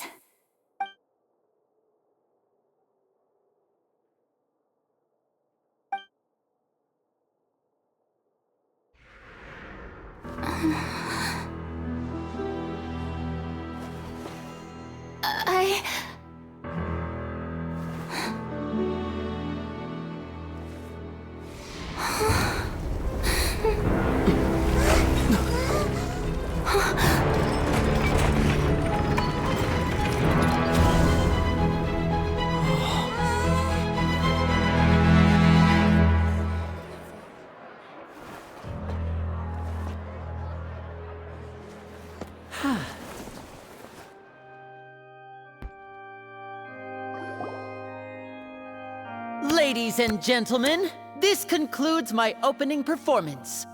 Now, without further ado, we may proceed to the trial of our god. So this is what it is. Yes, you deserve praise for the effort you took to raise the dramatic stakes. Do not forget, however, that I am Fosalor, the god of justice, the embodiment of justice itself. Does it not strike you as even the least bit absurd to bring the very concept of justice to trial? May I interpret these words as your refusal to stand trial? In that case, you will have the opportunity to defend your honor through a duel. You would draw your blade against a god? I see. It seems like you have made up your mind.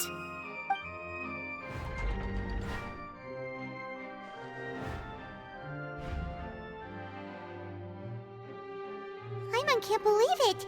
She just surrendered. What the heck is going on? Did I just see an Archon surrender to a human? Wow, how utterly humiliating. Lady Farina, what is the meaning of this? It would seem that there has been a misunderstanding. To be clear, the raising of both hands is not always an indication of surrender. Looking for excuses again, huh? I raised my hands just now to indicate my acceptance of the trial. No duel shall be necessary. I will admit that I've been running away for a long time. I'm sorry, everyone. I was unable to protect the people of Poisson. It is my duty to stand trial for my crimes. You are not the only ones to be disappointed in me. I, too, am exceedingly disappointed in myself. But now, it is time for the Hydro Archon to show you her courage and resolve. I, Farina, will use this trial to show the world the true meaning of justice! This time, I will protect you. Applaud and rejoice! One of the most outrageous and fantastical arcs known to the opera epiclese is now unfolding before your eyes. Mark my words, This shall be one of the most exhilarating and brilliant shows ever to grace the stage of Fontaine! The trial of the Hydro Archon, Focalor, will now begin! Woohoo!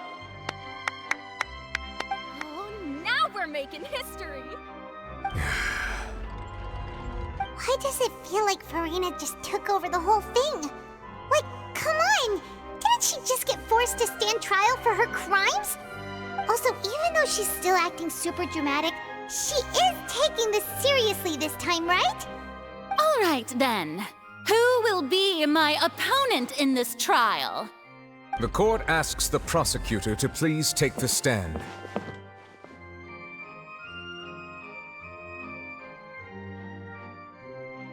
Is that so?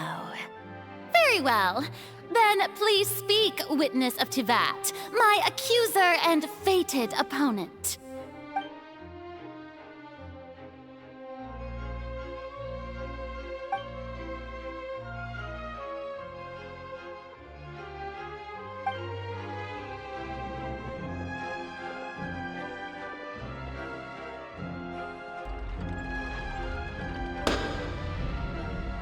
Also, please allow me to ask, as a final question before the trial begins. Just how much work did you do to force me onto this stage? Well, we did do a lot of prep after the meeting that day.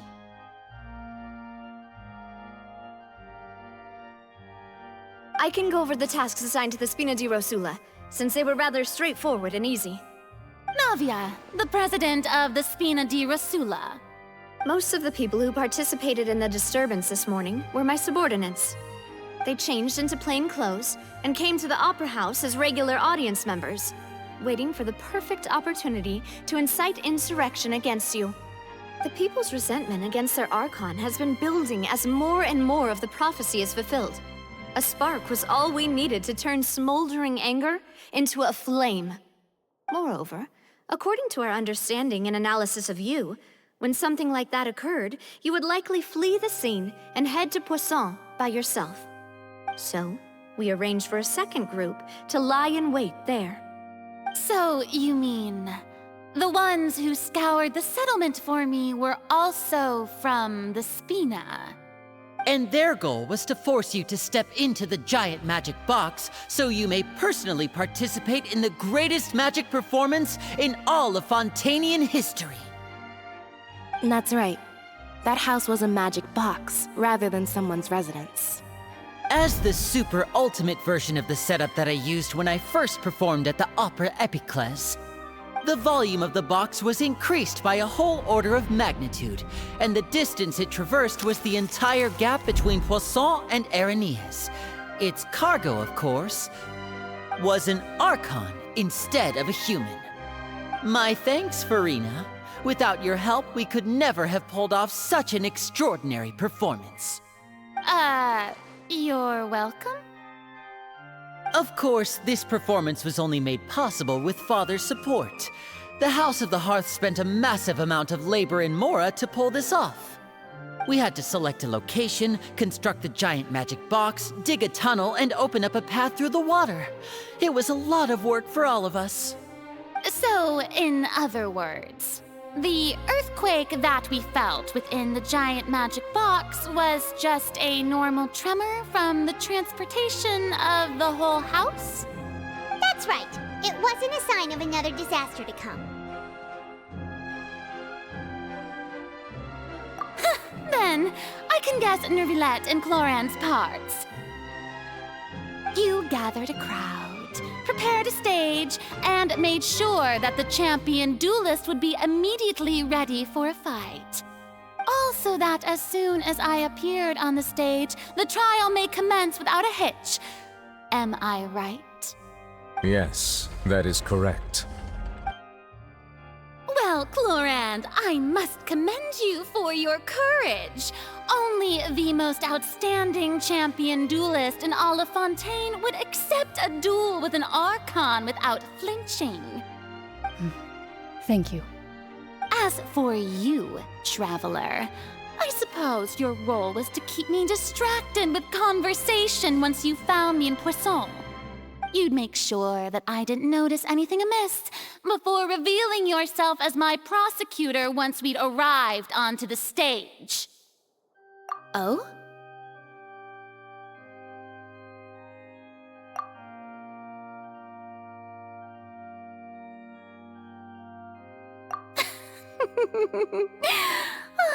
Is that so? Then I suppose I must have missed my final chance. It's fine. It matters not. What's done is done. The stage is already set, so there's no reason to disappoint the audience. Let's see this trial through to the very end.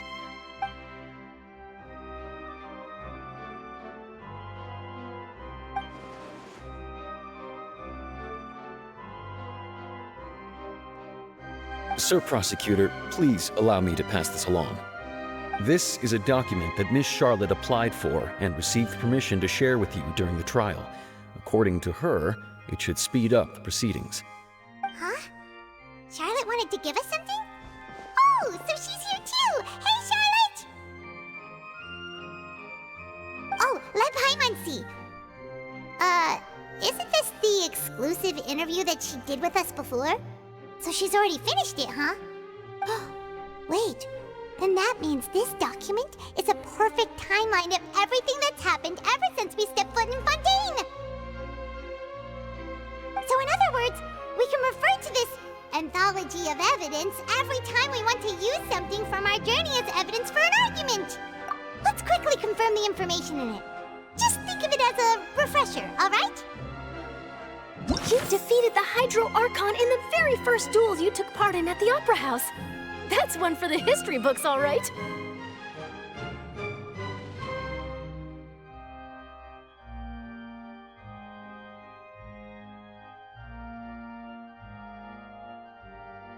I didn't think that you'd wind up getting to the bottom of the case I'd been following all this time.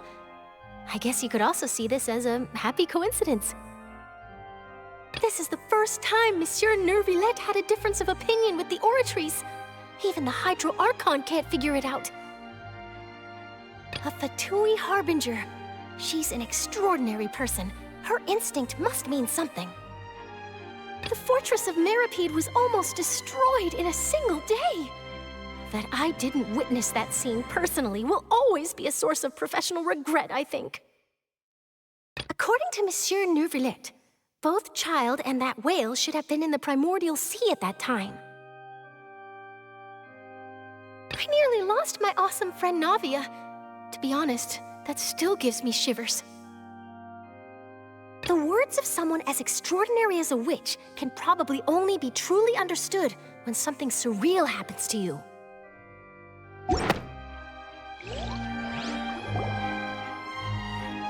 The prosecution and the defense are both in position. The trial shall now begin. Oh, come on, Neuvillette.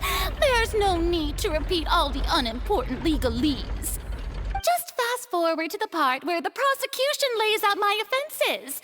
As the defendant and the lead actress of this performance, I still haven't even been informed of my supposed guilt in all of this.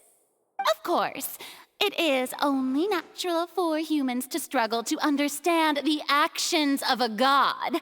However, you will need more than that to convict me of a crime. That's true, but my charge here is unrelated to your conduct as an Archon. Instead, I would like to charge you as a fraud who's never been the Archon in the first place. Wait, what was that? Lady Farina's a fraud? Hey, I came here thinking that we were going to try the Hydro Archon for forsaking her duty, but did I hear that right? She's not our Archon at all? Charge accepted. Lady Farina, do you plead guilty to the charge?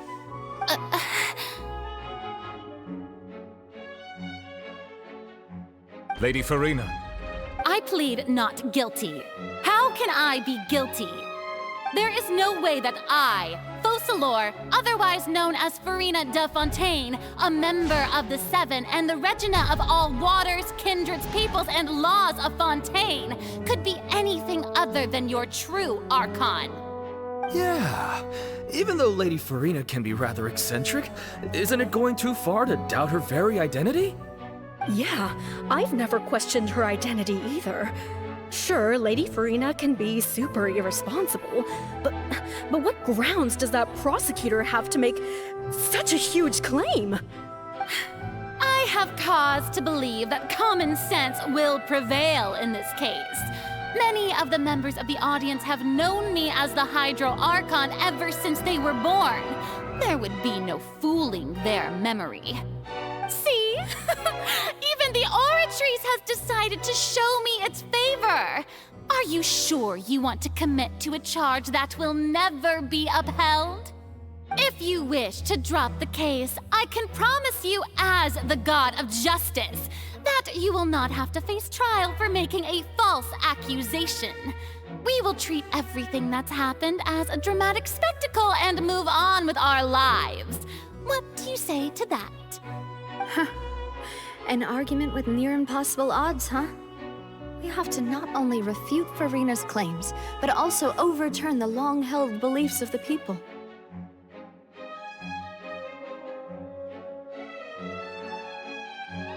Well, I tried to give you the chance to surrender. If you must persist, then let me ask. If you believe I'm not the Archon, then what manner of being do you think I am? And if I was not the Archon, then how did I manage to live for over 500 years?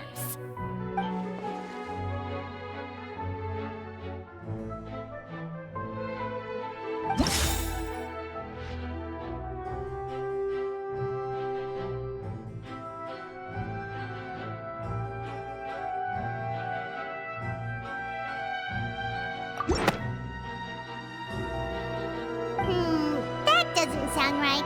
Paimon doesn't think this clue can be used as compelling evidence to build our case.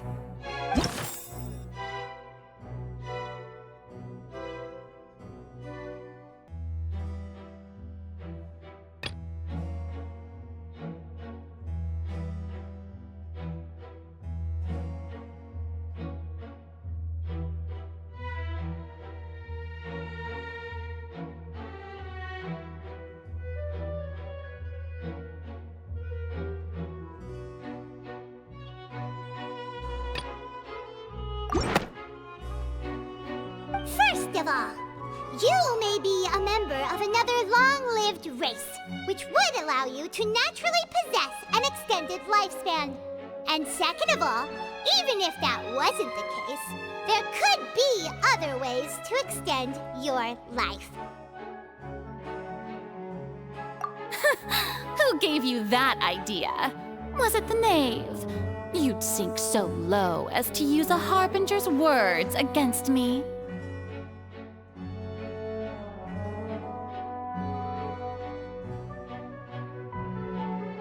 A curse? I once thought it possible that the aura of an Archon might naturally resemble a type of curse. But in light of this claim, perhaps what I sensed was not your divinity, but a curse after all. Neverlet sensed it too, huh?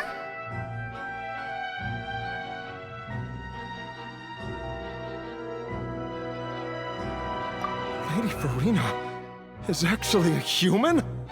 Well, it is true that it's extremely difficult to tell humans and gods apart just by looking at them. It's not impossible.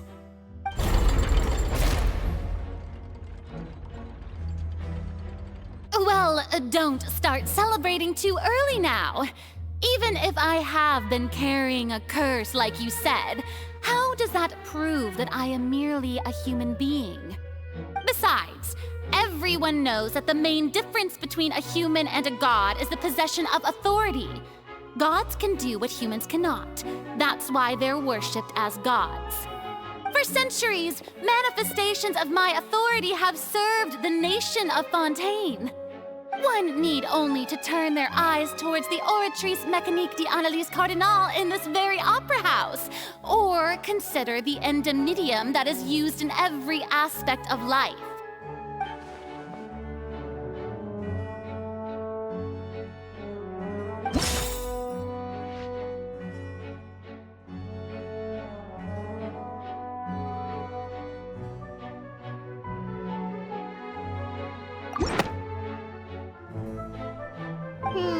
That doesn't sound right.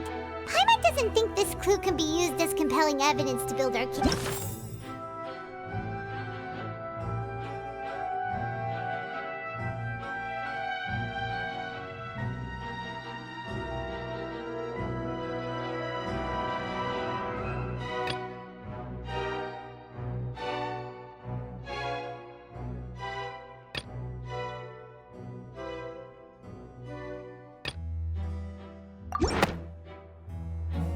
You tried to reference the Oratrice.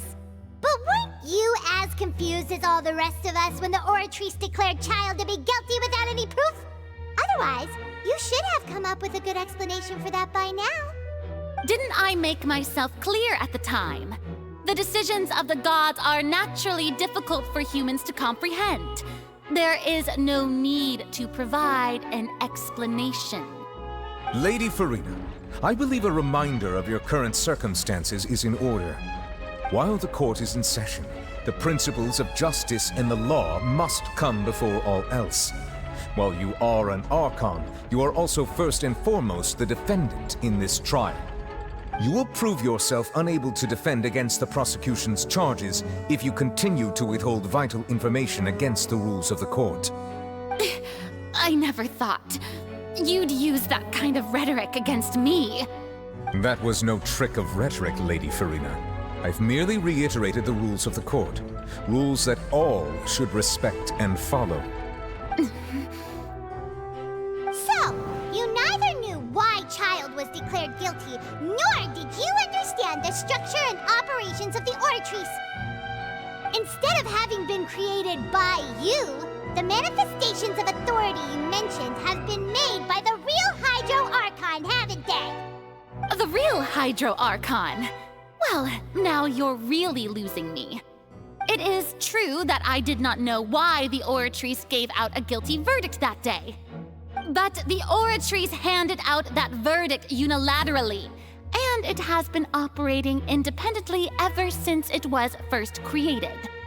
You can't argue that just because a divine creation is flawed, that the god behind it must also be no god at all.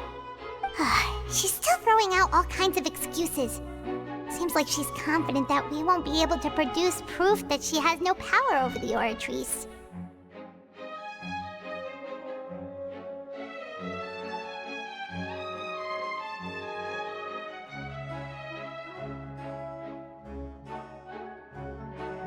My power as an Archon. There are many ordinary citizens in the audience. How can I just carelessly demonstrate the formidable power of an Archon? If that poses a concern, I'm prepared to extend my protection to the audience. You don't need to go that far.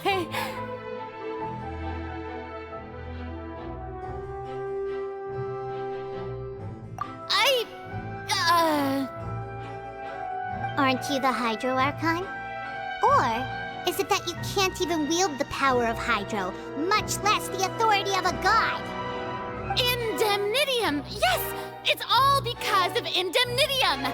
All Archons derive their power from the faith of the people, and I've converted the people's faith in justice into Indemnitium!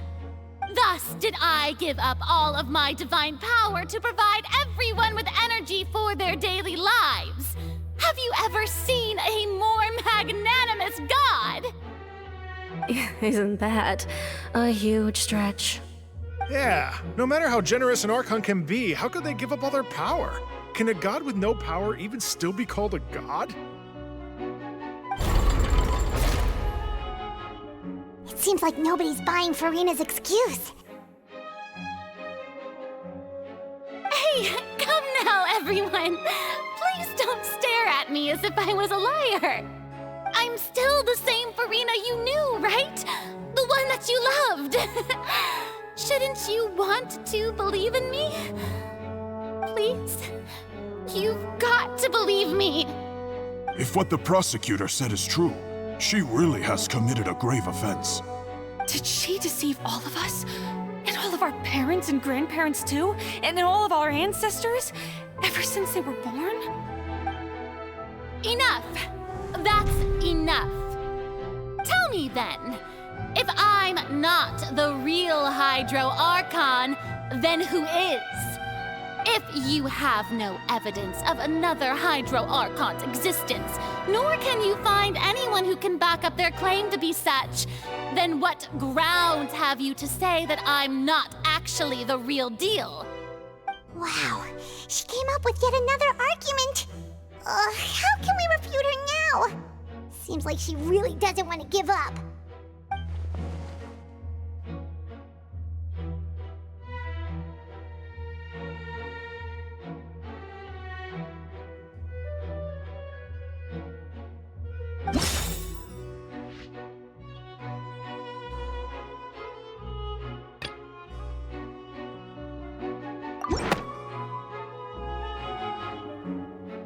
It has been established that all Fontanians can dissolve in water from the primordial sea. And that means... Since you insist on claiming to be a god and not a human, then there's a method that you can use right here and now to eliminate all suspicions of you being the latter. Miss Navia, please apply to serve as a temporary attorney for the prosecution before addressing the court. Though you act in partnership with the prosecutor, you must still adhere to proper procedure. Super sorry, Monsieur Chief Justice. I swear this really will be the last time that I'll speak out of turn. Now, I've brought some seawater from Poisson. As everyone knows, a massive flood struck the area not long ago, taking many lives, including those of some of my closest friends.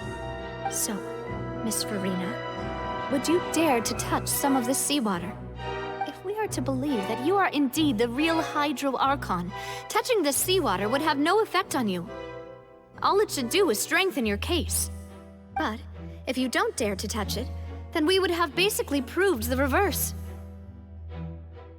Oh, and I must remind you that after the disaster at Poisson, nobody wants to see any more people dissolve.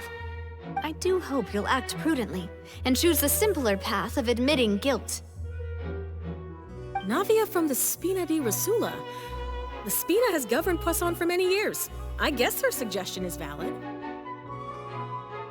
If Lady Farina is indeed just a human, she's probably Fontanian like all the rest of us.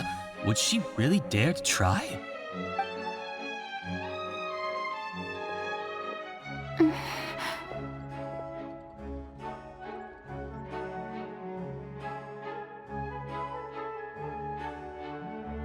Lady Farina, this test has been unilaterally proposed by the prosecution. As it falls outside the realm of standard court proceedings, you possess the right to decline participation. Well, of course he had to tell her that. But refusing to participate is basically the same as a confession of guilt. She's just staring at the water without saying a single word. It really does seem like she's quite terrified of it. That could only mean... What's going on? Is she really planning to... That's not what we thought she would... Due to the inherent risk of the test, Lady Farina, you may... What? Hey!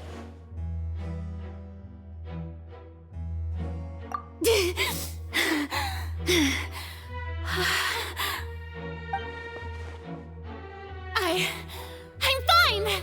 Look! Look at me, everyone! My hand is still here! I haven't been dissolved! Will you believe me now? I really am your Archon! I'm nothing like a normal human who would fall apart as soon as they touch this water! Really? Was this not the most obvious thing in the world? Miss Siegewin? If you're present, Miss Siegewin, please come forward and attend to the defendant. Sage win? Don't be nervous. It'll just take a few seconds. Let me see.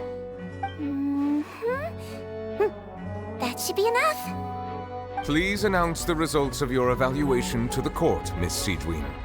As everyone doubtlessly saw, Miss Farina was displaying symptoms of hyperventilation and flushed skin. These indicate that she was experiencing the adverse effects of exposure to primordial seawater. The extent to which she was affected is the same as other humans when exposed to primordial seawater of a similar concentration. Thank you, Miss Siegewien.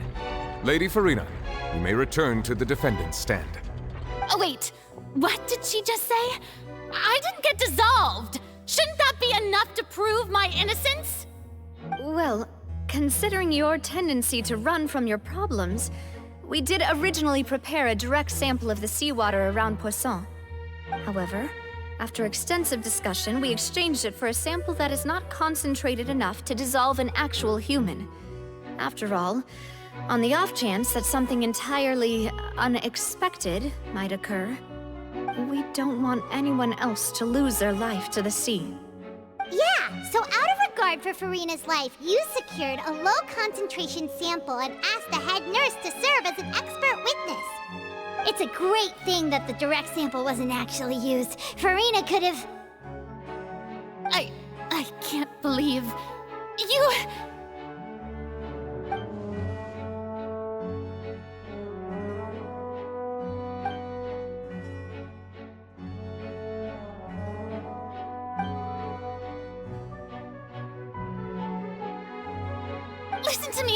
Listen to me, everyone.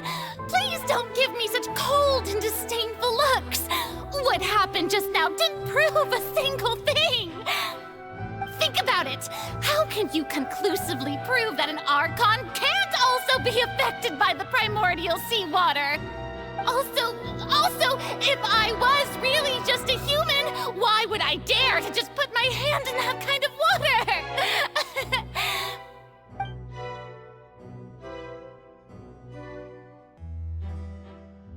Please, anyone, just listen to me!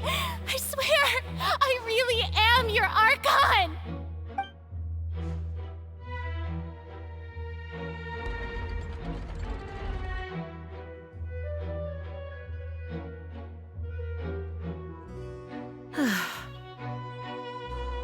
I don't think anything she says at this point will sway anyone. The odds are just too stacked against her now. With all the things that have been said, Paimon doesn't think there's any way left for Farina to win. I believe the time for arguments and presentation of evidence has come to an end. If there are no objections, we will move on to the final judgment.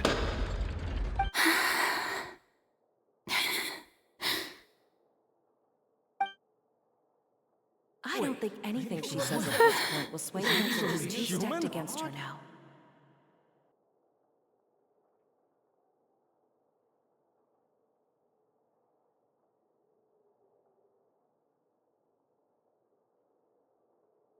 In my capacity as Chief Justice, I shall now render judgment on Farina's misrepresentation of herself as the Archon of Fontaine.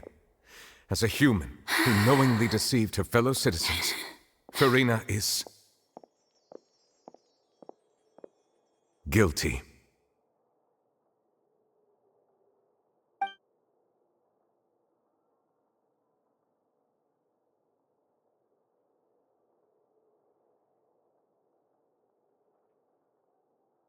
We shall now turn to the Oratrice Mécanique d'Analyse Cardinale to render the final verdict on the charges.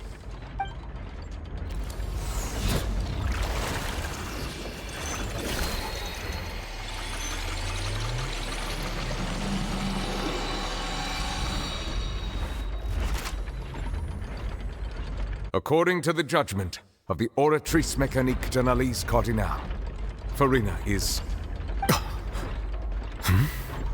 Well, what's wrong? What's the Oratrice's verdict? No, the Oratrice also displays a guilty verdict. Isn't that correct then? However, The exact wording of the verdict is thus: the Hydro Archon, guilty, to be punished via the death sentence. The death sentence? That's actually one of the available sentences? I've always thought that it was just a myth. The one and only time the death sentence has been handed out at the court, and it's been given to the very person we've worshipped as the god of justice? What an unexpected twist. Farina's been sentenced to death by the Oratrice? We just wanted to use the trial to show her the seriousness of things so she'd tell us the truth. How did things escalate this quickly? This outcome is indeed quite strange.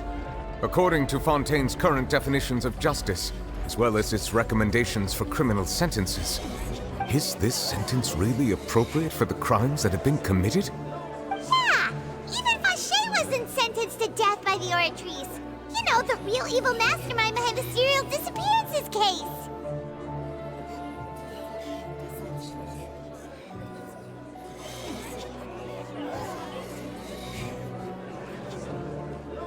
Indeed. Not only is Farina's sentence overly excessive, the very point of our trial today was also to prove that Farina has never been the Hydro Archon in the first place. But now, the Oratrice seems to have deliberately invoked the title of the Hydro Archon. What does this mean?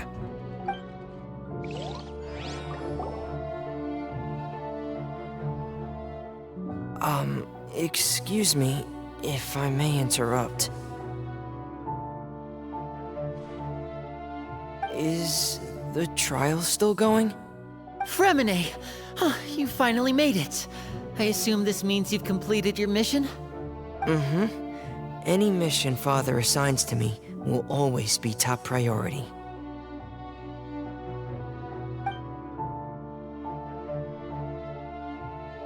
Is that the first prophecy slate? Huh. So the knave privately arranged for Fremine to try and find the missing slate.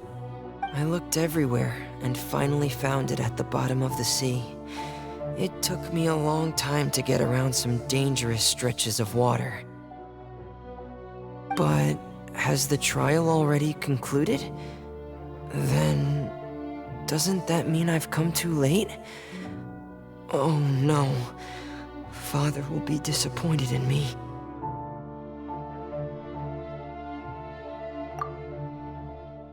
Thank you for your hard work, Mr. Fremine. Please allow me to review the record left on the slate. Traveler, I believe that you have already seen the other existing slates. We'd like you to come here and confirm their contents.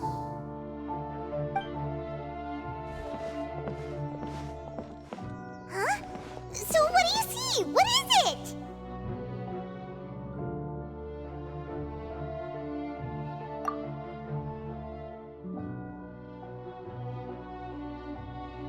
I believe I've now made sense of the Hydro Archon's crime. It has to do with Fontaine's lost history. Huh? Isn't the Hydro Archon just guilty of deceiving her people? Oh, wait, no, that's Farina, and we've already proven that she's not the Hydro Archon. So when you say Hydro Archon, do you mean the real Hydro Archon we've been kinda talking about? In truth, everything that you've encountered in Fontaine up until this point can be traced back to the contents of these stone slates. However, I'm uncertain as to how much sense they currently make to you.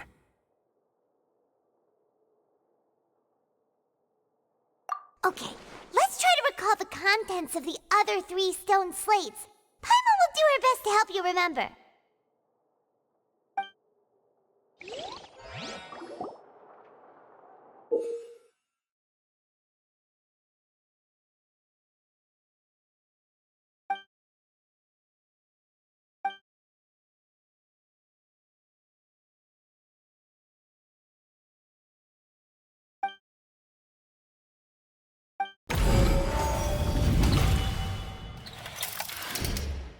Stone slate describes what you just said. It seems to show the previous Hydro Archon using her divine power, and then the Oceanids turn into humans. Does that mean that Fontanians are transformed Oceanids? Oh, Paimon wasn't expecting that. But if Oceanids can turn into humans, then perhaps this process can be reversed as well. The second stone slate shows Celestia floating in the sky, and the Hydro Archon and her people worshipping it together. But the heavens still brought judgment down upon them. This must be the point when the Hydro Archon and the Fontanians were branded with their original sin. Does this mean that the original sin and the Hydro Archon sin are the same thing? The third slate shows the Hydro Archon sinking into the sea surrounded by many people. That reminds Paimon, didn't we also watch that happen to someone else? Well, the fourth slate is the prophecy the Fontanians have been talking about. People dissolving into the sea, the Hydro Archon crying on her throne, and so on. We didn't believe that such a crazy disaster could happen at first, did we? But after that incident, it was just a question of when and not if.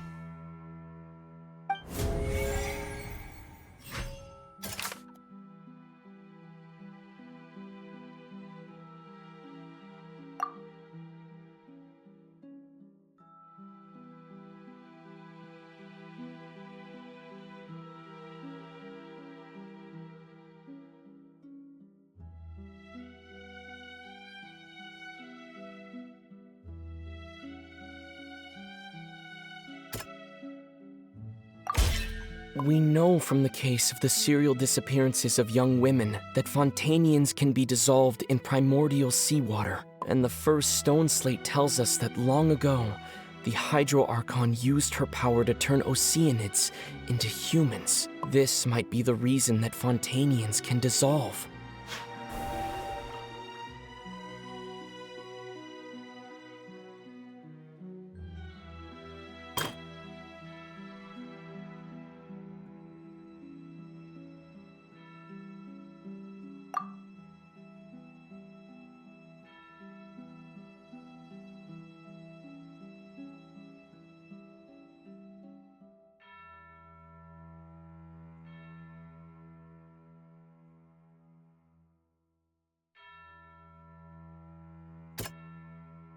That doesn't sound quite right. Let's think about this some more.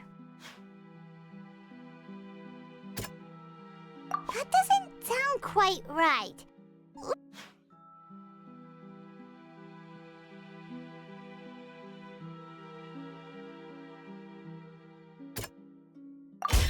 Perhaps what is about to take place has all happened before. The true sin of the Hydro Archon that Nervalette mentioned, and the original sin cast down on the people of Fontaine by Celestia, as recorded on the stone slates.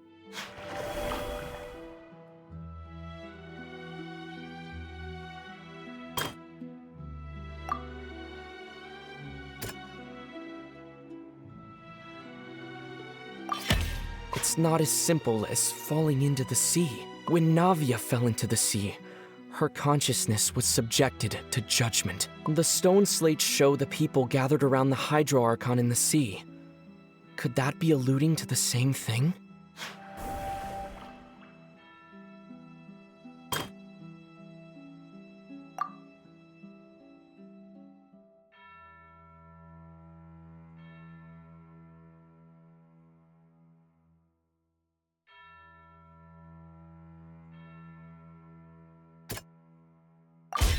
The prophecy from the stone slates found its way into society, but not many people believed it at first. The fortress of Meropide was nearly flooded with primordial seawater, which we know can cause Fontanians to dissolve. It seems increasingly likely that the prophecy may come true. If we hadn't dealt with it in time, things could have gone very badly. They'll dissolve into the primordial sea but won't cease to exist. Their essence will flow in the seawater, converge, and take the form of an Oceanid.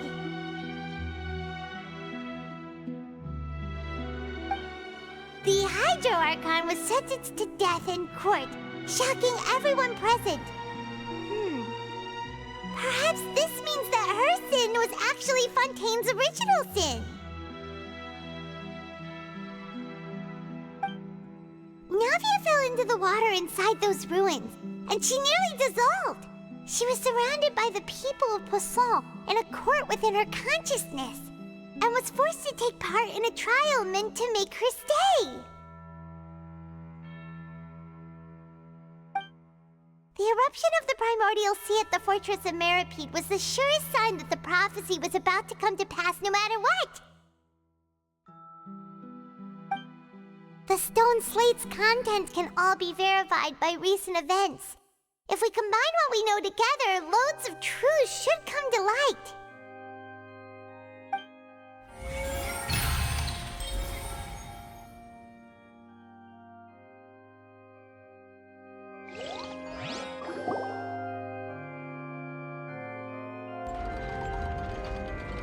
Huh? Oh, Paimon gets it now! So that's how you can make sense of it. But then it feels like we're going to have to share some truly shocking revelations. Let's hear them. Incredible. Linny, did you hear that? We're not real humans.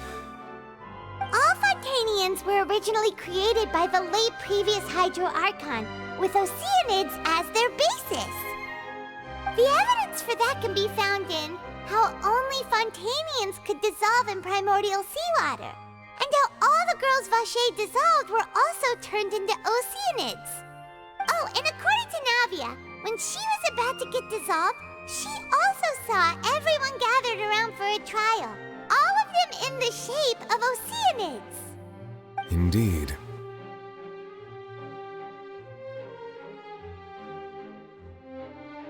Yeah, and it follows from the content of the first slate that she probably angered Celestia by creating humans without prior permission. That could also explain why the Oratrice judged the Hydro Archon to be guilty. It's to account for that ancient sin. The Hydro Archon's true sin was creating us? And yet, after many hundreds of years, the Hydro Archon's creations have turned around to try to judge the Archon within the Opera Epiclese. The twists of history are often the most unexpected of all. Yeah, isn't the image here just like when Navia fell into the sea?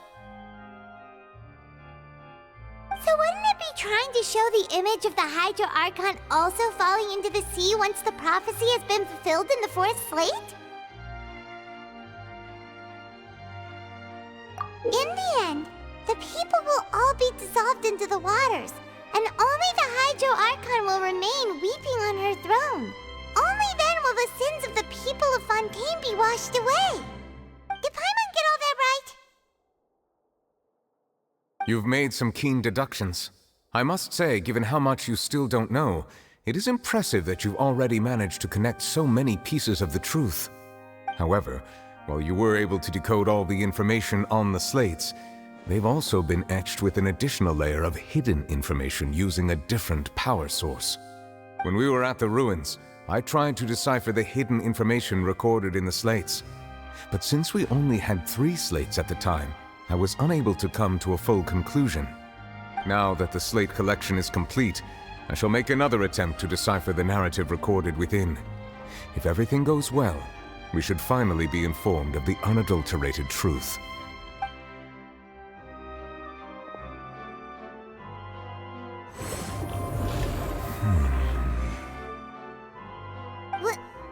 Well?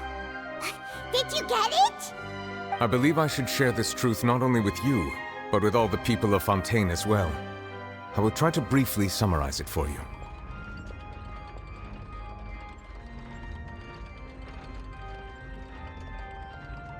Your hypotheses regarding the origin of Fontainians and the sin of the Hydro Archon were both correct. In the Fontaine of old, the previous Hydro Archon sensed the yearning of her Oceanid familiars for life on land.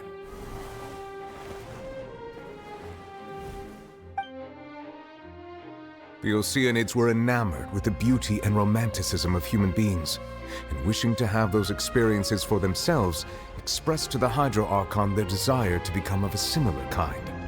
However, even though water as an element is intricately linked with the power of life, the Hydro Archon, as one of the seven, did not possess the authority to create a new form of human life. Not one to give in, she eventually found a way to create permanent humanoid bodies for her familiars by appropriating the power of this planet's primordial sea. She poured primordial seawater into the Oceanids' blood vessels, creating humanoid mimics in the process. But if Fontanians were to ever come into direct contact with water from the primordial sea, the power within their bodies would escape these artificial restraints and return to the sea. As a result, their forms would collapse, and they would be reverted to their original forms as Oceanids.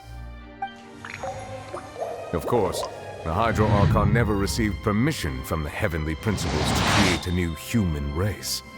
And thus, the Hydro Archon and all of her creations came to shoulder the original sin of appropriating the power of the primordial sea. That is the true history of how the people of Fontaine first came into being. So we were all Oceanids before we turned into human beings? That's way too much information for me. I think I'm just going to pretend that I never heard a single thing. Wait, but if that's the truth, we can't let the Hydro Archon be sentenced to death. After all, her only sin was creating us. This really might be too much information for your regular Fontanian, but it does answer a lot of our questions. Alas, your hypothesis regarding the third and fourth stone slates was inaccurate. The slates' respective positions are, in fact, correct.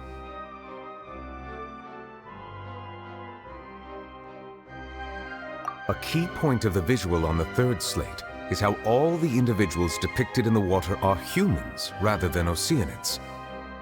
They have not been dissolved, which implies that the water depicted in this slate is not water from the primordial sea.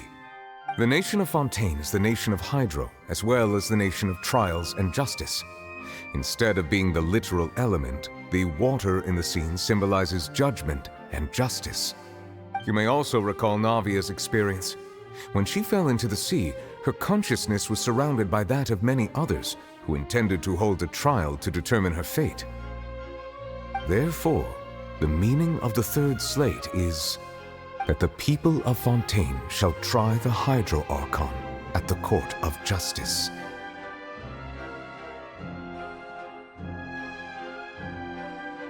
Yes, it refers to our present situation.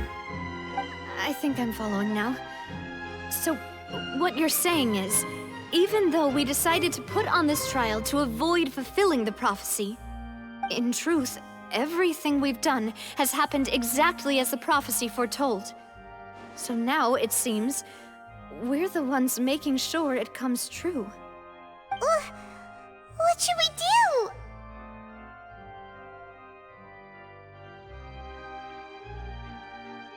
Huh. No matter what, the prophecy will be fulfilled. Is this what it feels like to be a prisoner of fate? If that's the case, does that mean the scene in the fourth slate will also be fulfilled soon? Traveler, I would like to point out another small fallacy in your deductions. About the fourth slate, you probably thought that the eruption of primordial seawater beneath the fortress of Meripede served as the surest sign that the prophecy was about to come to pass, yes? However, I believe that rather than being a sure sign, that eruption could in fact only be a small warning of something far worse to come. As for the root cause of the catastrophe, I believe you've already encountered it once before.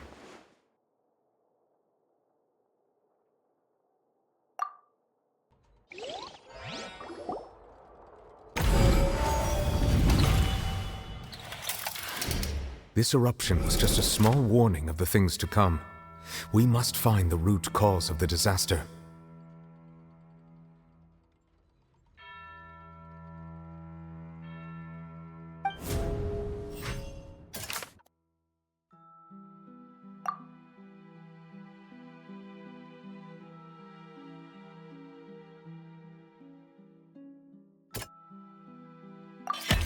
It was both dream and reality.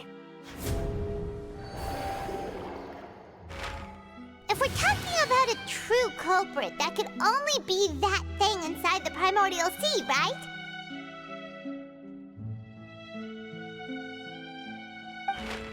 The truth, the original sin, the trial, and the root cause of the disaster.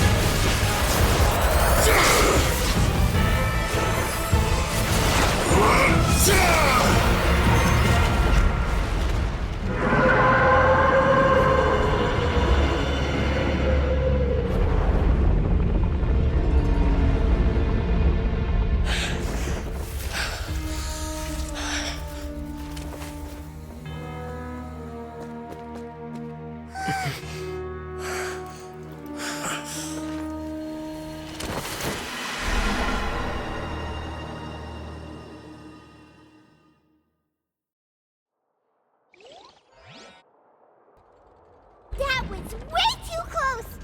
How did that thing just burst into the Opera House? Wait, was that the huge whale you saw in your dream? So we've met it at last. I understand very well why it has chosen to make an appearance here. That whale does not belong to Teyvat. It is a monster that has traversed the stars, weeping all the while. It has been greedily consuming the energy from the planet's primordial sea, using it to grow. That is the main cause for the rising sea levels. And once it has finished consuming all of the energy contained within the sea, its next step will be... You said that when the Hydro Archon first created Fontanians out of Oceanids, she filled their blood vessels with primordial seawater. Precisely. That whale finds the blood of Fontanians nigh impossible to resist. Therefore, when it left the primordial sea, it decided to make its next stop a packed opera house full of food. Food in the form of Fontanians. We just barely managed to push it back, right? In that case, won't it come back to target the people again once it's managed to recover its strength? That is correct. Indeed, it is more accurate to say that we should thank that Harbinger for buying us some time. Without him, the whale would have likely come onto land far sooner. From the way he looked, he must have been fighting the creature for quite a long time. That battle maniac. We've always known that he had a special connection with that whale, but we definitely didn't expect it to help us out like this. Anyway, now that we know that this whale is the actual cause of the disaster recorded in the prophecy, all we need to do to stop the prophecy would be to find a way to beat it up, right? It is too late. It had already absorbed too much of the primordial sea's energy before we could notice it. At this point, it has become practically integrated with the sea itself. Even if the entirety of Teyvat were to be destroyed, it could still survive and swim off towards some other world. That's not something I will accept. We've already done everything we can, and we even found the true culprit. We've come so far, You can't just tell me that the last hurdle is some impossible foe. That's just not fair. Indeed, that's not how a grand performance should end. I'll fight it to the end, no matter what. So the prophecy will be fulfilled no matter what, huh?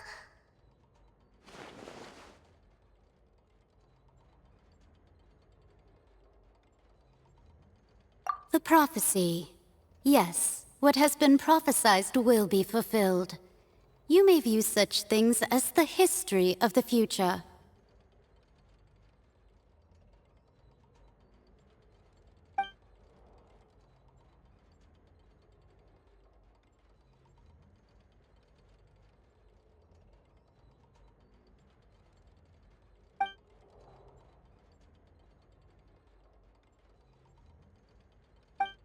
Just as prophecies are usually only the future as seen from the perspectives of the gods, could things be happening in hidden corners where the gods' gaze does not fall?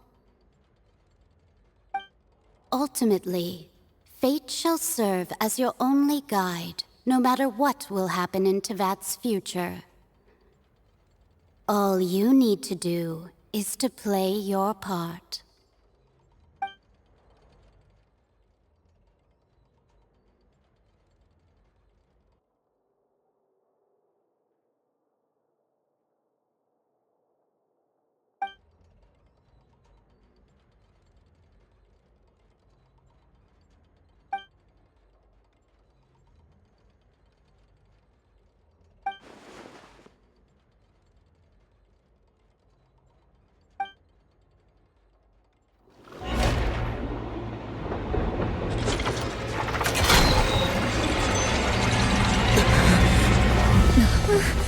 What's happening with the oratories?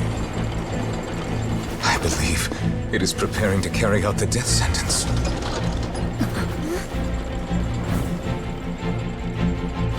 Farina!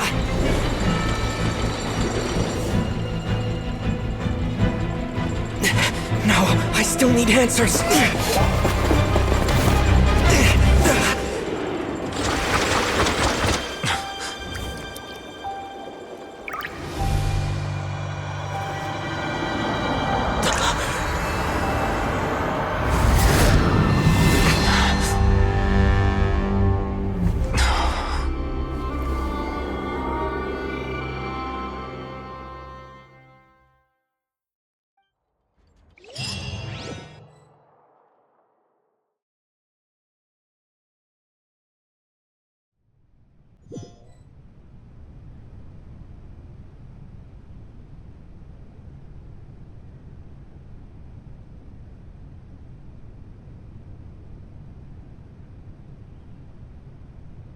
You...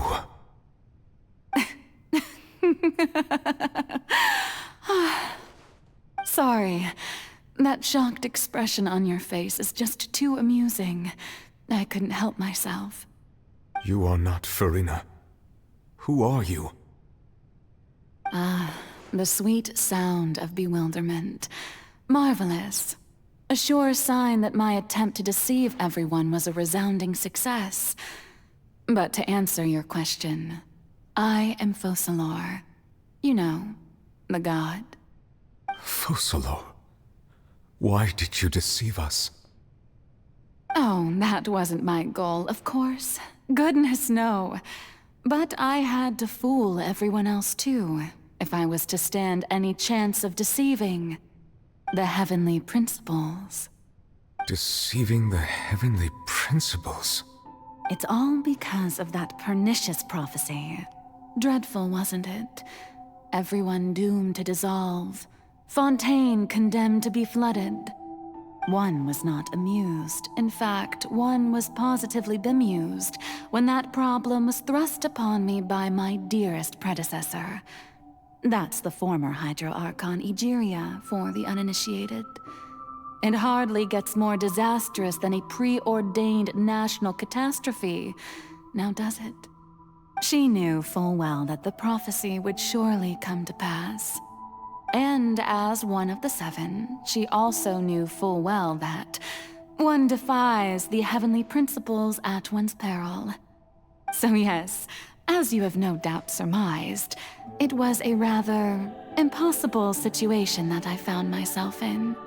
I spent a terribly long time mulling it over, alone on the ocean floor. And I was almost growing barnacles by the time I finally realized there was only one possible solution to this confounding conundrum. I had to outwit the heavenly principles, allow the prophecy to be fulfilled, ostensibly at least, while saving everyone at the same time. I'm a genius, I know. I can only assume that's why Egeria chose me as her successor. Although, looking back now, it was hardly the inheritance one dreams of. Between the task of saving the nation, the quotidian duties of the Hydro Archon, and not to mention the original sin of creating a new race of humans, I dare say she left me quite a colossal mess to clean up. But one can only play the hand one is dealt. I did not choose this, any more than I chose to be one of her Oceanid familiars. So you were also once one of the Oceanids, transformed into a human by Egeria's hand? Yes, I was. I always dreamed of becoming human. And I still do, even now. In my eyes, to be human is to be part of the greatest opera ever known. After becoming a god, I separated my divinity from my body and spirit, leaving behind only a self that was as naive and bewildered as my past self on her first day as a human being. The me you see before you now is that divinity, and the human counterpart I left behind, I named Farina. She could feel joy, sorrow, and everything in between. She could be as vain and conceited, or as meek and vulnerable as she wished. Her strengths were of a kind only a human could possess, as were her shortcomings. But in my eyes, Farina's humanity was what made her perfect. She was perfectly human in every way. The person I always wanted to be. Anyway, so then I cursed her. All part of the plan, of course. The plan to deceive the heavenly principles. Do you still remember the final scene of the prophecy? The Hydra Archon alone, weeping on her throne. In order that the prophecy might appear fulfilled, I invited Farina to be an actress, to play the part of the Hydro Archon in the prophecy. Under the curse I placed on her, so long as I, Focalor's divinity, continued to exist, she could not die. But nor was she free to live her life in the pursuit of happiness. Instead, she was forced to take the stage in the opera house, to embrace the role of leading lady, to forever play the part of the god from the prophecy, all to create a deceitful appearance of that prophecy coming to pass. I suppose now you probably understand why your court is called the Opera Epiclese. But Farina is only human, isn't she? Even though she has had a long life, her mind is no stronger than that of any other ordinary human being. I cannot begin to fathom what she has had to endure. It must have been torture for her. It has indeed. And although she is, in a sense, me in human form, I most definitely owe her an apology for it. It's been 500 years, and all along, she's been playing her part in the most unimaginably long, unbearably lonely, and agonizingly painful opera of all time.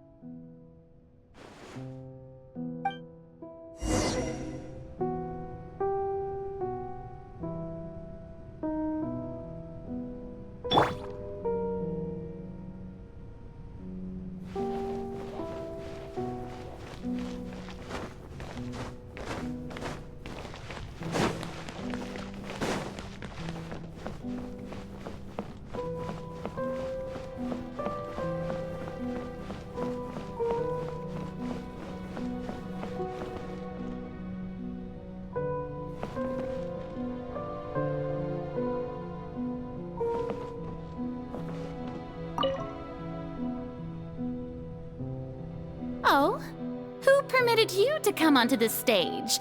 Now, I understand your admiration for my august self, but I must ask you to keep to the rules. All right. It is not my intent to reprimand you. There is no need to state your name. Just be off with you. Do not distract me from my performance.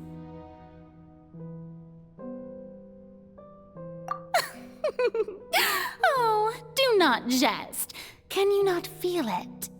I am Focalor. The eyes of countless Fontanians are upon me. I must, at all times, display the utmost elegance and nobility.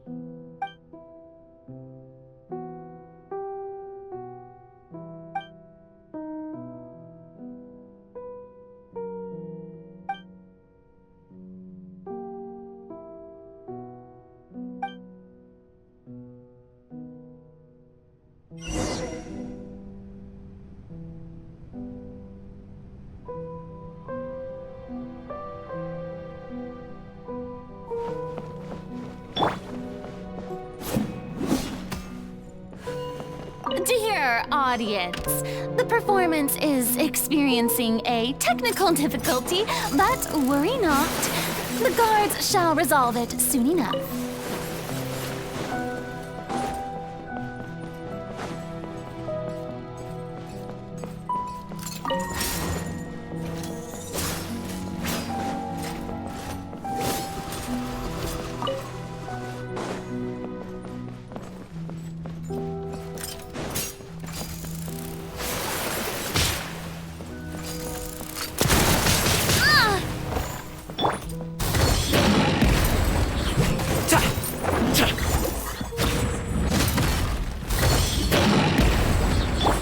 This one's got your name on it!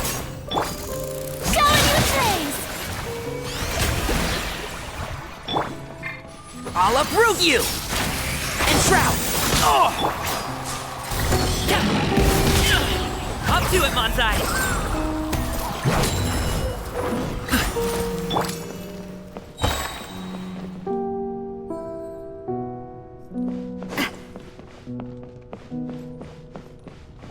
Hey, what gives? The audience is still watching me, you know. Guards? Wait, where are the guards? Guards!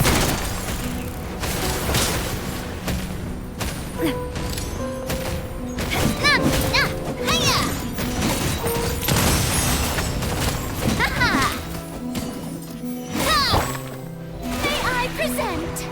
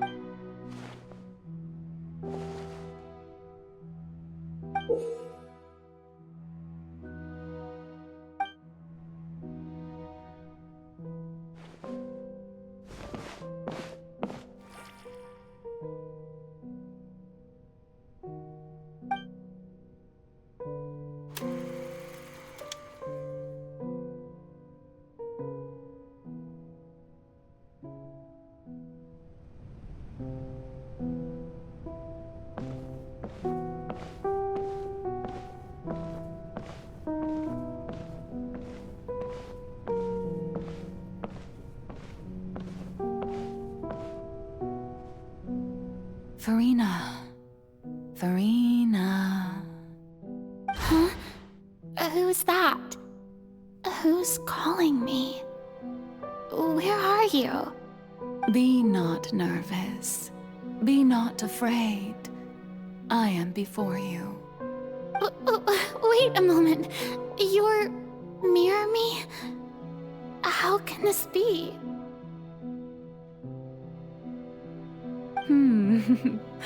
Mirror you, huh? You know what? That's not bad. Let's go with that. Mirror me? What do you wish to say? The prophecy. Have you heard of it? What prophecy? Wait. I know. I think. I don't know why, but it's in my head somehow. The people will all be dissolved into the waters, and only the Hydro Archon will remain, weeping on her throne. Only then will the sins of the people of Fontaine be washed away. Oh, very good. You know it well. What's going on? I can't seem to remember anything clearly. The only thing I know for sure is this prophecy. Will it really come to pass? Yes, it will. And that is why I've come to you. Disaster will come to Fontaine sooner or later. Things will develop just as the prophecy declared. There is no escaping it. But doesn't that mean everyone will die? I'm a Fontainian just like them. Will I dissolve too? Oh, don't worry. Magical meetings exist in this world precisely to give people a chance to turn things around. It is the reason why you met me today. I will tell you how to save everyone, but you may have to suffer somewhat. Oh, so there's still hope after all. Goodness, you frightened me. You spoke so much and with so much certainty. As for the suffering, well, I will admit that the first thing that came to mind was, why do I have to be the one to suffer? But if the prophecy will come true, I'll also die anyway, right? So if I've already met you as my magical meeting in this world, if there were scales, with all the people of Fontaine on one side, and my pain on the other, is it not obvious where the scales should tilt? You truly are the perfect human, my ideal. I suppose this would also be the justice that belongs to you. Huh? Don't worry, it's nothing. Listen well. Fontaine has just lost its Hydro Archon. I need you to play a role, that of the new Archon. Play as a god? That's right. You must begin a never-ending masquerade. You must never let anyone suspect your identity. If you can keep it up, then I shall have my way of defying this prophecy. But should your identity be revealed, then all hope will be lost. But how will I do this? A human assuming the role of a god without being exposed. Don't worry. What you must do is not to turn yourself into a real god. You simply need to play the role of a god as humans imagine them to be. Being a human yourself, I'm sure you already know what such an entity would be like.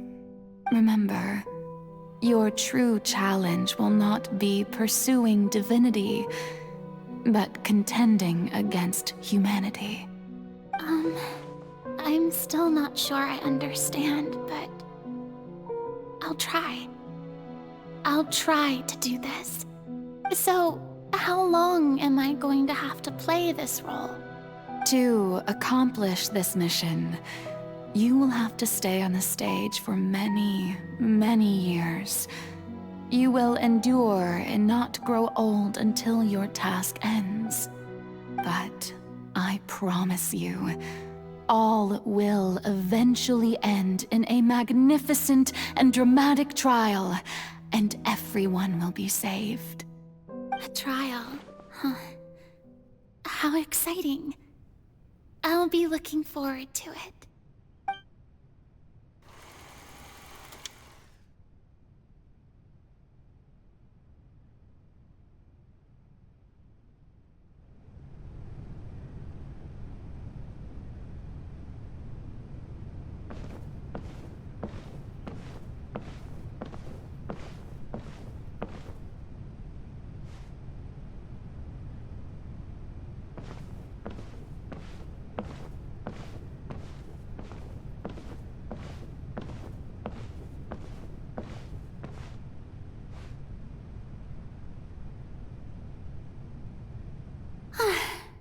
The Maison Cardinalise has announced my accession, but this is my first time facing the people. What should I say to most appear like a god? To be honest, I still don't know. Perhaps I should first try to act natural. Ladies and gentlemen, good evening, and welcome to the Opera Epiclese. I'm sure you've all heard about how I have taken on the role of Hydro Archon. Indeed, I am Verena de Fontaine, your new Archon. In truth, I know little about becoming a nation's new god, but it will be my honor to guide you all. As the god Focalor, the god of justice, I shall do all within my power to lead you into an age of fairness and justice. Once again, thank you all for coming. If you should have any questions or suggestions, please send them to the Maison Cardinalise.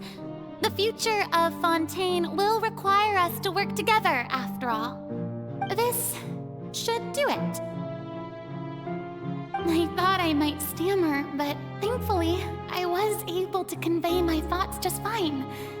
Okay, and next. That's the new Hydro Archon. Is this some kind of joke by the Maison? I would have thought that a being that surpasses humanity would be a bit more assertive. Hey, did you hear that? She even told us to send her suggestions there at the end. Shouldn't gods be all-powerful? She's being so modest. What's the difference between her and an ordinary person, then? If you ask me, perhaps the succession didn't actually happen. She might just be a Maison back puppet. Wait, what's going on? Why is everyone suspecting me of being a fake? Oh, this is bad. If I get exposed here, there'll be no saving the people from the prophecy. Right. Mirmi said that I just need to play the role of a god as humans imagine them to be. Calm down, Verena. Think. What do the people want? How would they imagine a god to speak and act? Assertive, with a strong sense of presence. One who can dispel all doubt. That is the character I'm fated to play.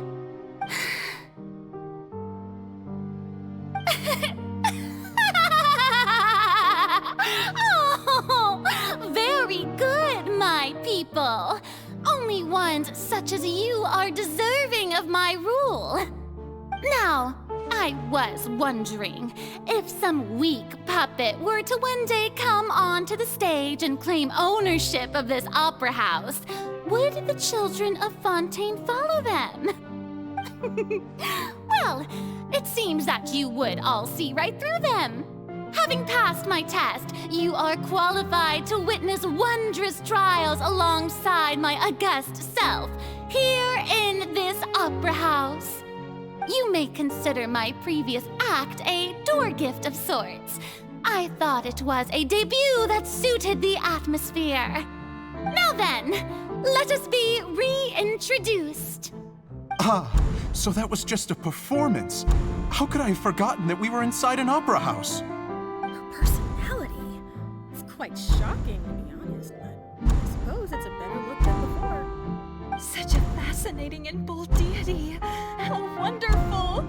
Our future may yet be bright after all. It seems I've turned them around. Best follow this flow and restart my accession speech.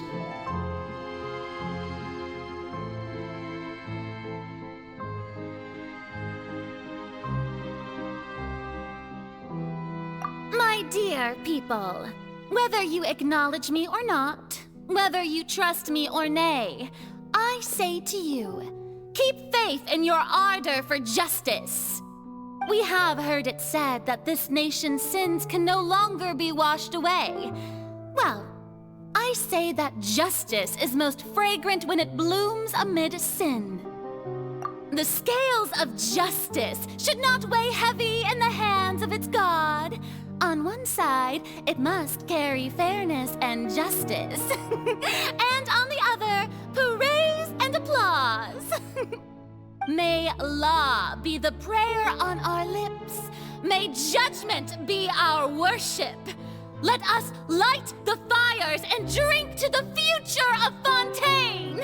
There is no trouble in this world that justice cannot solve. All that is needed is for you, my people, to believe in it, heart and soul.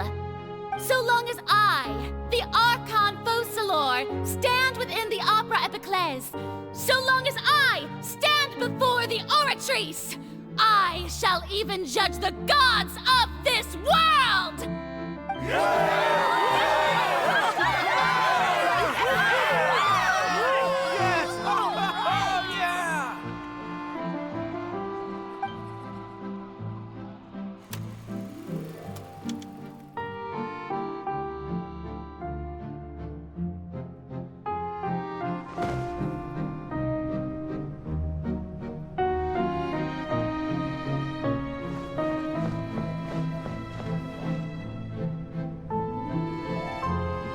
Lady Farina, here are today's case reports, as well as a summary of the follow-up for your perusal.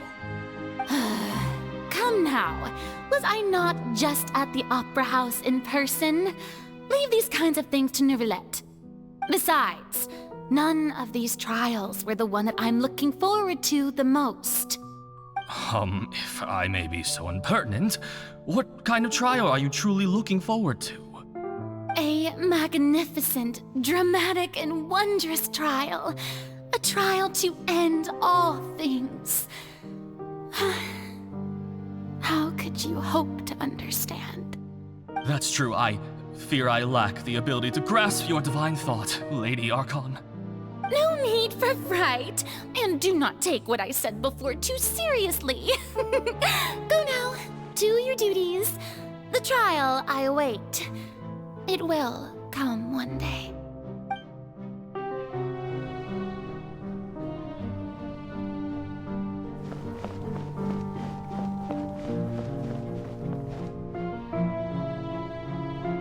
Lady Farina, I don't know what to say. Thank you for agreeing to see me. No need to thank me. Or rather, thank your own sense of perseverance instead. Long have you stood in line to meet me, have you not? Oh, I'm afraid that's just an inevitable consequence of my divine charm. All right, Deoteria, is it? How is your son's illness? You remembered me, and you knew of my family, too. He is doing much better now. In fact, he is far more of an ardent believer than I. He was the one who forced me to seek an audience with you, and to bring your words back to him. Oh, good. Very good. If this should happen again in the future, please do not hesitate to come and tell me. Going down to citizens' homes every so often, while not usual practice, should serve as a fine change of pace. Ah, you're such a gentle and wise god. Thank you once again on behalf of my son.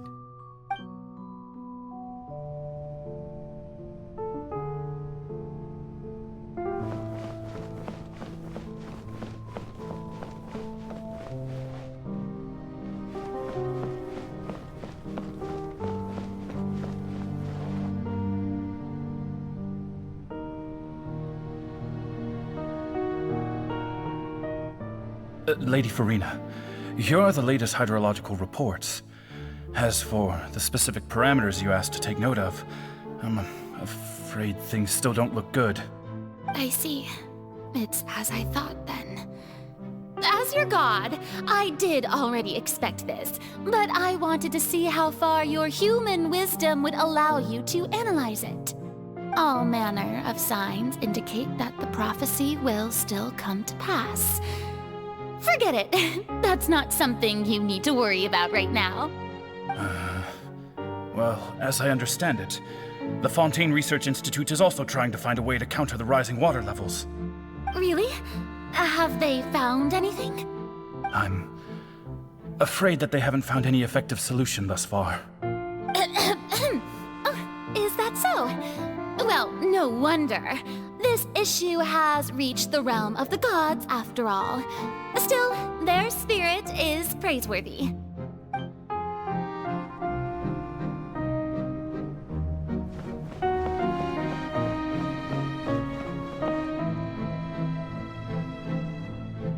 The day is finally over.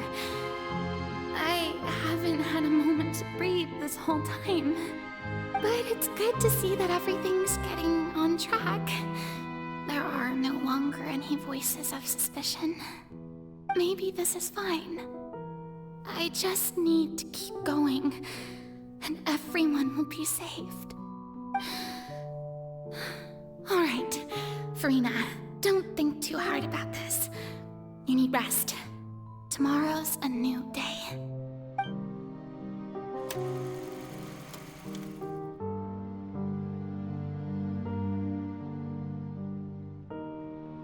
Lady Farina, here are the new trial reports for the latest cases, as well as a summary of the follow-up. There'll be no need for that. I've seen them already. There's no need to go back over scenes I've witnessed in person before.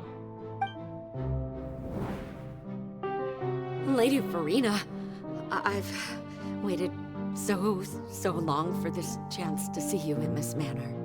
Indeed, my dear, loyal citizen. This joyous moment is an honor for us both. Lady Farina, we're detecting significant hydrological anomalies near Poisson. Understood. Keep monitoring. Keep me informed should anything come up at the Institute.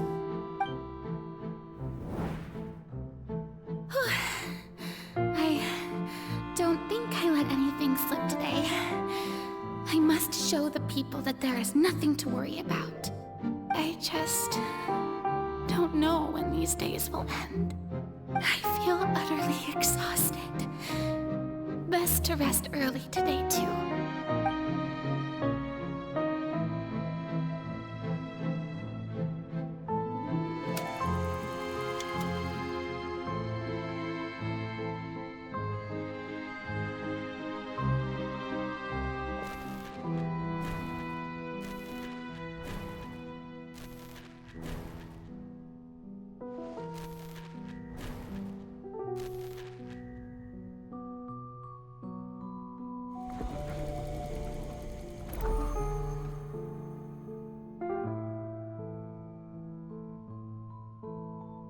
Lady Farina, it's like a dream being able to speak with you up close like this. I've heard that the first member of our family who was honored to receive an audience with you was Madame Dioteria, almost 20 generations ago. And what a fine family yours is indeed. It brings me great joy to meet such a faithful believer. A descendant of a line most ardent. Surely you exaggerate, Lady Farina. My lady? What is it, good citizen? Are Are you crying? Oh, really now? I didn't even notice. This must be the overflow of hydro from my person. Well, can't quite help being the god whose dominion is the waters, can I? No wonder. No wonder. A manifestation of your power, then. Oh, Archon, I am honored to have witnessed it. Honored indeed.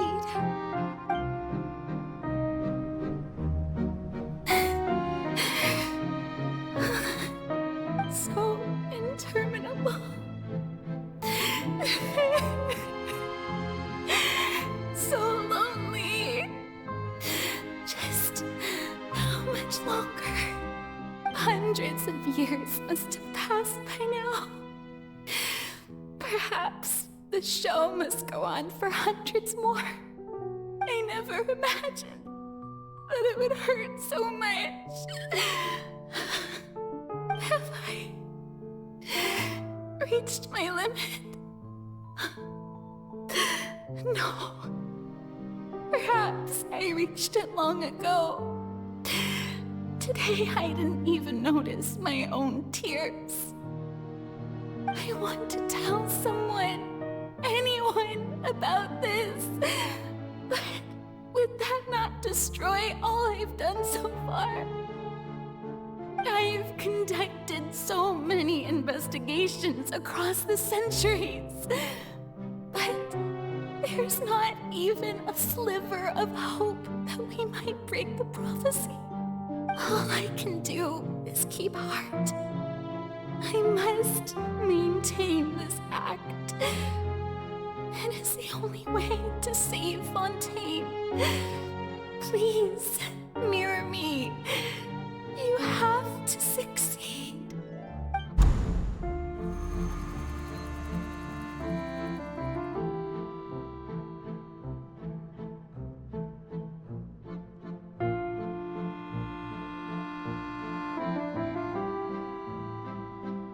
Farina, you don't have to shoulder this burden alone. Although I don't know what you might be keeping from everyone, your people are more than willing to share your burden with you.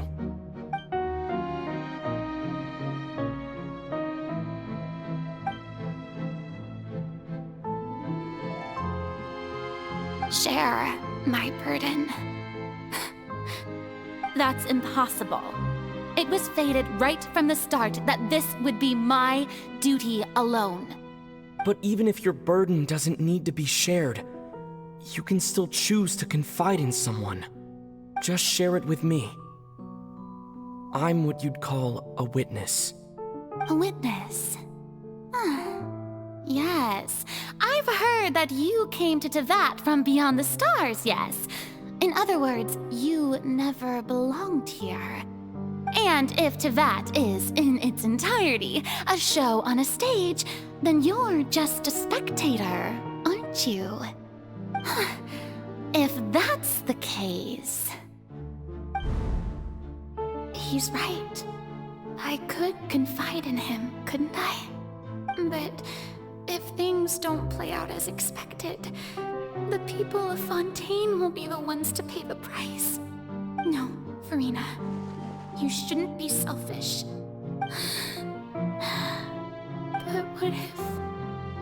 But what if it's really all right? Farina, you've worked so hard for so long. Surely it would be okay to put yourself first for once. Just this once. Is it such an outrageous thing to do anyway? To find someone in whom you can confide your frustrations and sorrows? Surely it could not hurt. If you let this opportunity slip through your fingers, it might never come by again. Think about it long and hard.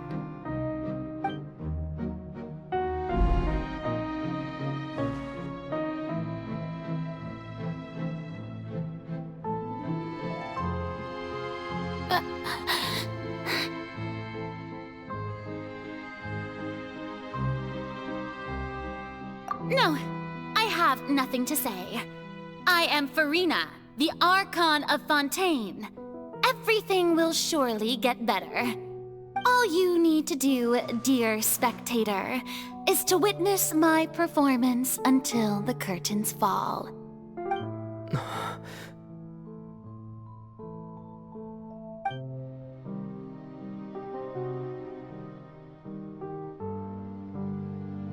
Fine.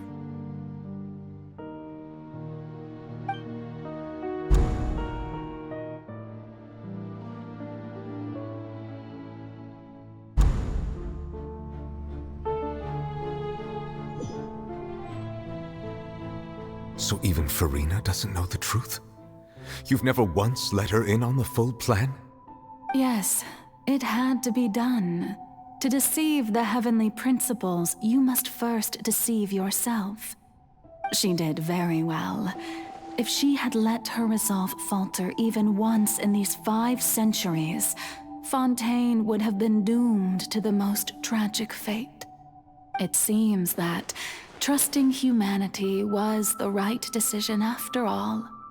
I believe that I understand how your deception works, but that is only half the truth, is it not? How would you build on this foundation to save the people of Fontaine? That is the most important thing. Ah, good. Of course, the Iudex of Fontaine has pinpointed the crux of the issue. I'm sure you've long sensed that the Oratrice is no simple machine, yes? I've always suspected that it had its own consciousness, and Lenny did mention that he heard a human voice within the core chamber. It now seems that that person was you, hidden within the machine all along. Am I right? And then I became one with the Oratrice, taking Fontaine's gnosis with me. Yes, it would seem so, wouldn't it? Alas, your understanding of this device still lacks sufficient depth. In truth, it is no enactor of justice. It is, in fact, a device created to kill the god of justice. I beg your pardon? Oh, you have it. And to be more precise, not only will the Oratrice take down the god of justice, it will also take down the divine throne upon which she has been placed. I mean, did you think I would be the sort to enjoy peaceful repose while Farina suffered? My work over these last 500 years has been to constantly accumulate indemnitium within the Oratrice. But really, some have already discovered that only a small fraction of the energy generated by the device was ever used to provide power to Fontaine. The vast majority had to be, accumulated to enact this death sentence. It was all a part of your plan then? Both the trial and the sentence? Indeed. This power, accrued over 5 centuries, could have sustained Fontainians for millennia had it only been used for that purpose. Almost all of it has now been stored within the Oratrice.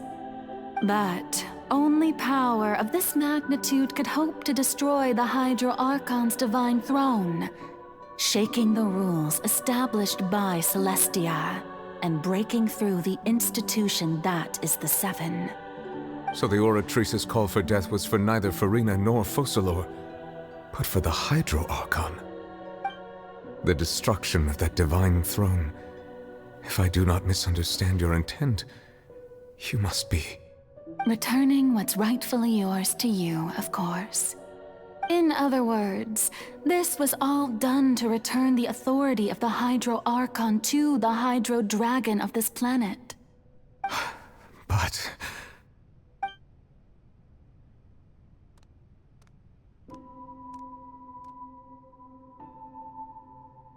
Oh, what? Getting sad again, are we? The authority of the ancient dragons shall soon be yours once more, O Hydro Dragon Sovereign. And this is the face you make. All you've done throughout the years. is just so you can sacrifice yourself at the very end. I've never quite seen it that way, you know. Even now, I'm quite pleased at how well my deception worked.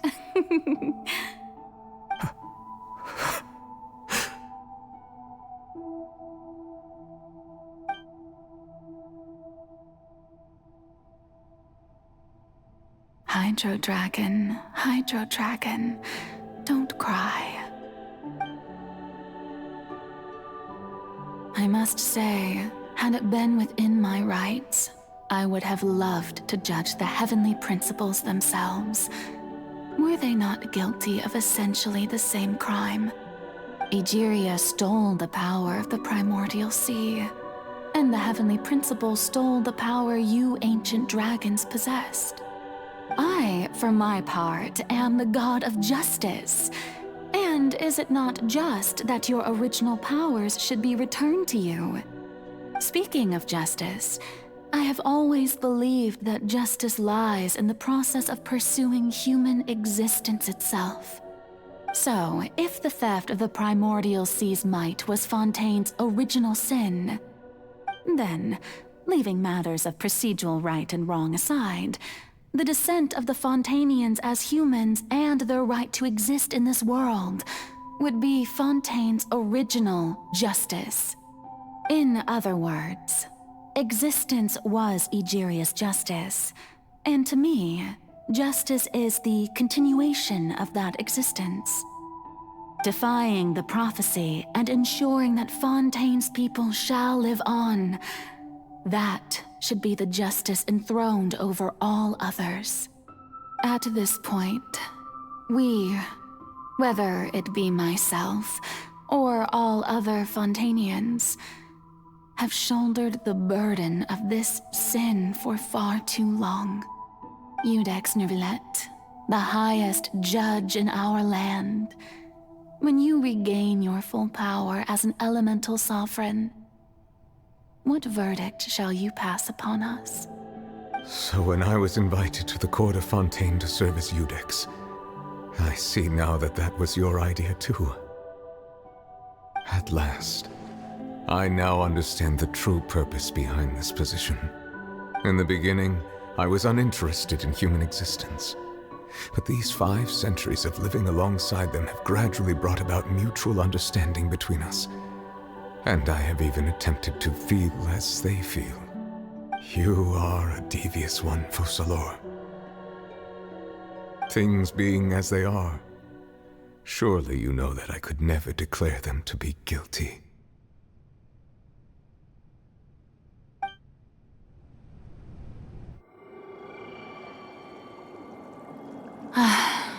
The hour of my execution is almost here.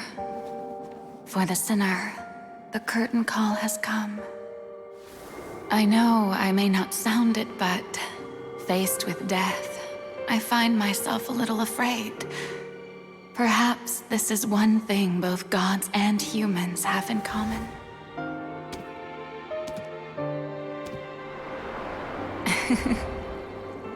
Farewell, Nervillet. I hope you've enjoyed the part you played these 500 years.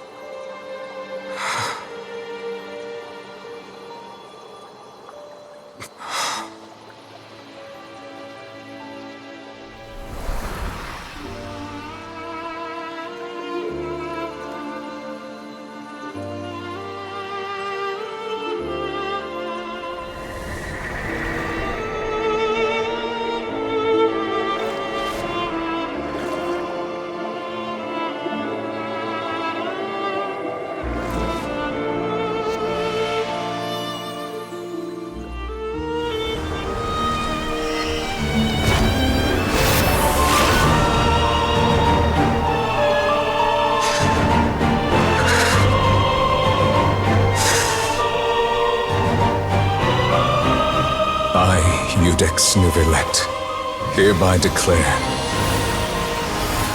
people of Fontaine, your sins are forgiven.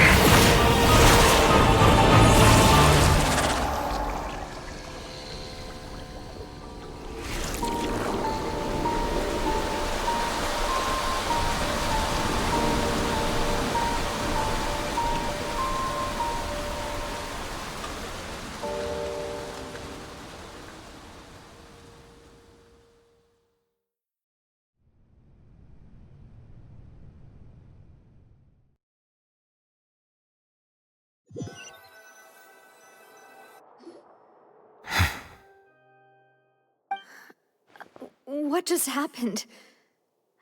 Has the death sentence been carried out? Was that bright light some sort of misdirection? I have a feeling that something huge just happened. But since we're all still alive and haven't been dissolved, I assume whatever happened was good for us. It's time to end this. We must mete out punishment to that beast. Didn't you say just a moment ago that it can't be defeated? I have gained the strength sufficient to deal with it.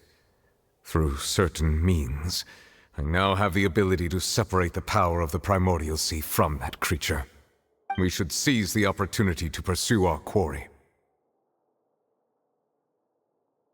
Traveler, now that the oratories can no longer function, I require an executor to help me mete out justice. The root of the calamities befalling Fontaine, the beast that enacts the prophecy. Its name is the all-devouring narwhal.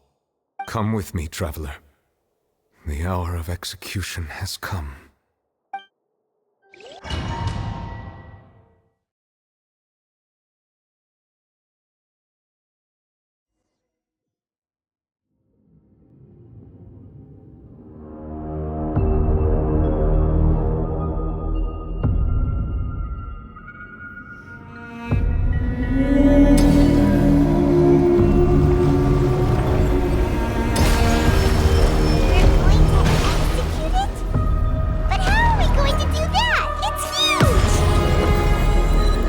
Done my best to separate the power of the Primordial Sea from the whale. Considering the size of the beast, I cannot reach the power source. Unless we can find a way to attack it from within. I shall share the ancient dragon's power with you. We shall look for an opening together.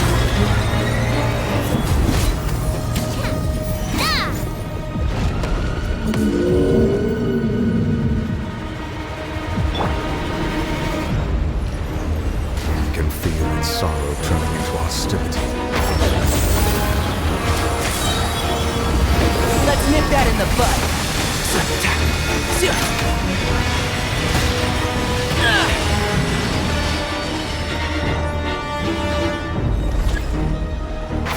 Can't see?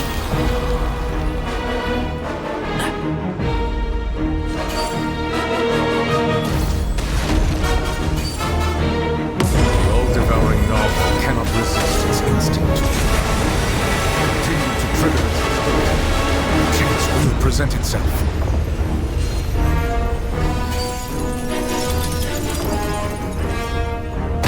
One thing after another!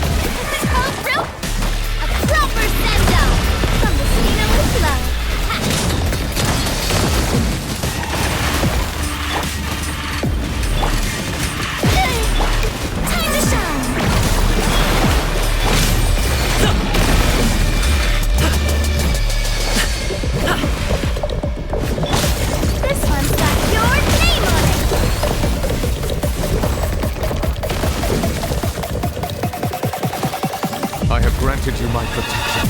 Do not fear. Seize the moment and use my power to suppress its root from within.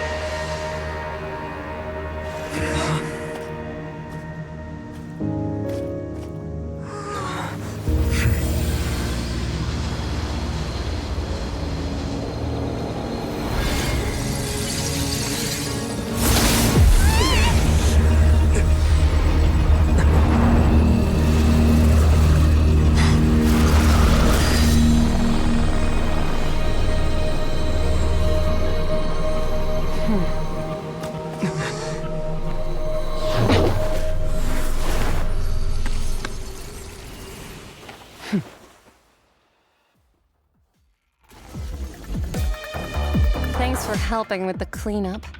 It should have been my job, but... oh well. It was just supposed to be a short private training session for me. I didn't think that my disciple and my master's pet would start brawling in the meantime. Well, actually, I had a feeling that it would happen at some point, but they bumped into one another earlier than I thought. What a blunder. I suppose I'll have to swing my sword 3 million times as penance. That power. Who are you exactly?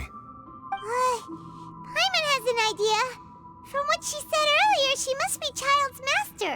Skirk, right? It's just that he gave us the impression that she was the less talkative person. I simply did not have anything to say to the weak. But you, on the other hand, managed to defeat the all-devouring narwhal without using power from beyond this world. So you may speak to me as equals.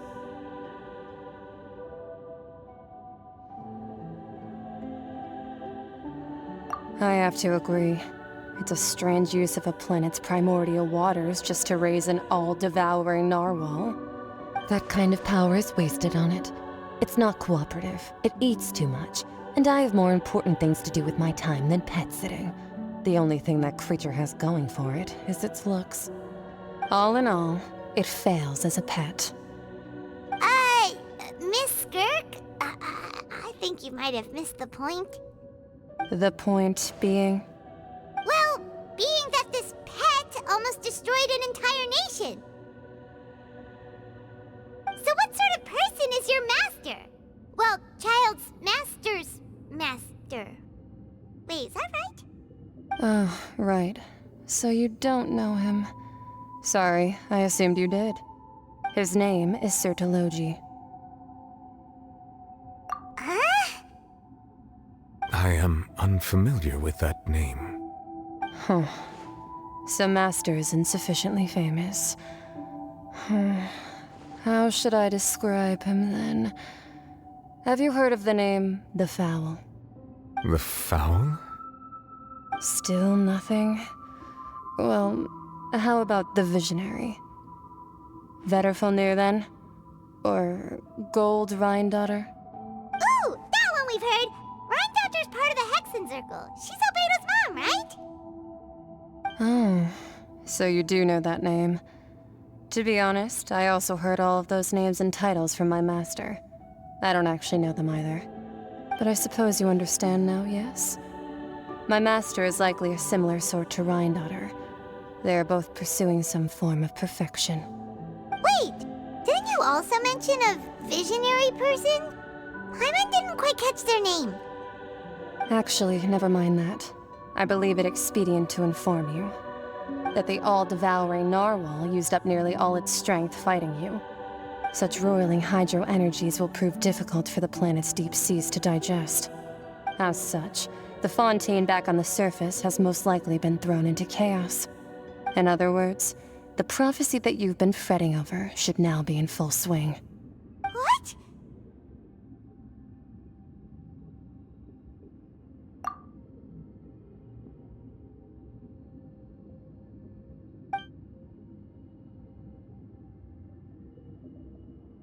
Not to worry. Focalor has already managed to deceive the heavenly principles.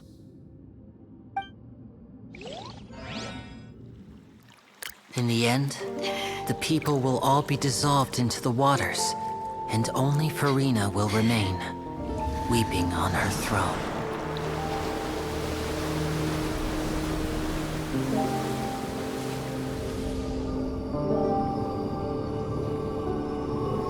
Only then will the sins of the people of Fontaine be washed away.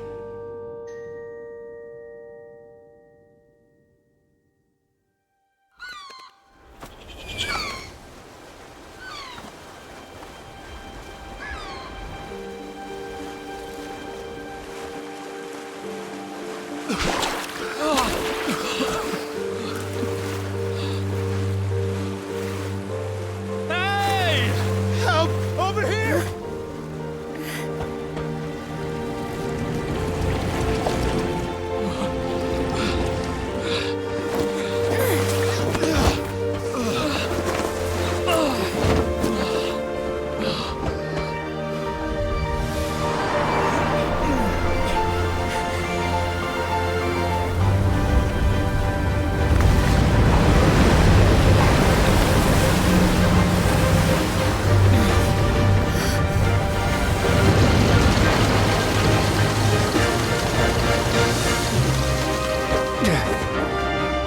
Initiate emergency rescue!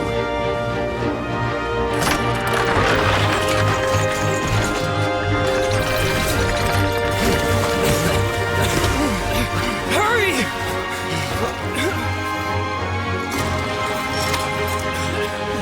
Hey, lend a hand!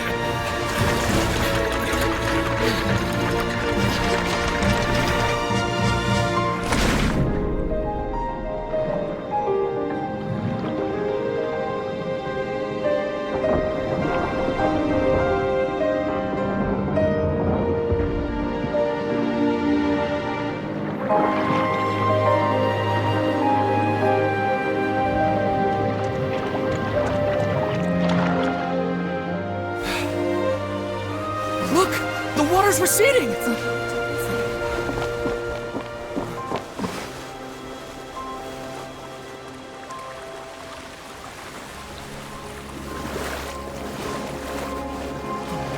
It's a miracle! Water's receding. We didn't dissolve. The prophecy was wrong! The prophecy was wrong!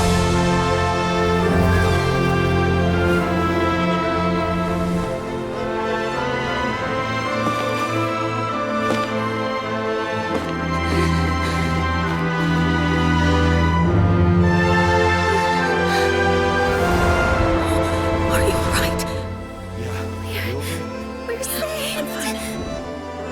The prophecy was wrong.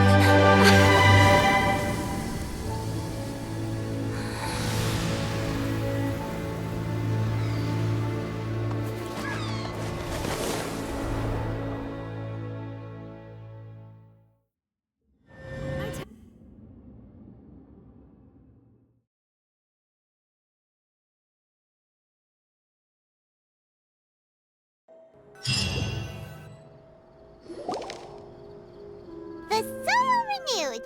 The Spina di Rosula attacks post-disaster rebuilding. I recently visited Poisson to meet with Miss Navia, spokesperson of the Spina di Rosula, and we spoke about Poisson's present and future.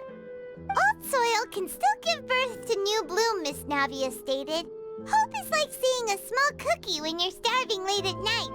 You just need a little of it. Skyship Winglet, lunar brain of the Fontaine Research Institute. The various disputes that have arisen on account of Mr. Edwin have suddenly become a shield over the Institute, with Jurier turning out to be a once overlooked hidden gem. People always call the first researcher mad, but few know what to call the second. And should that latter person achieve a miracle, they would find it all the harder to find a word with which to classify him and his team. Wow! Paimon barely recognizes the people in the reports. Are those really Jurier and Navia? They sound like real big shots. What do you think? Pretty enthralling, huh? The Steambird's idea was pretty simple. With the disaster just having passed, we would print a free edition packed to the margins with good news to calm people down. The value for these big scoops lies in their inevitable follow-ups. We'll publish further reports and go into the stories behind those people. Edwin's assistant, Jurier, created a true flying ship, while Navia is leading people in the reconstruction of their home. I'm sure that these stories could draw even your well-traveled eye. Paimon's curious too! Wait a minute. Didn't we watch everything happen from start to finish? What's there to be curious about? And that's exactly why I'd like you to come conduct interviews with me. You're the best incubators of news, if you haven't noticed. And also, with you around, I'm sure I'll get to see that Duke. Are you sure? Hasn't he turned you down several times already? Oh, this time will be different. Come on, let's head to Poisson first, and then make a trip to the fortress. There are some things you'll only know when you get there.